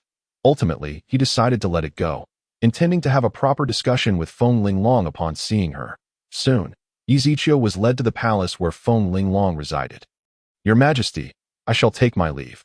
With that, He Yin departed. Yi Zichio took a deep breath and approached the palace. Before he could even push open the door, it swung open on its own, and a fragrant warmth enveloped him, evoking deep feelings of longing for the one within. Before he could utter a word, the soft, jade-like lips of Feng Linglong pressed fervently against his, her actions a blend of fervor and clumsiness that amused Yi Zichio, yet left him helpless. It seemed his precious one was quite hungry for affection. He willingly reciprocated her advances as their passion deepened. Yi Zichio swept her up in his arms and strode toward the bed, using his spiritual power to close the door behind them. Gazing at Feng Linglong's rosy face, Yi Zichio felt an overwhelming desire to possess her. Her alluring figure was an unending temptation. Every inch of her skin appeared radiant under the light, delicate and inviting, as if he were not touching flesh but rather a layer of shimmering water. Upon first contact with the icy chill, it felt akin to a chronic poison, gradually eroding Yi Zichio's sanity. Gradually, Yi Zichio's eyes turned a fiery red, and with a brutish motion, he tore at the garments before him, instantly engulfed by a fragrant aroma. By the time Yi Zichio regained his senses, it was already the dawn of the following day. He gazed at Kuer before him, who bore no semblance of an empress. Although aided by the system, it was undeniably impressive. This was the treatment befitting a villain, unlike that insipid protagonist who, at the onset, faced nothing but challenges and disdain from others, let alone the so-called fortuitous encounters that required relentless competition. Though they ultimately succeeded in slapping faces and claiming beautiful partners, villains could effortlessly possess everything the protagonists sought. Just as he did at AS for the so-called justice, villains could also embrace it. As long as they wished, they could accomplish what the protagonists aspired to, leaving them with no avenues to escape. Ding, the daughter of fortune, provoked the host and was taught a lesson. The host gained 5,000 villain points. Oh, Yi Zichio furrowed his brow, feeling as though he was on the brink of becoming a protagonist himself. Why did troubles always find him instead of the protagonist? Earlier, the system had hinted at his presence in Tianyu City, and it was likely that the other party had ventured to the Yi family in Tianyu, encountering Xiao Xiao and receiving a lesson from her. As for why it was Xiao Xiao, the villain points revealed that a mere reprimand could not have yielded such a substantial amount. It is well known that Medusa loves but one, and once captivated, she would never betray unless wronged. Famously protective of her OW, Yi Zichio could already imagine the misfortune that befell that daughter of fortune. He mourned silently for 3 seconds. Why provoke him of all people? Did she truly believe he was one of those foolish villains who mindlessly offered experience? Unfortunately, no further notifications from the system followed, indicating that the torment had likely concluded. Chapter 63. He truly does not wish to be emperor. What are you thinking? Husband Feng Linglong exhaled like an orchid, her hand resting on Yi Zichio's body, deliberately pressing her entire form against his chest. It must be noted that Feng Linglong was currently clad in scant attire. Entirely transparent in her intentions, coupled with her already perfect figure, the ample curves pressed against his chest were indeed difficult for him to bear. With an indignant roar, he engaged in another bout with Feng Linglong that spanned 300 rounds until the afternoon, when the two reluctantly parted ways. Meanwhile, within the Golden Dragon Hall of the Dark Domain, the assembly of civil and military officials gathered below, yet the main figure was notably absent. Was today not the day of the new emperor's enthronement? What hour was it that he had yet to arrive? Beside him, He Yin was growing impatient. He could not venture to the Empress's chamber, lest he interrupt them during some meaningful engagement. He even stopped those who intended to summon the Empress, reasoning that missing the coronation by a day was inconsequential. It could simply take place tomorrow. Seeing He Yan's insistence, they had little to counter, for this was Feng Linglong's domain. They were able to enjoy the privileges of being esteemed figures among the various sects, all thanks to Feng Linglong, and thus had no complaints. Although they were puzzled as to why Feng Linglong had suddenly decided to enthrone a new emperor, they believed it was merely that vixen attempting to seduce their empress and seize power from her. Regrettably, they could do nothing to prevent it. To threaten by name was futile. With the vastness of the dark domain, their absence or presence mattered little, and there was no need to risk their lives over the matter. Despite the dissatisfaction among the officials, none dared voice their grievances that it seemed the coronation ceremony would not proceed as planned. Today was indeed her husband's enthronement ceremony, and it appeared it would have to be postponed until tomorrow. Feng Linglong wore a face of vexation, lamenting her lack of self-control. How could she forget such an important affair? Upon hearing this, Yi Zichio playfully pinched her delicate nose, for while his wife was perfect in every regard, she indulged him far too much. Though she supported him silently from behind in his ascent to emperor, he harbored no desire to assume such a role. How could he enjoy a carefree life as an emperor? How could he confront the child of fortune? That simply would not do. He could not relinquish the joy of flaunting and face-slapping to the child of fortune. Fenger, after consideration, how about you take the role of the Empress of the Dark Domain instead? To his surprise, Feng Linglong flatly refused to. No, you must listen to me on this matter. Feng Linglong was evidently somewhat irked, using a huffy tone to convey to Yi Zichio that he should not even think about it. Her determination to have Yi Zichio become the Emperor of the Dark Domain stemmed solely from a desire to keep him tethered, preventing him from wandering elsewhere. She had gathered considerable information about him in recent days. Just a short outing had resulted in him acquiring yet another woman that infuriated her, yet she could not bring herself to blame him, leaving her with no choice but to resort to this tactic. Since Feng Linglong was so insistent, Yi Zichio had no choice but to acquiesce, though he made it clear that he would not manage the affairs of the Dark Domain, leaving the real power firmly in Feng Linglong's hands. Feng Linglong did not argue further. She understood that Yi Zichio's consent to assume the title of emperor was already a concession, and pressing him further might jeopardize their relationship. With that thought, Feng Linglong appeared somewhat despondent at why Yi Zichio naturally noticed the change in Feng Linglong's expression. He could see that she wished to keep him within the Dark Domain, which was not unlike his own desires. However, until the Child of Fortune was dealt with, he could find no peace. For a villain, the Child of Fortune would always pose the greatest obstacle to Fenger. What troubles you? Who has wronged you? Tell me, and I shall help you confront them. Yi Zichio declared with righteous indignation, a stark contrast to his usual ethereal demeanor. Feng Linglong shot him a disgruntled glare, clearly exasperated.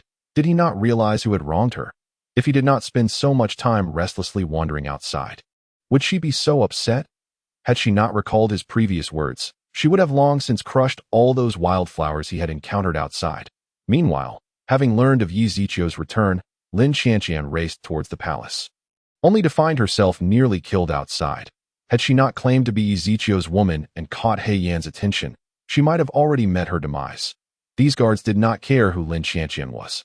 Unless commanded by the Empress, they would not allow anyone to enter. Furthermore, if she truly were Yi Zichio's woman, why had he not brought her into the city himself? Thus, they dismissed her claims. He Yan pulled Lin Qianqian aside and said, "What business do you have with the emperor? The palace is not a place you can wander into uninvited." Lin Qianqian appeared somewhat aggrieved, but replied, I wish to see him." He Yan sighed in resignation. Why must she fall for someone like the emperor? Was this not a path to suffering? You should forget him. He belongs only to the Empress. However, Lin Qianqian shook her head, her expression resolute. I will not give up on him. Then wait here. I will report to him. Whether the emperor will see you is uncertain. With that, He Yan vanished, leaving Lin Qianqian in a state of disarray in the wind. She called out a thank you towards the direction where He Yan had disappeared. Shortly thereafter, He Yan successfully met with Yi Zichio, though the Empress was present, and he dared not overstep. What is it, He Yan? Upon Yi Zichio's inquiry, He Yan found himself at a loss for words. Stammering. On the other hand, Feng Linglong grew increasingly irritated. He Yan, if you have something to say, speak it. If you continue to disturb my enjoyment, you need not live. Yi Zichio perceived He Yan's discomfort, realizing there was something he wished to keep from Feng Linglong. He waved his hand, and in the next moment, He Yan vanished from sight, reappearing in a peculiar realm. Indeed, Yi Zichio had drawn him into the seed of the world. In this space, they could converse freely without the worry of Feng Linglong overhearing. Where have you taken him? Feng Linglong inquired, puzzled, but to a place where we will not be disturbed.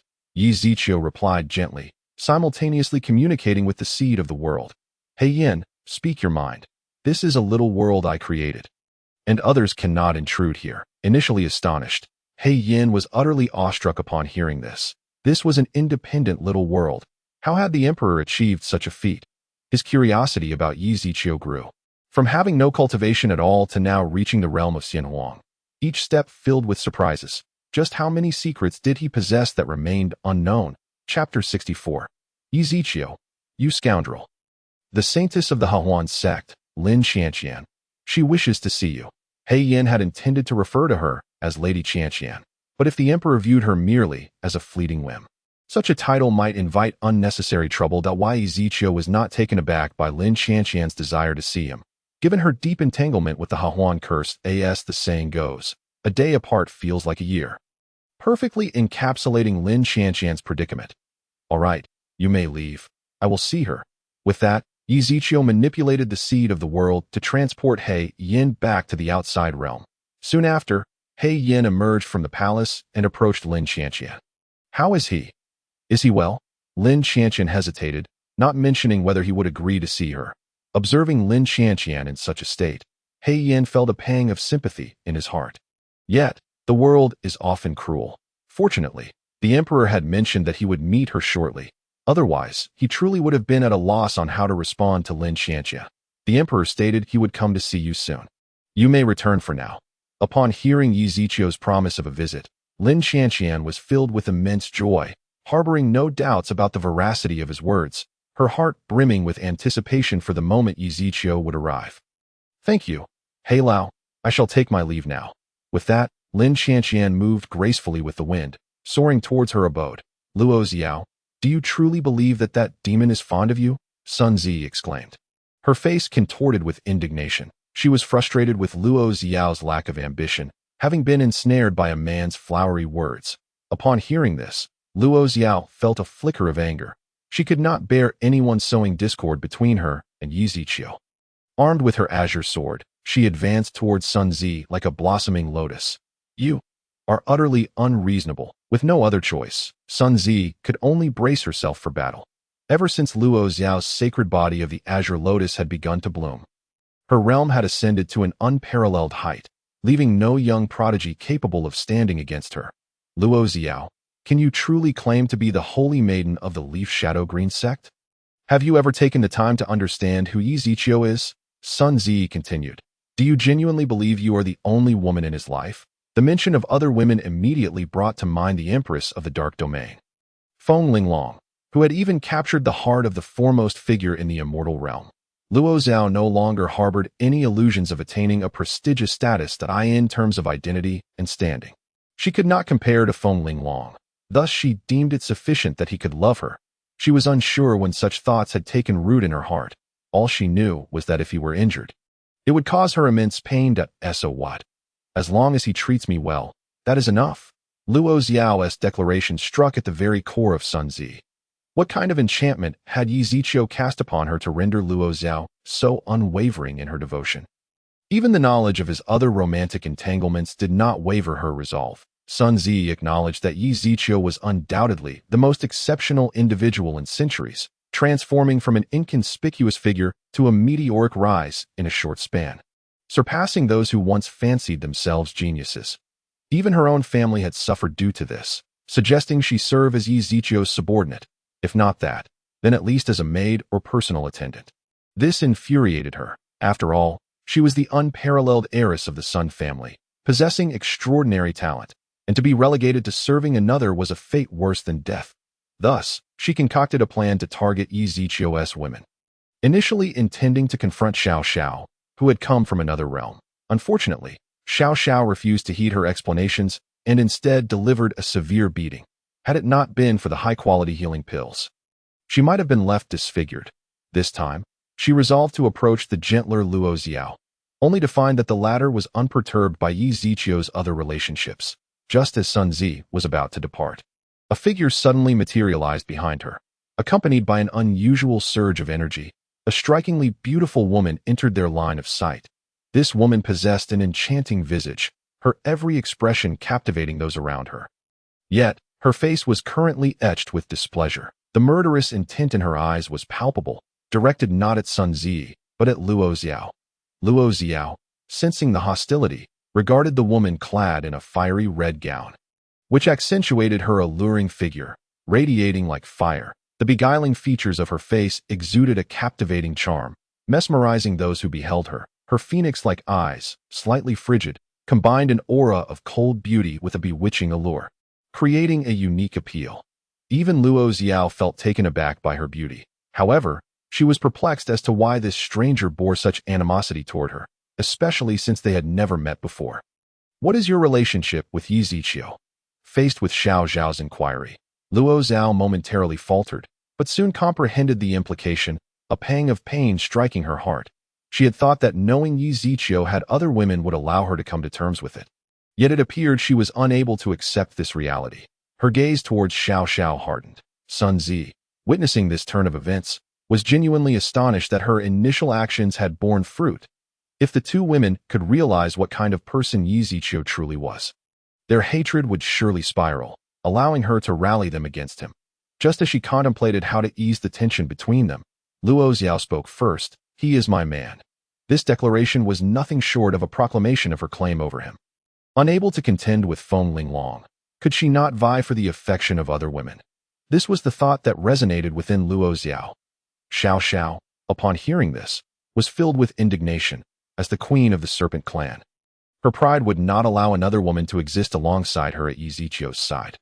Humph, you are merely a fleeting dalliance to him. Do you truly believe he holds any affection for you? Luo Xiao, however, remained unfazed. Instead, she conjured a nine-tailed spirit fox, delicately toying with one of its tails while casting a pitiful glance at Xiao Xiao. Do you know who gifted me this nine-tailed spirit fox? Her words struck back at Xiao Xiao's previous remarks, and as Xiao Xiao beheld the fox, her anger intensified. She began to question whether Yi Ziqiu truly loved her. If he did, why would he present such a gift to another woman? Xiao Xiao, now devoid of her previous bravado, coldly asked, "When did you meet him?" Although Luo Xiao found the question puzzling, she answered truthfully. Upon hearing her response, Xiao Xiao understood that Luo Xiao had known Yi Ziqiu before her. Their bond evidently deeper, making the gift of the nine-tailed spirit fox entirely reasonable. Yet, if he already had other women, why would he still pursue her? Yi Ziqiu, you scoundrel, Xiao Xiao shouted in frustration before turning to Luo Xiao. Rest assured, I will never seek him again. From this day forth, I sever all ties with him. Chapter 65. She is no longer pure.is this the conclusion, wherein there's supposed to be a grand battle between the two, followed by my intervention to mediate, redirecting their ire towards Yi Ziqiu. Sun Zi was utterly bewildered. How did the narrative deviate so drastically from her expectations? No, she could not allow Xiao Xiao to leave. She must gather every possible force together. You cannot leave, Sun Zi shouted, obstructing Xiao Xiao's path. Oh, you wish to die? If so, I can accommodate you. The icy glare sent shivers down Sun Zi's spine, causing her to reconsider. Yet, the thought of her family wanting her to marry Yi Ziqiu rekindled her courage. I do not intend to obstruct you. I believe we can cooperate, Sun Zi stated flatly, all the while observing Xiao Xiao's expressions, but regrettably, she could discern nothing substantial. Cooperate, Xiao Xiao scoffed, her eyes filled with disdain. Why would I want to ally with you? The contempt struck Sun Zi hard. But there was no denying that Xiao Xiao was indeed more formidable. Quickly recalibrating her mindset, Sun Zi remarked, surely you are aware of Yi Ziqiu's connection with the Empress of the Dark Domain. Feng Linglong? Xiao Xiao remained silent, yet she comprehended Sun Zi's intentions, an attempt to unite against Yi Ziqiu. However, Sun Zi's fear of Yi Ziqiu's potential backing from Feng Linglong was evident. It was a naive notion to think they could confront such power.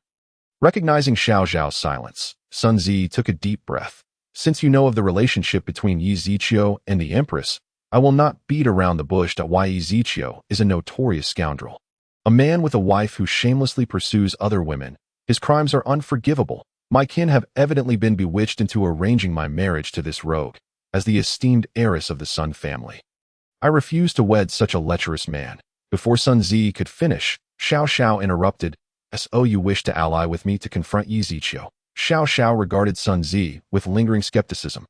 Though she felt somewhat relieved, it is indeed refreshing to converse intelligently. I assume you do not wish to remain deceived by Yi Ziqiu, suffering in silence while he revels in the arms of others? Yet, upon hearing this, Xiao Xiao turned to leave, which sent Sun Zi into a frenzy. Miss Xiao, do you not desire to see Yi Ziqiu face consequences? Are you willing to endure your own suffering while he delights in the company of other women? As her words fell, Xiao Xiao suddenly seized Sun Zi by the throat, her eyes ablaze with fury. Do not utter that man's name before me again. His current state, whether alive or dead, is still uncertain. Upon uttering those words, he cast Sun Zi aside and vanished into the expanse, leaving her in a state of bewilderment. She muttered to herself, what on earth does Xiao Xiao mean by that? Could it be that Yi Ziqiu? The latter part of her thought remained unspoken, for the notion of Yi Ziqiu encountering misfortune was utterly unimaginable to her, given the bond between Yi Ziqiu and the Empress of the Dark Domain. It seemed implausible that anyone could dare to harm him, yet Xiao Xiao's gaze appeared genuine, compelling her to investigate what had transpired during this interval. That a day had already elapsed, and Yi Ziqiu had yet to make an appearance. Lin Qianqian wore a frown, recalling how the elder He had assured her that Yi Ziqiu would come to see her shortly. This prompted her to return home and adorn herself beautifully. However, she had waited the entire night without a single sight of him. Had she not been a cultivator, the dark circles under her eyes would have been the size of fists by now. What if the elder He had not actually met with Yi Ziqiu? For a moment, Lin Qianqian found herself filled with doubt. Logically, Yi Ziqiu would not deceive her, yet if the elder He were to mislead her, he would not have initially offered his assistance. She could discern that the elder He genuinely wished to help her. Could it be that woman? Lin Qianqian's thoughts inevitably drifted to the Empress of the Dark Domain. Feng Linglong, for only she would resort to such tactics. If it were indeed Feng Linglong, then the elder He would be in grave danger. The mere thought of possibly implicating the elder He filled Lin Qianqian with sorrow. Had she known it would come to this, she would have spared the elder He the trouble. Alas, it was too late for regrets to that moment. Footsteps echoed from outside the door. The door swung open abruptly. Without so much as a knock, Lin Qianqian, still lost in her own thoughts and now irritated by the intruder's lack of decorum, did not look up. Who let you in? Leave, she demanded. However, no response came. Just as she was preparing to express her anger, she felt herself enveloped in an embrace, with hands roaming indecisively. This startled Lin Qianqian, prompting her to struggle against the unexpected intrusion. Who dared to be so audacious? She was Yi Ziqiu's woman, just as she resolved to confront her assailant. she discovered that her body was rendered powerless, as if they were intimately acquainted with all her sensitive areas, leaving her feeling utterly disarmed and devoid of any will to resist. Stop! You must stop this at once.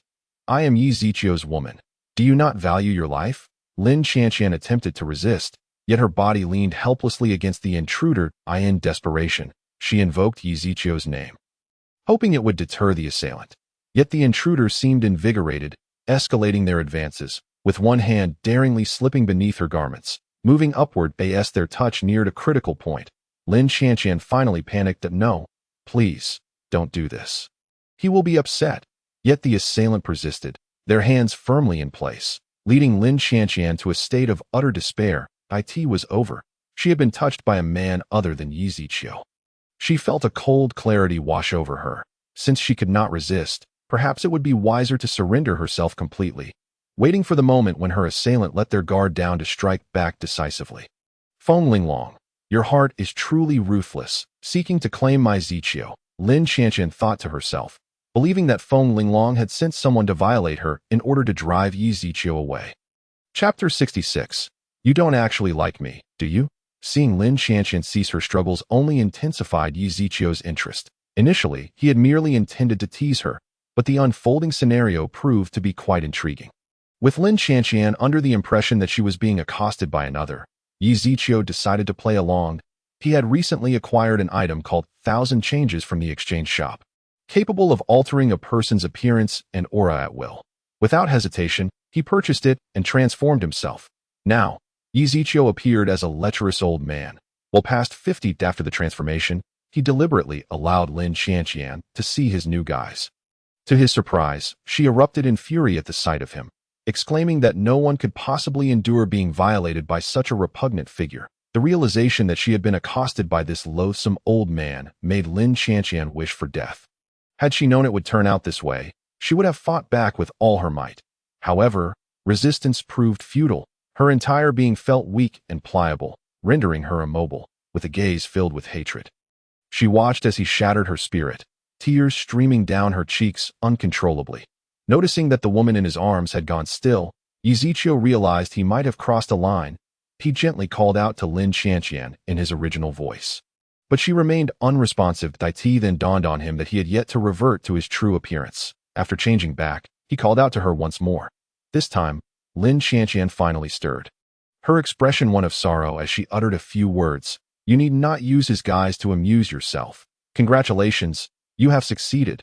He will no longer want me to. Yi Zichio was about to comfort her, wishing to reveal his true identity, when he sensed a familiar aura approaching from 100 miles away, accompanied by a probing awareness. So, you wish to be his woman, even knowing he would never marry you? Lin Qianqian's gaze faltered. For a fleeting moment, she had almost mistaken the man before her for Yi Zichio. Alas, his current appearance was merely a ruse, yet his words rang true, with the Empress Feng Linglong in the picture. He indeed would not marry her. Still, even so, it was preferable to being violated by you. With eyes wide in outrage, Lin Qianqian lunged at Yi Zichio's chest with a weapon in hand. In a flash, a figure burst through the door, enveloping the entire room in overwhelming spiritual energy. Though Lin Qianqian thrust with all her might, her hand could not advance an inch. In that moment, she recognized the one who had thwarted her, a figure clad in a phoenix robe, radiating beauty that could topple kingdoms, unmistakably the Empress Feng Linglong. However, she had heard that Feng Linglong had willingly ceded all power to Yi Zichio, choosing to be the Empress instead. I knew it was you. Feng Linglong, your heart is truly ruthless, Lin Qianqian accused vehemently. Feng Linglong furrowed her brow, perplexed by Lin Qianqian's words. She had merely come in search of her husband, only to witness Lin Qianqian attempting to harm him. In the next instant, Yi Zichio pierced through Lin Qianqian's heart, extracting it from her body. Simultaneously, the luck-plundering card activated, leaving Lin Qianqian unaware until her last breath that the man before her was the genuine Yi Zichio. She had mistakenly believed that all of this was a scheme devised by Feng Linglong. The fact that Yi Zichio had personally ended Lin Qianqian's life was something Feng Linglong had never anticipated. Previously, she had sought to eliminate Lin Qianqian, but Yi Zichio had intervened. Moreover, Lin Qianqian's cryptic remarks indicated that Yi Zichio was concealing something. Are you hiding something from me? Feng Linglong inquired, her expression one of suspicion. However, Yi Ziqiu did not register her words. He was engrossed in the rewards being reported to him by the system. Ding, congratulations to the host for eliminating the Child of Fortune, Lin Qianqian. Reward, 5,000 villain points. Random Heavenly Dao Treasure Box reward. Yi Ziqiu promptly opened the Heavenly Dao Treasure Box. Congratulations to the host for obtaining 1 Luck Plundering card. Congratulations to the host for obtaining 1 Heavenly Fire Upgrade card. Congratulations to the host for obtaining 1 Interdimensional Shuttle. An interdimensional shuttle? What a novel item. Upon glancing at the description, he realized it was indeed a remarkable treasure. The interdimensional shuttle, as the name implies, was designed for traversing space. However, its primary function was to allow passage to the worlds of various protagonists while establishing connections between those worlds and the celestial realm. Once they achieved divinity, they could ascend directly to the celestial realm. The only drawback was that the interdimensional shuttle was a one-time item. Once utilized, it would vanish. Although the open nodes would remain, Yi Ziqiu then upgraded his Heavenly Fire by 1 level, changing its color from yellow to orange. Level 3 Heavenly Fire. Excellent. After completing these tasks, Yi Ziqiu regained his composure, only to find Feng Linglong gazing at him with a look of grievance. What is it? Fenger, who has upset you? Upon noticing that Yi Ziqiu had finally returned to reality, Feng Linglong shot him a glare, pondering what he had been thinking, seemingly indifferent to her presence. Feng Linglong continued to ignore Yi Ziqiu, who, undeterred, stepped closer and wrapped her in his embrace, disregarding her protests. All right, if I have erred in any way, please do not hesitate to point it out. I shall surely amend my ways.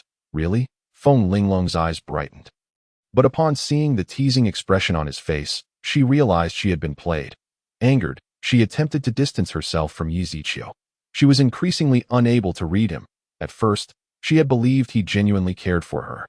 But the events of the past few days had led her to a stark realization that if he truly cared, how could he be so promiscuous, neglecting her entirely, despite her willingness to relinquish the entire dark domain to him? She had yet to witness a shred of gratitude or emotion on his face. It left her questioning whether his heart was made of stone, incapable of being warmed. Yet, Yi Ziqiu would not allow her to slip away. Rather, he tightened his hold. It seems I have angered you, Feng. Please, do tell me where I have gone wrong. If you do not speak, how can I rectify it? Seeing that Yi Ziqiu had sighed, Feng Linglong couldn't help but exhale softly. You actually do not harbor any feelings for me, do you? Faced with Feng Linglong's inquiry, Yi Ziqiu was momentarily taken aback, clearly not anticipating such a question from her. However, upon reflection, his recent actions indeed raised suspicions. After all, he had professed his deep affection for Feng Linglong, speaking of how he would never forget a beauty upon their first meeting, and how his thoughts would be consumed with longing after just a day apart. But now, he would disappear for months on end, hardly resembling someone who would be consumed by longing after a day apart. Noticing Yi Ziqiu's silence, Feng Linglong's gaze dimmed instantly. It was evident that he did not love her. Chapter 67. Revelations of Identity. Very well. At this point, I no longer wish to conceal the truth from you. Yi Ziqiu wore a look of apparent helplessness as he gently caressed Feng Linglong's cheek. His eyes filled with tenderness. Feeling the warmth radiating from his palm was so comforting, so intoxicating, that for a moment, Feng Linglong found herself thinking that even if he did not love her, she would still willingly sacrifice everything for him. Soon, the tenderness in Yi Ziqiu's eyes transformed into an expression of profound sorrow, as though some unfathomable burden weighed heavily upon him, and she was the very shackles binding that burden. Just as Yi Ziqiu was about to speak, Feng Linglong placed her hand over his mouth. My lord, there is no need for explanations. Fenger should not doubt you. Since my lord has his own unavoidable troubles, I shall do my utmost to trust you. Then, to Yi Ziqiu's astonishment, she gently pressed her lips against his. Though it was but a fleeting touch, the affection therein resembled a spring's gentle caress. Yi Ziqiu wrapped one arm around Feng Linglong's waist, holding her softly. She nestled her head against his shoulder, one hand resting upon his chest. There are matters you will inevitably come to know. My previous negligence has caused you such distress, and I do not wish to continue hiding the truth. With a mere thought, Yi Ziqiu soon transported them to an unfamiliar realm, before Feng Linglong could express her surprise. A lewd voice rang out nearby. You wretched beast, hurry and let your pig grandpa out. What sort of skill is it to confine your pig grandpa here? If you have the ability, go out and battle your pig grandpa for 300 rounds. Both of them turned to see a pig demon cursing from the side. How could there be a pig demon here? It seemed that upon hearing Feng Linglong's voice, Zhu Bagai glanced over. And just a single look from his eyes was enough to ensnare one's attention. Fairy sister. However, upon noticing Yi Ziqiu beside Feng Linglong, Zhu Bagai's anger flared that it was he who had snatched his bride away. It was he who had imprisoned him in this world, subjecting him to eternal solitude. He had thought that Zhu Xiang would treat her well, but unexpectedly, so soon he had sought new affection. And that new love appeared even more beautiful, provoking his jealousy. Wow. Fairy sister, I, old pig, am coming to rescue you. You fickle-hearted scoundrel. Take this. Before Zhu Bagai could leap into action, the next moment he found himself pinned to the ground. Unable to move, even his mouth sealed shut, rendering him speechless. That Feng need not pay him any mind. He is merely a pig demon I captured in this world. Feng Linglong nodded, her trust in Yi Ziqiu unwavering. Very well. Now let us discuss my true identity to in an instant. An overwhelming aura of demonic energy emanated from Yi Ziqiu, shrouding the surrounding area in darkness. Feng Linglong gazed at Yi Ziqiu in shock, her body involuntarily recoiling. You? How can you be of the demon clan? Why? Why is this so? For a moment, Feng Linglong found it hard to accept, her body swaying unsteadily. She had become involved with someone from the demon clan. How utterly absurd. Moreover, she loved him deeply, even surrendering the dark domain to him. Though he had not taken over the dark domain, as long as he kept her confined in this world, the entire celestial realm was in jeopardy. Yi Ziqiu, how cruel of you. Yi Ziqiu had long anticipated Feng Linglong's reaction. Her inability to accept the truth came as no surprise that it was akin to two foes at odds with one another. How could they ever be together? Yi Ziqiu paid no heed to Feng Linglong, and instead exchanged for a rebirth pill from the marketplace, that you rumen, you may emerge from her body now. Upon hearing Yi Ziqiu's command, Feng Linglong distinctly felt a wisp of dark energy escaping her body, which soon manifested as a figure appearing before Yi Ziqiu at a glance. Feng Linglong recognized this soul. It was none other than the demonic spirit that had sought to seize her body. This is the rebirth pill. Consuming it will allow you to reconstruct your form. That you rumen did not hesitate. Accepting the elixir and consuming it. Soon, under the effects of the rebirth pill, Yurumen's body was swiftly reformed. Thank you, Master. After expressing her gratitude, she flew to stand behind Yi Ziqiu, though her gaze towards Feng Linglong was filled with envy. Yet she could not comprehend why her master, aware of the other's identity as the Empress of the Dark Domain, would still choose to associate with her, while the other seemed to distance herself upon learning of her master's identity. Is my identity truly so difficult for you to accept? Yi Ziqiu spoke slowly to that moment. Feng Linglong was in turmoil, caught between the myriad beings of the celestial realm and the man she loved. Even with the system's aid, the ultimate choice lay within her hands. After a long pause, Yi Ziqiu's voice became hoarse as he spoke. I understand now. I will no longer appear before you in the future. For reasons unknown, as Yi Ziqiu uttered these words, Feng Linglong felt a sharp pang in her heart, as if it foretold an irrevocable severance between them. Just as she was about to say something, they found themselves back in the real world, watching the retreating figures of a man and woman. Feng Linglong reached out her hand, yearning to grasp him, but ultimately let it fall. At that moment, in the sky, a nine-tailed fox soared through the air, with a man and woman riding atop it. The man was strikingly handsome, as if carved from jade, while the woman was alluring and enchanting, her autumn-like eyes captivating the soul. Master, I have a question that puzzles me. Why Yurumen thought for a moment before asking. Speak.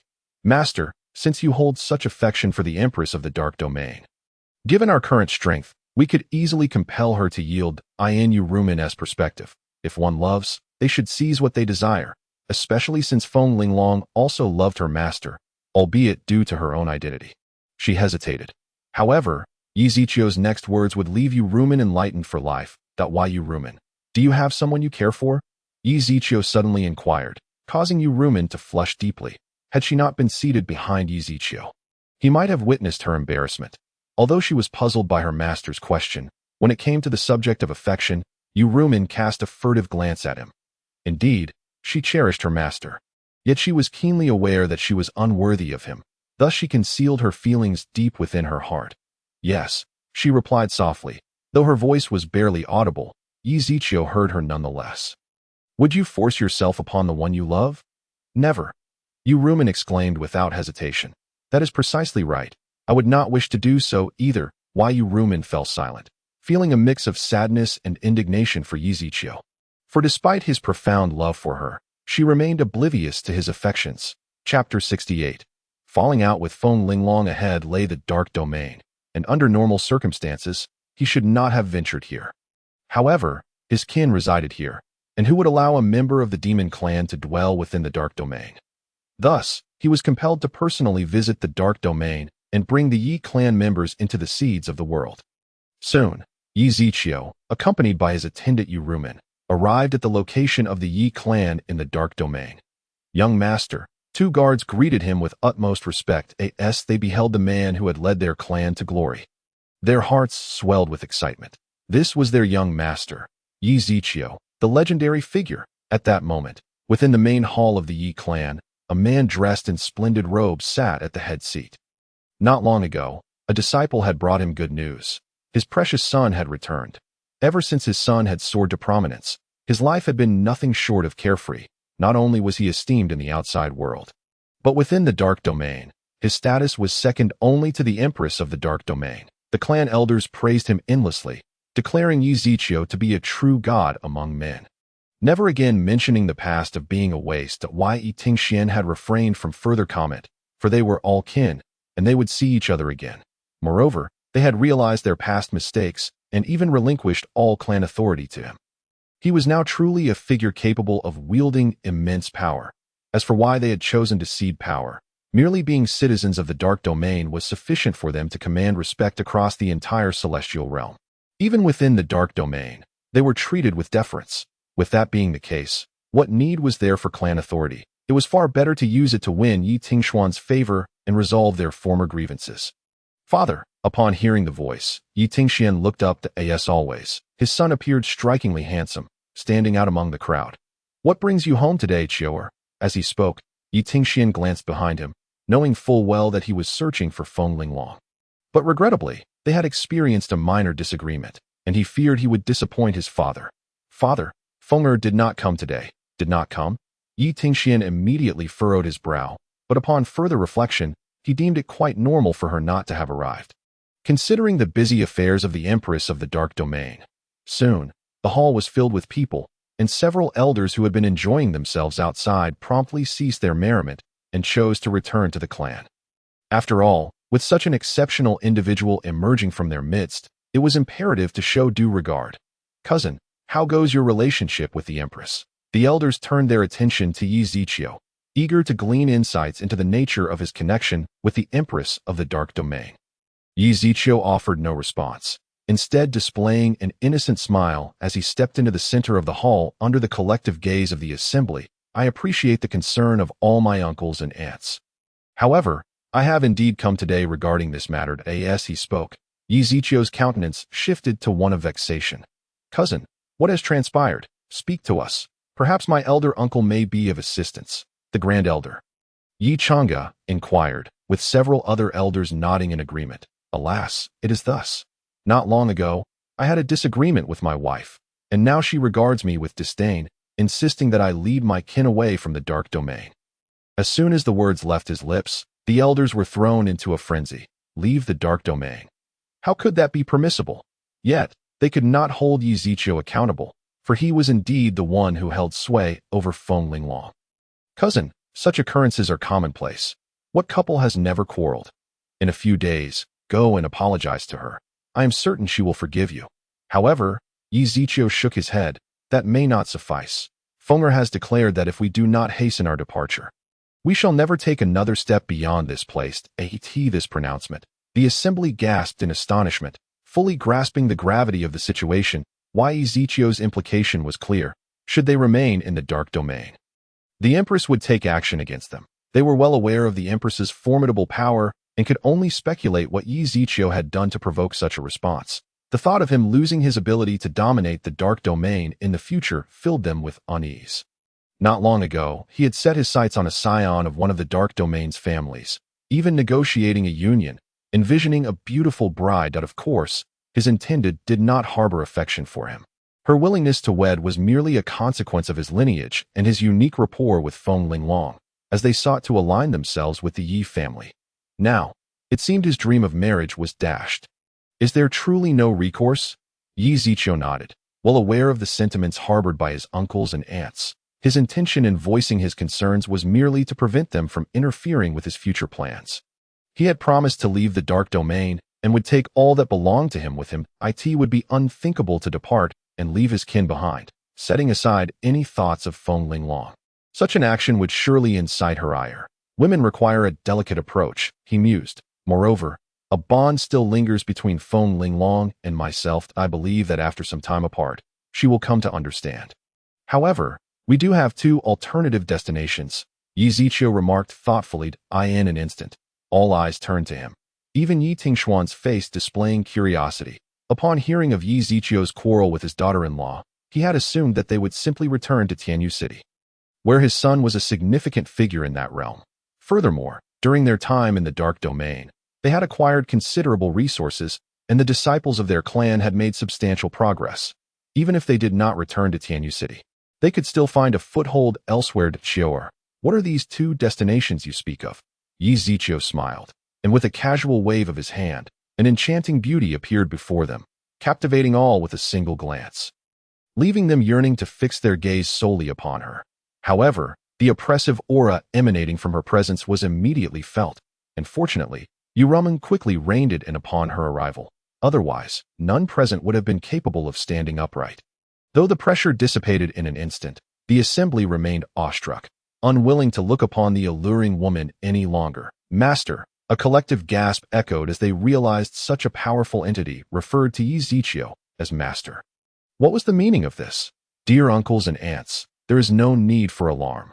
Rumming is in my service that I summoned her to allay your concerns. Yi Ziqiu then elaborated on their forthcoming destinations, one of which would undoubtedly be a return to the Yi family in Tianyu City. However, given their current clan strength, such a place, with its scarce spiritual energy, was deemed unsuitable, since we shall not return to Tianyu City.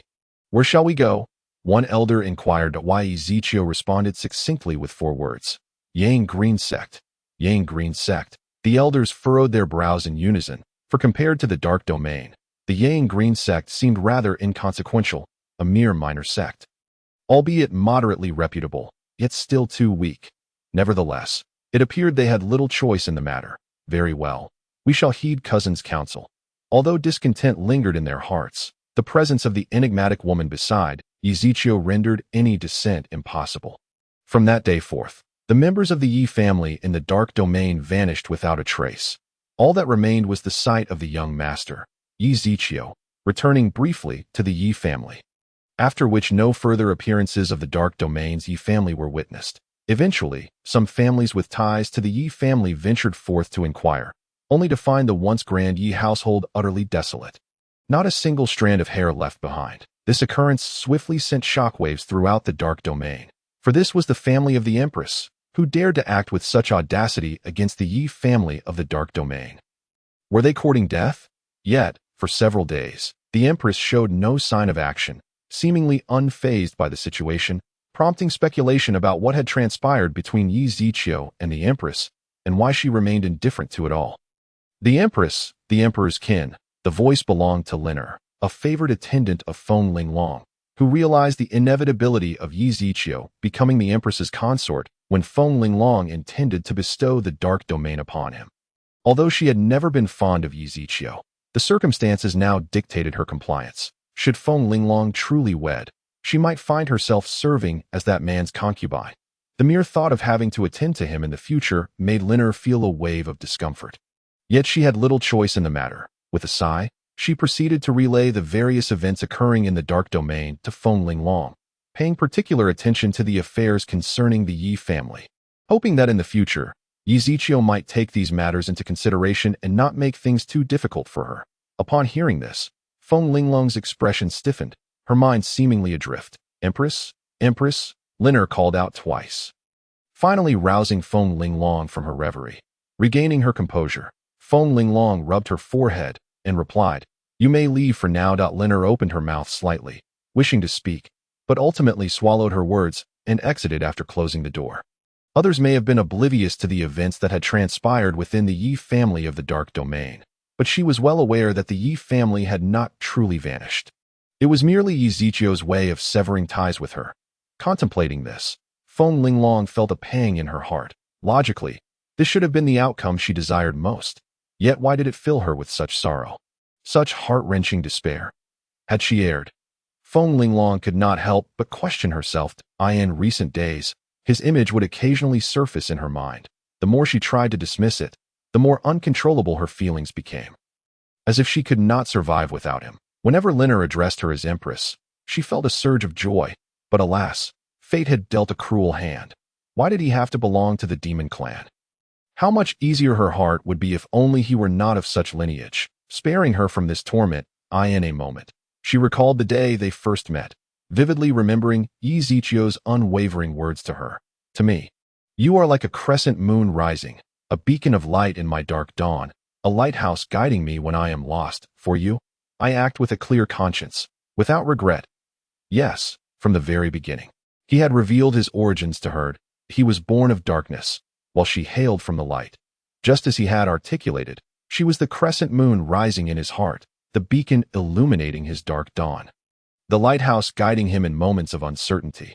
Yet now, she had cast him aside due to his identity, plunging his world back into darkness, extinguishing the only light and guidance he had, should he descend once more into darkness, bringing forth catastrophic consequences upon this world. She could not absolve herself of the blame. With this realization, Feng Linglong hastily summoned Liner, instructing her to send someone to seek out Yi Zichio's whereabouts.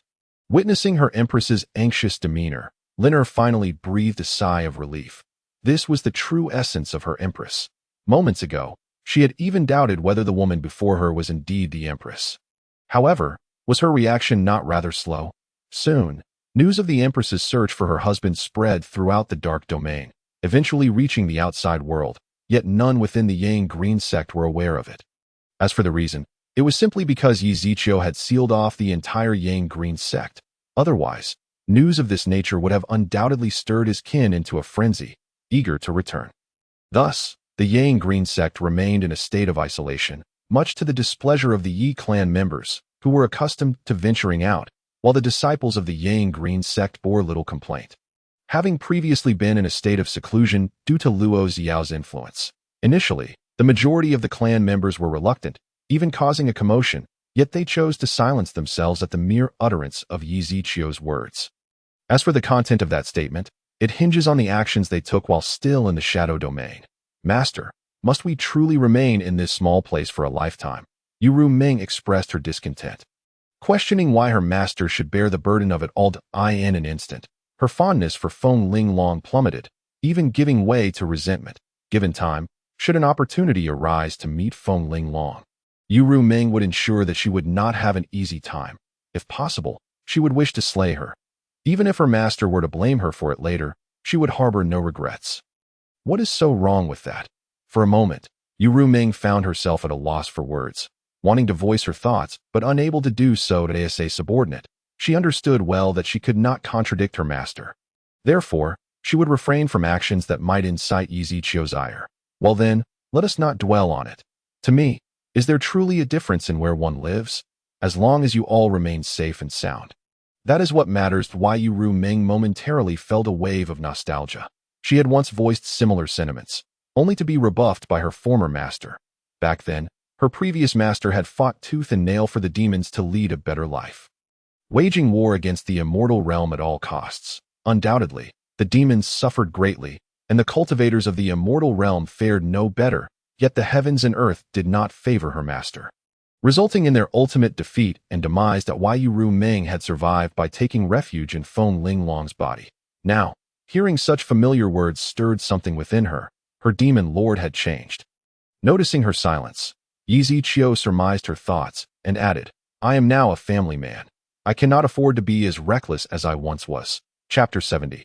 Earth Supreme First Level. Seeing Yi Zichio belittle himself, Yuru Ming quickly interjected, "No, master, your past decisions were not reckless. They were made for the betterment of our demon K. It is our honor to have you as our demon lord. Yi Ziqiu fell silent, standing with his hands clasped behind him at the window, gazing out at the scenery, his silhouette exuding an indescribable loneliness. His previous words were not solely intended for Yu Ruming, but also for those eavesdropping just outside the door.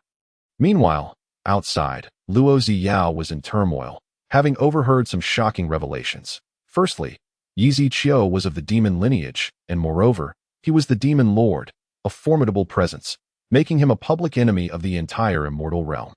Should his identity be exposed, he would face enmity from all corners. Secondly, he had chosen to settle down for the sake of family, a stark contrast to the demon lord of Ur, who had ruthlessly slaughtered cultivators of the immortal realm in pursuit of dominance.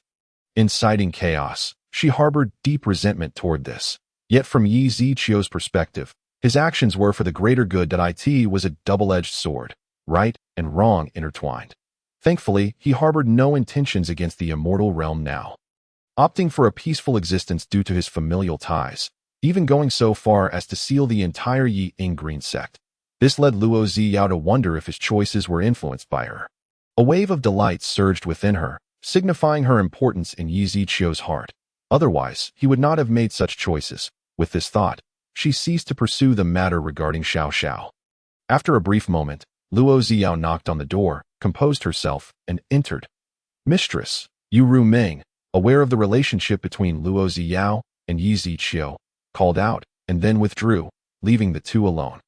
This delighted Luo Ziyao immensely. Being addressed as mistress validated her previous thoughts, filling her heart with joy as her gaze toward Yi Ziqiu became increasingly affectionate. They say love makes one see beauty in the beloved. At this moment, Yi Ziqiu surpassed all in Luo Ziyao's eyes. Have you finished? Yi Ziqiu softly inquired, his starry eyes clear as Luo Ziyao found herself reflected in them. Yes, she responded bashfully. Though she was now the leader of the Yi Green sect, the affairs of the sect were largely managed by the elders. She merely had to play the role of a figurehead. As for her tardiness in seeing Yi Ziqiu, it stemmed from her discontent regarding Xiao Xiao, who had too many women around him, much to her displeasure. Yet now, she had no reason to worry. She had heard that her husband had fallen out with the Empress of the Shadow Domain and was currently residing with her, which meant he was hers alone. Furthermore, the woman named Xiao Xiao had given up on being with Yi Ziqiu. With all this, Luo Ziyao emerged as the ultimate victor. Approaching Yi Ziqiu, she suddenly embraced him and planted a kiss, wanting to convey how much she had missed him over the past few days. Contemplating eternity in the depths of the sea, each day apart felt like an eternity. Seeing Luo Ziyao's proactive approach, Yi Ziqiu naturally welcomed her advances. Soon, he took charge, lifting Luo Ziyao effortlessly and making his way to the bed. They fell onto the lavish bed, and as Yi Ziqiu's hand glided down, lifting her skirt, Luo Ziyao let out a soft moan, responding passionately to his actions, savoring the softness in his embrace. Yi Ziqiu found it hard to part with her. Her snow-white skin was translucent. A gentle touch sent shivers through her, making her tremble uncontrollably. She remained as sensitive as ever, the fragrance emanating from her intoxicating. Meanwhile, a peculiar light radiated from both of them, as blooming blue lotuses emerged from Luo Ziyao, while above Yi Ziqiu appeared an extraordinary cauldron. The magnificent cauldron opened wide, drawing in the blooming lotuses. Beginning the process of refinement, after a tumultuous encounter, they donned their garments, and on the nearby table lay the essence refined from the extraordinary cauldron. What is this? Luo Ziyao queried, perplexed as she picked up a pill.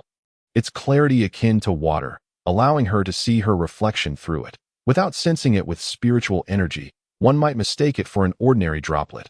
However, upon inspection, the purity of the spiritual essence within was remarkable, promising immense benefits if consumed. After pondering, Luo Ziyao placed the pill back down, showing no intention of claiming it for herself. What do you plan to do with these pills? Though she desired the 5 pills, she was not greedy. Besides, as Yi Ziqiu was her man, such matters should naturally be decided by him, allowing her to focus on her role within. Yi Ziqiu, perceiving her thoughts, swiftly collected the 5 pills and, under Luo Ziyao's astonished gaze, placed them in her hands. Why are you giving them all to me? Luo Ziyao feigned anger, appearing upset while secretly overjoyed. What can I say? Who told me to pamper you? Yi Ziqiu raised an eyebrow, as if a bolt of lightning had struck, hitting Luo Ziyao's heart with intensity. Luo Ziyao's smile bloomed like a flower. I don't need so many. One is sufficient. After taking one for herself, she returned the remaining 4 to Yi Ziqiu, who accepted them without hesitation. Subsequently, they both consumed their respective pills, and a profound transformation occurred within them. As a freezing blue energy coursed through their veins, purifying all impurities within, while their spiritual power became even more refined. Host. Yi Ziqiu identity. Husband of the Shadow Domain Empress Feng Linglong. Young master of the Yi family physique. Extraordinary Cauldron. Destiny Aura. Heart of Rebirth Cultivation. Earth Supreme First Level Divine Abilities. Demon Lord's Descent. World Destruction Demon Eye. Undying Golden Body Cultivation Techniques. Purple Thunder Heart Technique. Void God Instant Step. Heavenly Fire Heart Technique Backpack. Luck Plunder Card 1. Mysterious Basketball 1. Special Dagger. Yi Ziqiu examined his attribute panel, realizing that during his intimate union with Luo Ziyao, he had broken through to the 9th level of the Immortal Emperor. That it seemed unlikely he would ascend to the Immortal Sovereign Realm in the near future, yet unexpectedly, after merely consuming one of their combined essence, he had successfully made the leap to Immortal Sovereign. Suddenly, the sky darkened, clouds thickening, and thunder rumbled. Is this the 9-9 Heavenly Tribulation? Yi Ziqiu squinted. This was the tribulation that cultivators faced upon breaking through to the Immortal Sovereign Realm. However, with his destiny aura, the heavenly Tao paid him no mind. Thus no tribulation descended upon him. Truly, the Blue Lotus Sacred Body's ability to elevate realms was remarkable, matching his own prowess. Chapter 71. Engaging in such acts in front of the pig demon. Look. Someone is undergoing the 9-9 Heavenly Tribulation. That direction is the residence of the sect master. Could it be that the sect master is facing the tribulation? Everyone in the Yi Ing Green sect turned their gaze toward the direction of the 9-9 Heavenly Tribulation. The reason it was called the 9-9 Heavenly Tribulation was that it consisted of 9 distinct lightning strikes, each more potent than the last. That a cultivator could only successfully break through to become a perfect immortal sovereign by withstanding all 9 tribulations. Generally, those facing the 9-9 Heavenly Tribulation would rely on external aids to ensure a smooth breakthrough, such as magical artifacts, divine abilities, or the support of powerful clan members. It's over. The sect master. Sighs of despair echoed among the crowd. The 9-9 Heavenly Tribulation was notorious for its ferocity. Among thousands who faced it, only a mere 1% succeeded, and that was usually aided by powerful artifacts and divine abilities. Now, without any formidable allies or magical artifacts within the Yi Ing Green sect, the chances of Luo Ziyao becoming a true immortal sovereign were slim indeed. This is precisely why the number of celestial masters in the dark domain far surpasses that of other sections. Some of the most prestigious sects have expended vast resources, magical artifacts, and manpower merely to successfully produce a single celestial master. Of course, not every sect is so fortunate. Some elite sects, despite pouring everything into the endeavor, may still encounter failure. This gamble not only risks their own lives, but also the very future of their sect. Yet, even in the face of potential failure, many still rush to seize the opportunity. As she sensed the overwhelming might above her, with the 9-9 Heavenly Tribulation poised to strike, Luo Ziyao's complexion turned ashen. She understood that with the formidable 9-9 Heavenly Tribulation, her chances of survival were slim. And a deep sense of regret welled within her. After all, she had finally managed to stay beside her beloved in this small patch of land, only to be met with a deathly calamity. It seemed fate had decreed that she and he were destined to be apart in this lifetime. With a heartfelt glance at the man beside her, her lips moved softly, "My lord, until we meet again in the next life." With that, Luo Ziyao swiftly flew out of the room, heading towards an uninhabited valley. The terror of the 9-9 Heavenly Tribulation was immense. If she did not leave soon, and it were to descend upon the Yi Shadow Green sect, the entire sect would surely suffer. This farewell was a lifetime in the making. She arrived at the burial ground she had personally chosen and shouted to the heavens, "Come!" Immediately, the sky rumbled ominously as if responding to Luo Ziyao's plea. And the first bolt of thunderous tribulation struck down. Luo Ziyao hastily gathered her spiritual power and charged toward the impending lightning. In the blink of an eye, she was enveloped by the lightning, accompanied by a deafening scream as she plummeted downward, creating a massive 10-meter-wide crater. Lying in the center was Luo Xiao, her clothing in tatters, her complexion pale, with blood staining her shoulders and lips. Straining to open her dazed eyes, she sought to catch one last glimpse of the world, only to find that the first bolt of tribulation had nearly cost her life. She could scarcely imagine what the subsequent 8 bolts would bring. Just as the second bolt was about to descend, a figure appeared before her. He stood with hands clasped behind his back, his long hair flowing in the wind, exuding an ethereal grace as if a true immortal had descended. It was him. He had come. However, a realization struck Luo Xiao, and she tried to call out, but her injuries rendered her voiceless. She could only watch helplessly as Yi Ziqiu took the second bolt of tribulation on her behalf. At the moment the tribulation struck, Luo Xiao closed her eyes, believing that death was the only fate awaiting her and Yi Ziqiu. Yet, she felt no pain. Rather, her body felt light, as if something was draped over her. And she lay in a warm embrace. If you look again, I will gouge out your eyeballs. Luo Xiao shuddered, thinking the remark was directed at her. Why Yi Ziqiu, surprised that he had frightened her, quickly clarified. Don't be afraid. I'm not talking about you. Realizing he was not addressing her, Luo Xiao slowly opened her eyes, and what met her gaze were his eyes, deep and vast like a starry ocean. In that moment, she lay nestled in Yi Ziqiu's arms, wrapped in his coat. Are we dead? Yi Ziqiu shook his head. Confused, Luo Xiao wondered why, if they were not dead, they found themselves in a place she had never seen before. Yi Ziqiu, understanding her bewilderment, patiently explained, This is my little world. When the tribulation struck, it brought you here, so we are still alive. Upon hearing this, Luo Xiao's eyes sparkled with joy. The news that she and Yi Ziqiu were alive filled her with elation. She struggled to free herself from his embrace, but he held her tightly. Let me go, Luo Xiao exclaimed, a hint of indignation in her voice. While she cherished his embrace, she was no longer a little girl.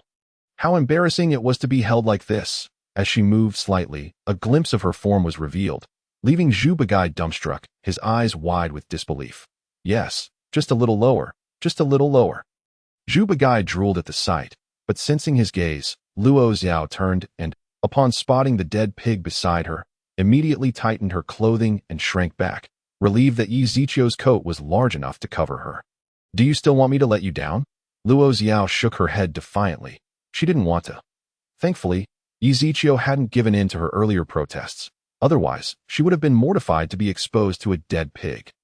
Though her clothing provided some cover, it was merely draped over her, and she feared that letting it down would lead to unwanted exposure. It wasn't until Yi Ziqiu enveloped them in a swirling black mist that he finally set Luo Xiao down. Unfortunately, she was without her own garments, having discarded them to avoid destruction during the tribulation, leaving her to wear only Yi Ziqiu's coat. Given that Yi Ziqiu was considerably taller than Luo Xiao, the hem of his coat dragged on the ground, making her appear small and adorable. Observing her appearance, Yi Ziqiu felt a curious sensation within him. Suddenly, he embraced Luo Xiao from behind and lifted the hem of his coat, startling her and causing her to tremble slightly. She wanted to resist, but his advance was already upon her. She could only stifle her voice, mindful of the pig demon lurking nearby, had it not been for the black mist concealing them. She would never have acquiesced. Chapter 72. Activating the interworld shuttle. A faint, intermittent sound resonated nearby, strange yet discernible to Zhu Bagai. Damn it. What kind of beast bullies a girl? If you have the guts, come at me. His words elicited a dark expression from Yi Ziqiu, who was in the midst of his task. The thought of being forced to do something to that pig demon was too grotesque to contemplate, provoking a wave of nausea. Even the beauty beneath him couldn't help but tremble with laughter, as if envisioning the scene between Yi Ziqiu and the pig demon. What are you laughing at? Yi Ziqiu asked darkly, realizing he had been too lenient. Allowing Luo Xiao time to chuckle, he grasped her neck firmly, and the previously tranquil atmosphere erupted once more. Zhu Bagai's eyes turned red with rage. Desperate to break free from his restraints and rescue the beauty shrouded in mist. Yet, no matter how he struggled, it was all in vain. It wasn't until Zhu Bagai endured 3 long hours of this torment that the sounds gradually faded away. Meanwhile, Yi Ziqiu appeared rejuvenated, while Luo Xiao, looking somewhat weakened, managed to smile faintly. This is how it should be. However, it was Yi Ziqiu who, after helping her don her garments again, lifted her up, as the black mist began to dissipate. Zhu Bagai finally caught sight of the two. You both deserve to die. That was rightfully mine. Although he had never tasted pig meat, Zhu Bagai had seen pigs run before, and he was furious enough to grind his teeth. Looking at Yi Ziqiu only intensified his disdain. To perform such acts before him was an outright insult. If word of this spread, how could he ever maintain his reputation? Yi Ziqiu paid no heed to Zhu Bagai's thoughts as he took Luo Xiao and left, leaving the pig demon alone in the world of seeds. Outside, the Yi Shadow Green sect was in mourning, believing both their sect master and the young master had perished in the 99 heavenly tribulation. Sect master, why did you have to leave us? Mao Sanhao wept profusely at the sect's elder. He was next in line to succeed the sect master. His grieving facade concealed a heart brimming with joy. He could hardly believe his good fortune. The 99 heavenly tribulation had become his unexpected blessing when the day arrived for him to officially take the helm of the Yi Shadow Green sect. Power and beauty would be within his grasp. The thought of finally having his long-desired junior sister filled him with glee, and he rubbed his hands together, occasionally emitting a sinister chuckle. "Don't know. Our esteemed elder has gone mad from grief." Some bewildered disciples could only sigh in exasperation. Meanwhile, the two who had returned to the sect found their faces pale before they even stepped into the hall. They were met with the sound of mourning. How does he know my Xiao is gone? How does he know I have returned? Upon seeing the white silks hung everywhere, they finally understood. Good heavens!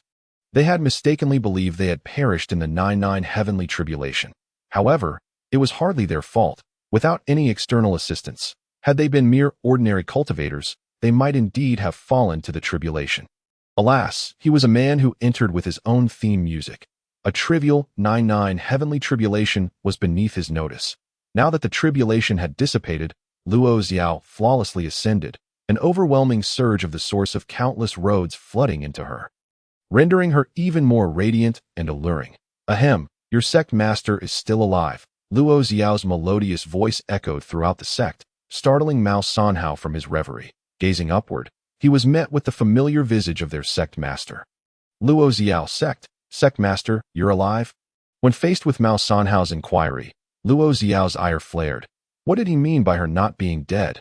Did he wish for her demise? Seeing Luo Xiao feign anger, Mao Sanhao realized he had misspoken. He hastily began to slap his own face, while simultaneously observing Luo Xiao's expression, noticing that she did not intend to direct her ire at him. He let out a sigh of relief.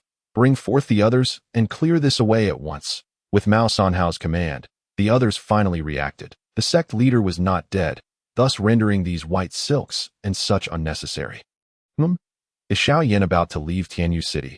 Through a trace of the mark left within Xiaoyan, it became evident that he intended to depart. Although it was clear that Tianyu City could not retain Xiaoyan for long, it was sufficient for him. After exchanging a few words with Luo Xiao, Yi Ziqiu vanished from sight. Not long after, in a clearing on the back mountain, Yi Ziqiu summoned the Two Realms shuttle and successfully activated it. A rift in space-time was soon torn open, and after waiting for a while without anyone emerging, he too departed. The rift had been opened. The rest was left to the passage of time. "Xiaoyan, I'm coming."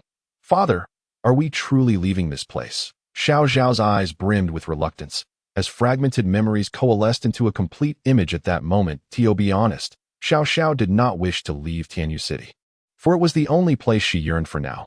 How wonderful it would be if he were not so fickle. Alas, things did not turn out as she wished, and she knew she should not cling so tightly. Yet, when emotions run deep, how easily can one forget? She wondered how he was faring now. Sigh. Not long ago, she had heard whispers that he had departed from the Dark Domain, and upon learning this, the Empress of the Dark Domain had gone mad searching for him. Now she had scoured every possible place, yet the Empress had not uncovered his whereabouts. She longed to seek him out. But after saying those words that day, she would naturally not pursue him any longer, leaving her with a sudden pang of regret. Why should she relinquish him? Why should she let him go so easily? Why could she not be the one by his side? Why? Xiao Zhao's expression was fraught with conflict, her sorrowful gaze tugging at the heartstrings. This scene did not escape Xiaoyan's notice, and he could not help but sigh internally. That fellow named Yi Ziqiu had caused his daughter great distress. Should he encounter him again, he would ensure that the man made amends to his daughter and even marry her. Should he dare refuse, he would never see her again in this lifetime. Moreover, He intended to concoct a pill that could erase those memories, sparing his daughter from the torment of longing that if his wife, Medusa, were to learn of this, he would surely face dire consequences. Who would have thought that the mighty Flame Emperor would experience such humiliation? If Yi Ziqiu were present, he could easily deduce the source of Xiao Yan's troubles. It was akin to his own world, where his obedient daughter was courted by a ruffian clad in tight pants and clunky shoes, spouting nonsensical quotes and making crude gestures. One could tell he was no good. The very thought of his daughter rebelling against him was more painful than death. Chapter 73. A sudden arrival of Xiao Wu. Hiss, where am I? A man with blue hair shook his head. A headache arising from the turbulence of space-time that he slowly opened his eyes, his deep gaze surveying the surroundings while memories came rushing back that he recalled that he and his wife, Xiao Wu, were blissfully admiring the moon when suddenly a space-time disturbance enveloped them, and a rift had opened, pulling them in. Right, Xiao Wu? Tang Shan's form shifted as he soared into the sky, activating his divine sight to capture the landscape within a 10,000-mile radius. However, he found no trace of his beloved Xiao Wu, a sense of inexplicable anxiety creeping into his heart. He distinctly remembered being sucked into the rift with Xiao Wu. If they had arrived in this world together, it would be one thing. But if she had been transported to another realm, that would pose a significant problem. Tang Shan endeavored to calm himself, recognizing that the only course of action was to comprehend this new world and establish a foothold. For only then could he search for his wife, Xiao Wu. Meanwhile, Yi Ziqiu was soaring toward Xiao Yan's location on the back of a nine-tailed fox. The Heavenly Fire Sect? Yi Ziqiu scoffed. It appeared that Xiao Yan intended to bring his daughter to join the Heavenly Fire Sect. Likely to acquire the Heavenly Fire Heart technique that, if he was not mistaken, Xiao Yan had realized that the burning technique could not subdue the Heavenly Fire, which prompted him to seek instruction from the Heavenly Fire Sect. However, the sect would not easily accept someone of unknown origins, especially one from another world. After all, how could they trust those who were not of their kin? Even if Xiao Yan were to join the Heavenly Fire Sect, he would likely be relegated to the role of a mere servant, and the Heavenly Fire Heart technique would undoubtedly remain beyond his grasp. Perhaps if he hurried, he might witness an entertaining spectacle. Just then, a beautiful figure plummeted into his embrace. That Yi Ziqiu was momentarily bewildered. Had the heavens begun to bestow wives upon him? Yet, upon discerning the beauty in his arms, he was struck dumb. Those familiar scorpion braids. That exquisite, fair complexion. She resembled a sleeping beauty. Coupled with those captivating rabbit ears, Yi Ziqiu felt an indescribable sensation. Cosplay? Role-playing? Ahem. Back to the point that if his eyes did not deceive him, the rabbit spirit in his arms must be Xiao Wu. Do not ask him why he was so certain. With Xiao Yan's appearance, it was quite reasonable for Tang Shan's wife, Xiao Wu, to show up here. Indeed, very reasonable, as expected of a rabbit transformed into a human. That slender waist was truly alluring. No wonder Tang Shan adored little rabbits, because she was indeed enchanting. However, there was not a trace of lascivious intent in Yi Ziqiu's eyes. It was not that he feigned propriety, but rather, he had no interest in those who were already married. He preferred the original, possessing an overwhelming desire for exclusivity. This was also his Achilles heel. Yet, his disinterest did not mean that a certain pig would not be intrigued. Yi Ziqiu's mind conjured a whimsical tale of romance between a pig and a rabbit. Since Xiao had already manifested in this world, it was only natural that Tang Shan had as well. Just when he was uncertain how to deal with Xiao Yan, here came Xiao Wu to lend a helping hand. Yi Ziqiu promptly placed Xiao Wu into the seed of the world, following suit himself. You, beast who resembles a human, if you have the capability, release me, your pig grandfather. If you cannot best me, resorting to such despicable means is beneath you. I spit on you, you inhuman creature. Zhu Beige continued his tirade, preparing to unleash further insults when the appearance of a figure silenced him instantly. His eyes widened in astonishment. Good heavens, how long has it been? Another stunning beauty has been brought in.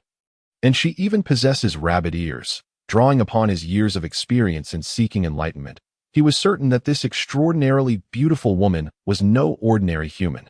The next moment, a scream akin to a pig's wail echoed. Zhu Beige clutched his right ear while retrieving the bloody ear that had fallen to the ground. Did you truly think I wouldn't kill you? If I hear you yapping again, it won't just be an ear that you lose. I trust you do not wish to be rendered incapable of being a man. Yi Ziqiu regarded Zhu Beige with a playful glint in his eye, causing Zhu Beige to hastily discard the ear and cover his important parts. Grandfather, I was wrong. You will not hear a single derogatory word from me henceforth. At this, Zhu Beige was thoroughly cowed that he had yet to marry a wife or engage in any intimate activities. If he were to lose his tools, where could he turn to weep? Do you like her? Zhu Beige hesitated, glancing at Xiao Wu before cautiously studying Yi Ziqiu's expression, seemingly hoping to glean something from his gaze. My patience is not boundless. If you do not desire her, I may very well. Upon hearing this, Zhu Beige panicked and quickly replied, I agree. From now on, you shall be my master. If you command me to go east, I shall not venture west. Having secured Zhu Beige's allegiance, Yi Ziqiu entrusted Xiao Wu into his arms. Seeing Zhu Beige handle her with utmost care, he noticed not a single inappropriate action. This will not do. If Zhu Beige does not touch Xiao Wu, how can my scheme succeed? What? Are you afraid to touch her? Zhu Beige, sporting a foolish grin, replied, Master, such matters require my wife's consent. Yi Ziqiu felt a wave of discomfort wash over him. Consent? Would she even agree? No. He had to assist Zhu Beige in this regard, that he never expected that beneath his seemingly lecherous exterior, Zhu Beige was rather naive. Allow me to impart some wisdom. My friend, that a man should not be too honest. Women like you do not favor such behavior, as the saying goes. Men who are not bad are not loved by women. The art of seduction has been a timeless pursuit. You can start here, and then proceed to there, and the beauty shall be yours. Upon hearing this, Zhu Beige felt as if a light had dawned upon him, overwhelmed with admiration and gratitude toward Yi Ziqiu. Imagining his master surrounded by beautiful women filled him with envy, and he wholeheartedly believed in Yi Ziqiu's words. Master, Zhu Beige has learned. Yi Ziqiu softly hummed in agreement, urging him to ensure that he would only act upon her awakening. Chapter 74. Xiao Wu's despair after Yi Ziqiu departed. Zhu Begai altered his appearance in accordance with her methods. This moment, he bore a handsome countenance, adorned with a languid smile, and his dark eyes shimmered with a mesmerizing light, exuding an extraordinary gentleness and depth. Had Xiao Xiao been present, she would undoubtedly be taken aback, for Zhu Begai's visage was strikingly similar to that of her father, with not a hint of flaw to be discerned. Indeed, Zhu Begai's transformative abilities were quite formidable. As long as he abstained from alcohol, he would remain unexposed. After casting a glance at the world seed, Yi Ziqiu withdrew his gaze. There was no need for him to constantly monitor the happenings within it. He had just established a connection with the world seed, ensuring that any unusual movements from Zhu Begai would be immediately known to him.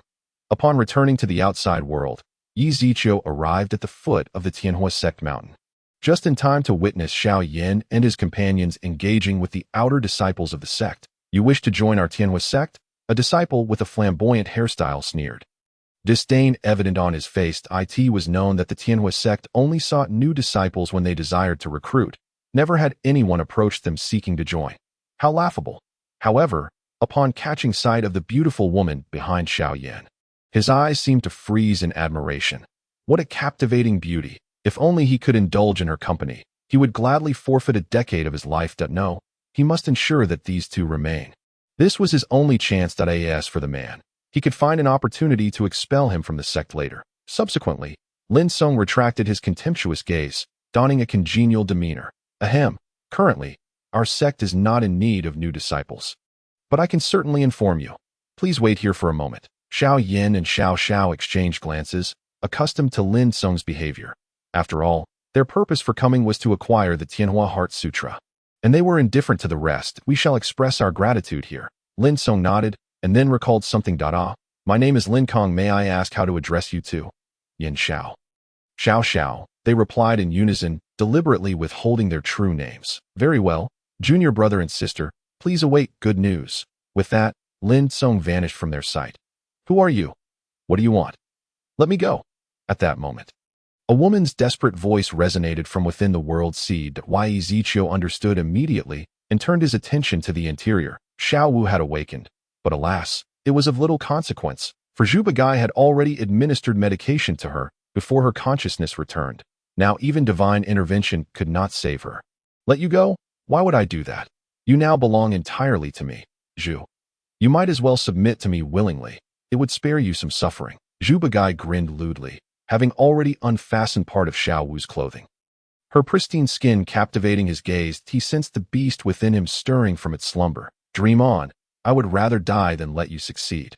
Yet, Zhu Bagai only laughed more heartily, for everything unfolded as anticipated by his master.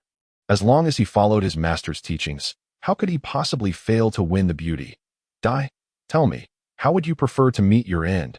A transcendental demise, or shall I ravish you to death? Xiao Wu's complexion turned ashen, her desire to resist thwarted by an overwhelming weakness.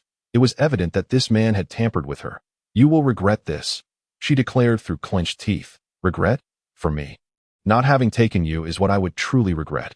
With that, he lunged at her, feeling the warmth of his hands enveloping her body. Xiao Wu trembled, tears streaming down her face, engulfed by a profound desolation. In stark contrast, Zhu Bagai reveled in his newfound toy like a child unable to part with his favorite plaything, toying with her incessantly. Each gasp that escaped her lips only fueled his excitement. My dear, your cries are truly delightful.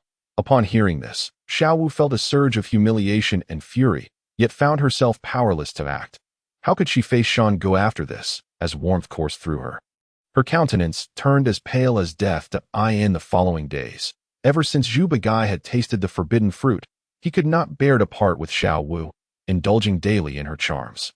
Aware of her inability to resist, Xiao Wu feigned compliance, biding her time until Zhu Bagai fully trusted her, at which point she would seize the opportunity to end his life herself. Meanwhile, Lin Song returned. Wearing a cheerful expression that indicated he had successfully managed affairs within as expected, under Yi Zichio's watchful gaze, Lin Song prepared to lead Xiao Yan and Xiao Xiao into the inner sanctum.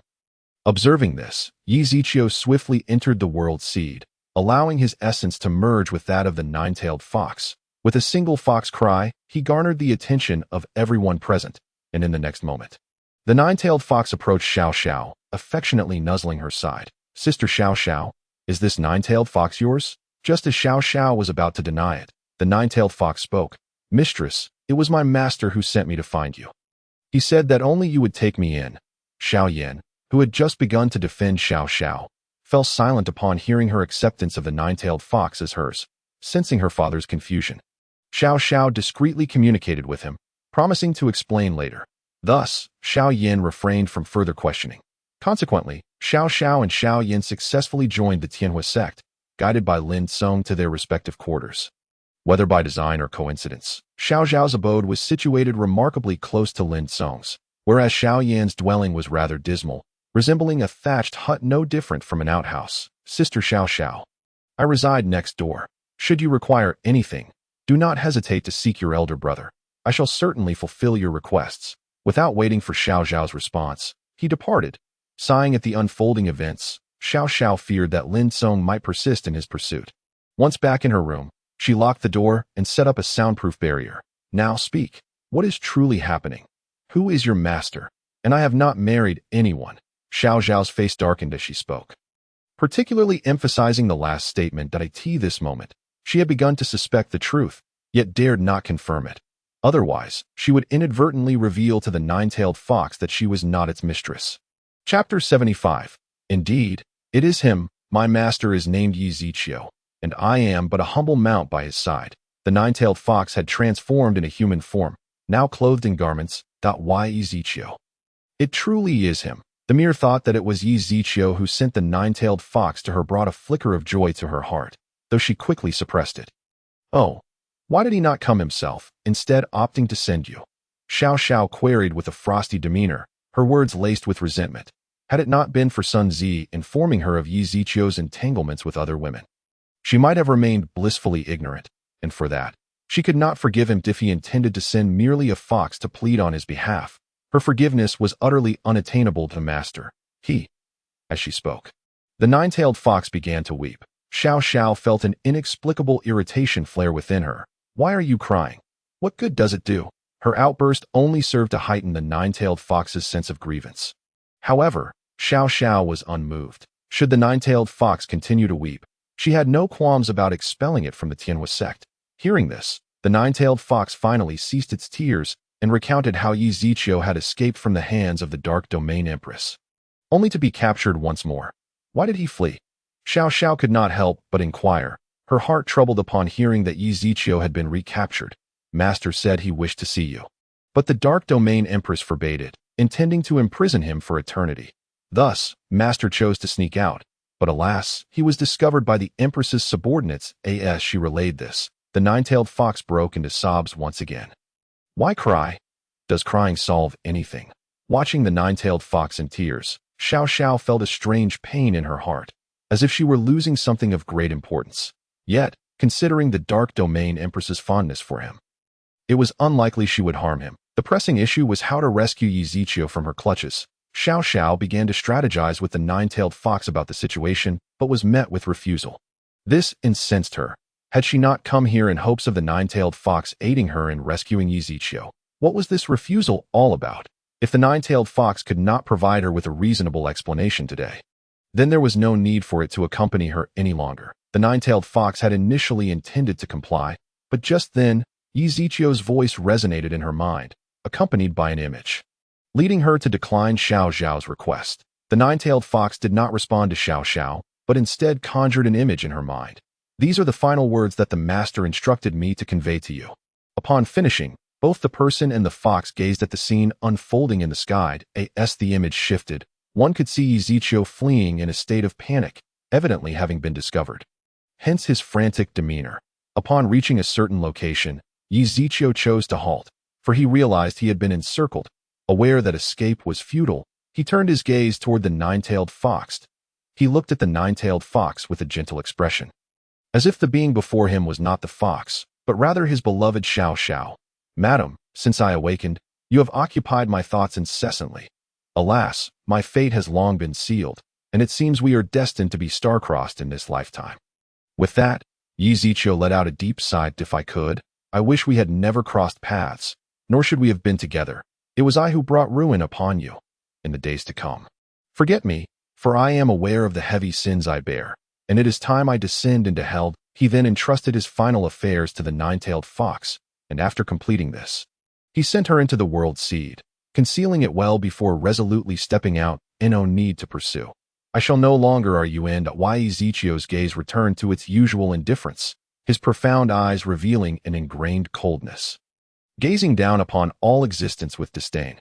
Yet his adversaries began to chuckle. Why Yi Ziqiu, or rather, it is more fitting to call you a sparrow now that I truly do not comprehend your thoughts.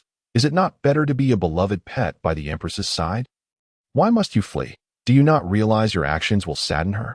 Many would yearn to be the Empress's pet, and cannot. It seemed their words struck a chord with Yi Ziqiu's pain, and he charged at them, only to find himself suppressed and pinned to the ground by the vast disparity in power.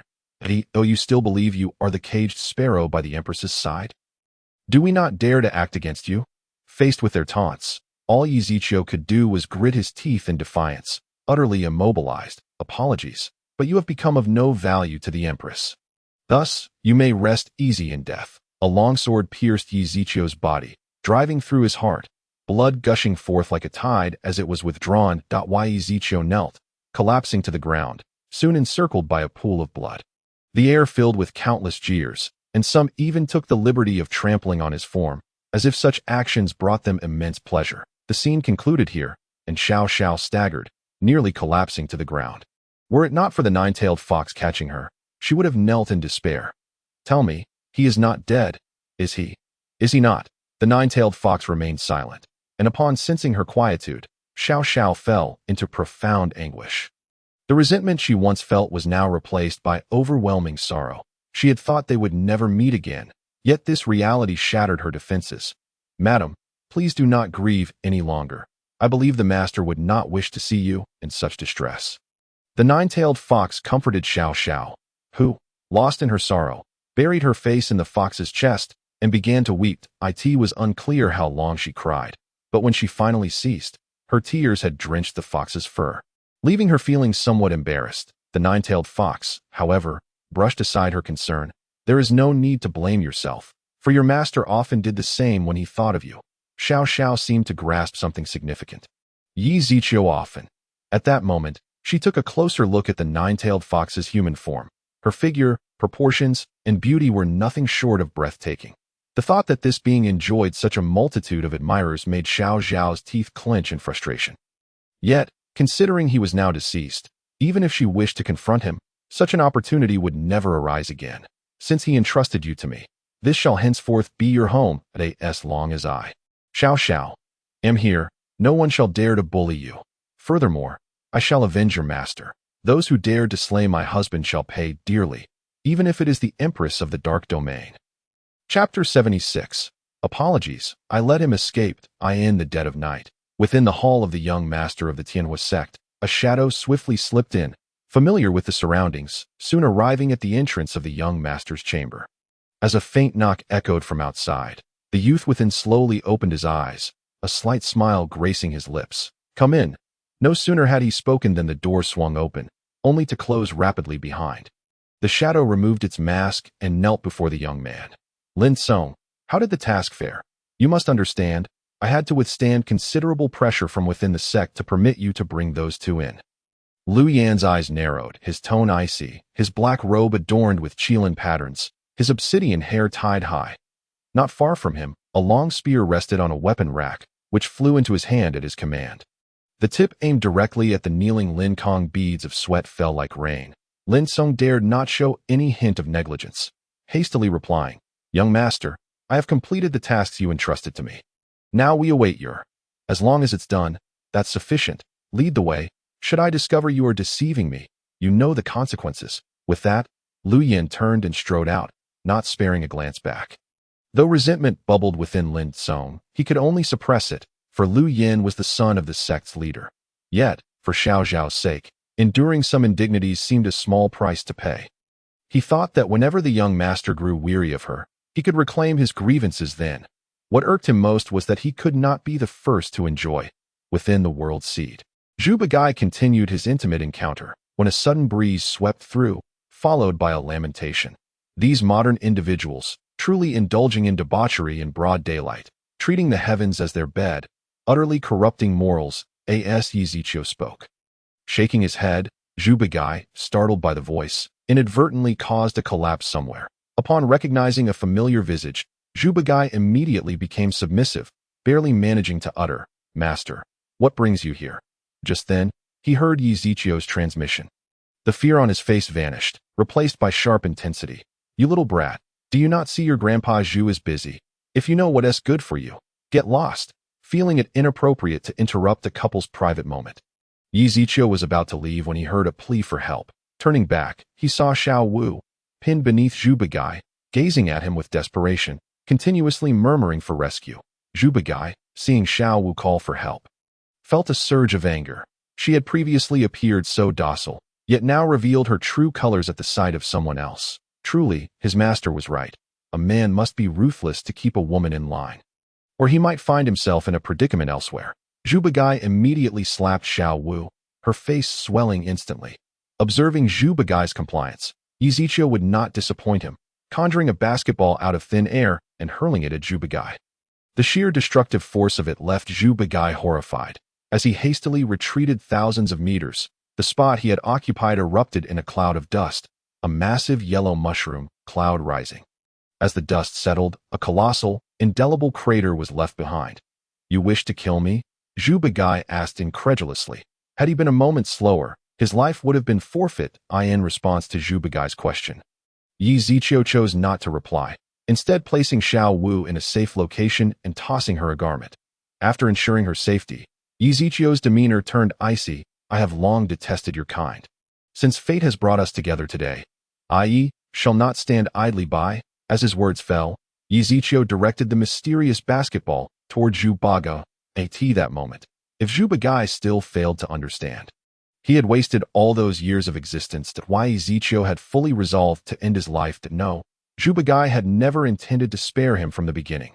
Zhu Bagai wished to unleash a torrent of curses, to reveal the truth, but within Yizichio's realm, how could he voice such thoughts? Not only was he unable to speak, but he could not even muster a shred of spiritual energy. As Yizichio stirred a tempest of dust, obscuring Xiao Wu's view, Zhu Bagai found himself pinned to the ground, utterly immobilized. Utilizing the luck steal card, Ding luck steal card successfully activated. Zhuba Guy's luck value reduced to 0. The host acquires all corresponding villain points from Zhuba Guy's luck. Killing Zhuba Guy will yield a random Heavenly Dao treasure box reward. Ding luck child Zhuba Guy has been slain. The host receives a random Heavenly Dao treasure box X1. Open the Heavenly Dao treasure box. Congratulations, host has obtained luck steal card X1. Congratulations, host has obtained Tianhua upgrade card X1. Congratulations, host has obtained slime replicator X1. The first two rewards did not present any significant changes. Yet Yi Zichio's attention turned to the slime replicator.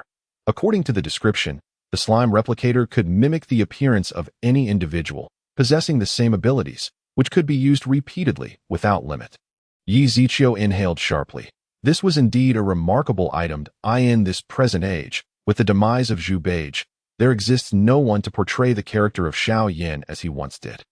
While it is not difficult to fabricate the illusion of Xiao Yan's departure, the presence of slime replicants would undoubtedly lend greater credibility to the ruse that Yi Zichio first upgraded the heavenly fire in his possession. And soon enough, the orange flames began to transition into a vibrant green. Once the flames had fully transformed, the heavenly fire successfully ascended to level 4. He then summoned the slime replicant and instructed it to take on the appearance of Xiao Yan. To be frank, the resemblance was astonishingly accurate. Subsequently, Yi Zichio dispersed the swirling dust and resumed his battle with the slime replicant as he observed that Yi Zichio had yet to subdue Xiao Yan. Concern welled up within him. Should Yi Zichio falter, he would inevitably find himself plunged back into the abyss. Fortunately, Yi Zichio managed to strike Xiao Yan with a mysterious basketball, inflicting severe injury upon him, which prompted a sigh of relief from Xiao Wu. Just as Yi Zichio prepared to deliver a final blow to Xiao Yan, the latter unexpectedly transformed into a puddle of water, vanishing from sight. Damn it, he escaped. Yi Zichio clenched his fists, a look of regret etched across his face. He then returned to Xiao Wu's side. But I'm sorry, I let him get away. Xiao Wu shook her head in response. This is not your fault. We can only blame the cunning nature of our adversary. If it weren't for your timely intervention today, the unspoken words lingered heavily in the air. A painful and tainted memory for her. Noting her expression, Yi Zichio chose not to dwell on the matter further, and an awkward silence enveloped the two, neither knowing how to break the tension. Chapter 77. You may continue. Oh, it seems we have a visitor. After placing Xiao Wu in a quaint cabin within the world seed, Yi Zichio remained vigilant, observing the external world. The leader of the approaching group was none other than Lin Song, who had previously recruited Xiao Xiao and Xiao Yin into the Heavenly Fire sect. Following closely behind him was a well-dressed individual adorned in a black robe, suggesting a significant status within the sect. You stay here and guard this place for me, and be sure to prevent anyone from disturbing me. With that, Lu Yin vanished in a flash, causing the door to swing open and shut with remarkable speed until it was securely locked. Who goes there? Xiao Xiao reacted instinctively. Drawing a sword into her grasp, the figure materialized before her, scrutinizing her with a pair of enchanting peach blossom eyes. Indeed, she was breathtakingly beautiful. Lin Song had not misled him. Lu Yin, unable to suppress his desire, licked his lips, eager to seize her at once. Yet, he understood that savoring the experience slowly would yield far greater pleasures. This is my room. You would do well to leave now. Or else what? Shall we share a delightful evening together? Lu Yin erupted into raucous laughter, his demeanor both boisterous and lascivious. Xiao Xiao, having endured such indignity, brandished her sword, launching a flurry of strikes towards Lu Yin. Unperturbed, Lu Yin effortlessly countered her assault with a spear. Little beauty, you cannot hope to defeat me. That I suggest you submit to this young master. By the way, I forgot to introduce myself. My name is Lu Yin, the son of the current leader of the Heavenly Fire sect. You would indeed be in a position of great privilege should you choose to accompany me. Lu Yin was convinced that upon revealing his identity, she would surely relent, for he believed there was no woman who dared defy authority, save for the Empress of the Dark Domain, who embodied power itself. With a swift motion, Xiao Xiao transformed her sword into a long whip, aiming it at Lu Yin. Humph, obstinate fool, since you refuse to yield, I see no reason to waste further words on you. Lu Yin deftly evaded her strike, and just as he felt the situation was under control, a sudden pain shot through his back, causing him to lose his balance and crash to the ground. Ugh, he spat a mouthful of blood, his complexion paling. Outside the door, Lin Song, hearing the commotion, contemplated entering to assist, but quickly dismissed the thought. Recalling Lu Yan's earlier words that it was well known that Lu Yan's strength far surpassed his own, there was no way he would be overpowered by a mere girl. Regaining his composure, Lu Yan looked up to see that. Unbeknownst to him, a stunning beauty had appeared beside Xiao Xiao, her 9 tails indicating she was likely a beast of extraordinary lineage. He recalled Lin Song mentioning a 9-tailed fox that accompanied Xiao Xiao. This must be that very creature. To his astonishment, the fox could transform into human form. The sight of her alluring figure ignited a flame of desire within Lu Yan, who thought to himself how delightful it would be to capture both women. What a splendid buy one get one deal. In that moment, Lu Yan ceased to conceal his power, demonstrating his strength at the first level of the Celestial King. Just as he brimmed with confidence, however, Xiao Xiao revealed her own prowess as a Celestial Emperor. Leaving him aghast. You? How is this possible? Lu Yan stuttered, trembling at the realization that a mere disciple, casually recruited by Lin Song, possessed such formidable strength. Had it not been for his father's status as a supreme being, he would have stood no chance against her. The 9-tailed fox positioned herself at the doorway, effectively blocking Lu Yan's escape. Xiao Xiao, having no desire to provoke conflict, found herself compelled to act when faced with Lu Yan's obstinacy. She needed to assist her father in obtaining the Heavenly Fire Heart Sutra. Since Lu Yan was the young master of the Heavenly Fire sect, he must possess the techniques required. What do you intend to do? Do not presume that your status as a Celestial Emperor grants you free reign within the Heavenly Fire sect. My father is a supreme being, Lu Yan threatened, and upon invoking his father's name, a newfound confidence seemed to swell within him as he regarded Xiao Xiao with disdain. Are you afraid? If so, it would be wise to serve me well tonight. Should you please me, I might consider letting bygones be bygones. However, before he could finish speaking, Xiao Xiao suddenly appeared before him, gripping his collar and forcefully slamming him into the ground. The floor trembled beneath them, and before he could even contemplate spitting blood, Xiao Xiao raised her exquisite leg, a blur of white, as Lu Yan's vision blurred. Just as he attempted to focus, a swift shadow darted past. The next moment, a scream reminiscent of a slaughtered pig erupted from Lu Yan, accompanied by the sound of cracking eggs, chilling all who heard it. Meanwhile, Lin Song, who had been waiting outside, could no longer remain idle and rushed into the room, only to find the door firmly locked. He rubbed his forehead in frustration, wondering why Lu Yan had locked the door, as if to guard against him. Left with no choice, Lin Song sought an alternative route. Forcibly breaking down the door would create too much noise and attract the attention of other disciples. Ultimately, he successfully entered through an unlocked window, but the moment he did, regret washed over him. There lay Lu Yan on the floor, writhing in agony while clutching his groin, with a pool of blood spreading beneath him. Without needing to think, Lin Song instinctively covered his own groin, not wishing to suffer the same fate as Lu Yan. You may continue. With that, Lin Song turned to flee, but it was not so simple. As he felt someone grasping his collar, he was yanked back into the room, the sound of the window locking echoing ominously behind him, leaving him in despair. Had he known, he would never have rushed in. This was merely inviting trouble to that moment.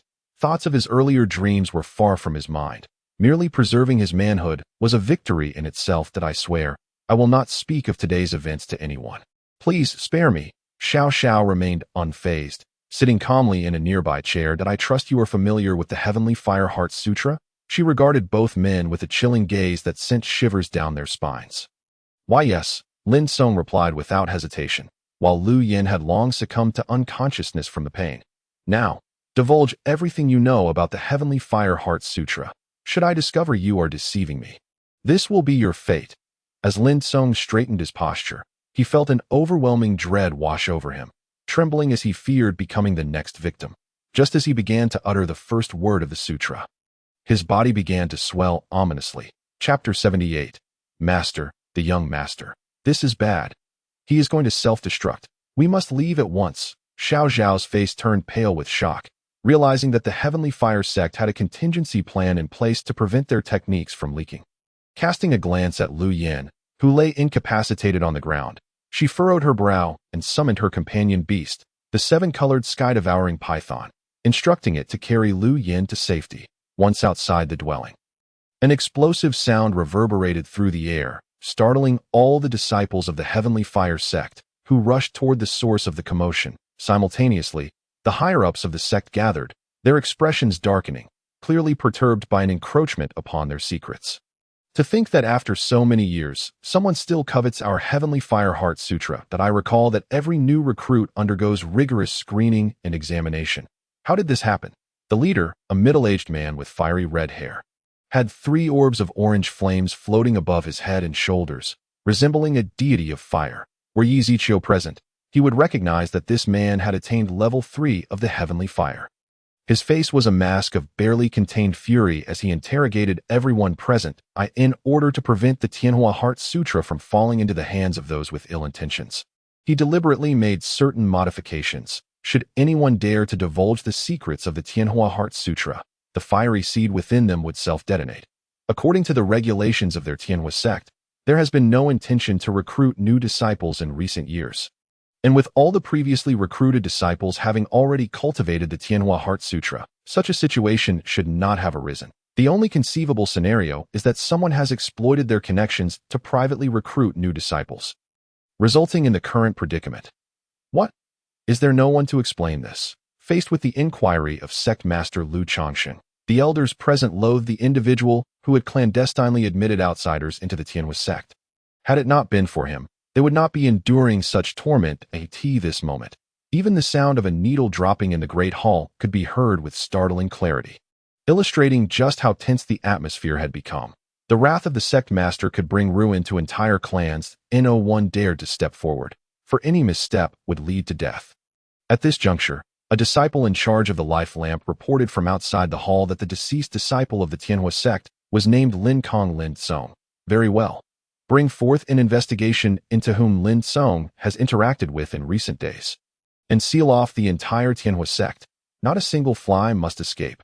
Meanwhile, Xiao Xiao successfully rendezvoused with Xiao Yin while the other disciples of the Tianhua sect rushed to the explosion site.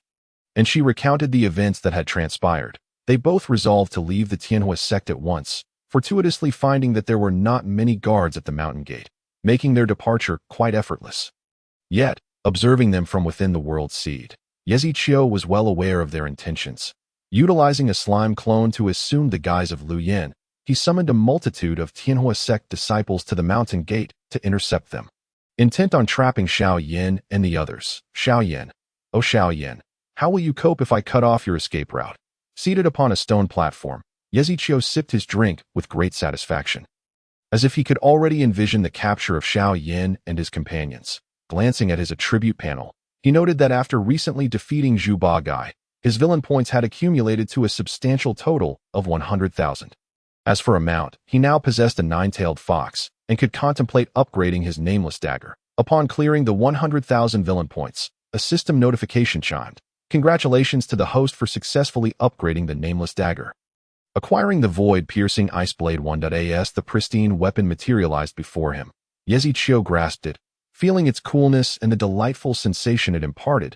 Seemingly light, yet concealing deadly intent, it occasionally emanated a chilling aura. With glimmering ice crystals, Yi Ziqiu swiftly hurled it, producing a resonant hum as the void-piercing ice blade rent the air, vanishing into the void. When it reappeared, it was already before its target. What a remarkable weapon for a surprise attack, utterly unpreventable. After securing the blade, Xiao Yin and the others arrived at the Tianhua sect's mountain gate, precisely as Yi Ziqiu had orchestrated. They found themselves surrounded by the disciples of the Tianhua sect. It seemed the young master had been correct. Indeed, a few rats had infiltrated the Tianhua sect. Now, where will you flee? Xiao Yin and Xiao Xiao exchanged a knowing glance, each understanding the other, as they unleashed the Buddha's Wrath Lotus and their long whips. A fierce battle was imminent. In the great hall of the Tianhua sect, a figure swiftly entered. Sect Master. The young master discovered 2 outsiders at the mountain gate and intended to capture them. Unfortunately, the enemies were too formidable, and the young master was captured. What? Lu Chongxing seized the collar of the Tianhua sect disciple, a clone made by the slime, and, consumed by rage, shouted useless, before violently tossing him aside and charging towards the mountain gate without a backward glance. The other elders, not daring to slacken their pace, followed closely behind. "Father, their numbers are overwhelming. At this rate, our spiritual energy will inevitably be depleted," Xiao Xiao expressed with concern. They had to carve out a bloody path. Otherwise, when the higher-ups of the Tianhua sect arrived, none would escape. Xiao Yin nodded in agreement, and they both consumed several pills to restore their spiritual energy to shower. "I will clear a path. You take this opportunity to escape," Xiao Yin instructed, but Xiao Xiao shook her head, insisting that she would be the one to create the path for Xiao Yin to leave. "That's absurd. If you remain here, how will I explain this to your mother?" He countered. "Listen, rest assured, father will be fine." Just as Xiao Xiao was about to say more, a sudden pain gripped her neck, and she fell unconscious. "You?" Xiao Yin looked on in shock at the nine-tailed fox. And just as he was about to act against it, the fox suddenly scooped up Xiao Xiao and dashed toward the mountain gate. Glancing back, it called to Xiao Yin, "Did you not want her to escape? Why are you still dawdling?" Realizing the nine-tailed fox's intention, Xiao Yin immediately conjured 10 Buddha's wrath lotuses and hurled them at the Tianhua sect disciples. After executing this, his vision began to blur. The 10 lotuses had drained all of his spiritual energy, and without that energy to sustain him, he collapsed to the ground. Meanwhile, the nine-tailed fox seized the opportunity created by the Buddha's wrath lotuses and successfully fled. At that moment, the upper echelons of the Tianhua sect arrived, casting glances at the already escaped nine-tailed fox, and dispatched a group to pursue her. Lu Chongqing strode directly to Xiao Yan's side, kicking him in the side. Upon seeing him motionless, he quickly checked on his condition and, discovering it was merely exhaustion of spiritual energy, let out a sigh of relief, having caused such great trouble and loss for the Tianhua sect. It would be far too easy for the culprit to die like this. Sect Master, the Young Master. Chapter 79. The Dejected Empress. What? Lu Chongqing hastened to his son Lu Yan's side. Upon arriving, he had assumed someone would be attending to his son, ensuring prompt treatment even if he were injured, which is why he prioritized the overarching situation. Yet, he was met with dreadful news he would never be able to accept.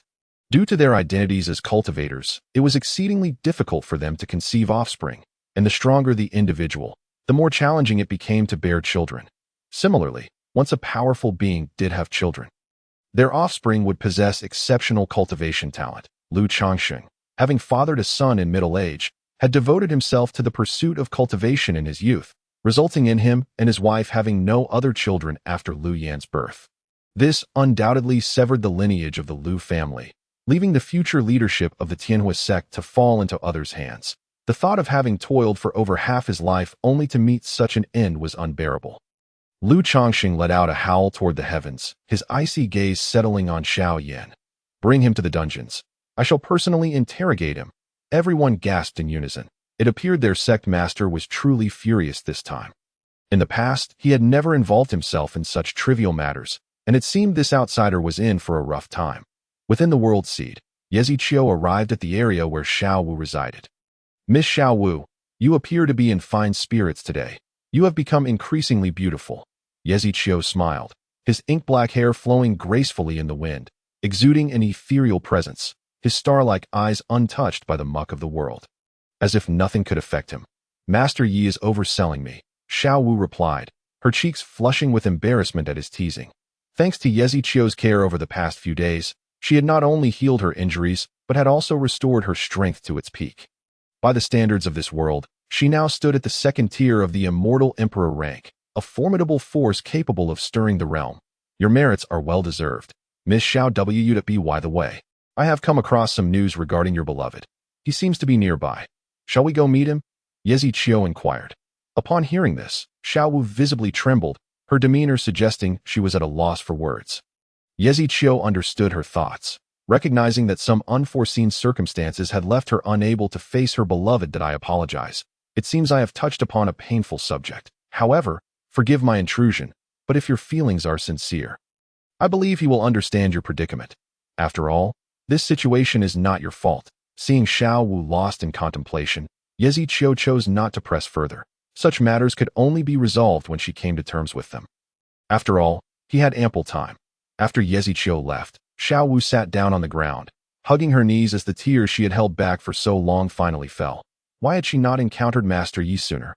Had she met him earlier, she would not have fallen prey to that character who called himself Lao Zhu.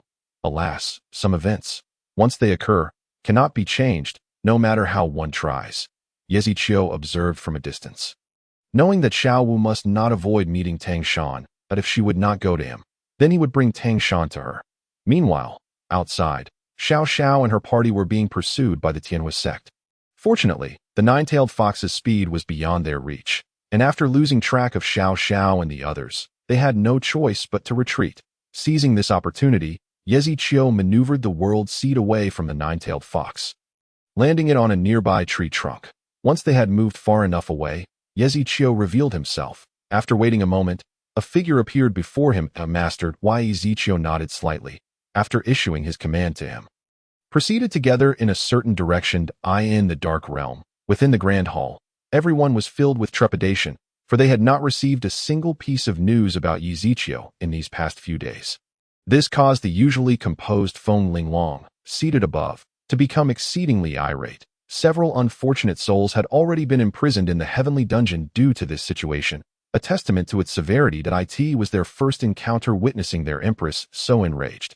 She was meant to be addressed as Empress consort, yet the Emperor's disappearance and failure to ascend the throne left Feng Linglong to continue her role as the Empress of the Dark Realm. The crowd was bewildered, pondering why Yezichio, in perfect health, would choose to depart from the Dark Realm, a circumstance that had never before resulted in such a complete disappearance. Recently, due to Yezichio's absence, the Empress's temperament had drastically changed. She ceased to attend to state affairs, spending her days inquiring about Yezichio's whereabouts. Those who dared to oppose her were swiftly cast into the dungeon, including Yu Qianjue, the foremost of the celestial sovereigns, who found himself imprisoned for the sake of counsel. No one dared to voice an opinion within the grand hall. Heads hung low in silence, accepting whatever Feng Linglong decreed, hoping for her wrath to subside. All they could wish for was Yezichio's swift return, else the Dark Realm would know no peace. Have you truly searched every possible location? The Empress demanded. Your Majesty, we have scoured every possible place, and I believe the sects we alerted would not dare defy the Dark Realm, came the reply. No sooner had the words left his lips than a wave of energy surged forth, and the speaker fell dead on the spot. This was a being of earthly sovereignty, struck down by Feng Linglong without a moment's hesitation, showing no regard for him as one of her own. In an instant, the assembly below was gripped by fear. If the Dark Realm had once been their sanctuary, it had now become their hell. Following the day's events, many powerful individuals resolved to flee the Dark Realm under the cover of night, determined that it was better to escape to distant lands than to remain in fear. It was disconcerting that one man could lead their Empress to such reckless abandon. The Dark Realm was in peril. I instructed each of you to personally lead the search, not to delegate the task to outsiders. You treat my words as mere whispers, she commanded. All of you, go find him. I want to hear news of him in 3 days, or you shall present your heads before me. Yet, a day later, Feng Linglong received news that the once vast Dark Realm now housed fewer than 10,000 souls, and even some imprisoned in the heavenly dungeon had escaped. This infuriated her to the point where she yearned to pursue and slay those traitors. Feng Linglong slumped upon her throne, appearing utterly disheveled. While she recognized her recent actions were extreme, she felt no remorse. Without him, what significance did possessing the entire Dark Realm hold? Even with boundless power, it was meaningless. Without him, everything was devoid of value. The world's destruction mattered not to her. Chapter 80. I am the proof. At the old site of the Hehuan sect, a blue-haired man pondered the auspicious land before him. He had heard of this place. It had become unclaimed after the entire Hehuan sect chose to merge with the Yi Ingel sect, leaving this precious land without a master. However, none dared to covet this site, for until the Yi Ingel sect made a declaration, no one would risk offending them by occupying it. Yet, Tang Shan did not belong to this realm and thus felt no trepidation. If the Yi Ingel sect sought confrontation, he could simply relinquish the land. For him, there was little to lose, as this was an excellent training ground. This world seemed indifferent to concealed weapons, and he could seize this opportunity to elevate the Tang sect while establishing his own power. First, he would familiarize himself with the surroundings. With that thought, Tang Shan activated his soul bone skill to swiftly enter the old site of the Hehuan sect.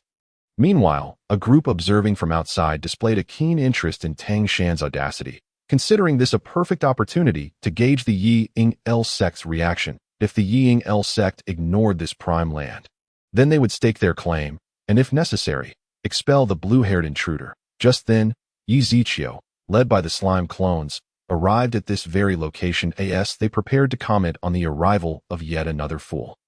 Recognition struck them, and their words were hastily swallowed. Goodness, this was the true master of the Ying El sect. Moreover, the Empress of the Dark Realm had been searching for him in recent days. They did not expect the man who had captivated the Empress's heart to appear here. Logically, the news of the Empress's search for him had spread throughout the celestial realm. He should have been aware. Did he not wish to meet the Empress? A collective gasp echoed as they dared not speculate further. However, a chance to earn merit had presented itself.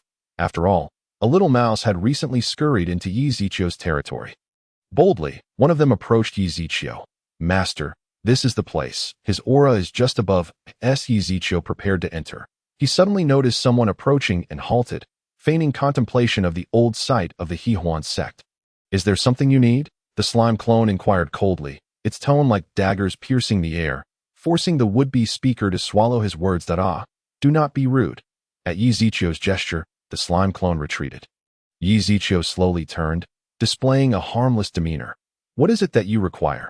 His manner was gentle and refined, akin to a refreshing spring breeze, making it difficult for one to resist drawing closer. The other was momentarily entranced. Had he been a woman, he would have surely succumbed to his charms. Upon regaining his senses, he realized Yi Ziqiu awaited his response, which filled him with self-reproach. How could he keep the esteemed young master Yi waiting?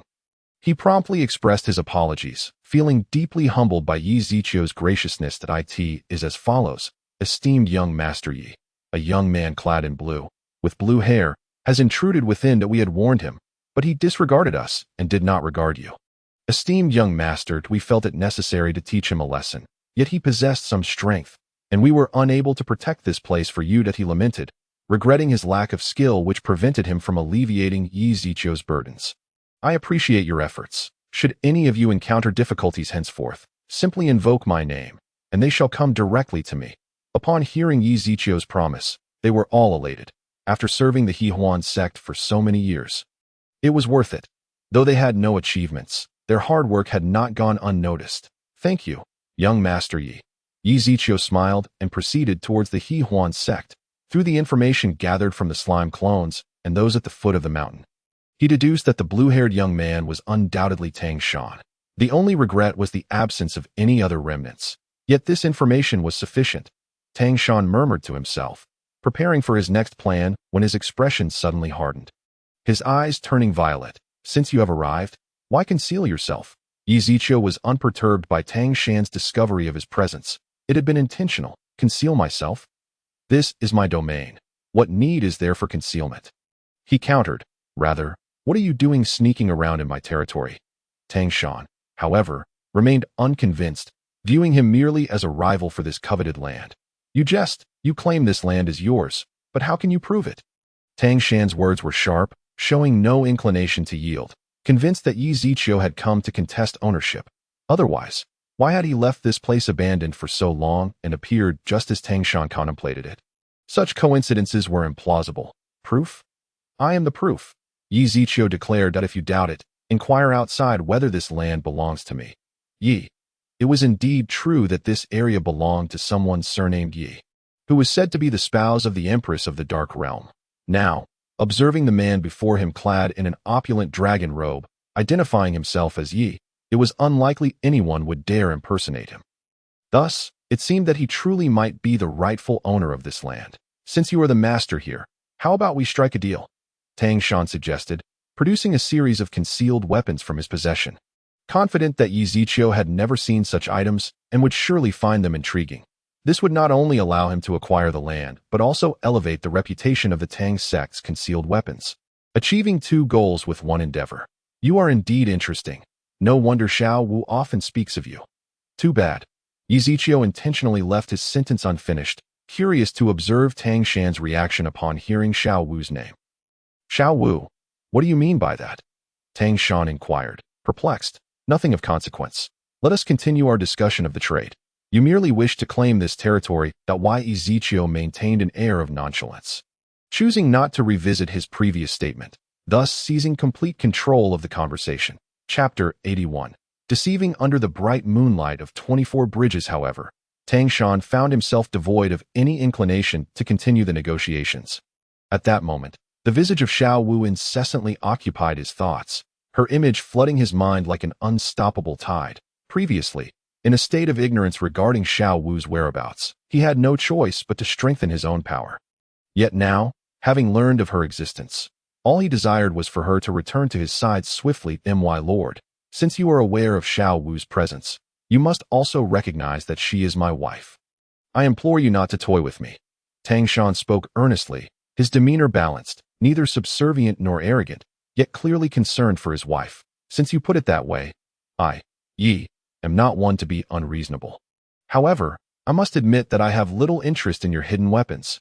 Yi Ziqiu feigned a pause, his gaze fixed upon the 24 bridges' bright moonlight adorning Tang Shan's waist, compared to Tang Min's hidden weapons.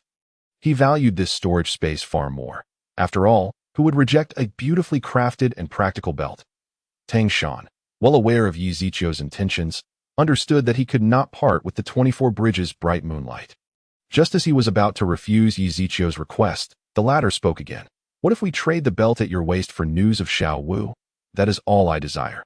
I seek nothing else. With that statement, Tang Shan's other thoughts were effectively sealed. Were it not for his knowledge that the 24 bridges' bright moonlight did not belong to this world, he might have believed that Yi Ziqiu was solely after it. My lord, this item holds immense significance for me. Might I? Enough? I only require this. Everything else is of no use to me. Tang Shan's temper was beginning to flare. How could Yi Ziqiu presume to know what other items were of value to him? If not for Xiao Wu, he would never part with the 24 bridges' bright moonlight. Reluctantly, Tang Shan unclipped the 24 bridges' bright moonlight and handed it over to Yi Ziqiu. Upon receiving it, Yi Ziqiu deliberately exchanged it for items that could purify objects from the system shop. The reason for this purification was simple. He felt a touch of disdain for the item since it had been worn by Tang Shan. Unless it underwent a transformation, he would rather discard it as refuse. Yi Ziqiu meticulously cleansed the item repeatedly. Tang Shan's face darkened. Did this not imply that he was unclean? Yet, he needed to learn of Xiao Wu's whereabouts. So he could only endure in silence. My lord, now that I have handed you the 24 bridges' bright moonlight, could you please inform me of Xiao Wu's whereabouts? However, Yi Ziqiu remained unresponsive, continuing to wipe the item. Ding. Tang Shan's anger level has increased. Host villain points increased by 50. TSK, TSK, TSK. Has he truly become enraged? It seems Tang Shan's temper is not as placid as one might have thought. With his objective achieved, Yi Ziqiu stored the item away. You inquire about Xiao Wu? I indeed know her whereabouts, yet she appears somewhat reluctant to meet you, Yi Ziqiu stated nonchalantly, as though discussing a trivial matter. But to Tang Shan, this was a blatant humiliation. Not only had he surrendered the 24 bridges' bright moonlight, but he had also walked away empty-handed. My lord, I have already relinquished the 24 bridges' bright moonlight to you. Please, could you disclose Xiao Wu's location? Noticing Tang Shan growing increasingly irate, Yi Ziqiu feigned contemplation before replying. Are you aware of the Tianhua sect? Are you saying Xiao Wu is at the Tianhua sect? Tang Shan exclaimed with a hint of excitement, his breath quickening. Yet, Yi Ziqiu shook his head, dousing Tang Shan's hope with cold water. What do you mean by that? Let me put it this way. It is because of Xiao Yin that she is at the Tianhua sect. Xiao Yin? What connection does he have with Xiao Wu? Tang Shan asked, confusion clouding his features. To his surprise, Yi Ziqiu sighed. That I understand your current feelings, but please do not react with anger to what I am about to say. Though puzzled, Tang Shan nodded, an inexplicable sense of foreboding gnawing at him. Before I encountered your wife, Xiao Wu, she had been imprisoned at the Tianhua sect, and the one who confined her was none other than Xiao Yin. Upon hearing this, Tang Shan's expression darkened significantly. If given the chance, he would have flown to Xiao Yan's side and torn him to shreds. I comprehend your intentions, my lord, and I will ensure that Xiao Yin pays dearly for this. However, could you please reveal the location of my wife, Xiao Wu? I wish to see her. From Yi Ziqiu's tone, it seemed Xiao Wu was unharmed and had even been rescued. If his intuition was correct, she should be with Yi Ziqiu. This is precisely what I need to discuss with you, and it is also the reason Xiao Wu is reluctant to see you. She fears that this matter will cause you great distress. and she does not want to burden you with the weight of her suffering. Tang Shan's heart raced with anxiety. What could possibly have transpired to cause Xiao Wu such torment? His resentment toward the individual named Xiao Yin intensified. My lord, what has happened to Xiao Wu? On the day I met Xiao Wu. Yi Ziqiu recounted the details of Xiao Wu's entanglements with Zhu Begai, emphasizing the frequency and intensity of their encounters, even exaggerating that Xiao Wu was now carrying his child. This revelation struck Tang Shan like a bolt from the blue, igniting a seething fury within him.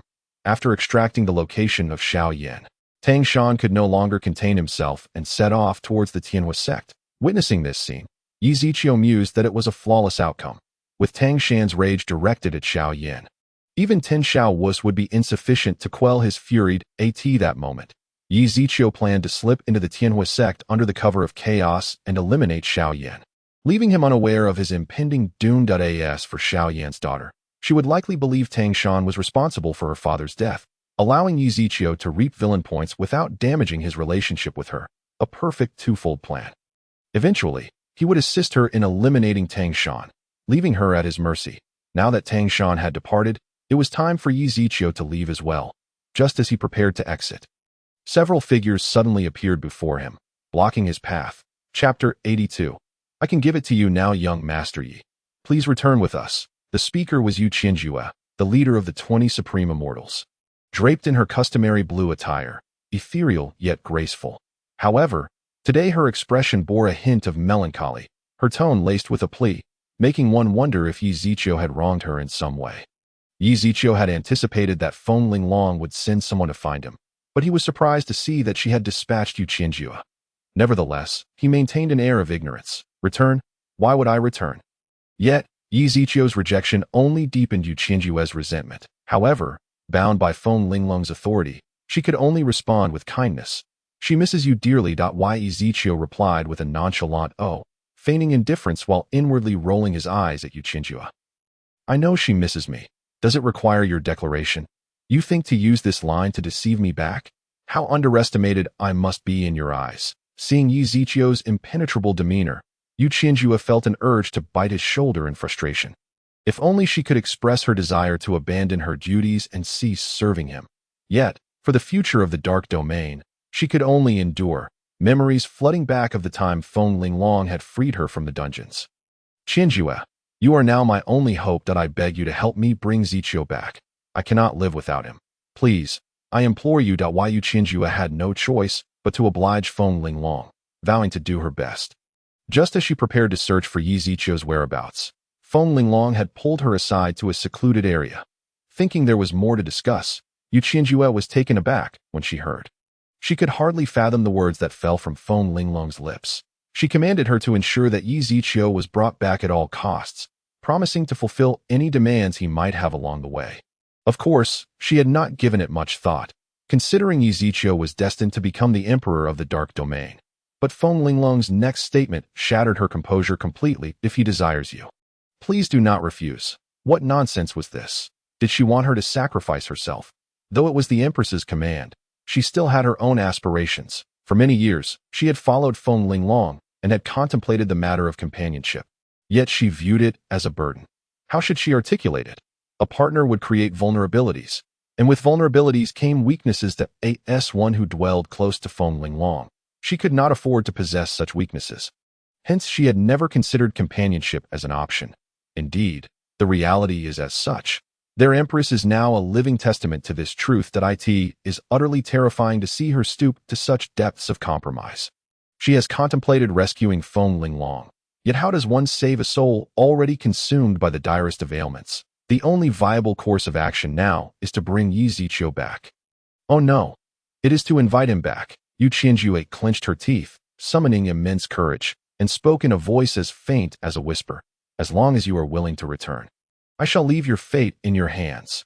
No sooner had the words left her lips than Yu Qianjue hastily turned her head away, unable to meet Yi Ziqiu's gaze. Yet, Yi Ziqiu was taken aback by her declaration. What is this? If he returns, the other party will let him decide his fate. Is the unfolding of events truly this absurd, casting him as the villain? Nevertheless, the temptation is truly difficult to resist. After all, Yu Qianjue is an exquisite beauty. Should he not accept her? Observing Yi Zichio's hesitation, Yu Qianjue assumed he suspected her of deceit and immediately began to loosen her garments. I can give it to you now. By the time Yi Zichio regained his composure, it was already too late, for he had seen all that was meant to be seen. As for the person behind Yu Qianjue, she had long turned her back, tears streaming down her face, silently wishing that the one before her were herself. Yi Zichio's gaze lingered upon Yu Qianjue's figure for a moment. It is an undeniable fact that a man cannot help but admire beauty. One must concede that Yu Qianjue's form is indeed irresistible, her skin as fair as snow, particularly that pair of alluring curves, inciting a desire to explore further. As for what lay below, it goes without saying. A mere glance is enough to ensnare one's senses. Cough. Yi Zichio feigned a cough. Good heavens! Just moments ago, he nearly lost control, hastily turning his head away. You need not. He intended to say that she need not go to such lengths. But given that he had already seen all that could be seen, uttering such words would only make him seem hypocritical. In that instant, he found himself at a loss for words. Fortunately, Feng Linglong had closed her eyes after shedding her garments. Perhaps out of shyness, for her cheeks bore a charming blush. However, Yi Zichio had no heart to admire her beauty. His trembling hands searched the air, attempting to help her don her attire, yet due to his turned head, he occasionally brushed against her soft, delicate skin, bringing a sense of tranquility. Yu Qianjue, on the other hand, was tensed all over. This was the first time she had allowed a man to touch her. Yet, she was puzzled. Had he not already engaged in intimate matters with the Empress? Why then did he handle her with such care? Soon enough, Yu Qianjue understood the reason. Yi Zichio was indeed assisting her in dressing. As for why he appeared so cautious, it was because her eyes were closed, implying that he had not truly seen her body. With this realization, Yu Qianjue's heart felt much lighter. After all, engaging in such acts was undeniably embarrassing. Yet on the other hand, she felt a twinge of dissatisfaction. After all, her beauty rivaled that of the Empress. How could he resist her allure? She shot Yi Zichio a glare, but he appeared completely innocent. However, after having reaped some benefits, it seemed that he had indeed come out ahead, so he chose to forgive her. Yet, if Yu Qianjue were to discover that Yi Zichio had seen everything and lingered a moment longer, one could only wonder how she would feel. Why do you? Yu Qianjue intended to question Yi Zichio about why he would let such an opportunity slip through his fingers, refusing her instead. Logically, this should not be the conclusion. Could it be that he was resolute in not returning with her? The thought sent her into a flurry. Perhaps it would be better if Yi Zichio claimed her. That way, she could at least fulfill her obligations. Therefore, she promptly stated, I am willing. Do not bear any psychological burden. Should you require anything in the future, I am at your service. The latter part, to satisfy you. Yu Qianjue hesitated to voice. Chapter 83. Shaking off Yu Qianjue. Stop. This is the domain of the Heavenly Fire Sect. Please leave at once, or do not blame us for being ungracious since the death of the sect's young master. Security had tightened considerably. Anyone approaching would first be warned, and if that failed, treated as an intruder. However, Tang Shan had long been informed of the circumstances and now appeared merely to ascertain whether Xiaoyan still resided within the sect. Brothers, I come in peace, merely seeking some information from you. With that, Tang Shan revealed a portrait that had mysteriously appeared in his hand, depicting none other than Xiaoyan. Brother, as the two guards beheld the image. They exchanged glances, their expressions instantly turning fierce. In the next moment, they lunged at Tang Shan. Fortunately, Tang Shan was well prepared, effortlessly evading their assault. It appeared Xiaoyan was indeed still within the sect, given that the Heavenly Fire Sect no longer warranted existence. Xiao Wu, Brother Shan shall avenge you. How dare they lay hands on my woman? It is an unforgivable crime. As Tang Shan landed gracefully, the two guards fell lifeless in a pool of blood. Silver needles embedded in their chests. Ghost shadow disappearance. Tang Shan's figure swiftly vanished from sight, reappearing within the Heavenly Fire Sect's interior. At that moment, he encountered a pair of patrolling disciples. Without a moment's hesitation, he launched the rain pear blossom needles, and before he knew it, two Zhuge crossbows had appeared in his hands, systematically eliminating the remaining disciples of the Heavenly Fire Sect. In the blink of an eye, the sect suffered the loss of hundreds of disciples. Afterwards, Tang Shan set traps upon the bodies of the fallen disciples. Should anyone attempt to probe with spiritual energy, it would trigger an explosion. Meanwhile, Ezekiel was preparing to acquiesce to Yu Qianjue's request to return to the dark domain when he suddenly received a transmission from a slime duplicate, informing him that Tang Shan had successfully infiltrated the Heavenly Fire sect. If that were the case, he could not return to the dark domain, and promptly declined Yu Qianjue's request. Upon hearing this, Yu Qianjue was adamant, for she had promised Feng Linglong that she would bring Yi Ziqiu back, and immediately wrapped her arms around his waist. No, you must return with me. It was evident that this was an order from Feng Linglong. Otherwise, Yu Qianjue would never act in such a manner. Let go. Not a chance. Unless you agree to return with me, Yu Qianjue declared stubbornly. Unless Yi Ziqiu agreed to return to the dark domain, she would not release him. That I have some matters to attend to. Can we return after I finish? In response to Yi Ziqiu's explanation, Yu Qianjue glanced up, noticing his serious demeanor, which did not suggest deceit. But what if you run away? Yu Qianjue was still somewhat apprehensive.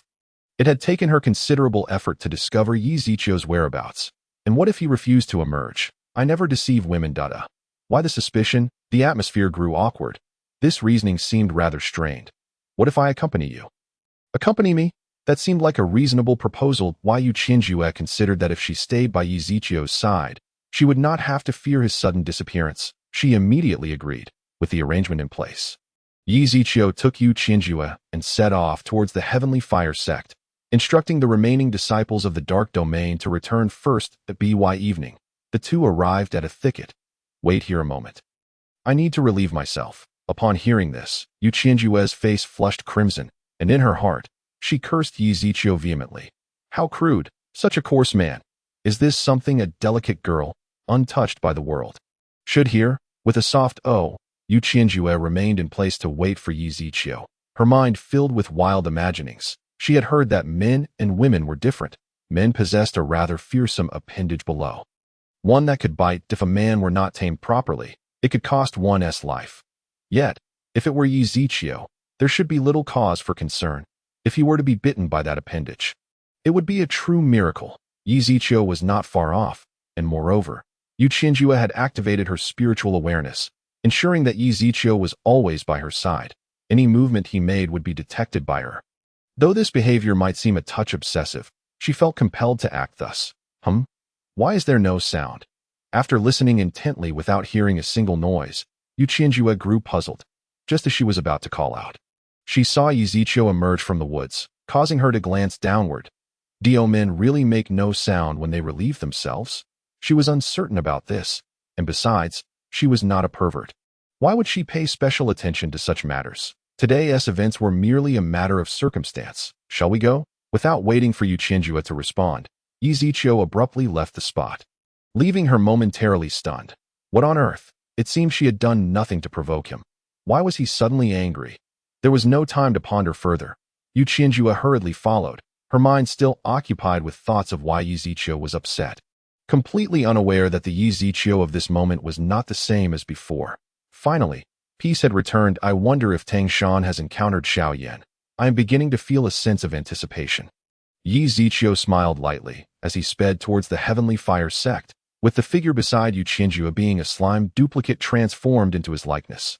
Thankfully, the slime duplicate was present. Otherwise, he would have been at a loss for how to extricate himself. In the depths of the prison, a disheveled man, battered and bruised, tilted his head, occasionally exuding a foul stench of decay. Were Xiao Xiao present, she would undoubtedly recognize the man before her as her father. Someone approached to tend to his wounds, a crucial reminder that he must not perish. The word death was enunciated with a weight that signified a profound vendetta. The enmity of a father for his child could never be reconciled, and he would never allow such a swift demise. Once the man departed, Xiao Yan gradually opened his eyes. The coincidences surrounding his predicament were staggering. He recalled that when Xiao Xiao brought Lu Yan back, there had been no imminent threat to his life. Yet, just as they were preparing to escape from the Tianhua sect, Lu Yan had unexpectedly died. While death is a finality, the blame had been unjustly thrust upon him, leading him to suspect that someone had orchestrated this elaborate scheme. Alas, he found himself imprisoned in this dungeon, utterly powerless to discern the truth of the situation. He wondered how Xiao Xiao was faring. Surely, she had managed to escape, hadn't she? Murmured Xiao Yan, faintly recalling the image of the nine-tailed fox leading Xiao Xiao away. Suddenly, as if struck by a revelation, he frantically sought to break free from his shackles. Chapter 84. It seems this farce must come to an end, my lady. A mysterious figure has infiltrated the Tianhua sect and is currently wreaking havoc. The urgent voice of the nine-tailed fox echoed from outside, revealing her evident excitement. Before she could enter, the door swung open from within, and a graceful silhouette rushed out, accompanied by a waft of fragrant AI, or is what you say true. Xiao Zhao's face radiated exhilaration, her eyes seemingly envisioning the moment her father would be rescued. The nine-tailed fox nodded, promptly recounting the recent events at Tianhua sect, aware that Xiao Xiao had been waiting for an opportunity, which had now undoubtedly presented itself. Excellent. Let us proceed to Tianhua sect at once. Amidst the chaos, we shall divert attention to that mysterious figure and seize the chance to rescue my father. Who dares to act so brazenly within our Tianhua sect? With a powerful surge of energy, Tang Shan was pushed back several meters, surrounded by numerous formidable opponents. At the forefront stood Lu Changshan, the sect leader of Ta. In just a few days, calamity had again befallen the sect, and he frowned, coldly scrutinizing the intruder before him. Unfazed by Lu Changshan's glare, Tang Shan defiantly returned the stare while activating his divine eyes to survey the surroundings. Where is Xiao Yin? Anger surged within Tang Shan. Despite his audacious assault, Xiao Yin remained conspicuously absent. Did he truly believe Tang Shan could not locate him? Upon hearing Xiao Yin's name, Lu Changshan's expression shifted, realizing that this intruder was affiliated with Xiao Yin. Humph, you seek to rescue Xiao Yin. You shall need to survive first, he commanded. With Lu Changshan's order, an intense heat emanated from the hands of the ordinary disciples, quickly encircling Tang Shan in a fiery formation. As the blazing array neared completion, Tang Shan's eyes turned icy. Kill God Domain. Activate. An invisible wall expanded outward at a speed surpassing theirs, the chilling aura rendering the Tianhua disciples momentarily paralyzed. In that fleeting moment, the fiery formation collapsed. How is this possible? You possess an exceedingly rare domain. Lu Changshan was taken aback by Tang Shan's sudden release of his domain, in the realm of immortals. Those who wield domains were as rare as phoenix feathers. Even the most extraordinary powerhouses might lack their own domain, and those capable of manifesting a domain were formidable beings, unmatched in strength. In the past, Lu Changshan would have spared no effort to cultivate relationships with such talents, but now they found themselves adversaries, uncertain of how to proceed, whether to continue the fight or seek peace. He ultimately deemed it too late for the latter. Having already made enemies, he resolved to eliminate Tang Shan before he could bring ruin to Tianhua sect. While Lu Changshan hesitated, Tang Shan seized control of the battlefield, transforming it into a domain of blue-silver grass, with vines sprawling in every direction that a spear effortlessly pierced through an elder beside him, as though in a realm devoid of humanity, murderous and merciless. How dare you? Observing his comrades fall one by one, Lu Changshan could no longer entertain thoughts of leniency. Flames ignited around him, the surrounding space warping under the escalating heat. Heavenly flames rend the earth. A torrential storm of fire descended upon Tang Shan, engulfing him in an instant. Tang Shan quickly employed his ghostly shadow technique, attempting to evade the fiery onslaught. However, as he executed the maneuver, he felt the space around him distort beneath the intense flames, preventing him from shifting positions. In desperation, he summoned the blue-silver grass for protection, hoping its fire immunity would shield him from Tianhua's flames. Lu Changshan, watching this unfold, could not suppress a smirk. He envisioned Tang Shan reduced to ashes. Fire was inherently destructive to wood attributes, yet this fool attempted to counter flames with wood.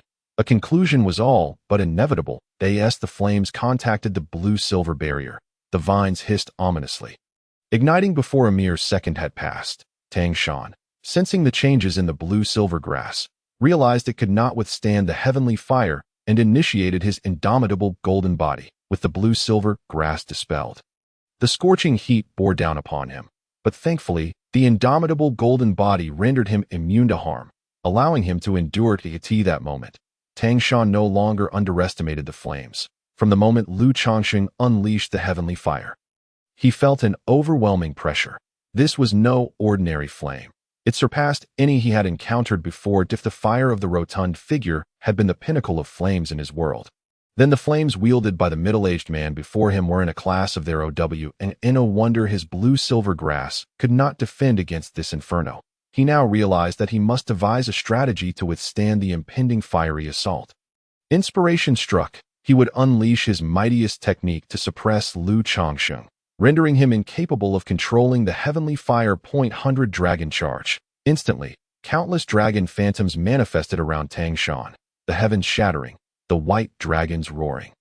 A multitude of dragon apparitions surrounded Lu Changsheng, and as Tang Shan lunged forward, the myriad dragons followed suit. The space wailed in agony as a chasm, 1,000,000 meters wide, tore through the very foundation of Tianhua's sect. Lu Changsheng was left dumbfounded. He never anticipated that this blue-haired youth could unleash such a terrifying technique.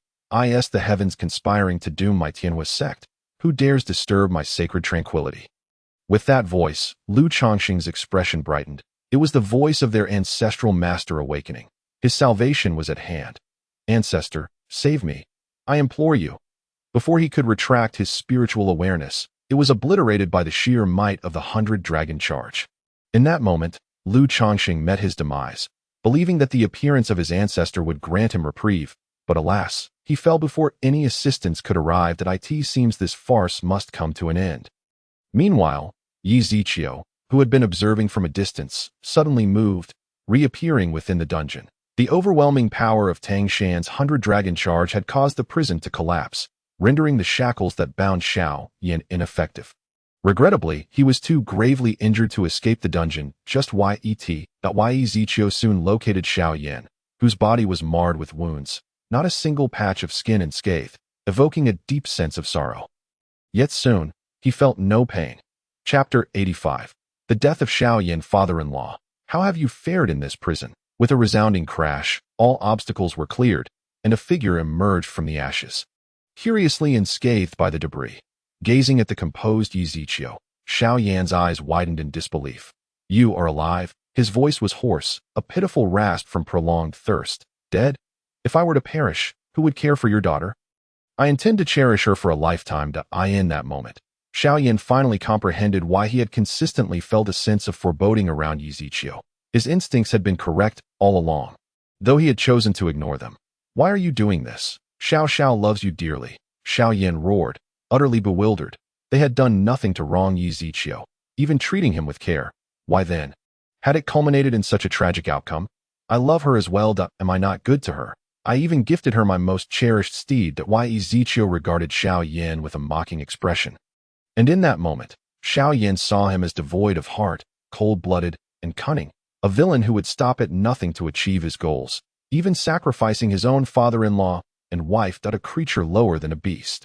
The realization that everything had been meticulously orchestrated by Yi Ziqiu left Xiao Yan pallid with despair. No one could save him now. He was simply too weak. Alas, should he perish, his daughter would. I refuse to accept this. I am filled with a sense of indignation, Xiao Yan murmured. Yet what awaited him was the piercing chill of a deadly blade. Yi Ziqiu did not immediately take Xiao Yan's life, but rather left him with a flicker of breath, though it would not last for long.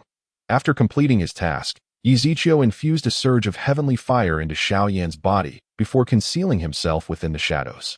All that was necessary had been accomplished. Now, he merely had to await Tang Shan's arrival in the net, and at that moment, he sensed Xiao Zhao's presence, who was hastening toward the celestial prison. Simultaneously, in another direction, Tang Shan, under the guidance of the ancestor of the Heavenly Fire sect, was also hastily making his way here. Yi Ziqiu swiftly communicated with the nine-tailed fox, instructing it to delay Xiao for a moment, ensuring that she would not arrive here first. Under Yi Ziqiu's orchestration, the nine-tailed fox cast an illusion, ensnaring Xiao without her awareness. When Tang Shan reached his destination, the illusion would dissipate, making everything appear seamless. Esteemed sir, this is the place where Xiao Yan is imprisoned, the ancestor of the Heavenly Fire sect exclaimed, filled with dread. He had never anticipated that such significant events would transpire within the sect during his years of seclusion. To make matters worse, Lu Changsheng had captured an entity with such a terrifying background. Was this not akin to leading the Heavenly Fire sect into a pit of flames? Alas, it was too late for regrets. Where is Xiao Yan? Why have you not taken this esteemed sir to him? Under the orders of the ancestor of the Heavenly Fire sect, Tang Shan and his companions swiftly arrived at the location where Xiao Yan was held captive. However, upon seeing Xiao Yan, battered and on the brink of death, a look of confusion crossed his face. He distinctly recalled that the esteemed individual had personally informed him that Xiao Yan was within the Heavenly Fire sect. Logically, his status should not be so dire. Had he been deceived? Tang Shan's expression alarmed the ancestor of the Heavenly Fire sect, who feared that Tang Shan was enraged upon witnessing his brother's torment. He hastily commanded the remaining disciples of the sect to untie Xiao Yan, just as the remaining disciples of the Heavenly Fire sect were about to step forward to release him. Yi Ziqiu would not allow them to succeed. Immediately, he seized control of the Heavenly Fire within Xiao Yan, unleashing a searing wave of heat that incinerated those approaching disciples into ashes. This was the protective fire of the Heavenly Flames. And it was of the fourth tier. The ancestor of the Heavenly Fire sect gazed in astonishment at the green flames erupting from Xiao Yan, feeling the terrifying might within, and confirmed without a doubt that it was indeed fourth tier Heavenly Fire. It should be noted that he possessed fourth-tier Heavenly Fire within himself, so he could not be mistaken. Amidst the ancestor's astonishment, Tang Shan furrowed his brow, filled with uncertainty. He had witnessed Heavenly Fire before. The moment he clashed with Lu Changsheng, the latter had unleashed it. However, the Heavenly Fire displayed by Xiao Yan now was far more terrifying, suggesting that he should not have been imprisoned here. Just as he pondered further, the seemingly lifeless Xiao Yan suddenly spoke. "If I am not mistaken, you must be Tang Shan, correct? You recognize me?" Tang Shan thought to himself that he had never encountered Xiao Yan before. This was their first meeting, yet the latter knew his name. There was only one explanation. Xiao Yan had learned of his existence through Xiao Wu. "What you have done to Xiao Wu, I shall repay you in kind." To his surprise, Xiao Yan burst into laughter. "Repay you in kind? I am but a dying man, weary of life. Besides, what I had to do has long been accomplished. Has it not? Might I inquire if you would care to witness another side of Xiao Wu?" Upon finishing his words, an image emerged above Xiao Yan's head, revealing his memories. The scene quickly shifted to a place never before seen by mortals, where Xiao Yan, taking advantage of Xiao Wu's weakness and sealed spiritual power, engaged in an indescribable act with him. Tang Shan watched helplessly as Xiao Yan entered the scene, unable to intervene, and he was not alone. The ancestor of the Heavenly Fire sect stood beside him, equally bewildered by the unfolding events. Aren't these two supposed to be good brothers? After hearing their exchange, he was left in utter confusion. As it appeared they did not know one another and harbored a deep-seated grudge over a woman. His mind was overwhelmed. Witnessing Xiao Yan lay bare his wife's humiliation before the masses ignited a fury within Tang Shan. Just as Xiao arrived on the scene, Yi Ziqiu, seeing this, hastily concealed the memory while swiftly employing a fortune-plundering card on Xiao Yan. "Send me to hell." In the moment Tang Shan made his move, Yi Ziqiu unleashed a cloud of black mist, obscuring everyone's vision. When the mist cleared, Tang Shan, wielding the trident of the sea god, had pierced Xiao Yan's heart. Yet, in that very instant, Yi Ziqiu had already struck down Xiao Yan. Ding! Congratulations to the host for successfully slaying the Child of Fortune, Xiao Yan. Villain points increased, and you have obtained a random Heavenly Dao treasure chest. With the arrival of the Heavenly Dao treasure chest and the increase in villain points, his mission was deemed complete. As for Xiao, with the nine-tailed fox present, she would be safe for the time being. No, father. Xiao collapsed to her knees, disbelief etched across her face. Why? Her eyes reddened as she lunged toward Tang Shan. "I will kill you." Chapter 86. "My lord, when shall you come to take me home?" Yi Ziqiu, you claim to have important matters to attend to, yet is your notion of important merely wandering about aimlessly? Yu Qinjue followed closely behind Yi Ziqiu, her face flushed with indignation. Throughout this journey, she felt as if she were but a plaything to him. What did it mean to have urgent matters at hand? The only thing she suspected was that he was reluctant to return to the dark domain. The thought of having been toyed with for so many days left her feeling quite wronged, while Yi Ziqiu remained indifferent to her plight, exacerbating her frustration. "Humph, if you wish to avoid the dark domain, I shall ensure you do not get your way." Thus, Yu Qinjue trailed closely behind Yi Ziqiu, following him wherever he went, even if it meant walking in circles. Upon arriving nearby, Yi Ziqiu found this amusing. After all, Yu Qinjue was the supreme fairy. Yet, at this moment, she resembled a petulant child. However, one could hardly blame her. For at a corner ahead, a slime doppelganger swiftly slipped away. I knew you were trying to escape. You finally revealed your true self. Yu Qianjue scoffed.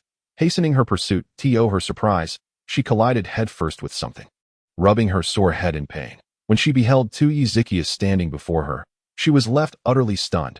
You may go first, in an instant. Only Ezekiel and Yu Qianjue remained at this moment. Yu Qianjue, unable to comprehend the situation, felt as if she had wasted centuries of her life. You actually sent a fake to deceive me. Yu Qianjue expressed her grievance, realizing she had been running in circles with a false Ezekiel all this time. While the real Ezekiel had long since departed, did I not say? I have matters to attend to, and once they are resolved, I shall return to the dark domain with you. Ezekiel shrugged, presenting an expression of feigned helplessness. But you promised to take me along, Yu Qianjue protested, feeling wronged. He had assured her of companionship yet abandoned her. Consider it. If it were trivial matters, would I not have returned to the dark domain immediately? This reasoning seemed to shift the blame away from Ezekiel, for he had indeed chosen to return after finishing his affairs, leaving her to appear somewhat unreasonable. Humph. This is not unreasonable. I am merely ensuring he does not flee. Otherwise, how shall I explain to the Empress? With that, she delivered a sharp retort to Ezekiel, infuriating her to the point of speechlessness, yet she could not retaliate, fearing that it might provoke Ezekiel and prevent him from returning with her. I have stated that your father was not slain by my hand. My weapon pierced his body only after he had already succumbed. Tang Shan was growing irritated, for no matter how he explained, the red-clad woman before him firmly believed he was responsible for her father's death. Do you take me, Xiao Xiao, for a 3-year-old child? I witnessed it with my own eyes. How could it be false? She had seen her father alive when she rushed over, only to watch as this avenger plunged the icy, merciless weapon into her father's chest. Thus, her father had perished at his hands. To be told that he had not slain her father felt like a mockery. Moreover, even if another had taken her father's life, was Tang Shan not still seeking her father's demise? Therefore, regardless of his evasions, she would not let him escape. Very well, setting that aside, your father committed such acts against my wife. As a husband, should I not seek his life? Such acts? Xiao Xiao looked at Tang Shan in confusion, unable to comprehend what he was implying. Ever since her arrival in this world, she had remained by her father's side, only occasionally stepping out alone. What do you mean? In response to Xiao Zhao's inquiry, Tang Shan contemplated revealing the truth to her, acknowledging that he was no saint. It was already a mercy that he had not eradicated Xiao Yan's entire family. Your father is the one who, taking advantage of my wife's vulnerability, forcefully— You speak nonsense. My father would never commit such an act. Tang Shan's words only solidified Xiao Zhao's belief that he was lying. She knew her father well. He was not that sort of person. Otherwise, why would she only have 2 mothers, despite her father's well-known romantic entanglement? His words were immediately challenged, and Tang Shan felt a surge of anger. Yet, regrettably, he could not manifest the scene he had just displayed. Regardless of your belief, the actions of your father are irrefutable truths. Otherwise, why would I choose to be adversaries with an unrelated person? Spare me your words. Today, I shall end your life. Tang Shan, feeling somewhat helpless, reflected that had he not expended a significant amount of spiritual energy during his previous confrontation with the ancestor of the Tianhua sect, how could Xiao Xiao possibly stand on equal footing with him? Nevertheless, he had avenged his deep-seated grudge and now wished only to depart swiftly, for his dear Wu was awaiting him. Stop her. With that, Tang Shan soared towards the exit of the Tianhua sect. You think you can flee? Not a chance. Xiao Xiao hastily pursued him, only to be intercepted by an elderly man. I apologize, but my master has given orders. I cannot allow you to pass. Mistress, allow me to handle him. You must pursue that scoundrel. As she spoke, the 9-tailed fox transformed into human form, standing in the way of the ancestor of the Tianhua sect. While the unimpeded Xiao Xiao rushed forth once more. Impudent beast, how dare you disrupt my master's plans? The ancestor of the Tianhua sect was seething with rage. If he could not even hinder a single individual, how could he continue to follow Tang Shan? With the Tianhua sect now in ruins, he had become a wanderer, and with such difficulty had he found someone to ally with. He certainly did not wish to let this opportunity slip away. It was now his moment to shine, yet this damned fox had appeared out of nowhere, thwarting his ambitions, inciting his fury, She was a dignified nine-tailed fox, a figure of considerable significance in the Qingqiu immortal kingdom. Yet here she was being insulted as a mere beast by a decrepit old man. With a sharp cry, she lunged fiercely at the ancestor of the Tianhua sect. "You shall pay dearly for your words." The ancestor dismissed her threat, considering her merely an insignificant creature that could hardly stir any trouble. Soon enough, however, he would pay a heavy price for his arrogance, for he realized that he was no match for the nine-tailed fox, who even surpassed his own master in prowess. How could this be? In the astonished gaze of the ancestor of the Tianhua sect, the nine-tailed fox pierced his heart, converting his entire lifetime of knowledge into sustenance for herself. "Master, your task has been accomplished. When shall you come to take me home?" Chapter 87. Yi Ziqiu returns your majesty. Please eat something? Liner, observing the increasingly emaciated and listless Empress, felt an overwhelming sense of sorrow. Her hatred for Yi Ziqiu deepening. She silently vowed that if she were to encounter this heartless man again, she would not let him escape. Noticing that the Empress was unresponsive to her, Liner had no choice but to set the prepared food aside, having lost count of how many times she had reheated meals, changing the ingredients repeatedly. "Liner, do you think he is still angry with me, and thus has not returned?" Feng Linglong lamented, her eyes devoid of their former luster. That's not it. I suspect this fellow has found another woman outside, thus forgetting about you, your majesty." However, Feng Linglong shook her head, refusing to believe Liner's claims about Yi Ziqiu. Had she not rejected his other identity back then, surely the situation would not be so dire now. "Your majesty, Yu Qianjua has fulfilled his mission," a voice suddenly rang out from outside the door, causing Feng Linglong's spirits to lift. Just as she prepared to rise and greet him, she realized her disheveled appearance and hurried to the vanity.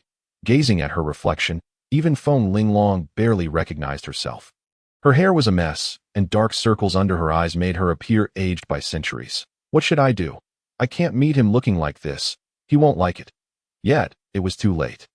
For Yi Ziqiu pushed the door open and caught sight of the flustered Feng Linglong at the vanity. Realizing that he had entered the room, Feng Linglong had to cease her grooming, quickly pulling up her sleeves to cover her face. "You? How did you get in here?"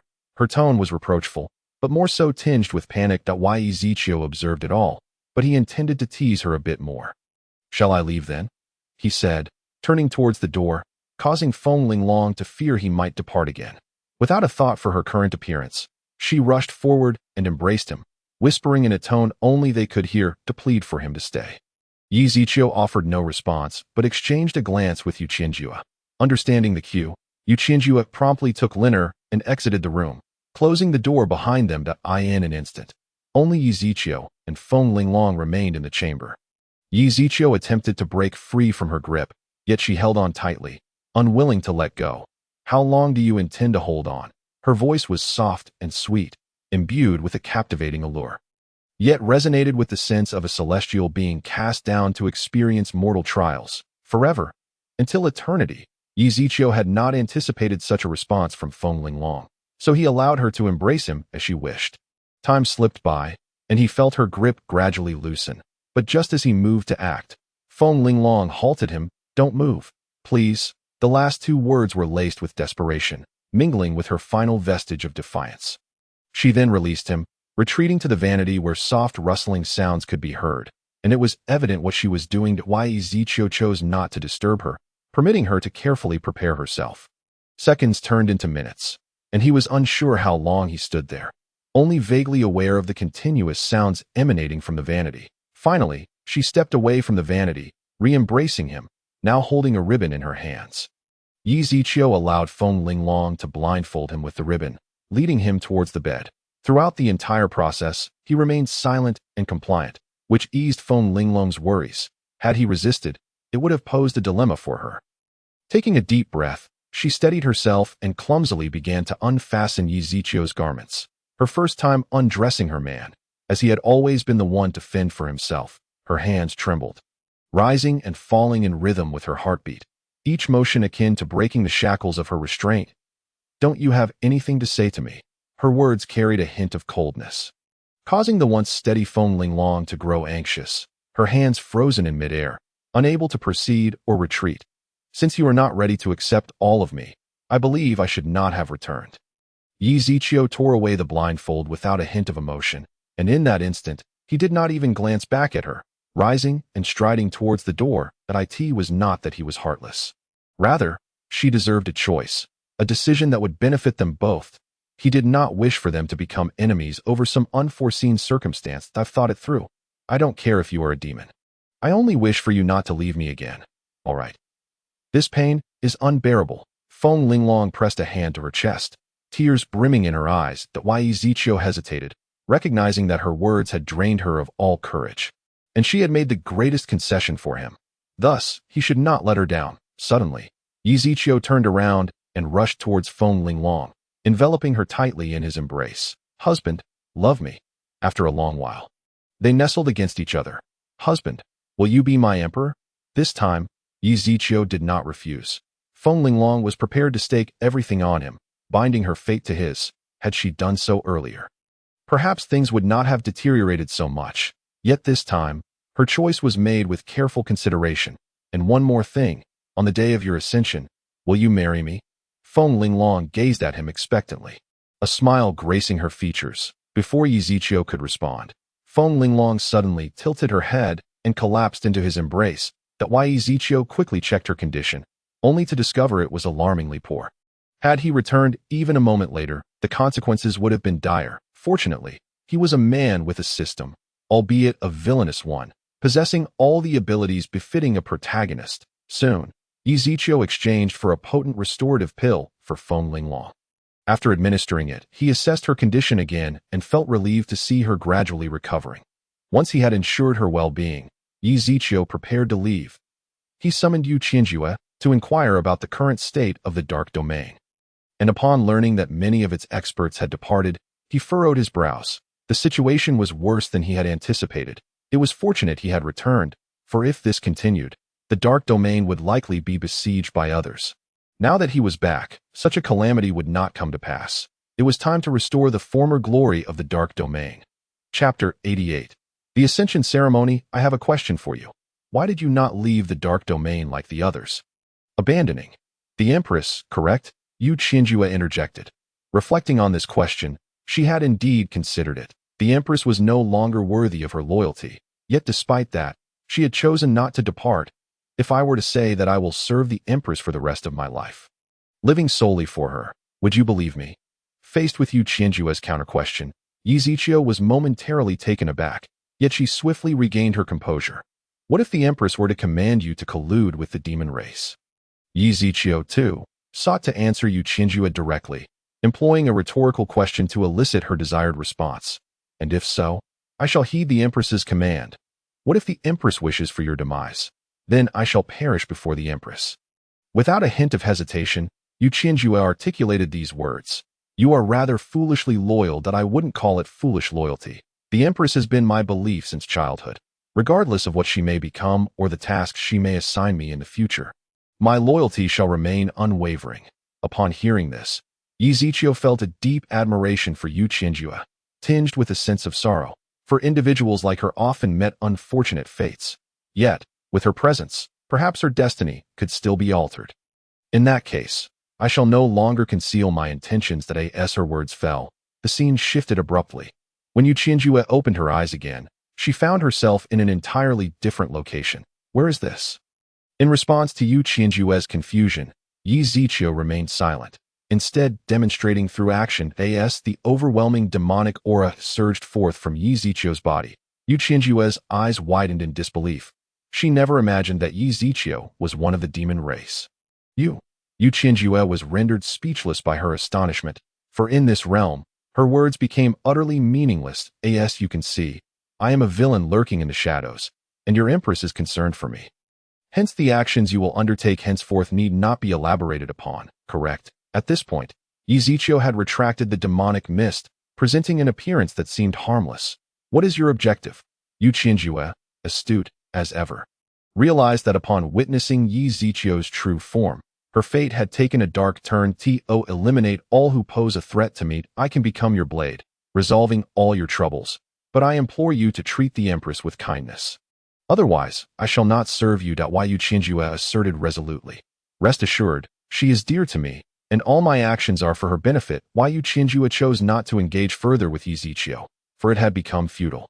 Subsequently, the two returned to their original world, where Yi Ziqiu assigned her two tasks. Point 1 was to assist in locating his mount, the nine-tailed fox, while the other was to visit the Leaf Shadow Green sect to summon Yu Rumeng back. The following morning, Feng Linglong took Yi Ziqiu to the coronation ceremony. Though much time had passed, she had never forgotten about the ascension to the throne, nor had she allowed anyone to withdraw from it. Clad in the dragon robe meticulously prepared by Feng Linglong, both stood atop the Golden Luan Hall, surveying the civil and military officials below. From this day forth, the new monarch of the Dark Domain shall be my husband. With Feng Linglong's proclamation, all proceedings commenced as per protocol. Just as Yi Ziqiu was about to ascend the throne, the entire Golden Luan Hall became besieged by invaders. The Empress proved to be resolute, indeed willing to relinquish the throne for a mere man. The assailants were none other than those who had previously betrayed the Dark Domain. They had not originally intended to attack so soon. But upon hearing that the Empress planned to bestow the throne upon her man, their ire was kindled. Had it not been for this man, would they have turned against the Empress of the Dark Domain? Would they have forsaken their status within the Dark Domain to choose betrayal? It was precisely because of this man that the Dark Domain had been thrown into turmoil, leading to the sacrifice of many innocents. Now, as this man was about to ascend, they would not allow it to proceed unimpeded. Li Qing, do you truly wish to proceed in this manner? And you? Facing Feng Linglong's inquiry, they dismissed her with disdain. Had they feared her before, now the Dark Domain was merely a shadow of its former strength. Pray tell, how can a mere woman withstand an army of thousands? It seems you harbor quite the grudge against Yi. Yi Ziqiu maintained an air of calm, as though the encirclement did not concern him. Humph, boy, do not be so arrogant. Do not think that the Empress's protection will keep you safe. That I, Li, shall soon come to claim your head. Although Li Qing could not discern Yi Ziqiu's true capabilities, he refused to believe that Yi Ziqiu possessed power equal to his own. You wish to claim my head? I stand right here. Come and take it. In response to Yi Ziqiu's taunt, Li Qing did not advance. Given that Yi Ziqiu stood beside Feng Linglong, rushing in would be sheer folly. Do not be so arrogant. Soon, I shall take your head. Yet, as soon as the words left his lips, Yi Ziqiu's seemingly innocuous voice rang out. However, I now desire your head. No sooner had the words escaped than a blade of ice sliced through the sky, its chilling essence radiating outward. Before Li Qing could react, it had already pierced his heart. In an instant, Li Qing's body began to freeze, and with the sound of shattering ice, he was reduced to fragments of a hero. This astonished the onlookers, for they had witnessed none of Yi Ziqiu's movements, yet he had silently eliminated Li Qing. Were he an ordinary man, it might have been inconsequential, but Li Qing was a celestial sovereign. Does anyone else wish to claim my head? Unbeknownst to them, a blade of ice floated beside Yi Ziqiu, its frigid aura instilling fear in the hearts of all present. That esteemed emperor does not hold grudges against the petty. We were simply misled by Li Qing. Before he could finish, many around him began to reprimand him for his cowardice. What of it? It was merely one Li Qing. Does he think we fear a single blade of ice?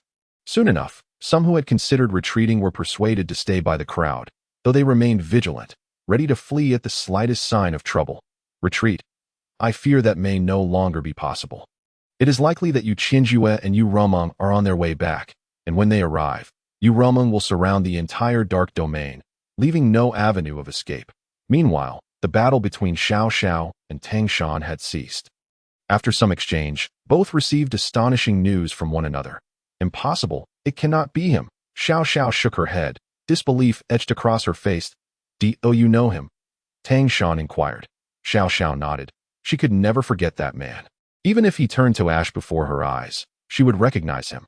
Yet, it seemed utterly impossible. Is he not dead? Are you certain that the person you encountered resembled him? I am certain that I had intended to seize the former site of the Hahuan sect to establish my own power. And that was when I encountered him. I initially believed he was there to claim territory, only for him to declare himself the master of the place. Tang Shan recounted. You know his name? At this moment, Xiao Xiao was increasingly convinced that the person was Yi Ziqiu, yet she struggled to believe it could be him. I do not know his name, but I recall he referred to himself as Yi. The mention of Yi shattered the last remnants of disbelief within Xiao Xiao. Her complexion drained of color, and waves of pain coursed through her chest. That it is him. It truly is him. Why has he done this? Why? What troubles you? Tang Shan noticed Xiao Zhao's distress and attempted to support her, but she rejected his assistance. That I am fine, but I can assure you, my father is not such a person once I uncover the truth. I hope you will apologize to him. Tang Shan nodded. If what Xiao Zhao claimed was true, then he had indeed wronged an innocent, albeit the other had not directly caused the end of a life. He had at least harbored murderous intent. Upon returning to the former site of the Hahuan sect, Tang Shan found no trace of Yi Ziqiu. Inquiries revealed that he had returned to the dark domain. It seemed that Little Wu would be temporarily unreachable. The thought of Little Wu suffering such indignities ignited a desire for vengeance against Yi Ziqiu within Tang Shan. Alas, his own power was far too weak. He needed to enhance his strength and develop his own influence, or rescuing Little Wu would be a formidable challenge. After failing to locate the nine-tailed fox, Xiao Zhao abandoned her search, suspecting that it had gone in search of Yi Ziqiu. Little did she know that everything had been orchestrated by him. She could not comprehend why Yi Ziqiu had slain her father, as there appeared to be no justification for such an act. What could possibly be the reason? It seems you all remain blind to the shifting tides. As the ice blade was retracted, a colossal basketball materialized before all. Seal, Yi Ziqiu uttered softly, and the mysterious sphere rapidly expanded, enveloping the entirety of the dark domain. Immediately, a phantom figure manifested, uttering, "What are you doing?" Oh dear! All were rendered immobile, fear surging from the depths of their souls, as their very lives hung in the balance of this man's whims. At this moment, even regret was futile. Fenger, shall we proceed? Yi Ziqiu set aside his earlier ferocity, his gaze now filled with affection, brimming with love. This scene was utterly unfathomable to the onlookers. Was this truly the same god of death from before? How could he have transformed so completely in an instant? However, this also brought a sense of relief to those who had been oppressed. After all, for them, every additional moment of life was a gain. Feng Linglong naturally nodded in agreement, though she found herself perplexed. Why did her husband not eliminate them? Kill. For them, death was too lenient. Were they not the ones who sought to prevent me from seizing control of the dark domain? I intend for them to witness my dominion over it. Furthermore, I wish for them to regret their departure from the dark domain, under the delusion that leaving would grant them mastery over the world, when in truth, they are but mere dust in the desert. The dark domain remains unchanged, merely rid of a few useless elements. Yi Ziqiu spoke these words deliberately so that all present could hear clearly. He aimed to deliver a resounding slap to their faces, making it known that a master is ultimately a master, and betrayal leads to dire consequences. Under the suppression of the mysterious basketball, Yi Ziqiu smoothly ascended to the throne, becoming the new sovereign of the dark domain, while the traitors and invaders were condemned to eternal imprisonment. With a wave of his hand, he confined them all within the world seed, which was currently devoid of life. They would wither away within it, transforming into nutrients for the seed. That as long as he remained, they would derive no benefit from the world seed, their lifespans diminishing alongside the depletion of their internal spiritual energy, rendering them as ordinary as any common person from this moment forth. From this day forward, the tale of the collective failure of the celestial beings to conquer the dark domain spread throughout the continent, and no one dared to underestimate the new emperor of the dark domain. Only two harbored deep-seated hatred. Xiao Zhao, Yi Ziqiu, is this your true intention? Xiao Zhao, you have a heart of stone. Tang Shan, Xiao Wu, I shall not keep you waiting long. Tang Shan, Yi Ziqiu, our next encounter will be the day your head rolls. As the rebels and invaders were subdued, the dark domain gradually returned to its former tranquility. Yi Ziqiu reclined comfortably in a lounge chair, leaving the affairs of state to Feng Linglong, for he had no time to concern himself with such trivial matters, especially as the child of destiny would not allow him to rest easy. Speaking of which, he had yet to open the heavenly Dao treasure chest obtained from slaying Xiao Yin last time. It was the perfect opportunity to see if he might procure something remarkable. The first two rewards were the familiar Fortune Plunder card and the Heavenly Fire upgrade card, so Yi Ziqiu's gaze fell upon the final reward. Reflection. Summon the dark side of an enemy to counter them. Possessing all abilities of the enemy's true form, and is invincible and indestructible, though its existence lasts only 5 seconds. Upon reading the description of this ability, Yi Ziqiu could hardly contain his delight. This reflection was nothing short of a divine technique. Though it lasted merely 5 seconds, it was ample time for him to accomplish many things. Not only could he annoy the child of destiny, but he could also use their reflection to tarnish their reputation. How could the child of destiny contend against him? They would surely never anticipate that one day they would be repulsed by their own other side. This was no mere manifestation of inner demons, for inner demons could be resolved, whereas reflection could not. He would possess the abilities of the protagonist comprehensively and be invincible, should he also launch a surprise attack. How would the child of destiny respond? Let us not forget that he also had a slime doppelganger, capable of replicating the abilities of others, albeit lacking its own consciousness compared to the reflection. Yet it was permanently existent. Suddenly, the child of destiny would have to face 2 versions of themselves along with Ezekiel. How could they possibly contend? After using the Heavenly Fire upgrade card, the Heavenly Fire successfully reached level 5, its hue shifting from green to azure. Subsequently, he opened the system shop. Following the slaying of Xiao Yin, his villain points had accumulated sufficiently to purchase the 9-tailed demon fox. And without hesitation, Yi Ziqiu made the selection. Chapter 90. Another great villain in a dimly lit valley. The leading woman bore an array of incantations etched upon her face, and perched resolutely upon her right shoulder was a small scorpion. Cold and detached, what was the state of the outside world now? The woman at the forefront, named Lung Yu, was the grand priestess of the 5 Poisons sect, practicing an exceedingly sinister and malevolent technique. She was reviled by society, being hunted down as a being akin to the dark origins of the demon race. Return, Grand Priestess, the Empress of the Dark Domain appears to be lovesick over a man. And now the Dark Domain's experts have all vanished. Coldly, she replied, it is because the practitioners of the 5 Poisons sect cultivate the most sinister of arts, and thus the malevolent energy within them cannot be concealed for long.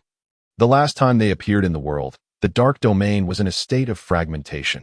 Upon hearing this, Lung Yu could not help but burst into laughter. Heaven is aiding me, truly, heaven is aiding me. Feng Linglong, who could have imagined you would find yourself in such a predicament? When you took my man's life, did you ever consider my anguish? I have vowed to repay today's grievances 100-fold. I, too, shall make you taste the agony of heartbreak.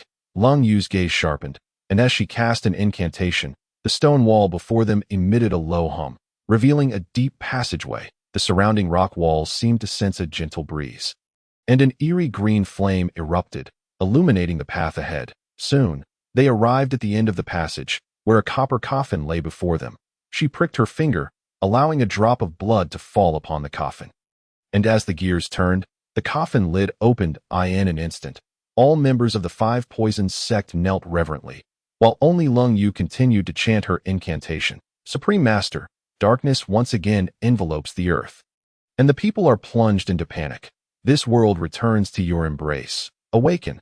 With that, Lung Yu knelt upon the ground, and a sigh emanated from within the copper coffin, followed by 2 hands extending outwards. Grasping the sides of the coffin, devout followers, your master has returned.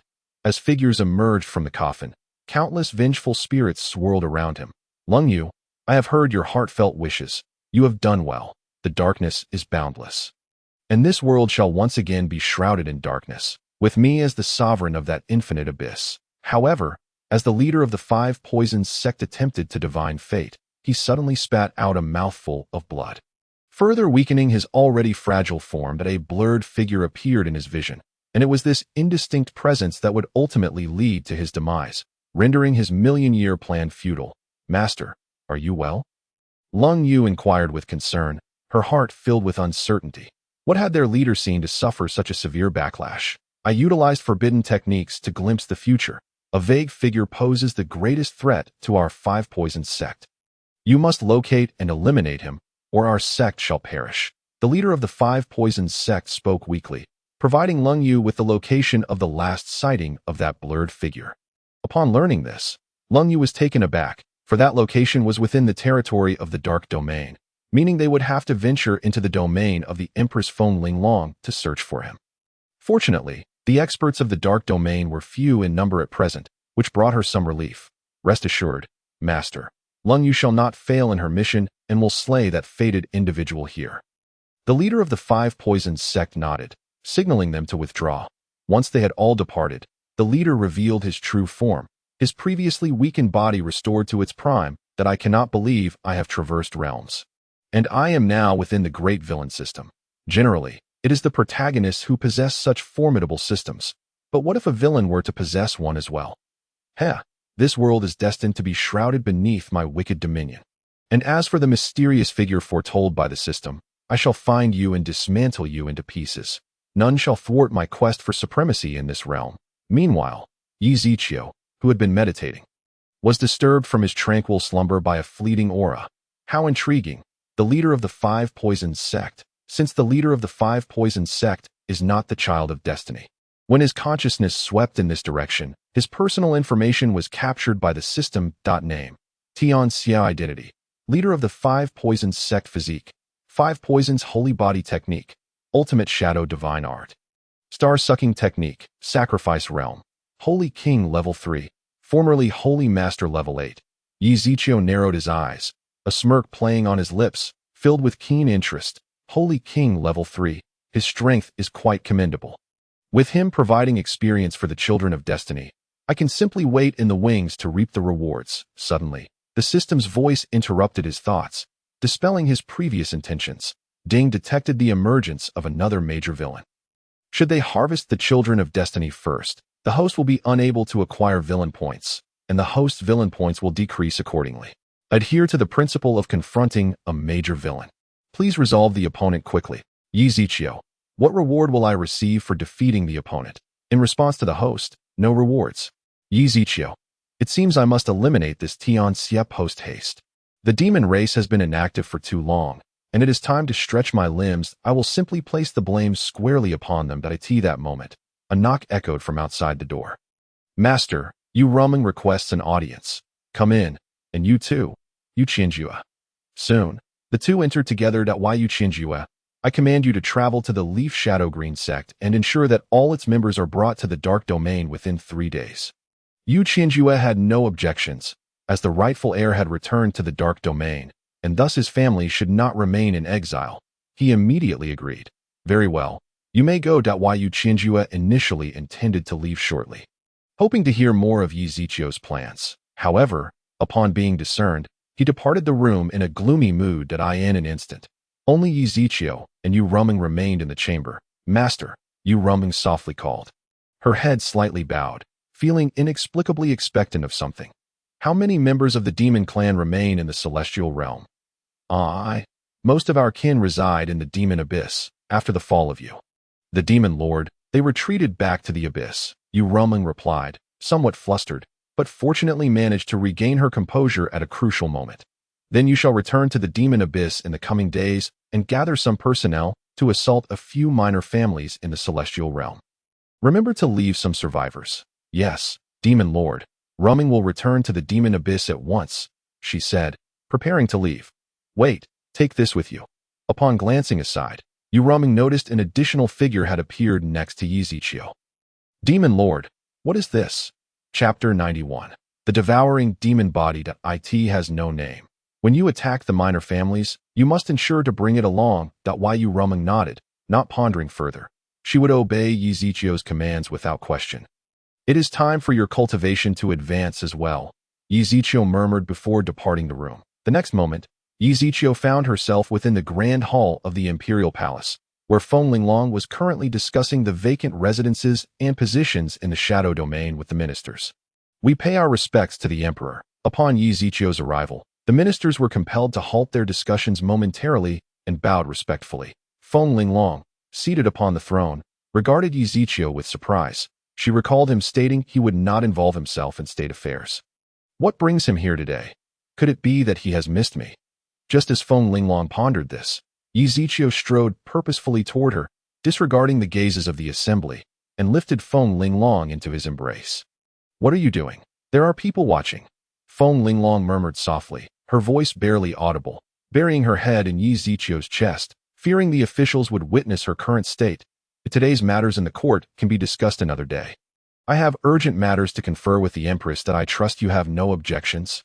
Yizichio's icy gaze swept across the hall, and the ministers nodded in unanimous agreement, despite the day's pressing issues. They dared not voice any dissent. even with the enemy lurking outside the hall. Noticing the minister's perceptiveness, Yi Zichio's demeanor softened slightly, yet still exuded an air of coldness. Thus, Feng Linglong was carried away by Yi Zichio, leaving the court to adjourn in the absence of its leader. Husband, you. Before she could finish her sentence, Feng Linglong found herself tossed onto the grand bed, delight illuminating her features. This was the first time since their separation that Yi Zichio had taken the initiative toward her, and she naturally refrained from interrupting his intentions. Without any need for Yi Zichio's assistance, Feng Linglong presented herself flawlessly. Soon, the chamber was filled with intoxicating sounds, as if iron steeds and clashing weapons surged forth, the battle's horn never ceasing. Meanwhile, Tang Shan, upon discovering Yi Zichio's profound identity, fully grasped his own insignificance. To rescue Xiao Wu, he must grow stronger. Alone and isolated, he found himself rejected by other sects upon announcing his intention to confront the Shadow Domain. In desperation, he established his own faction, believing that this would allow him to cultivate a few loyal followers, who could then confront the Shadow Domain once they grew stronger. However, those who initially considered joining him soon withdrew upon realizing that aligning with Tang's sect meant opposing the Shadow Domain. Fortunately, a few undaunted souls remained, though their qualifications were less than impressive, either incapable of cultivation or physically impaired. Tang Shan felt on the brink of despair, as the future loomed as a profound terror. Just then, a young boy appeared before him, his voice somewhat youthful. "Hello, may I ask if you are still recruiting?" His name was Luoyang, a child of impoverished origins, who had long been overlooked due to his lack of funds to join any sect. Upon seeing the Tang sect, he decided to try his luck. Tang Shan, observing, felt little joy. He had lost the inclination to recruit anyone, and as he prepared to refuse, he noticed something peculiar about the boy. Immediately, he activated his divine gaze to examine him, but found nothing conclusive. It wasn't that the boy lacked potential, but rather that he couldn't discern the nature of the boy's abilities, yet his presence felt remarkably formidable. "Do you truly wish to join our Tang sect?"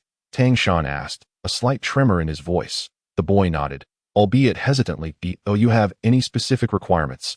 Tang Shan mistakenly believed the boy was dissatisfied with the Tang sect's conditions. No, I'm quite satisfied here. It's just, Luoyang struggled to articulate his concerns, having faced rejection from numerous sects solely due to his financial situation, but he genuinely didn't know what to do if he faced rejection again. "What is it? If you have difficulties, perhaps I can assist you." Yet Luoyang shook his head. Who would help him with money? Clearly, no one would. He had attempted to borrow funds from others in various sects, only to be met with ridicule. "I'm sorry, I suddenly don't wish to join the Tang sect." With that, Luoyang turned to leave. Tang Shan wished to retain him, but felt it inappropriate to force him to stay. It was a pity to lose such a promising talent. As Luoyang departed, Tang Shan could only call after him. "The doors of the Tang sect will always be open to you, should you wish to join. You are most welcome." This statement caused Luoyang to pause, tears involuntarily streaming down his cheeks. He longed to declare his desire to join Tang Shan, yet his pockets were painfully empty. He couldn't bear to delay the Tang sect's future or place such a gamble on himself. Fearing he might not meet their expectations, the devouring demon body.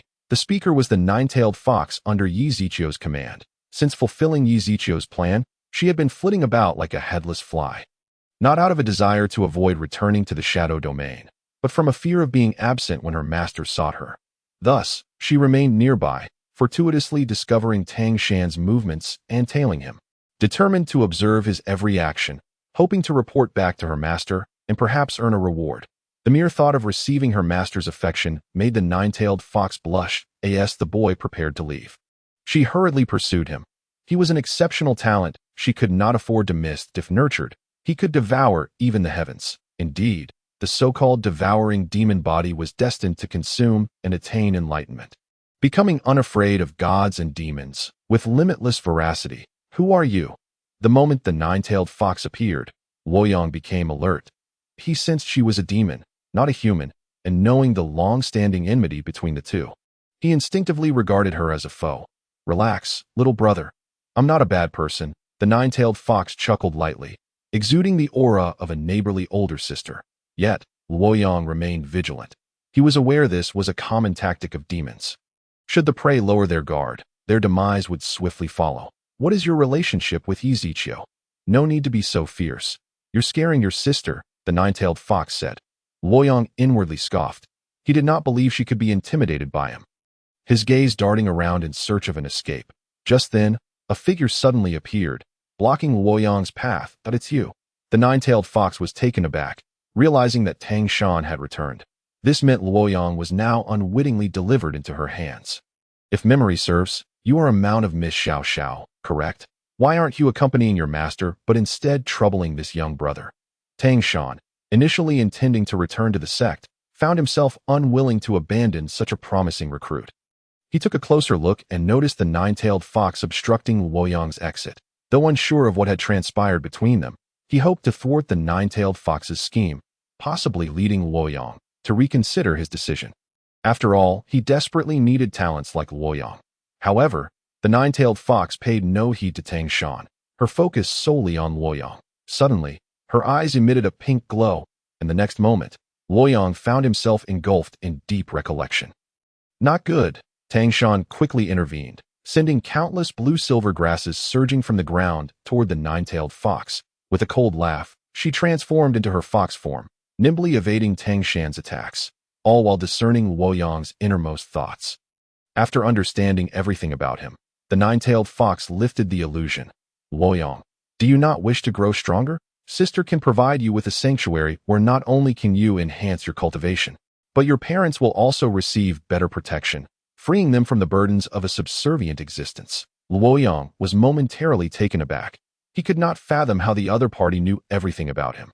Yet deep within, he indeed yearned for such a place. Sensing Luoyang's wavering interest, Tangshan hurriedly intervened, fearing that if the nine-tailed fox managed to lure him away, he would be left with nothing to seek revenge with.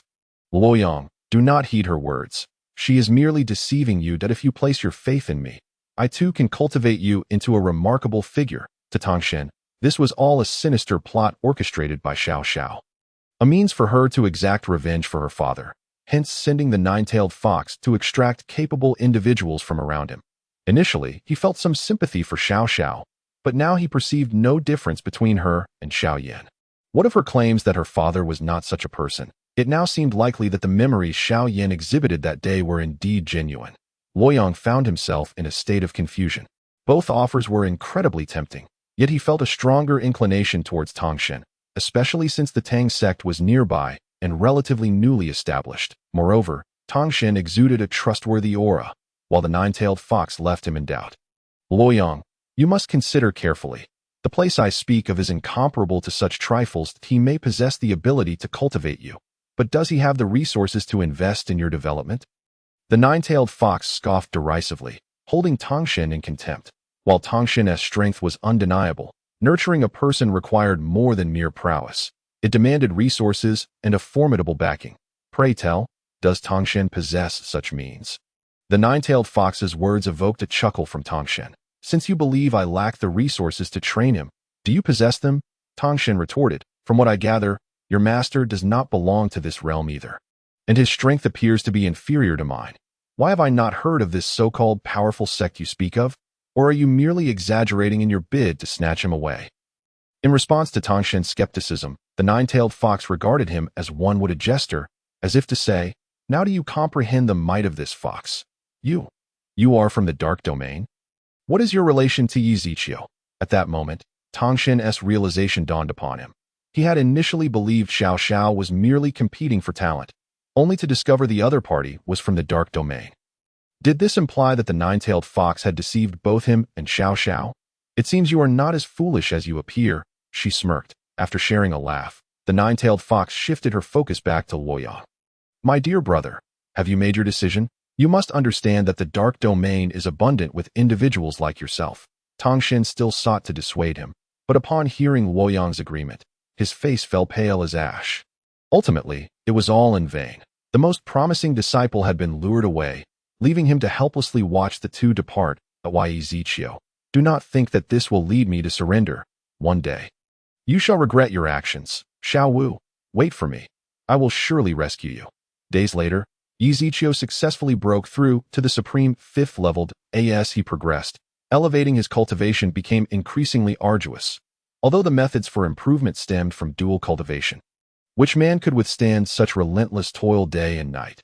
One must surely conserve some essence for oneself, lest he end up like the impotent young master from the Great Flower Theater, unable even to lift a finger without expending all his strength. Suddenly, a notification resonated in his mind. Ding! Congratulations, host, for successfully seizing the opportunity of the Son of Fortune. You have obtained 10,000 villain points. A windfall? It seemed he had not orchestrated any disturbances for the Son of Fortune recently, if he had to speculate. Ezekiel suspected it was none other than Tongshin, the unfortunate soul.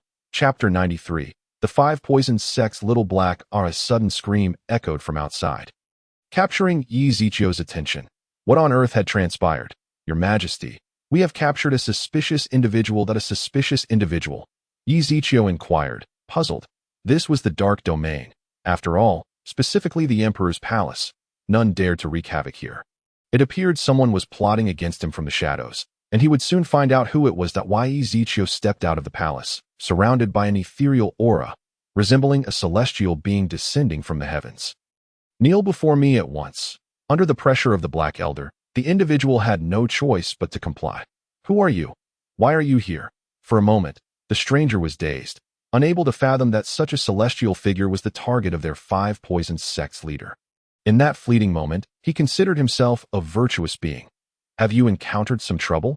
Ezekiel's refined demeanor evoked no malice in the other, even inciting a desire to worship him. For an instant, he felt that the Five Poisons Sect was utterly insignificant. Why not be a good person instead of a villain? The reasons behind his initial choice to join the Five Poisons Sect had long been forgotten. Can I still be a good person? Everyone was taken aback, puzzled by his words. Although they did not understand why Ezekiel treated an outsider with such kindness, they were equally baffled by the outsider's predicament. Of course you can, as long as there is light in your heart. No matter where you are the sun. I am the sun. The words echoed in the stranger's mind, illuminating the boundless darkness. Your Majesty, I no longer wish to be a villain. I want to stand with you. He crawled toward Ezekiel, kneeling in hope of receiving a chance. Rise. This world has no true light, but we can become that light ourselves. And you have already made the right choice. I am pleased that in that moment, Ezekiel became a radiant beacon in the stranger's eyes, dazzling and resplendent. I am called Little Black, a member of the Five Poisons Sect. The reason I am here today is that I was commanded by our leader to seek the prophesied son. The prophesied son? Little Black nodded and explained. The prophesied son is someone our leader has invested immense effort into predicting the future. He is the only one capable of stopping our leader. Have you found him? Little Black shook his head, indicating that their leader could not discern the true appearance of the individual through the future. But it was certain that the person resided within the Dark Domain. Upon hearing this, Ezekiel immediately realized that the person the Five Poisons Sect's leader referred to was none other than himself. After all, he bore the halo of destiny. How could a mere leader of the Five Poisons Sect hope to see through him? Oh, surely the Five Poisons Sect has dispatched more than just you. Little Black affirmed, revealing that their high priest had led others to infiltrate the Dark Domain, and it would not be long before all the guards would be replaced. This meant grave danger for the Dark Domain. However, this posed no threat to Ezekiel personally. Nevertheless, he would not stand idly by. These were his loyal subjects, and the populace was the foundation of the state. As the saying goes, water can carry a boat. It can also capsize it. Despite their apparent lack of utility, they were potentially the most fatal. Can you help me locate them? Without hesitation, Little Black nodded, and Ezekiel granted him the authority to act as a guardian of the Dark Domain to eliminate the intruders. Little Black was overwhelmed with gratitude. He had never received such treatment in the Five Poisons Sect, and his conviction in his decision grew stronger. Your Majesty, I have one question. Why do you trust him so much? Black Rock expressed his concerns. While the individual claimed to have turned over a new leaf, what if it was merely a ruse? If his suspicions were correct, it would mean the Dark Domain was hastening its demise. It is not that I trust him. Rather, he has made his choice. Follow me. Ezekiel summoned the nine-tailed demon fox and mounted it, while Black Rock closely trailed behind. Together, they ascended to the highest point of the Dark Domain's royal city. And at a glance, the entire Dark Domain lay beneath their feet. Soon, a procession appeared within their view. The leader of the group was none other than the recently appointed guardian of the Dark Domain. Xiaohe, who approached a seemingly ordinary gathering with a small team of his own. Xiaohe, who are these individuals behind you? Lin Dan inquired, puzzled. They are my newly recruited confidants that I have marked them with my exclusive curse seal. They can now only heed my commands, Xiaohe replied. Upon hearing this, Lin Dan let out a sigh of relief. Xiaohe, you have done well that I will commend you to the high priest later.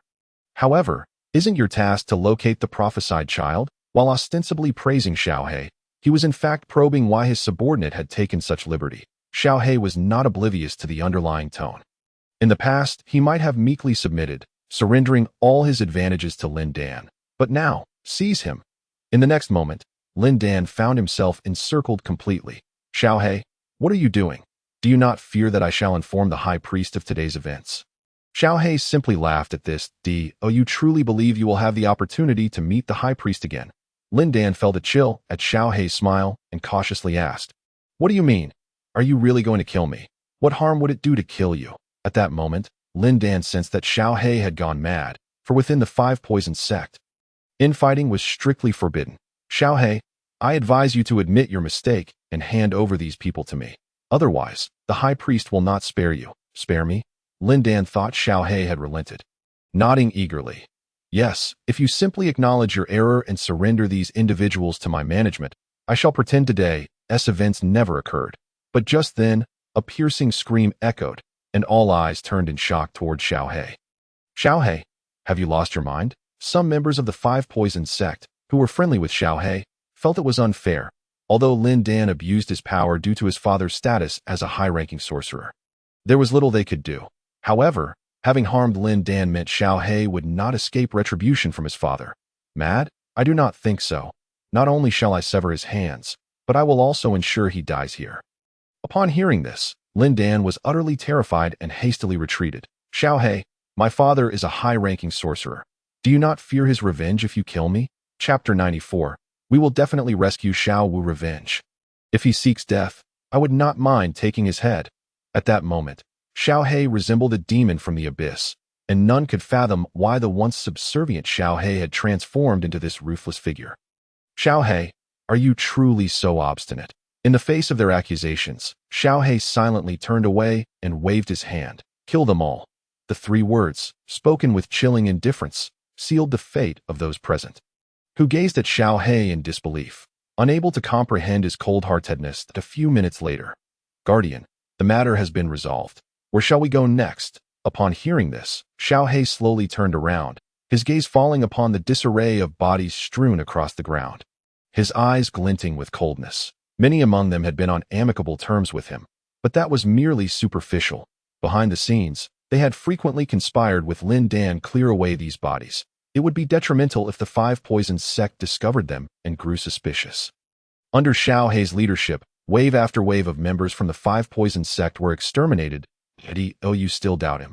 Yi Ziqiu remarked with a smile that it seems this old servant underestimated him. Little did he expect that Xiaohe would genuinely serve their interests, rendering the members of the Five Poison sect as helpless as frogs in a well. At the Tang sect, inside the grand hall of the Tang sect, a woman gazed dreamily at Tang Shan. Miss, may I inquire about the purpose of your visit to our Tang sect? Her voice was melodious and pleasant, and Tang Shan, already handsome, exuded an air of refined elegance that captivated the heart. Just a glance made one feel he was a man worthy of lifelong devotion. Ahem. Well, I have heard that the Tang sect is preparing to deal with the dark domain. Sun Zi's cheeks flushed, her heart racing as her eyes occasionally darted towards Tang Shan's striking features. Indeed, Tang Shan has such intentions. However, Miss Sun, your visit today cannot merely be to confirm this, can it? Tang Shan candidly acknowledged his ambitions. Although the Tang sect had yet to rise, it did not deter his resolve to confront the dark domain. Haha, the Tang sect leader is quite amusing that I did not come merely to confirm this. Rather, I seek to form an alliance with the leader of the Tang sect, an alliance. Tang Shan replied with a hint of skepticism, aware that his opponent was the dark domain. Did she not fear jeopardizing her own family? What? Do you not trust this, miss? Sun Zi's demeanor shifted, slightly displeased that her goodwill was met with doubt. That it's not that. It's simply that the adversary is the dark domain, and it would be prudent for Miss Sun not to jest about your family's safety. Upon hearing this, Sun Zi's frustration grew. Was this not a sign of disbelief? I am serious. Tang Shan remained unfazed. If the leader of Sun Zi's family had come to negotiate an alliance, he might have believed it.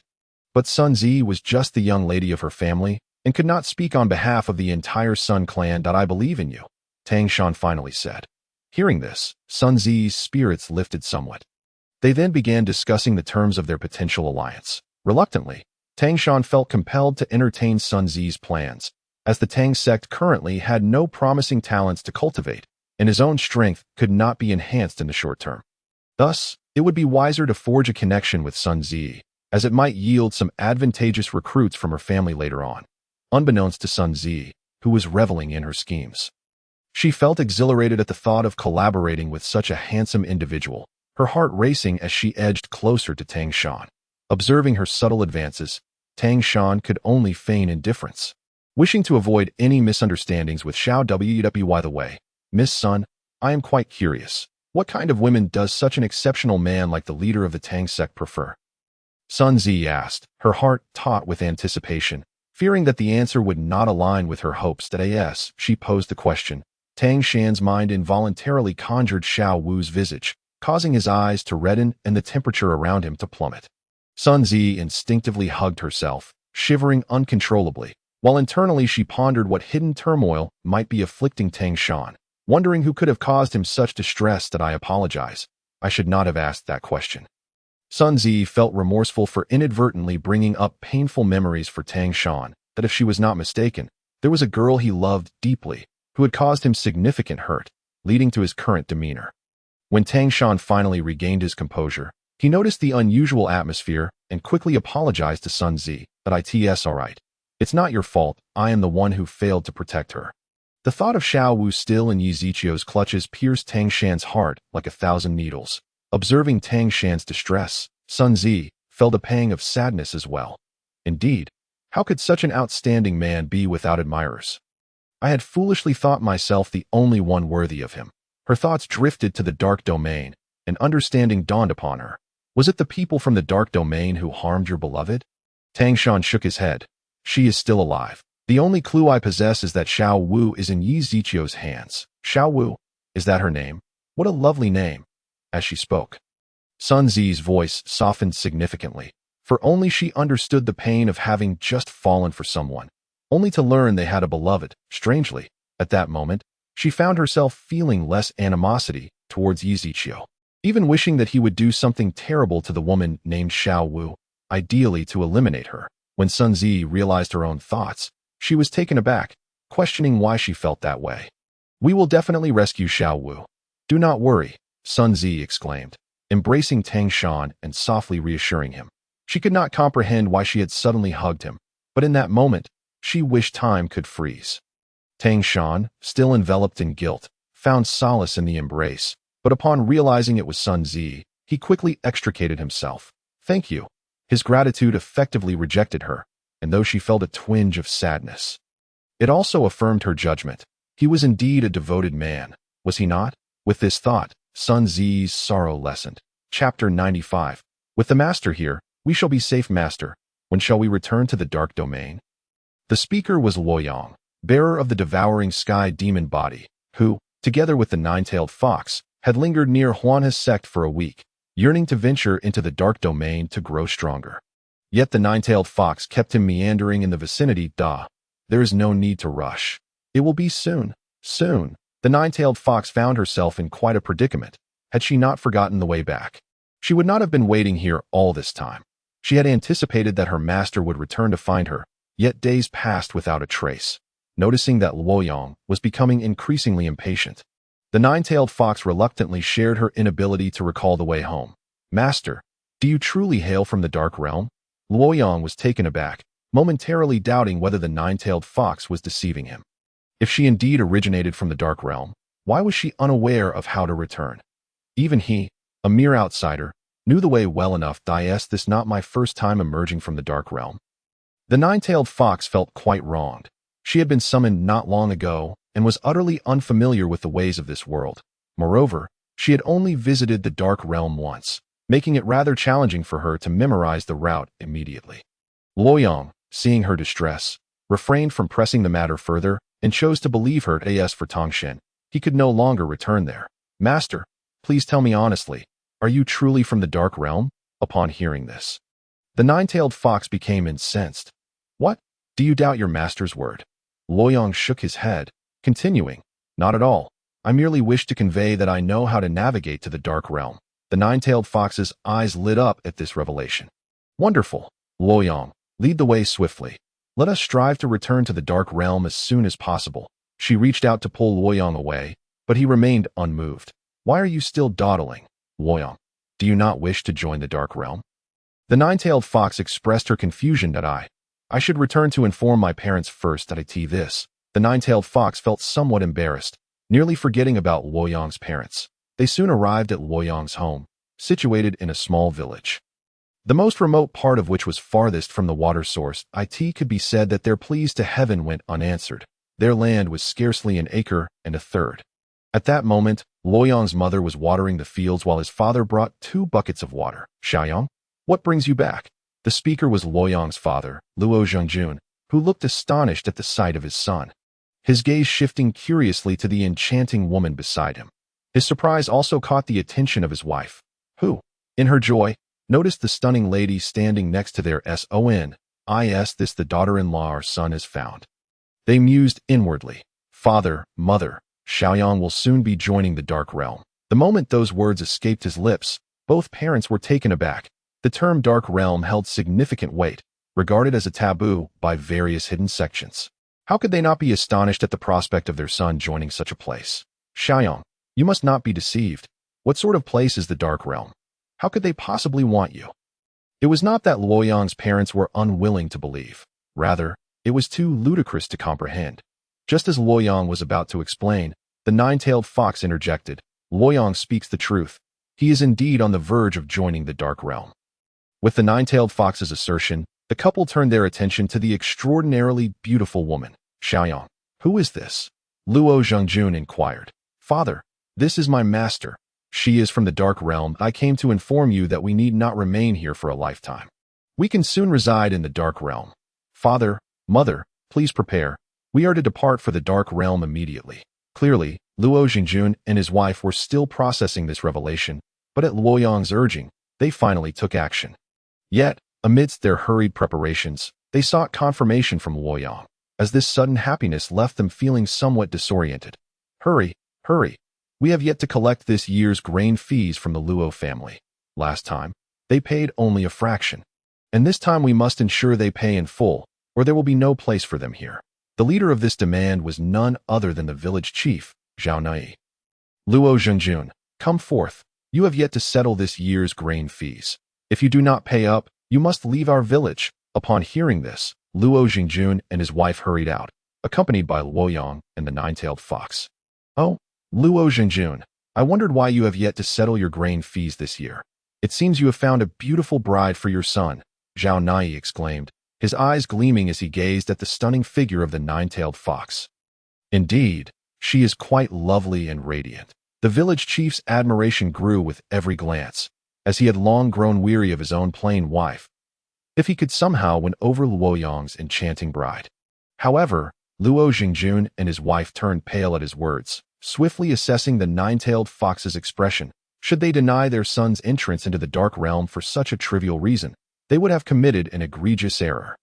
Just as they were about to explain, the nine-tailed fox preemptively spoke. Do you wish for my company? Upon hearing this, Zhao Nai's heart raced with excitement, drool nearly escaping his lips. If that is the case, it could be arranged.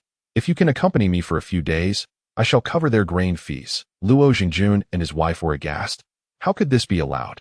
Just as they attempted to intervene, the nine-tailed fox swiftly approached Zhao Nai. This startled him, and in an instant his neck was lifted off the ground without any apparent force. The surrounding villagers were struck with terror, retreating hastily. Sometimes, it is best not to indulge in daydreams. As the words fell, village chief Zhao Nai was reduced to a pile of yellow earth, vanishing without a trace. A murder. The villagers, witnessing Zhao Nai's demise, fled in all directions. However, it was not long before they returned, armed with various weapons, surrounding the group. Luo Zhengjun, your family possesses an audacious spirit. daring to slay our village chief. This left Luo Xingjun and the others in a state of panic, desperate to explain, but held back by Luo Yang's firm grip. Fear not, father. With my master here, we shall be safe. The nine-tailed fox certainly did not disappoint, effortlessly dispersing the villagers with a mere wave of her hand, leaving no trace behind. Chapter 96. The High Priestess. Lingyue Xiaohe, you possess immense audacity to betray our five-poisoned sect. Have you forgotten how the High Priestess nurtured you? She gazed coldly and with profound disappointment at the encircling Xiaohe and his companions. Unable to comprehend why he had turned against the sect that rescued him from peril, only to face betrayal in return. High Priestess? Xiaohe scoffed. Indeed, I owe her a debt of gratitude. Had she not saved me, I would have long been a mere memory, my grave overgrown with grass. Yet, I simultaneously harbor resentment towards her, for she never acknowledged my worth. Even when I was wrongfully accused, she remained silent, allowing the parasites within the five-poisoned sect to torment and harm me. Had my resolve wavered, I would have long ceased to exist, forgotten amidst the sands of time. Xiaohe roared, releasing the grievances he had borne for decades. Lingyue, upon hearing his words, felt a deep shock. She had not realized how dire Xiaohe's circumstances had been. If that were the case, the blame could not solely rest on the five-poisoned sect. He could have resisted instead of passively enduring the injustices. To remain powerless only spoke to his own inadequacy. To betray the five-poisoned sect for such feeble reasons. It seems we misjudged you. Even a dog raised by the five-poisoned sect knows right from wrong. Previously, she had felt a modicum of sympathy for the sect, but after listening to Linyue's words, all remnants of that sentiment vanished, replaced by years of pent-up frustration. That's so. So you have always regarded me, Xiaohe, as nothing more than a dog. If I were to perish in the dark realm today, would you even remember my existence? Fortunately, fate had not dealt Xiaohe a final blow. He had encountered those who truly valued him, who bore him no ill will for being a member of the five-poisoned sect. They had offered him hope and direction in life. Today, it is I, Xiaohe, who shall eradicate you wretches of darkness. Kill. Lingyue, determined, unleashed the full breadth of the five-poisoned sect's teachings, enveloping herself in toxic mist that spread outward. Yet, Xiaohe merely chuckled coldly. The poisons of the five-poisoned sect were standardized, without the leader's command. None dared to alter their usage. Thus, Xiaohe was unperturbed by their toxic mist, and even the guards he had brought along had consumed the antidote. Impossible. How are they unharmed? Soon, Lingyue realized something. Her face contorted in disbelief as she regarded Xiaohe. Knowing that even in her unwillingness, she could only accept her fate. The strength of the five-poisoned sect lay in their mental fortitude and poison usage, but their inherent abilities were lacking. Thus, when faced with guards from the dark realm who were impervious to poison, they had no means of resistance. What is happening? Even Lingyue has perished. The High Priestess, Lingyue, furrowed her brow. Logically, her plan should have been flawless. The Dark Realm's people could not possibly discover them, and even if they did, with the five-poisoned sect's toxic mist, they should have been able to retreat unscathed. Yet, the number of fallen sect members far exceeded her expectations. However, she soon discerned the reason, for Xiaohe had already brought individuals to obstruct their path. Xiaohe, why would you do this? Confronted with Xiaohe's betrayal, Lingyue was engulfed in disbelief. After all, when she had rescued Xiaohe, the latter had always exuded an air of submissiveness, an image of one who would not provoke trouble. She had contemplated numerous reasons, yet never fathomed that Xiaohe would betray her. Why? Allow me to elucidate. It is because of your inaction, your acquiescence to the oppression among the disciples, where as long as one does not end the other's life, they indulge in torment. And I am the one who has been tormented. Before your authority, I am forever the target of bullying, dutifully surrendering my hard-won achievements to them, without complaint. That I once believed that joining the five-poisoned sect was a form of redemption, only to discover later that it was merely another abyss. The reason I stand before you in this manner today is that I have had enough. Lingyue remained silent, utterly unaware of the circumstances that had befallen Xiaohe. Despite her decree forbidding harm among the disciples, a more profound darkness lurked beneath the surface. Xiaohe, you could have reported this to me. Your own silence has led to your downfall. This is not a justification for your betrayal of the five-poisoned sect. In the face of Lingyue's rebuke, Xiaohe erupted into laughter. Do you truly believe I could see you? Do you think you know everything? Or do you genuinely think you can discern right from wrong? Xiao Hei's words struck deeply, articulating her inadequacies as the high priestess, a truth she found intolerable.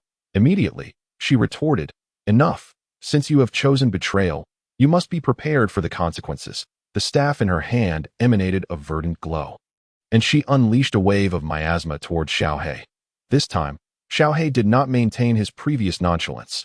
He hurriedly instructed the guards around him to disperse. Despite Xiao Hei's warning, one or two guards were still ensnared, their bodies succumbing to decay, emitting heart-wrenching wails of agony. Those who remained unscathed trembled uncontrollably, their weapons slipping from their grasp. Xiao Hei was not surprised by this scene. He too feared being struck by the high priestess's miasma, for she was the only one capable of developing new poisons without the master's consent. No one could predict what poison she might unleash next, just as Xiao Hei was at a loss for what to do. A figure suddenly appeared before him. "Emperor," Xiao Hei exclaimed, his face a mask of respect. With Yi Ziqiu's arrival, all eyes turned to him, particularly Leng Yu's. She scrutinized the man before her.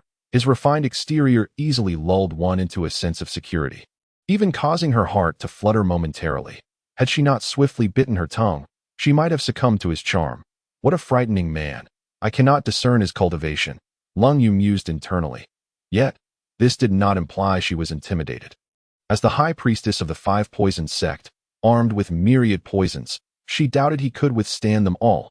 Such was the confidence expected of a poison practitioner. However, she soon realized that after casting a glance at her, he had not looked her way again. His dismissive attitude irked Leng Yu. Yet she knew this man would soon pay dearly for his insolence. "Xiao Hei, you have performed admirably. I shall take over from here. For you are no match for her." Xiao Hei nodded, cautioning him to be wary of Leng Yu's poisons before stepping aside. Chapter 97.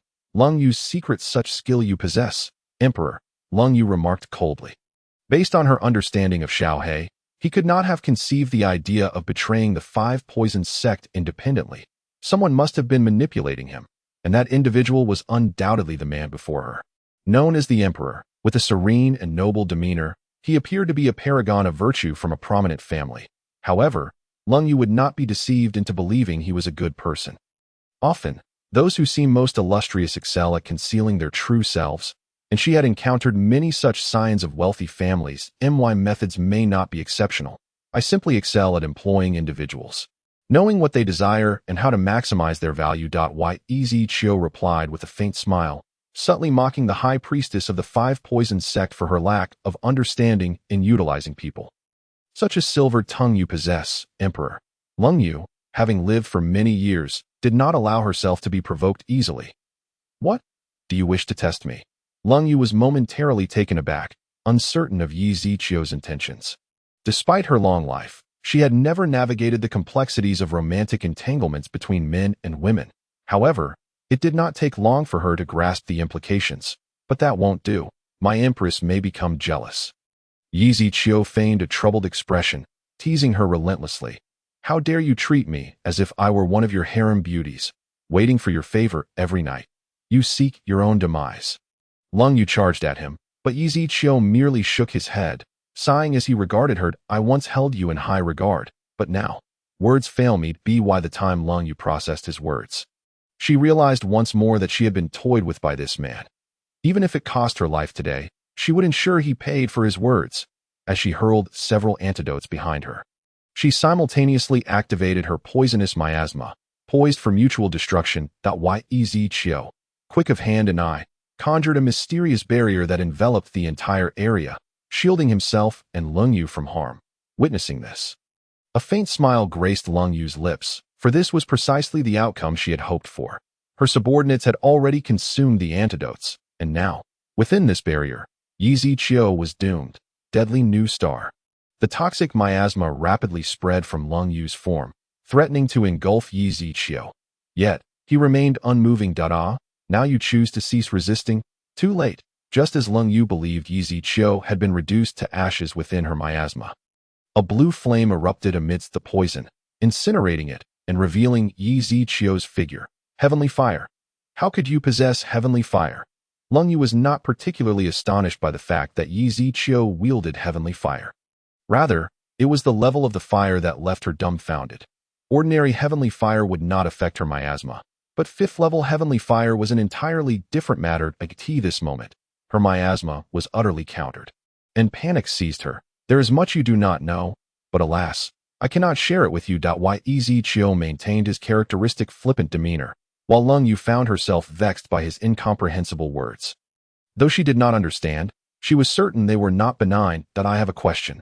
Why do you disciples of the Five Poisons sect not remain safely within your own territory, but instead venture into the dark domain to court death? Or do you believe the time has come for the Five Poisons sect to challenge the dark domain? Each of his words served to ridicule the Five Poisons sect's hubris. Even as Lung Yu wished to defend her sect, the current situation left her without the audacity to fabricate lies. I think the issue lies not with you, but rather with the master of the Five Poisons sect, who is too foolish and overly arrogant. If you had not encountered me today, you would likely be cold corpses by now. Yez Chio's words pierced deeply, leaving Lung Yu with no means to refute him. She could only choose to silence him, but would he listen? Such a person is not worth your protection. Is it not risking your life? Look at your youthful splendor, so vibrant and lovely. How many men would covet you as a wife? Is it not a pity to die like this? As he spoke, he feigned regret, clicking his tongue as if genuinely concerned. You need not feign such concern. Men are the most repugnant creatures in this world. No one is worthy of me, except for that man. She spoke. A blush crept across Lung Yu's cheeks. I wonder, is your master male or female? If female, that would be acceptable, but if male, I wonder how he would feel upon hearing you describe him as repugnant? Yez Chio inquired earnestly, his brow furrowed, as if this question posed a dilemma for him. I was referring to all men but him. Lung Yu shot Yez Chio an exasperated glare. Yet, Yez Chio quickly picked up on the underlying message. So, does that mean you have feelings for your master? Yez Chio regarded Lung Yu with keen interest, as if eager to uncover her every secret. Sharp-tongued, Lung Yu huffed, falling silent, yet inadvertently affirming his assertion that if that is the case, then you are mistaken. There are countless good men in this world. You cannot dismiss all men based on the actions of a few. Is there not one man in your life whom you deem worthy? Seeing Yez Chio challenge her views, she could not let it stand at that moment. She remarked, not everyone in this world is the leader of my Five Poisons sect. Is it? Do you expect them all to share your sentiments? Yez raised an eyebrow in inquiry. Indeed, only by thinking so can they comprehend that among us, the leader of the Five Poisons sect is the most perfect man in existence. It seemed that the obsession and adoration for Lung Yu had become deeply entrenched. If that is the case, do you believe you can win his heart? What do you mean by that? Lung Yu asked coldly. A sense of foreboding stirring within her. If everyone were like you, pray tell, whom would your leader favor? This question pierced Lung Yu's heart like a sharp thorn. Indeed, if everyone were like me, would the leader still choose me? However, she quickly found solace in the thought. But what of it? My beauty is enough to conquer all. Chapter 98. The wager with Lung Yu. What are you laughing at? Lung Yu looked at Yez in confusion. Convinced that her beauty was unmatched. I laugh at your ignorance.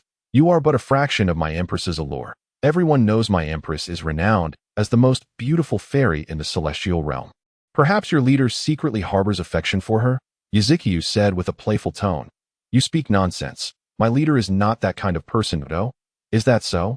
Today, I shall spare your life and allow you to return and verify. If you win, I shall grant you the entirety of the dark domain. However, if you lose, from this day forth, you will be my subordinate, and you shall do as I command. What say you?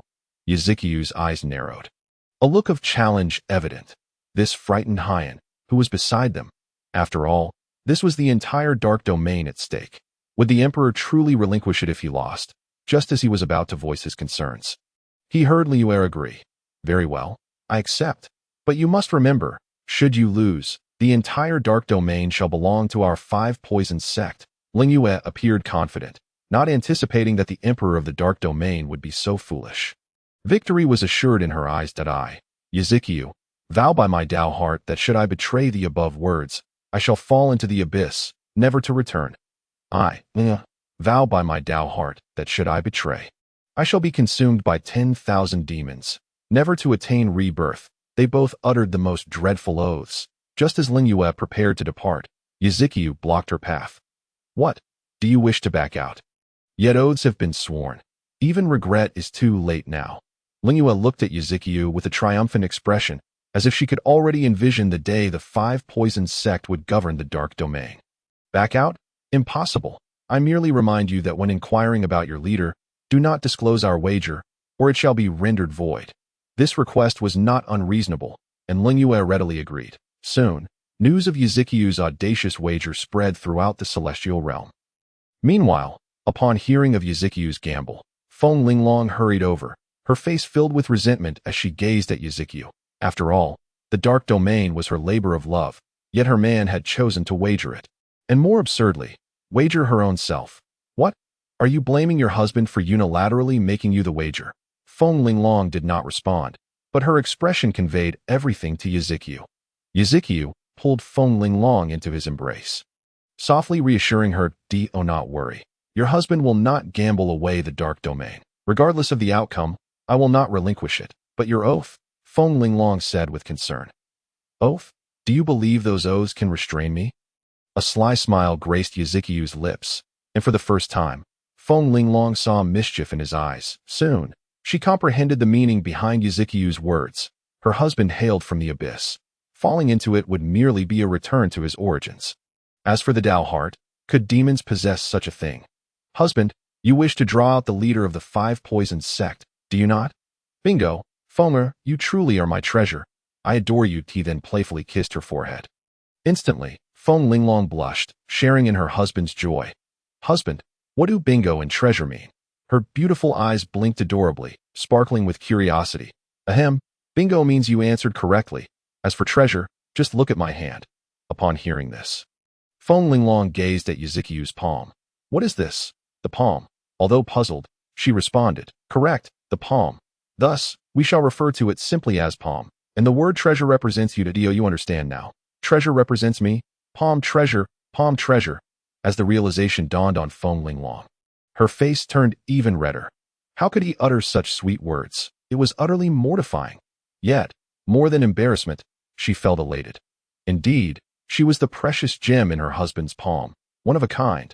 In the grand hall of the five poisoned sect, Tianxia rested upon his throne. Moments ago, he received news from his dark guards that the five poisoned sect led by the high priest had been entirely exposed. Igniting his fury, the cause lay with an inconspicuous sect member. Thus, his carefully laid plans had crumbled, failing to uncover the so-called threat while losing all the sect's elite. Just as he believed the five poisoned sect was doomed, a piece of good news arrived, informing him that the Emperor of the Dark Domain had not killed his high priest and intended to return him. This made Tianxia suspicious of a trap, especially when he learned that the Emperor dared to wager the entire Dark Domain. Moreover, the Emperor's casual dismissal of Lingyue as she departed made him burst into laughter. Someone hurried into present gifts. How could he not be pleased? Regarding Feng Linglong, Tianxia also learned of her appearance from the original owner of this body. She was a beauty of unparalleled grace, akin to a celestial being gracing the mortal realm. Her every smile and frown captivated hearts, but what lingered most in memory were her delicate feet, so enchanting even through the sheerest fabric. Regrettably, he had no opportunity to behold her beauty. The thought of that emperor holding her feet nightly only fueled desire. Sooner or later, this first fairy of the celestial realm would belong to him. Tianxia as a villain. Allowing such beauty to roam free would be an utter failure. However, he would not let this opportunity slip by, as the Emperor of the Dark Domain likely had not anticipated that he would learn of their wager just before Lingyue returned to the five poisoned sect. The Dark Domain would soon be his. Moments later, the doors of the hall swung open, revealing Lingyue's return from the Dark Domain. "You have returned," Lingyue nodded, then knelt before him. "Please punish me, for I have failed to fulfill the leader's command." Closing her eyes, she braced herself for the leader's wrath, yet after a long pause, no fury was directed at her. Still, she dared not rise, remaining on her knees until Tianxia commanded her to stand. "I need not say more. If success were so easily attained, it would indeed be too coincidental. If there is nothing else, you may retire to rest." Hearing the leader's lack of reproach and immediate concern for her well-being filled her with warmth, deepening her admiration for him. However, she could not depart just yet. She had not forgotten about her wager with Yuzikyu. Chapter 99. The promise of your what? do you have further matters to report? Knowing full well of the wager between Leng Yue and Yizikyu, Tianxia could hardly contain his anticipation. Given Leng Yue's nature, she would surely linger a while longer. Rather than wait, he decided to take the initiative. Envisioning the dark domain firmly within his grasp, the dark domain, the pinnacle of the celestial realm, abundant in spiritual energy, capturing it would equate to seizing half of the celestial realm's dominion. Leng Yue, however, noticed nothing amiss. She indeed had something to prove to the leader, affirming that he had always been her ideal leader while aiming to ruin Feng Linglong's reputation. The memory of Feng Linglong having taken her man and robbed her of everything fueled her desire for retribution. It was time for Feng Linglong to experience her anguish. Yet, all thanks to that foolish emperor, her opportunity had come sooner than expected. Leader, what do you think of the Empress of the Dark Domain? If you desire, Leng Yue would, before she could finish, Tianxia interrupted with a cold reprimand. Leng Yue, how could you repay my favor with such thoughts? Do you deem me so unworthy in your eyes? In my opinion, your position as high priest should be reassigned. Instantly, a wave of pressure descended, injuring Leng Yue severely. Just as she seemed poised to bleed out, she hastily revealed the wager with Yizikyu, thereby preserving her life. Leng Yue, do you speak the truth? O revered leader, every word spoken by Leng Yue is indeed the unvarnished truth, devoid of any semblance of falsehood, and both Leng Yue and the Emperor of the Dark Domain have sworn their oaths with unwavering conviction. Upon hearing this, Tianxia erupted into hearty laughter. Excellent, truly splendid. This is a divine boon for our Wudu sect.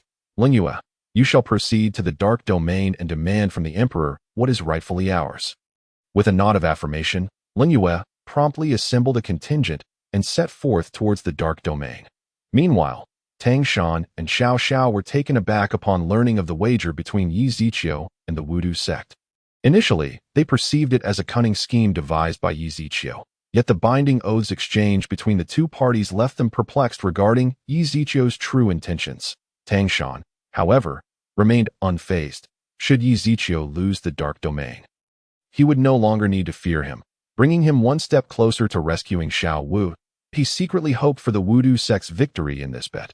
Xiao Xiao shared a similar sentiment, but could not help but ponder whether Yi Ziqiu would truly act so foolishly.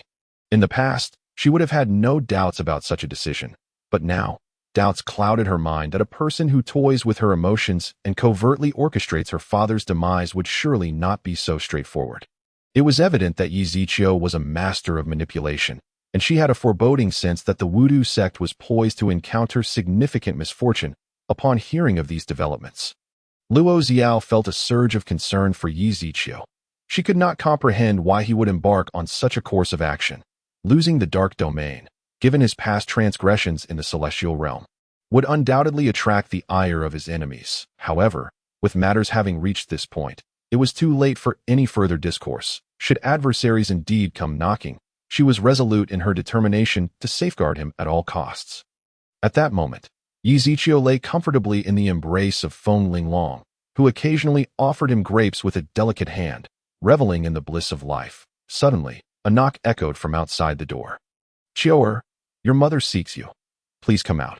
Upon recognizing his mother's voice, Yi Ziqiu quickly rose from the bed and approached the door, where he found Li Huasher hesitating nearby. "Mother, what troubles you?"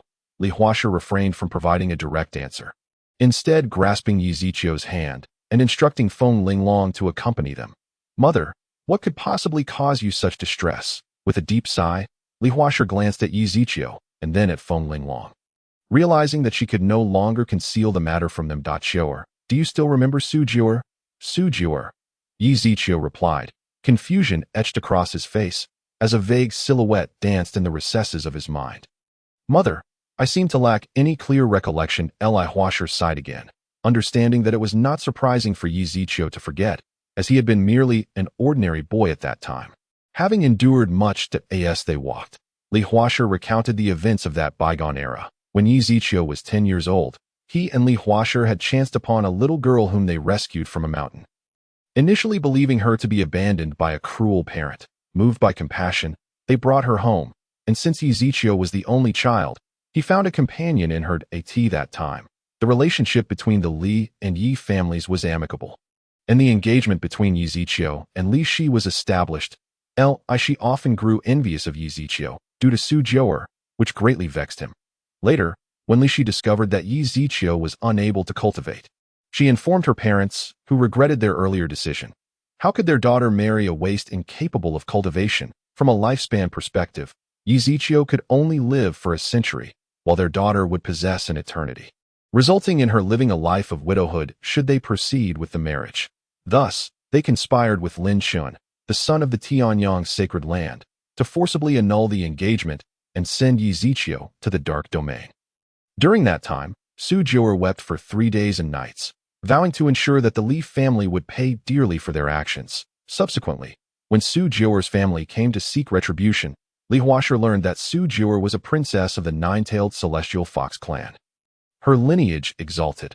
Upon discovering that the Yi family had saved their princess, they expressed their gratitude with generous rewards. However, before departing, Su Jiu'er declared her intent to become a daughter-in-law of the Yi family. Li Huasher had taken this as a jest, as how could a princess of the nine-tailed celestial fox clan deign to marry a waste incapable of cultivation? Even if Su Jiu'er agreed, her family would never consent. Yet, to Li Huasher's astonishment, Su Jiu'er indeed arrived at their doorstep, proclaiming her desire to fulfill the promise made long ago. After absorbing all of this, Yi Ziqiu and Feng Linglong fell into a contemplative silence. This meant they were to meet Su Jiu'er. Yi Ziqiu cast a glance at Feng Linglong, who masked her emotions adeptly, yet he detected the faintest trace of unease. After all, who could endure the sudden emergence of a rival?